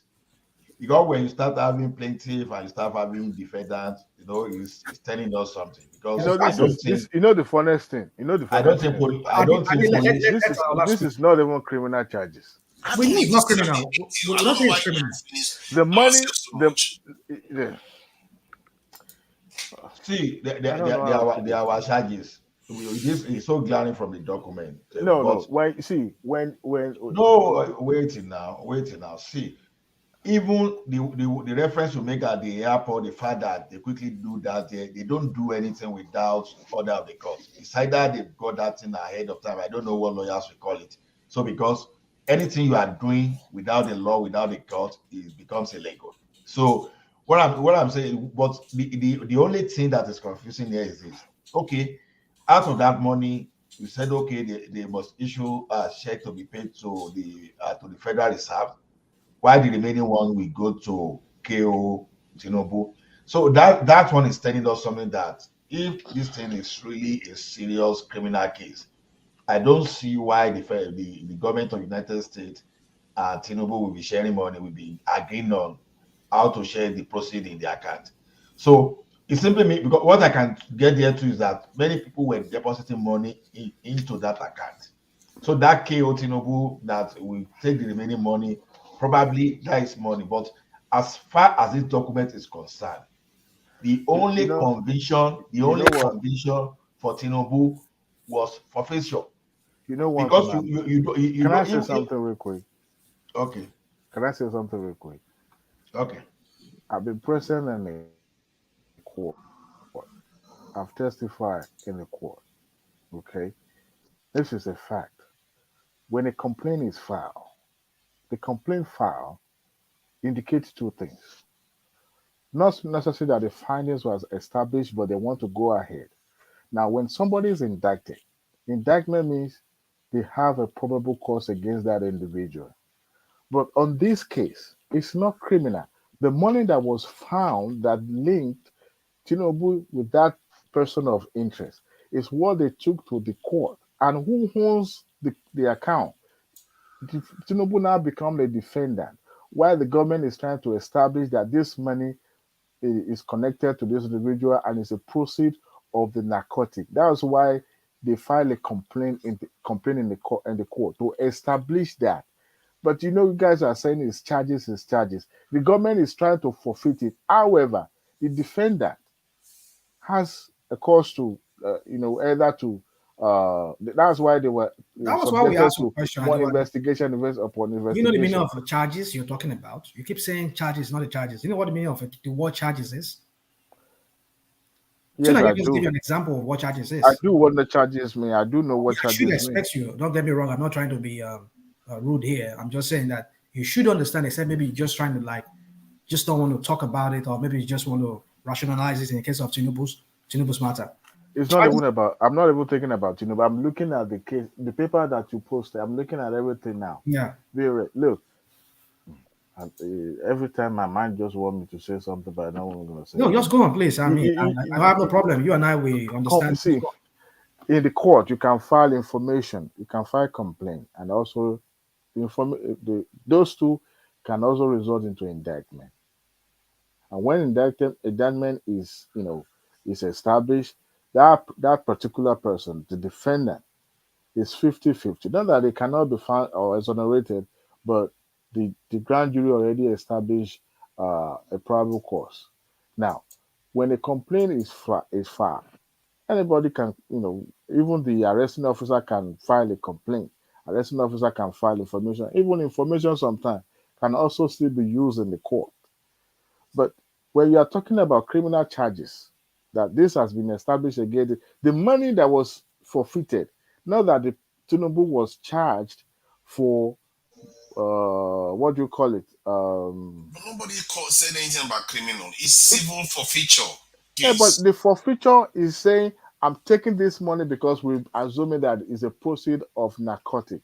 Yes. Now, the burden is now on Tinubu to say, you know what, it is not. But Ghana government won't let go because they believe it's connected with this subject matter, this person of interest. And at the end of the day, both of them asked to go into an agreement to fulfill certain amount of money and him taking the rest of the money. But people are saying Yeah, he but was then you charged. say they again went into an agreement, which means there must have been a plea bargain somewhere. There's plea bargain. Yeah, they should. There should have What been. do you mean by plea bargain? Okay, good. A plea bargain is whereby, okay, I accept that, okay, this money, because for it, if really Tinubu is sure that money belongs to him, it has nothing to do with criminal activity or whatever, then it would have, because if you read that case very well, it says, there's a part there, it says, not tomorrow you come and be charging us or come and be suing us for, or somebody from your whatever come and be suing us. We don't want that. Just accept it this way, and then everybody goes their way. We take $460,000, and everybody shaking, and everybody goes their separate ways. Do not sue us in the future. That is part of the plea. So national mind, a drug lord, they are begging a drug lord not to sue them in the future, right? Yeah, they do that. Yeah, they do that. It's a kind of liability. It's a liability. It's a liability. Nobody is calling. I don't know why people are calling him a drug lord. Let me make one expose. Let me make one expose tonight. I have two people in the federal custody right now. They are into narcotic distribution. You know what this individual does? They will go to Mexico, fly the plane at a low altitude, and start dropping the bags. Two individuals. The one we are discussing tonight is not even. I don't know. It's different. If this is what will be that, if this is what, hold on, rational mind. If this is what the OB is banking on. Hold on. Let me get something. Let's just get something straight. We're not. I'm not saying that Tinubu is, because I don't think anything in that thing suggests that, or I can't say. Let me not say I say about it. But from what I gathered, this is my own opinion that I don't think Tinubu is involved in the distribution, because when this case, all this thing was filed, he was in Nigeria, was already a senator. But he knows about the money. He knows. That's the point. Yeah. In law, if you're a law enforcement, if you're an agent, you will know that there is no excuse whatsoever. There's no excuse of ignorance in a violation of any law. If you violate the law, you pay. If you do the crime, you do the time. That's what they say here. So there is no ignorance. You can't feign ignorance. You can't claim that I'm ignorant. I didn't know what was going on. No. So, but then as part of plea bargain, that sometimes some drug law, powerful drug laws, they can do is they can forfeit money so that they won't be arrested. I don't know whatever. Come on, stop that now. That is not true. The money would have been released to him. Why are you taking it so personal? That is a weak case. I don't think that case is going to stand in any. No, you mean that part of the case, that part of it is not going to stand. That's to Nigeria. Are you talking about OB submission? Yes. That part of it is not going to stand in the Nigerian context. No, forget about that. Look, we're not even discussing. Hold on. Tinubu, let's admit that based on the fact that he is come in contact with funds from those type of funds, he's aware of them. This reminds me of a case here that I saw happen in the UK, where this guy was involved in helping people that go and do some of all this fraudulent thing. I'm not even sure what they do. They get money and whatever they do. But the point is that they came and arrested him. He's an accountant. They came and arrested him because they traced some of the funds to his accounts. And because of that, they arrested him, took his computer. He even got into even bigger trouble from that. So if his own, they didn't have a lot of evidence on him, they would just seize the money or threaten to arrest him. Then he will make a plea deal So what that means is that it doesn't mean he doesn't know about the criminal activity those people are doing. It just means that they don't have enough evidence on him in terms of himself. But in the case of this guy, listen to this. Listen to this. I want everybody to understand one thing right now. If anybody, including rational mind, you live in the United States, I don't live there, but I want you to understand something. If you have anything to do with drug offense, it is not you and the IRS that will have business. It is you and the police that will have business, not IRS. What are you talking about? You don't know how things work. No, if you have anything to do with drug offense, it is you and the FBI or the NYPD or NSPD that will be dealing with each other, not IRS. Thank you very much. You see, that's the point. That is what you're missing. You don't even understand how it works here. I think Adewale is here to corroborate whatever I said if he wants to. This is how it works here. Every agency has their jurisdiction. The jurisdiction, like Tuna just said, sometimes when a law enforcement agent does not have enough evidence to really nail somebody, like he said, it says a probable. That's what he said. That's in that submission. There's a probable cause that these money are linked to narcotics and all of that, which means they've not caught Tinubu in the acts, but they were able to establish somewhere else in some other deposition that Agbele and the rest of them they were all linked. Hold on. They were all linked. No, I want to corroborate what you say. There were accounts that both of them were signatory to, and that was how he established that the possibility that the proceeds of that they did not catch. Because they must have seen. Because for example, when you are paying into the account, you have to fill up slip and whatever at the bank. They know that this is the person coming in and paying this money. Then they can see you. So they will have evidence of that, but they cannot link him because they could establish that these other people that were paying into the account, they were drug dealers. But that Tinubu himself was a drug dealer was not established in that deposition. But his account was used for that criminal activity. That was criminal. But that the forfeiture was done under. That's what I'm trying to tell you, that sometimes some agents, they mess up cases. You don't know. Sometimes they mess up cases, or maybe based on whatever they want to achieve, they just let go of some things and just let it go. But to be fair to Tinubu, during that time, if I remember correctly, people were moving money from account to account. That's like people that are involved in drugs would just ask some other person, like, okay, can I use your account to transfer money? And it's a kind of money laundering. So they do that. That's what they used to do those days. I remember, even till today, some Nigerians even do that, where they will say, "Oh yeah," so they will send some money into your account. So it's not necessarily indicative that he's actually into the drug trafficking, but he knows them. That's one thing you can be assured, because nobody gives you. That's what I'm saying. He knows them. He's linked to them. He's linked to them. He knows them, but that is part of the distribution network. I don't know. That is what the agent did not claim. So just to answer Akim, how the IRS comes into the matter was this. This is it. IRS monitors money going in and out of accounts.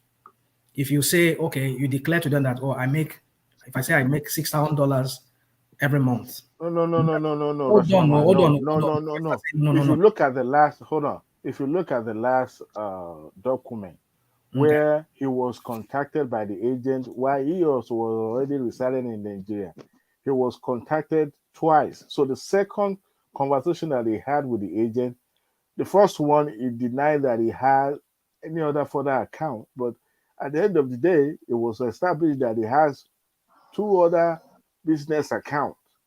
So that what he said earlier and the second conversation contradicted each other. Exactly. That alone was what actually put the nail in the coffin for that forfeiture completely.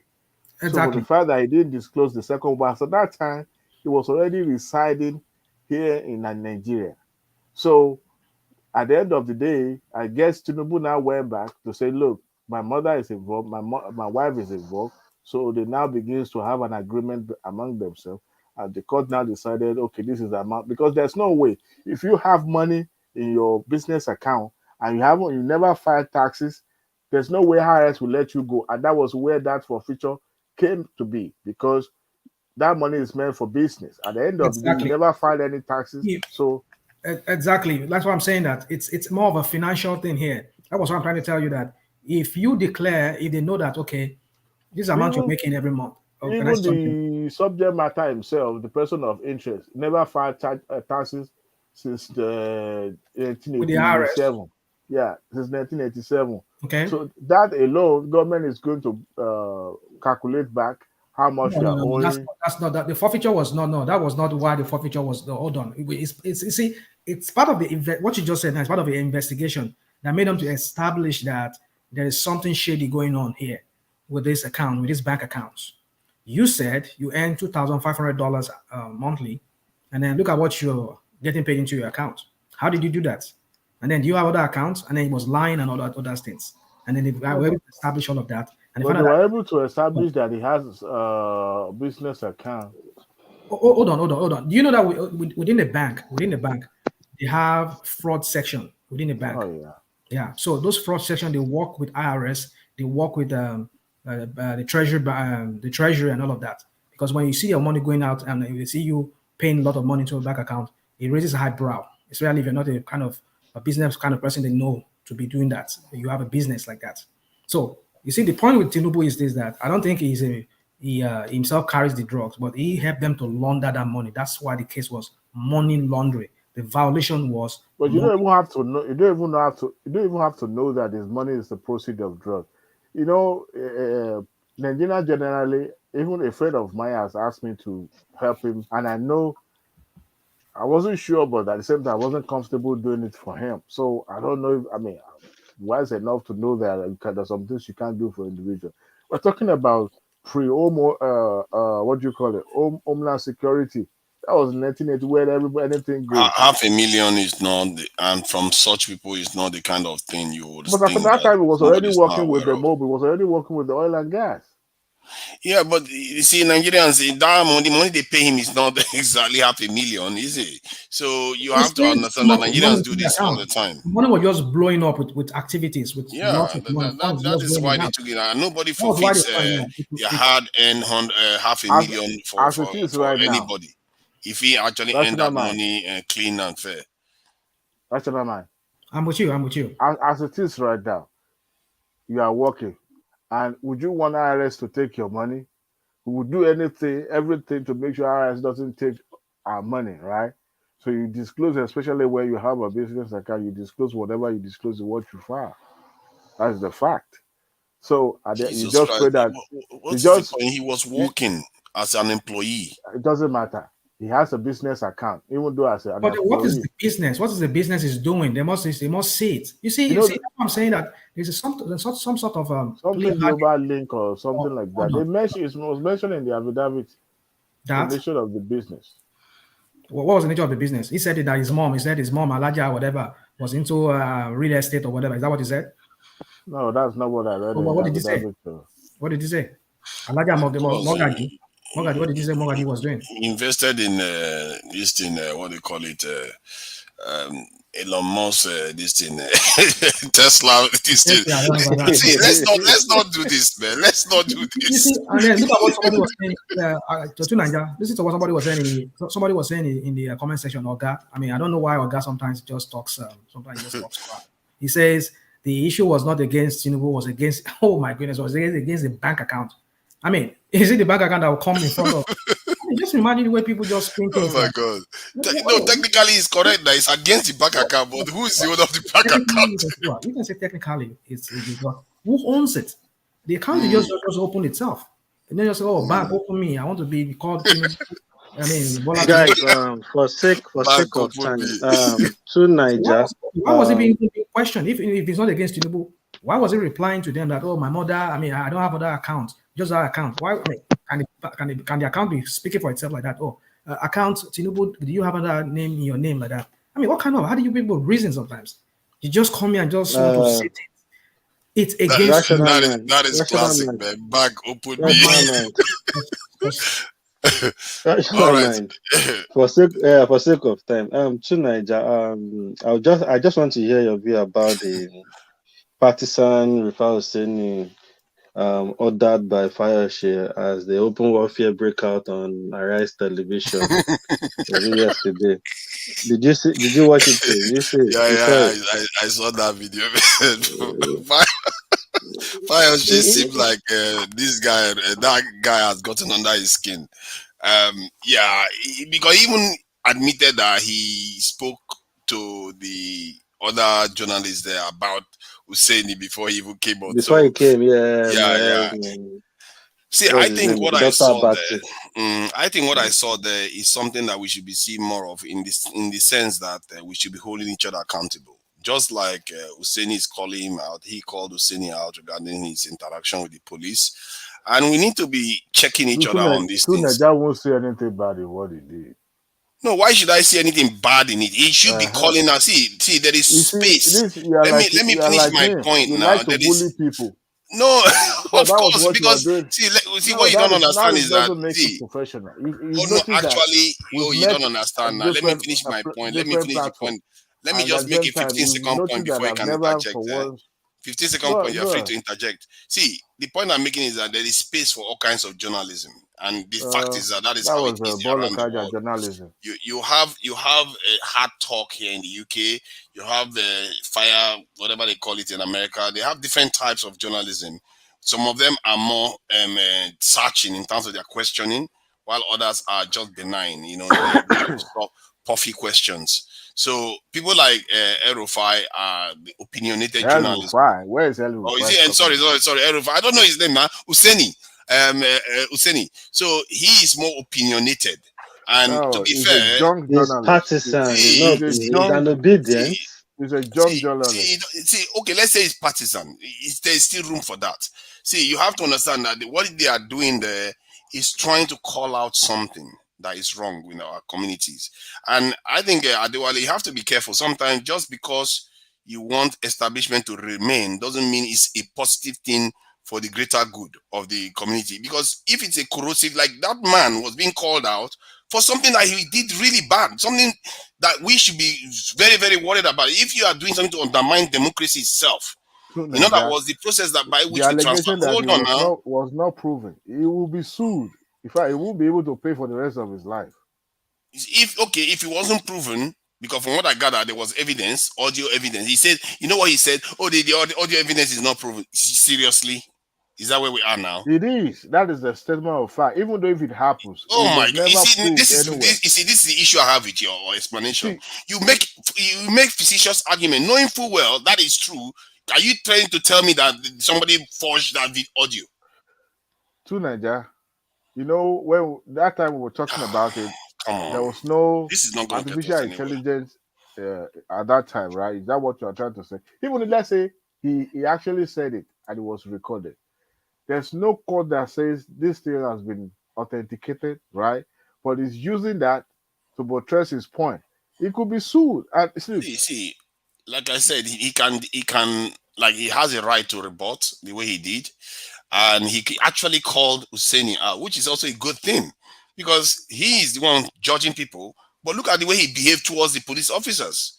We have to be, like I said, the other day I was having a conversation about something like this, and people were saying, what about you? You two do the same thing. I said, if I do it, put my head on the block and I'll put my head down for it. Why?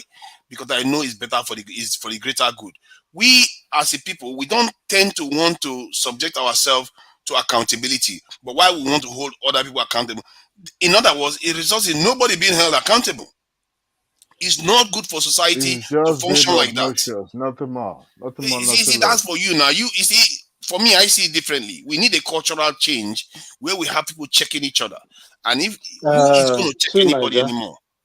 To Niger, the thing is, I don't know, I don't get why people are not seeing the other view to this. I understand the fact that we all want Rufai to ask serious questions, to grill these guys, but I just think most people complain about this Rufai thing is just the way and manner in which Rufai does it. And most of the time, when you confront people like that with hearsay, it doesn't speak well. Then being a journalist, your professionalism doesn't. Where is the standard of your professionalism? You see what I'm saying? So it's not as if most people don't want you to grill these people. I've seen Shimon Kimbale interview people. He asks them serious questions. Even Dr. Abatin, the same arise. He asks serious questions, but the way and manner you deliver that question and you put that question to that person, it's what matters. And that is where Apparently, after the Rufai Fayose drama, Fayose still answer questions from Abati and the other lady, and Yeah, because he went to he doesn't like Oseni. He's already got it in his head that this guy is obnoxious. I don't want to answer his questions. But what he no, but asked him Oseni was proved a him basic right. question. Didn't Oseni prove him right even from the start? From the start, the guy was there for something else. But you No, but started with him what was he there for? asking He was him. there to call him out on a potential hypocrisy, and we can't keep covering for these politicians when they've done something wrong. Then they come out and start talking something that they reinvent their whole image. At this rate, any politician can just come with a new trend and reinvent their image. You have to call them up on their record. If you cannot call people up, is that not what we are doing to Tinubu for something that happened in 1993? You have to call people that, especially people that have done things that is looking to undermine the democracy. Tinubu is something in America. Personally, I'm not so fussed about that. The people that are trying to undermine the democracy in Nigeria are the one. Look at Oshomole recently, was the same thing happened, but yet he was just walking free. Nobody is holding him accountable. Olumo was doing stuff. Nobody's being held accountable in Nigeria, and the society is decaying because of this same this corrosive behavior. And when somebody calls somebody out for this type of behavior, we all Nigerians say, be civil, be this, be that. Be civil is going to heal us. Somebody has to be held accountable. We But should be holding people supporting people that are calling people accountable, out. I think Nothing you will holding say people that will make accountable. you Nigeria change his mind. No, yeah, it's not only to Nigeria. Even We Ajali shouldn't Koko, see. there are a few people that didn't get the It's point. very A lot of important. people were I get trying the to Even make. the point. guy I get doing the point you are hardcore making. That he's partisan. still Whatever you shows want to say. He's a journalist. You can't just moderate. You can't tell a journalist if you don't like a journalist, don't come to his channel. If you can't tell a journalist he how to wasn't be a even journalist. invited for because of Husseini. Yeah, but About it's allowed to ask questions. I don't think yeah, that we but should be when you are censoring asking journalists. question, when you are asking question, there's a way you ask the question.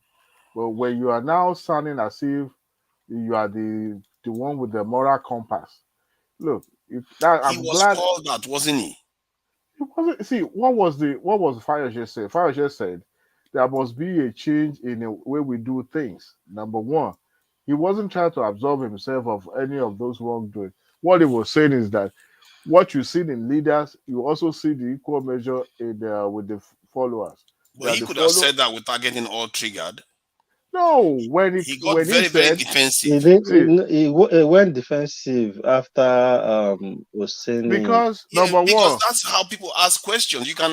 People are allowed to ask you a question in a tough way. Say, oh, you were involved in so and so. This we saw the video, and now you are coming to say this. Then you say, He didn't yes, say a video. He hear a audio. okay, audio. So yeah, you say So and it can be anybody's voice, the doctored voice. So okay, you will fine. say for a journalist, and this is what this is the point people are trying to drive at. Like for a journalist, you see that you use that word allege, but you don't put it like it's something you've confirmed. And the guy was trying substantiated. to say so, yeah, and the guy was still trying to explain to you. You can see that Fayose was trying to avoid that drama, and because knowing the kind of person Fayose too is, and being an Ikiti man that has a gidi, you get. So he was pushed to that corner for him to now acted the way he acted, But and people started complaining you see about him. what we are missing here.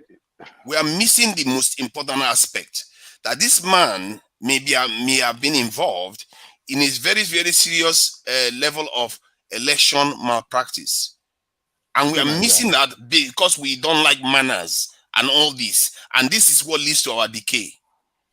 You see, that's why I believe what you should be looking out for is that the man was called out, and he also called this Rufai out, and the Oseni out. The fact that he called him out, I actually like that, because it also gives people it also makes him look like, oh, he's a hypocrite. Now he's calling somebody out, but he too does the same thing. And That wouldn't have been Nigerians necessary if he had make his point without personal attack. So, but it's important. Oh my God, how about the What? viewers? What do you think the viewer is seeing? What are you talking about, viewer? See, what is his name? Rufai inject himself in that interview. When you are calling someone out, Fayose was invited to talk about the election. How about the viewer? Let me tell you what the viewer will be seeing. Yeah, the viewer will be seeing that we are all in this together. You make your own conclusion and you expect people to buy it. You see, you have to look but at you're not context. letting me finish my point. You've spent how many hours talking about this point already? The point I'm trying to make is that the viewers that are viewing it, when they look at both of them, they say, oh yeah, Rufai, we saw you did that. And you, this position, you did that. Maybe the viewer too will ask himself or herself, oh, am I also involved in this culture that we like to hate? This is kind of sometimes epiphany that arises when people are actually calling each other out. But instead of us to focus on that aspect, that we are all hypocrites in some ways, we start learning the wrong lesson. Instead of let's cover it up, let's pretend as if it never happened. Nobody said cover anything up. See, there's a way you ask questions. In other words, that's what you are saying. There's a way. There's no way. No. There's no way. The only way to ask a question is to ask a question. It could be polite, it may not be polite. If your child come to you now and say, Dad, will you give me that thing now? What would you say? I'll say you should ask me in a better way. I'm not going to start triggering and say, you know when I used to wipe your bum and all the rest of it. That's not what you start going on about. You can call your child, you can draw your child attention to what you just said now because you know it's wrong. A child shouldn't say that to his father or ask questions in such manner. So I get your point. It's a sliding scale. Every state journalist, didn't cross the line. You're a professional in your own field, right? You are trained. Every person in their field are already trained. There's a way you go about things. When you now make it personal, that is where I have problem with you. As a journalist, you do a good job. You ask questions. But when you start inserting yourself as if you are the what do they call it? Jesus Christ last born. That is where I don't like because you are not the. It's personal though. It's not. It is him that was on the audio. If he was on the audio, you have to ask him, okay, this election stuff that he did, let's say Shomole that we saw talking about intimidation, and somebody wants to ask him, he say, oh no, you shouldn't have brought that up because it's personal. What do you want them to do? Just shut up? You have to ask questions, and everybody has to be able to be questioned too, just like Oseni was questioned, and so that we start seeing these things. I believe that should lead to a cultural change. We need a cultural change of accountability, not being polite to people that are actually corrupt. So a cultural change where someone like when Omokari went to Chicago State University, videoed while he was in front, video while he was walking into the offices to confirm if Tinubu actually schooled there, confirmed Tinubu schooled there, came on, post the video on social media, came on Arise TV, told Rufai, oh, I'm one person that don't like Tinubu, but for a fact, I went to Chicago State University, this man schooled in this place. Rufai was still arguing with Omokari that they almost start a fight just like this Rufai and just like this Fayose situation exactly. It was who signed it? So when, only one person in that department. So when you come across like that, I know most of this everybody are human beings. On that issue, Rufai actually called Reno's brother to threaten him. To threaten Reno, yeah, exactly. To threaten Reno. That was how personal this guy take things. I don't know of that case. I've not seen it, so I cannot. Yeah, so this is what. Then see, he too has questions to answer. Like I said, even in this interview that we saw, he was called out, and when I saw him, the way he was treating the police officers, I wasn't very happy because this is kind of stuff we Nigerians do. Oh, do you know me? Jesus Christ, who is going to obey the law if everybody keeps saying, "Do you know me?" He even went as far as saying, "I will call the governor," which is exactly now. Very Sanwo-Olu now is the killer in Lagos. That the same killer that is killing people in Lagos. Exactly.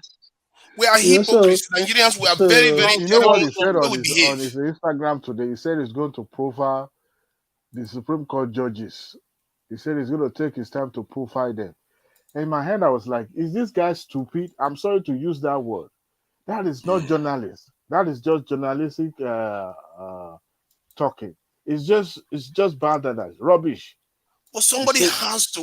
I heard that too. What are you mean you're going to profile? These people have been in judiciary for a very long time, even before he said something. He said, so what do you think profiling means? To get their record? Look at their That's what record it and say they are means. going to be biased.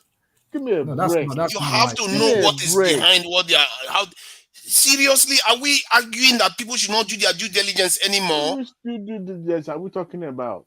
This is what Americans do. This is what everybody else does. Yeah, right. They're profiling judges simply because I don't they know, have man. a You case guys in sit in front. you sit in countries that have all these things getting done. If anything, even when you want to apply for some job, they will do security checks and all the rest of it. And then when they come do that, then a journalist wants to profile judges. I say no. Let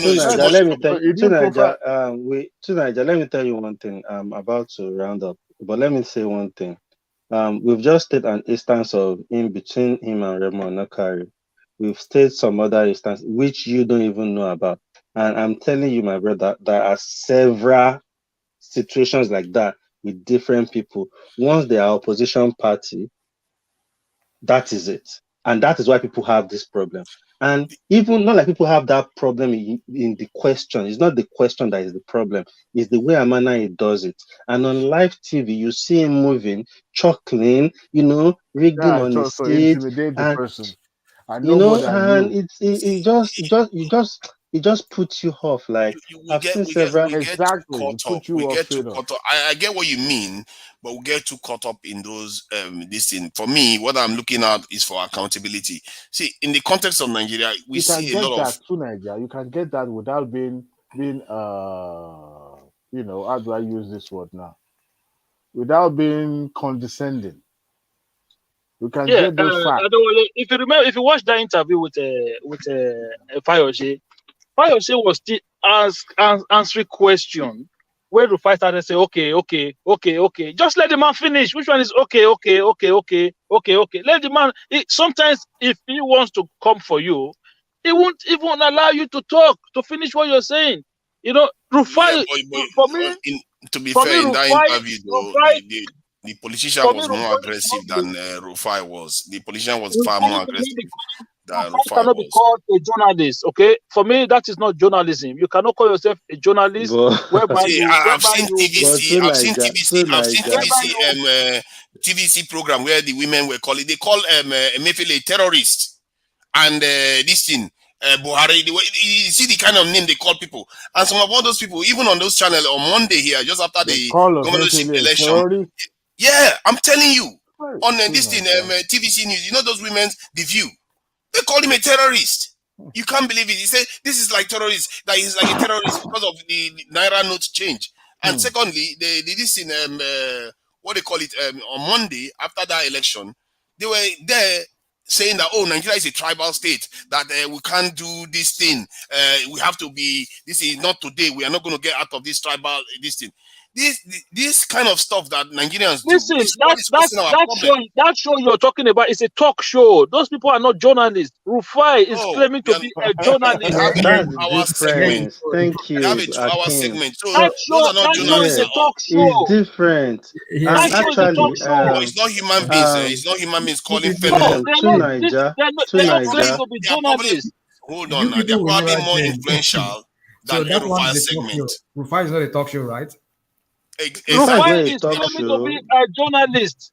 He's a journalist. Those people are not journalists. The CBN head a terrorist and the government a terrorist, but it's not okay for somebody to. You can't call somebody that does a podcast. I'm not saying it's okay. I'm saying that is a talk show. It's a talk show. Rufai. They just people even calling. You can even call in on that show. So if somebody that was on it, they bring politicians to ask questions all the time. So if somebody people can call in as well. People can call in as well because it's a talk show. But you won't have them Rufai entertaining phone calls on their own show. It's different. It's two different things. You see one thing to Niger. I want you to just do one thing. I can see you've not really experienced this Rufai thing. Most people have seen it because for you not to even know the Reno Mokari one, that means you've not seen it at all. So I would just want you to try and search it when you have free time, maybe during the weekend. Just look at Rufai interview with most of the APC or opposition party member interviews and see how he attacked them. and see, then maybe you will get the picture of what we are saying. I guess you it see, was for looking me, for a position. I don't know. yeah, for me, I'm not saying don't ask questions. Look, you can be very hard on people. You can question people, but don't take it personal. That is not what you're supposed to do. I didn't see any personal. I didn't see him taking it personal there. Okay, It was the governor that really went out of his way to take it personal. Tunaja, hold on. Or the Fayose politician, I mean. Fayose came in for interview, right? Okay, it discussed about the election, this very election cycle, and how we need to move forward, come together as a country. So Rufai went straight away. His first contribution, this is Fayose now. You was involved in election rigging issues. So is that the direction you want us to continue to go? Well, that is personal. Well, the man himself already said nobody is guilty. Okay, so if somebody tells you that, you know what, I'm not a born again, and so I want everybody now to start worshiping Christ as the Lord and personal Savior. Stop making those examples. Hold on now. Let me give you it's a simple example. Then you don't want the person that wants to ask them a question, say, you know what, but just last week you were running a strip club. You don't want them to ask that question at all? No, Tunaja, you and I, we are not journalists. That's personal, but it's a relevant, critical question to ask. Tunaja, we're talking about professional ethics in place of work. He is a journalist. I don't see how he broke the ethics rules by asking that question. You cannot have a guest in front of you. You want to discuss certain issue, and then you're going straight at that person. You could have said, okay, you know what, Fayose, with all the issues that we have in this election, are you still saying this is the right way for us to go forward or to move forward in? He could have phrased his question like that. Why does it have to go you? You was how you're bending over backward. You are bending over backward to make excuse for a grown man sitting there and started jumping at a journalist. And he actually admitted, hold on now, he also actually admitted that even before the meeting, that he complained in the background about this in Oseni. So you know that he came there already prepared to be the way he was. And if you notice it, Oseni just asked the question once and he shut him down. He completely just started having an argument with Oseni. He didn't allow Oseni to talk. Rufai was personal with his question, and Fayose gave it back to him personal as well. Because I know the type of person Fayose is as well. And he said to him straight away, person he is. And he said to him straight away, he who must come to equity must come with clean hands. You were so violating the laws of the land. You were threatening the police that you were going to call the governor. And then you come to the studio holding everybody accountable. You have to practice what you preach. That I like. You see, this is what Wike did too. When Wike was calling out other governors, you want these people to be holding each other out so that we also start seeing the truth. Because if everybody starts being polite and covering for each other, believe you me, we'll be in bigger trouble. It is not covering for it. You still don't understand what I'm trying to say. I don't think anybody that is on that part will ever understand. If I want to interview you on a subject matter, right? Our conversation will be based on that subject matter, not you, Tunaja. I don't know if you understand what I'm saying now. Our conversation is going to be based on that subject matter. But the question he was asking was relevant to the subject matter. No, it did. It was not relevant to the subject matter. Tell me what he came to discuss, so that I will tell you how that question was relevant. So, the first line, the first thing that Fayose said when he was being interviewed by Rabati, he said that the followers and the leaders, the followers are the example of followers, that both followers and leaders has to change their attitude, that nothing has changed so far. And he was already making reference to what has been happening in the past. People putting election, rigging election, and all that. At the end of the day, he said nothing changes. He's already depreciating himself. Is this depreciation, or what should I use? Deprecating. No, not even past. Yes, deprecating, exactly. But you now came around and he said, look, I'm going to pinpoint what's being said about you, whether it's true or false, and you assume it is true. Now, you can't do that because number one, the man wasn't invited to talk about his own personal matter. He He was invited to talk about a national issue. But now you are personalizing in the look. Even you yourself, you are coming. You are now claiming. But the man said, look, we need to change. He was even praises on Obi by saying, Obi changed everything. That we politicians, we think we are smart, but we are not. Look at what happened. At the end of the day, you still went past it. To me, it's just uncalled for. It was unnecessary. Yeah, but the viewers need to. I didn't know that. Who's here? So no, think about it. Someone like me, I didn't know that man before, and I came on TV You don't and know. he starts telling me, Come on, you don't know how your Fayose. I don't know him. I'm telling you. See, if I came on TV and I was listening to him, I See, wouldn't you know him have from to- Adam. How could you say you don't know Fayose? Come on, man. Stop Because this, I didn't follow Nigerian politics till that's closely till around 4 or 5 months ago. Even So if you don't know Fayose, there's a way you ask questions. Even your viewers. And aside that, the viewers you are talking about didn't request Fayose to come. They invited Fayose to come for Exactly. a particular topic. So when you get there, okay, I've invited you to my TV show, and I want to question you, talking about a situation probably around us where we are, and I've invited you. But when you came, because I know you are in the other party, I now started attacking you with your past. And I've invited you for something else. And now think just one question, not repeated, just one question, and he went off the rails. He just asked you one question about his past because it's tied to the topic they're about to talk about. Like I said, if it is not relevant, let's say they just came and talk about school kids, and then he brought that issue up, that would be completely irrelevant. But if they're talking about accountability in this election, you can see why. Won't you have started with the topic? Fayose is not there to be prosecuted. He's there to lend his voice to discussion on how to build Nigeria. But you are now calling him out and say, look, let's dig at your past. So Fayose now said, look, let's dig at your past too, because I'm here not to dig at my past. You see how that look at someone like me, how I would treat that. Let's say I did something like what they said Fayose did, and I've changed my ways, and I wanted to, look forward. And Rufai brought that topic up. I would say yes, that was then I had this issue. Hold on now. Or I could say there is no evidence of what you are saying. There's no confirmation of it. However, I came here to talk about so and so and so, and I believe that this is more important given the issue we are facing right now. So yeah, you can just do that. Go and watch that interview. That was exactly what Fayose did. Because what Rufai did was to say, oh, you was heard on a tape. Because there was a recording of a tape where was it Fayose and Wike having a conversation where they were talking about how election was rigged or something. No, that was even many years back. Okay, that was a different tape. 2014, so Fayose was now saying, yes, somebody could have recorded my conversation, but there was nowhere where it was shown that I actually carried out such action, right? So if you want to go in that direction, okay, fine. Let's look into your own behavior as well. That was what Fayose said. Exactly what you said now. That was what he said. I like that he called him out, but he could have just answered it and say, you know what? There's no evidence. No, you know why you said that. You know why you said what you said. It was an error of judgment that we were having that conversation.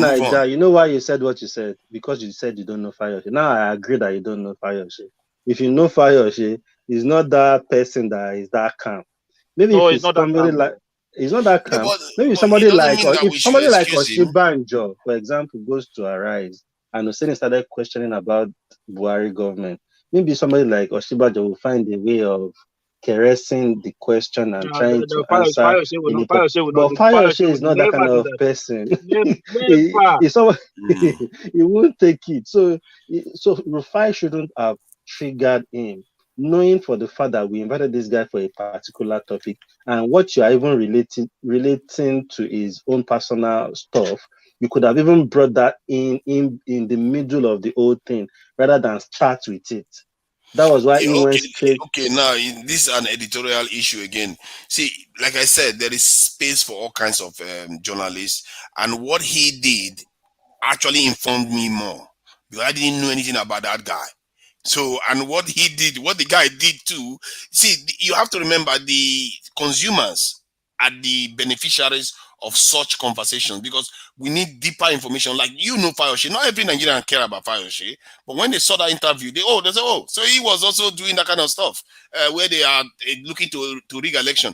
We need to be knowing this. And tomorrow now, Oshomole will show up on TV channel and talking as if he's a convert and everything else. But if somebody calls him out for what he did this circle, then he starts saying, "Oh, how dare you bring it up? Annoying me."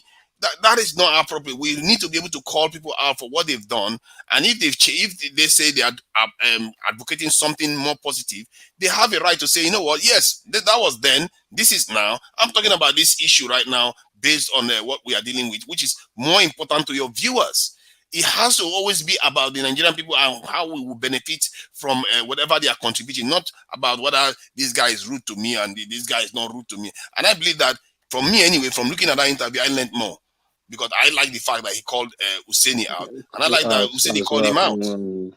Yeah. So guys, I think part of it is that we don't like Oseni, so we just say it's good. No, nobody hates Oseni. Nobody. No. You have to call a spade a spade. That guy does not do his job professionally. Let's be honest with ourselves. It's not whether you like somebody or you don't like. This is the problem we have. Tunaja doesn't really watch his video. This is the problem we have. This is the problem we have as a country. You are in a country with Sean Hannity, O'Reilly. A lot of crazies out there. Listen, those are talk show hosts. Look at Fox News. A lot of crazies out there. You're worried about that. Useni is like a child's play compared to those guys. Listen, those are talk show hosts. Talk show hosts are different from newscasters or people who actually does investigative journalism. You cannot go to somebody and say you want to do an interview. Look, if you see the way them short narrative is, how many Democrats do you see go on their show? They don't go because they know what they're going to get. But if you want to create an environment where you say, "Oh, you're not biased," you want everybody to come on the show. So you cannot create that impression. I sympathize with what you are saying. I've heard Oseni talk, and sometimes it comes across as if he's whiter than white and stuff like that. Yeah, I get where you're coming from, and I can see why. When you go to O'Reilly, you go to Sean Hannity, if you're a Democrat, you know what you're going to get. That one, they don't hide it. They tell you see openly where they belong to. They don't hide it. But Rufai is trying to hide his affiliation. At the same time, trying to claim, his. I don't think he has affiliation. I actually don't think he has. He obviously does. I think the way he sounds is all about the way he judges things. The way he sounds. That's why people don't like him. I don't think he has affiliation. I don't think anybody will want to be affiliated with him because he might bond them too. So that's why people don't like him. I'm going to ask you a question, right? Rufai brought David Undeyi to his studio twice on this same drug issue. When Atiku ROSVP, was it ROVPS or whatever that issue came up before the election, right? How many times did they bring anybody to their studio to come and interview that person regarding that Atiku's issues? I don't think so. To be fair, I don't monitor them, so I wouldn't know. Okay, thank you. Thank you very much. Guys, we'll talk later. I have to go now. Yeah, okay, guys. I think we should leave it here. Do anybody have something to chip in before we go? The capital issue, the federal capital requirement issue may stick. It may stick more than people think it could stick, especially because now it is happening based on a presidential election. So this issue will be resolved one way or the other this time, not like when it's happening on a lower scale and all the rest. And there is also the accusation from the Labour Party that they got more votes and they have evidence for it. So the key is if they are able to prove it. If they are able to prove it, I think the election will either be cancelled or will have to be the values will have to be reallocated, because by proving it, it means that some people got votes that they were not supposed to have. Then they will have to reallocate the election. That said, okay. What? Tunaja, can I quickly comment, please? Go ahead. Okay. On that federal capital territory one, you left. There's an additional clause in that constitution. Is it 299, right? Where it states that on this particular matter, Federal Capital Territory Abuja will be treated as another state. So what my own interpretation, because this is already in court now. So whatever they will make, they will which particular matter, that issue of Abuja, not them not scoring 25% in Abuja. So I want to put my how own. Is it that Obidati doesn't know about that part of the constitution? I would have thought all the sounds with him knows about it. So The it one probably that was doesn't exist. Are you interpreting sure the it does constitution on exist? national television. No. Are you sure that section exists? Because the Sans will be aware of it by Of now. course, it's there to Nigeria. No, it's not about this. You type Nigeria Constitution and type those sections. They will come out. There's a section 299 that says regarding that in that situation, Federal Capital Territory will be regarded as a state. So what that constitution is telling you, is that there's no president there, my brother. It's just they will chop what one entire. What that constitution is telling you is this: those voters in Abuja should not be marginalized. They should be given the same equal right as other citizens of other states. Where are you getting this from? Hold on now, rational. Let me explain something to you. So I just said to you that was my own interpretation. All right. Okay. So let me explain something to you. The way I interpret it, I say it is subject to court now. So they will make their own interpretation. This is my own interpretation. So if you contest an election now, I can try and round it up quick. Yeah, I'm gonna do this quickly now. So say if you get 25% in 23 states, and you get the majority of the vote. So the constitution is trying to say that if you then have 25% in Abuja, that will qualifies you as the overall winner of that election, because that is why they add and Abuja. The constitution went further in that 299 section 299 to say in this regard, Abuja will be seen to be a state. So just imagine if you get 25% in 23 states and you win the election, and then you get 25% in Abuja, and then the constitution turn around and say, okay, no, we can only use states. It means that those people who voted in Abuja, their vote is wasted vote. Do you understand my own interpretation now? Yeah, I'm trying to see where he says anything about election. That's where you treat the Federal Capital Territory as a state. That's what I'm trying to find out. 29 or 39 is there. I'm looking at section 229, isn't it? 299. 299. Yeah. 299. It says, okay, let me read that. It says, the provisions of this constitution shall apply to the Federal Capital Territory, Abuja, as if it were one of the states of the Federation. And accordingly, exactly, that's my point. Accordingly, all the legislative powers, the executive powers, and the judicial powers vested in the House of Assembly, the governor of a state, and in the courts of a state shall respectively vest in the National Assembly, the president of the Federation, and in the courts, which by virtue of the foregoing provisions are courts established for the Federal Capital Territory. All the powers, okay, this is B now. All the powers referred to paragraph A of this section shall be exercised in accordance with the provision of the Constitution, and C, the provisions of this Constitution pertaining to the matters aforesaid shall be read with such modifications and adaptations as may be reasonably necessary to bring them into conformity with the provisions of this section. So it's not very clear that it says anything about election here. But it doesn't say anything about election, because the election rule is different to Federal Capital Territory for specific things. For specific things that it ascribed here, but not for election purposes. Tunaja, hold on. You see, when you started, it said in this provision, right? The Federal Capital will be treated as if it was one of the state.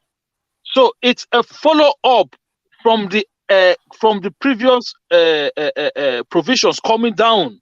Do you understand? It went on to clarify. It went on to clarify these provisions. Okay, listen, this is what I said just now, that this is my own interpretation. This case is in court. Let the judges bring out their own interpretation. But it says all the electoral powers.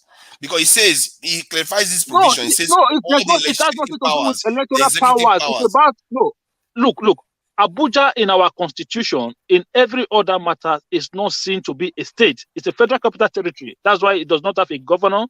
It does not have local government chairman. Abuja is almost run by the National House of Assembly. So, but this version of the constitution That's why now, in the constitution it specifies it separately. That's my point.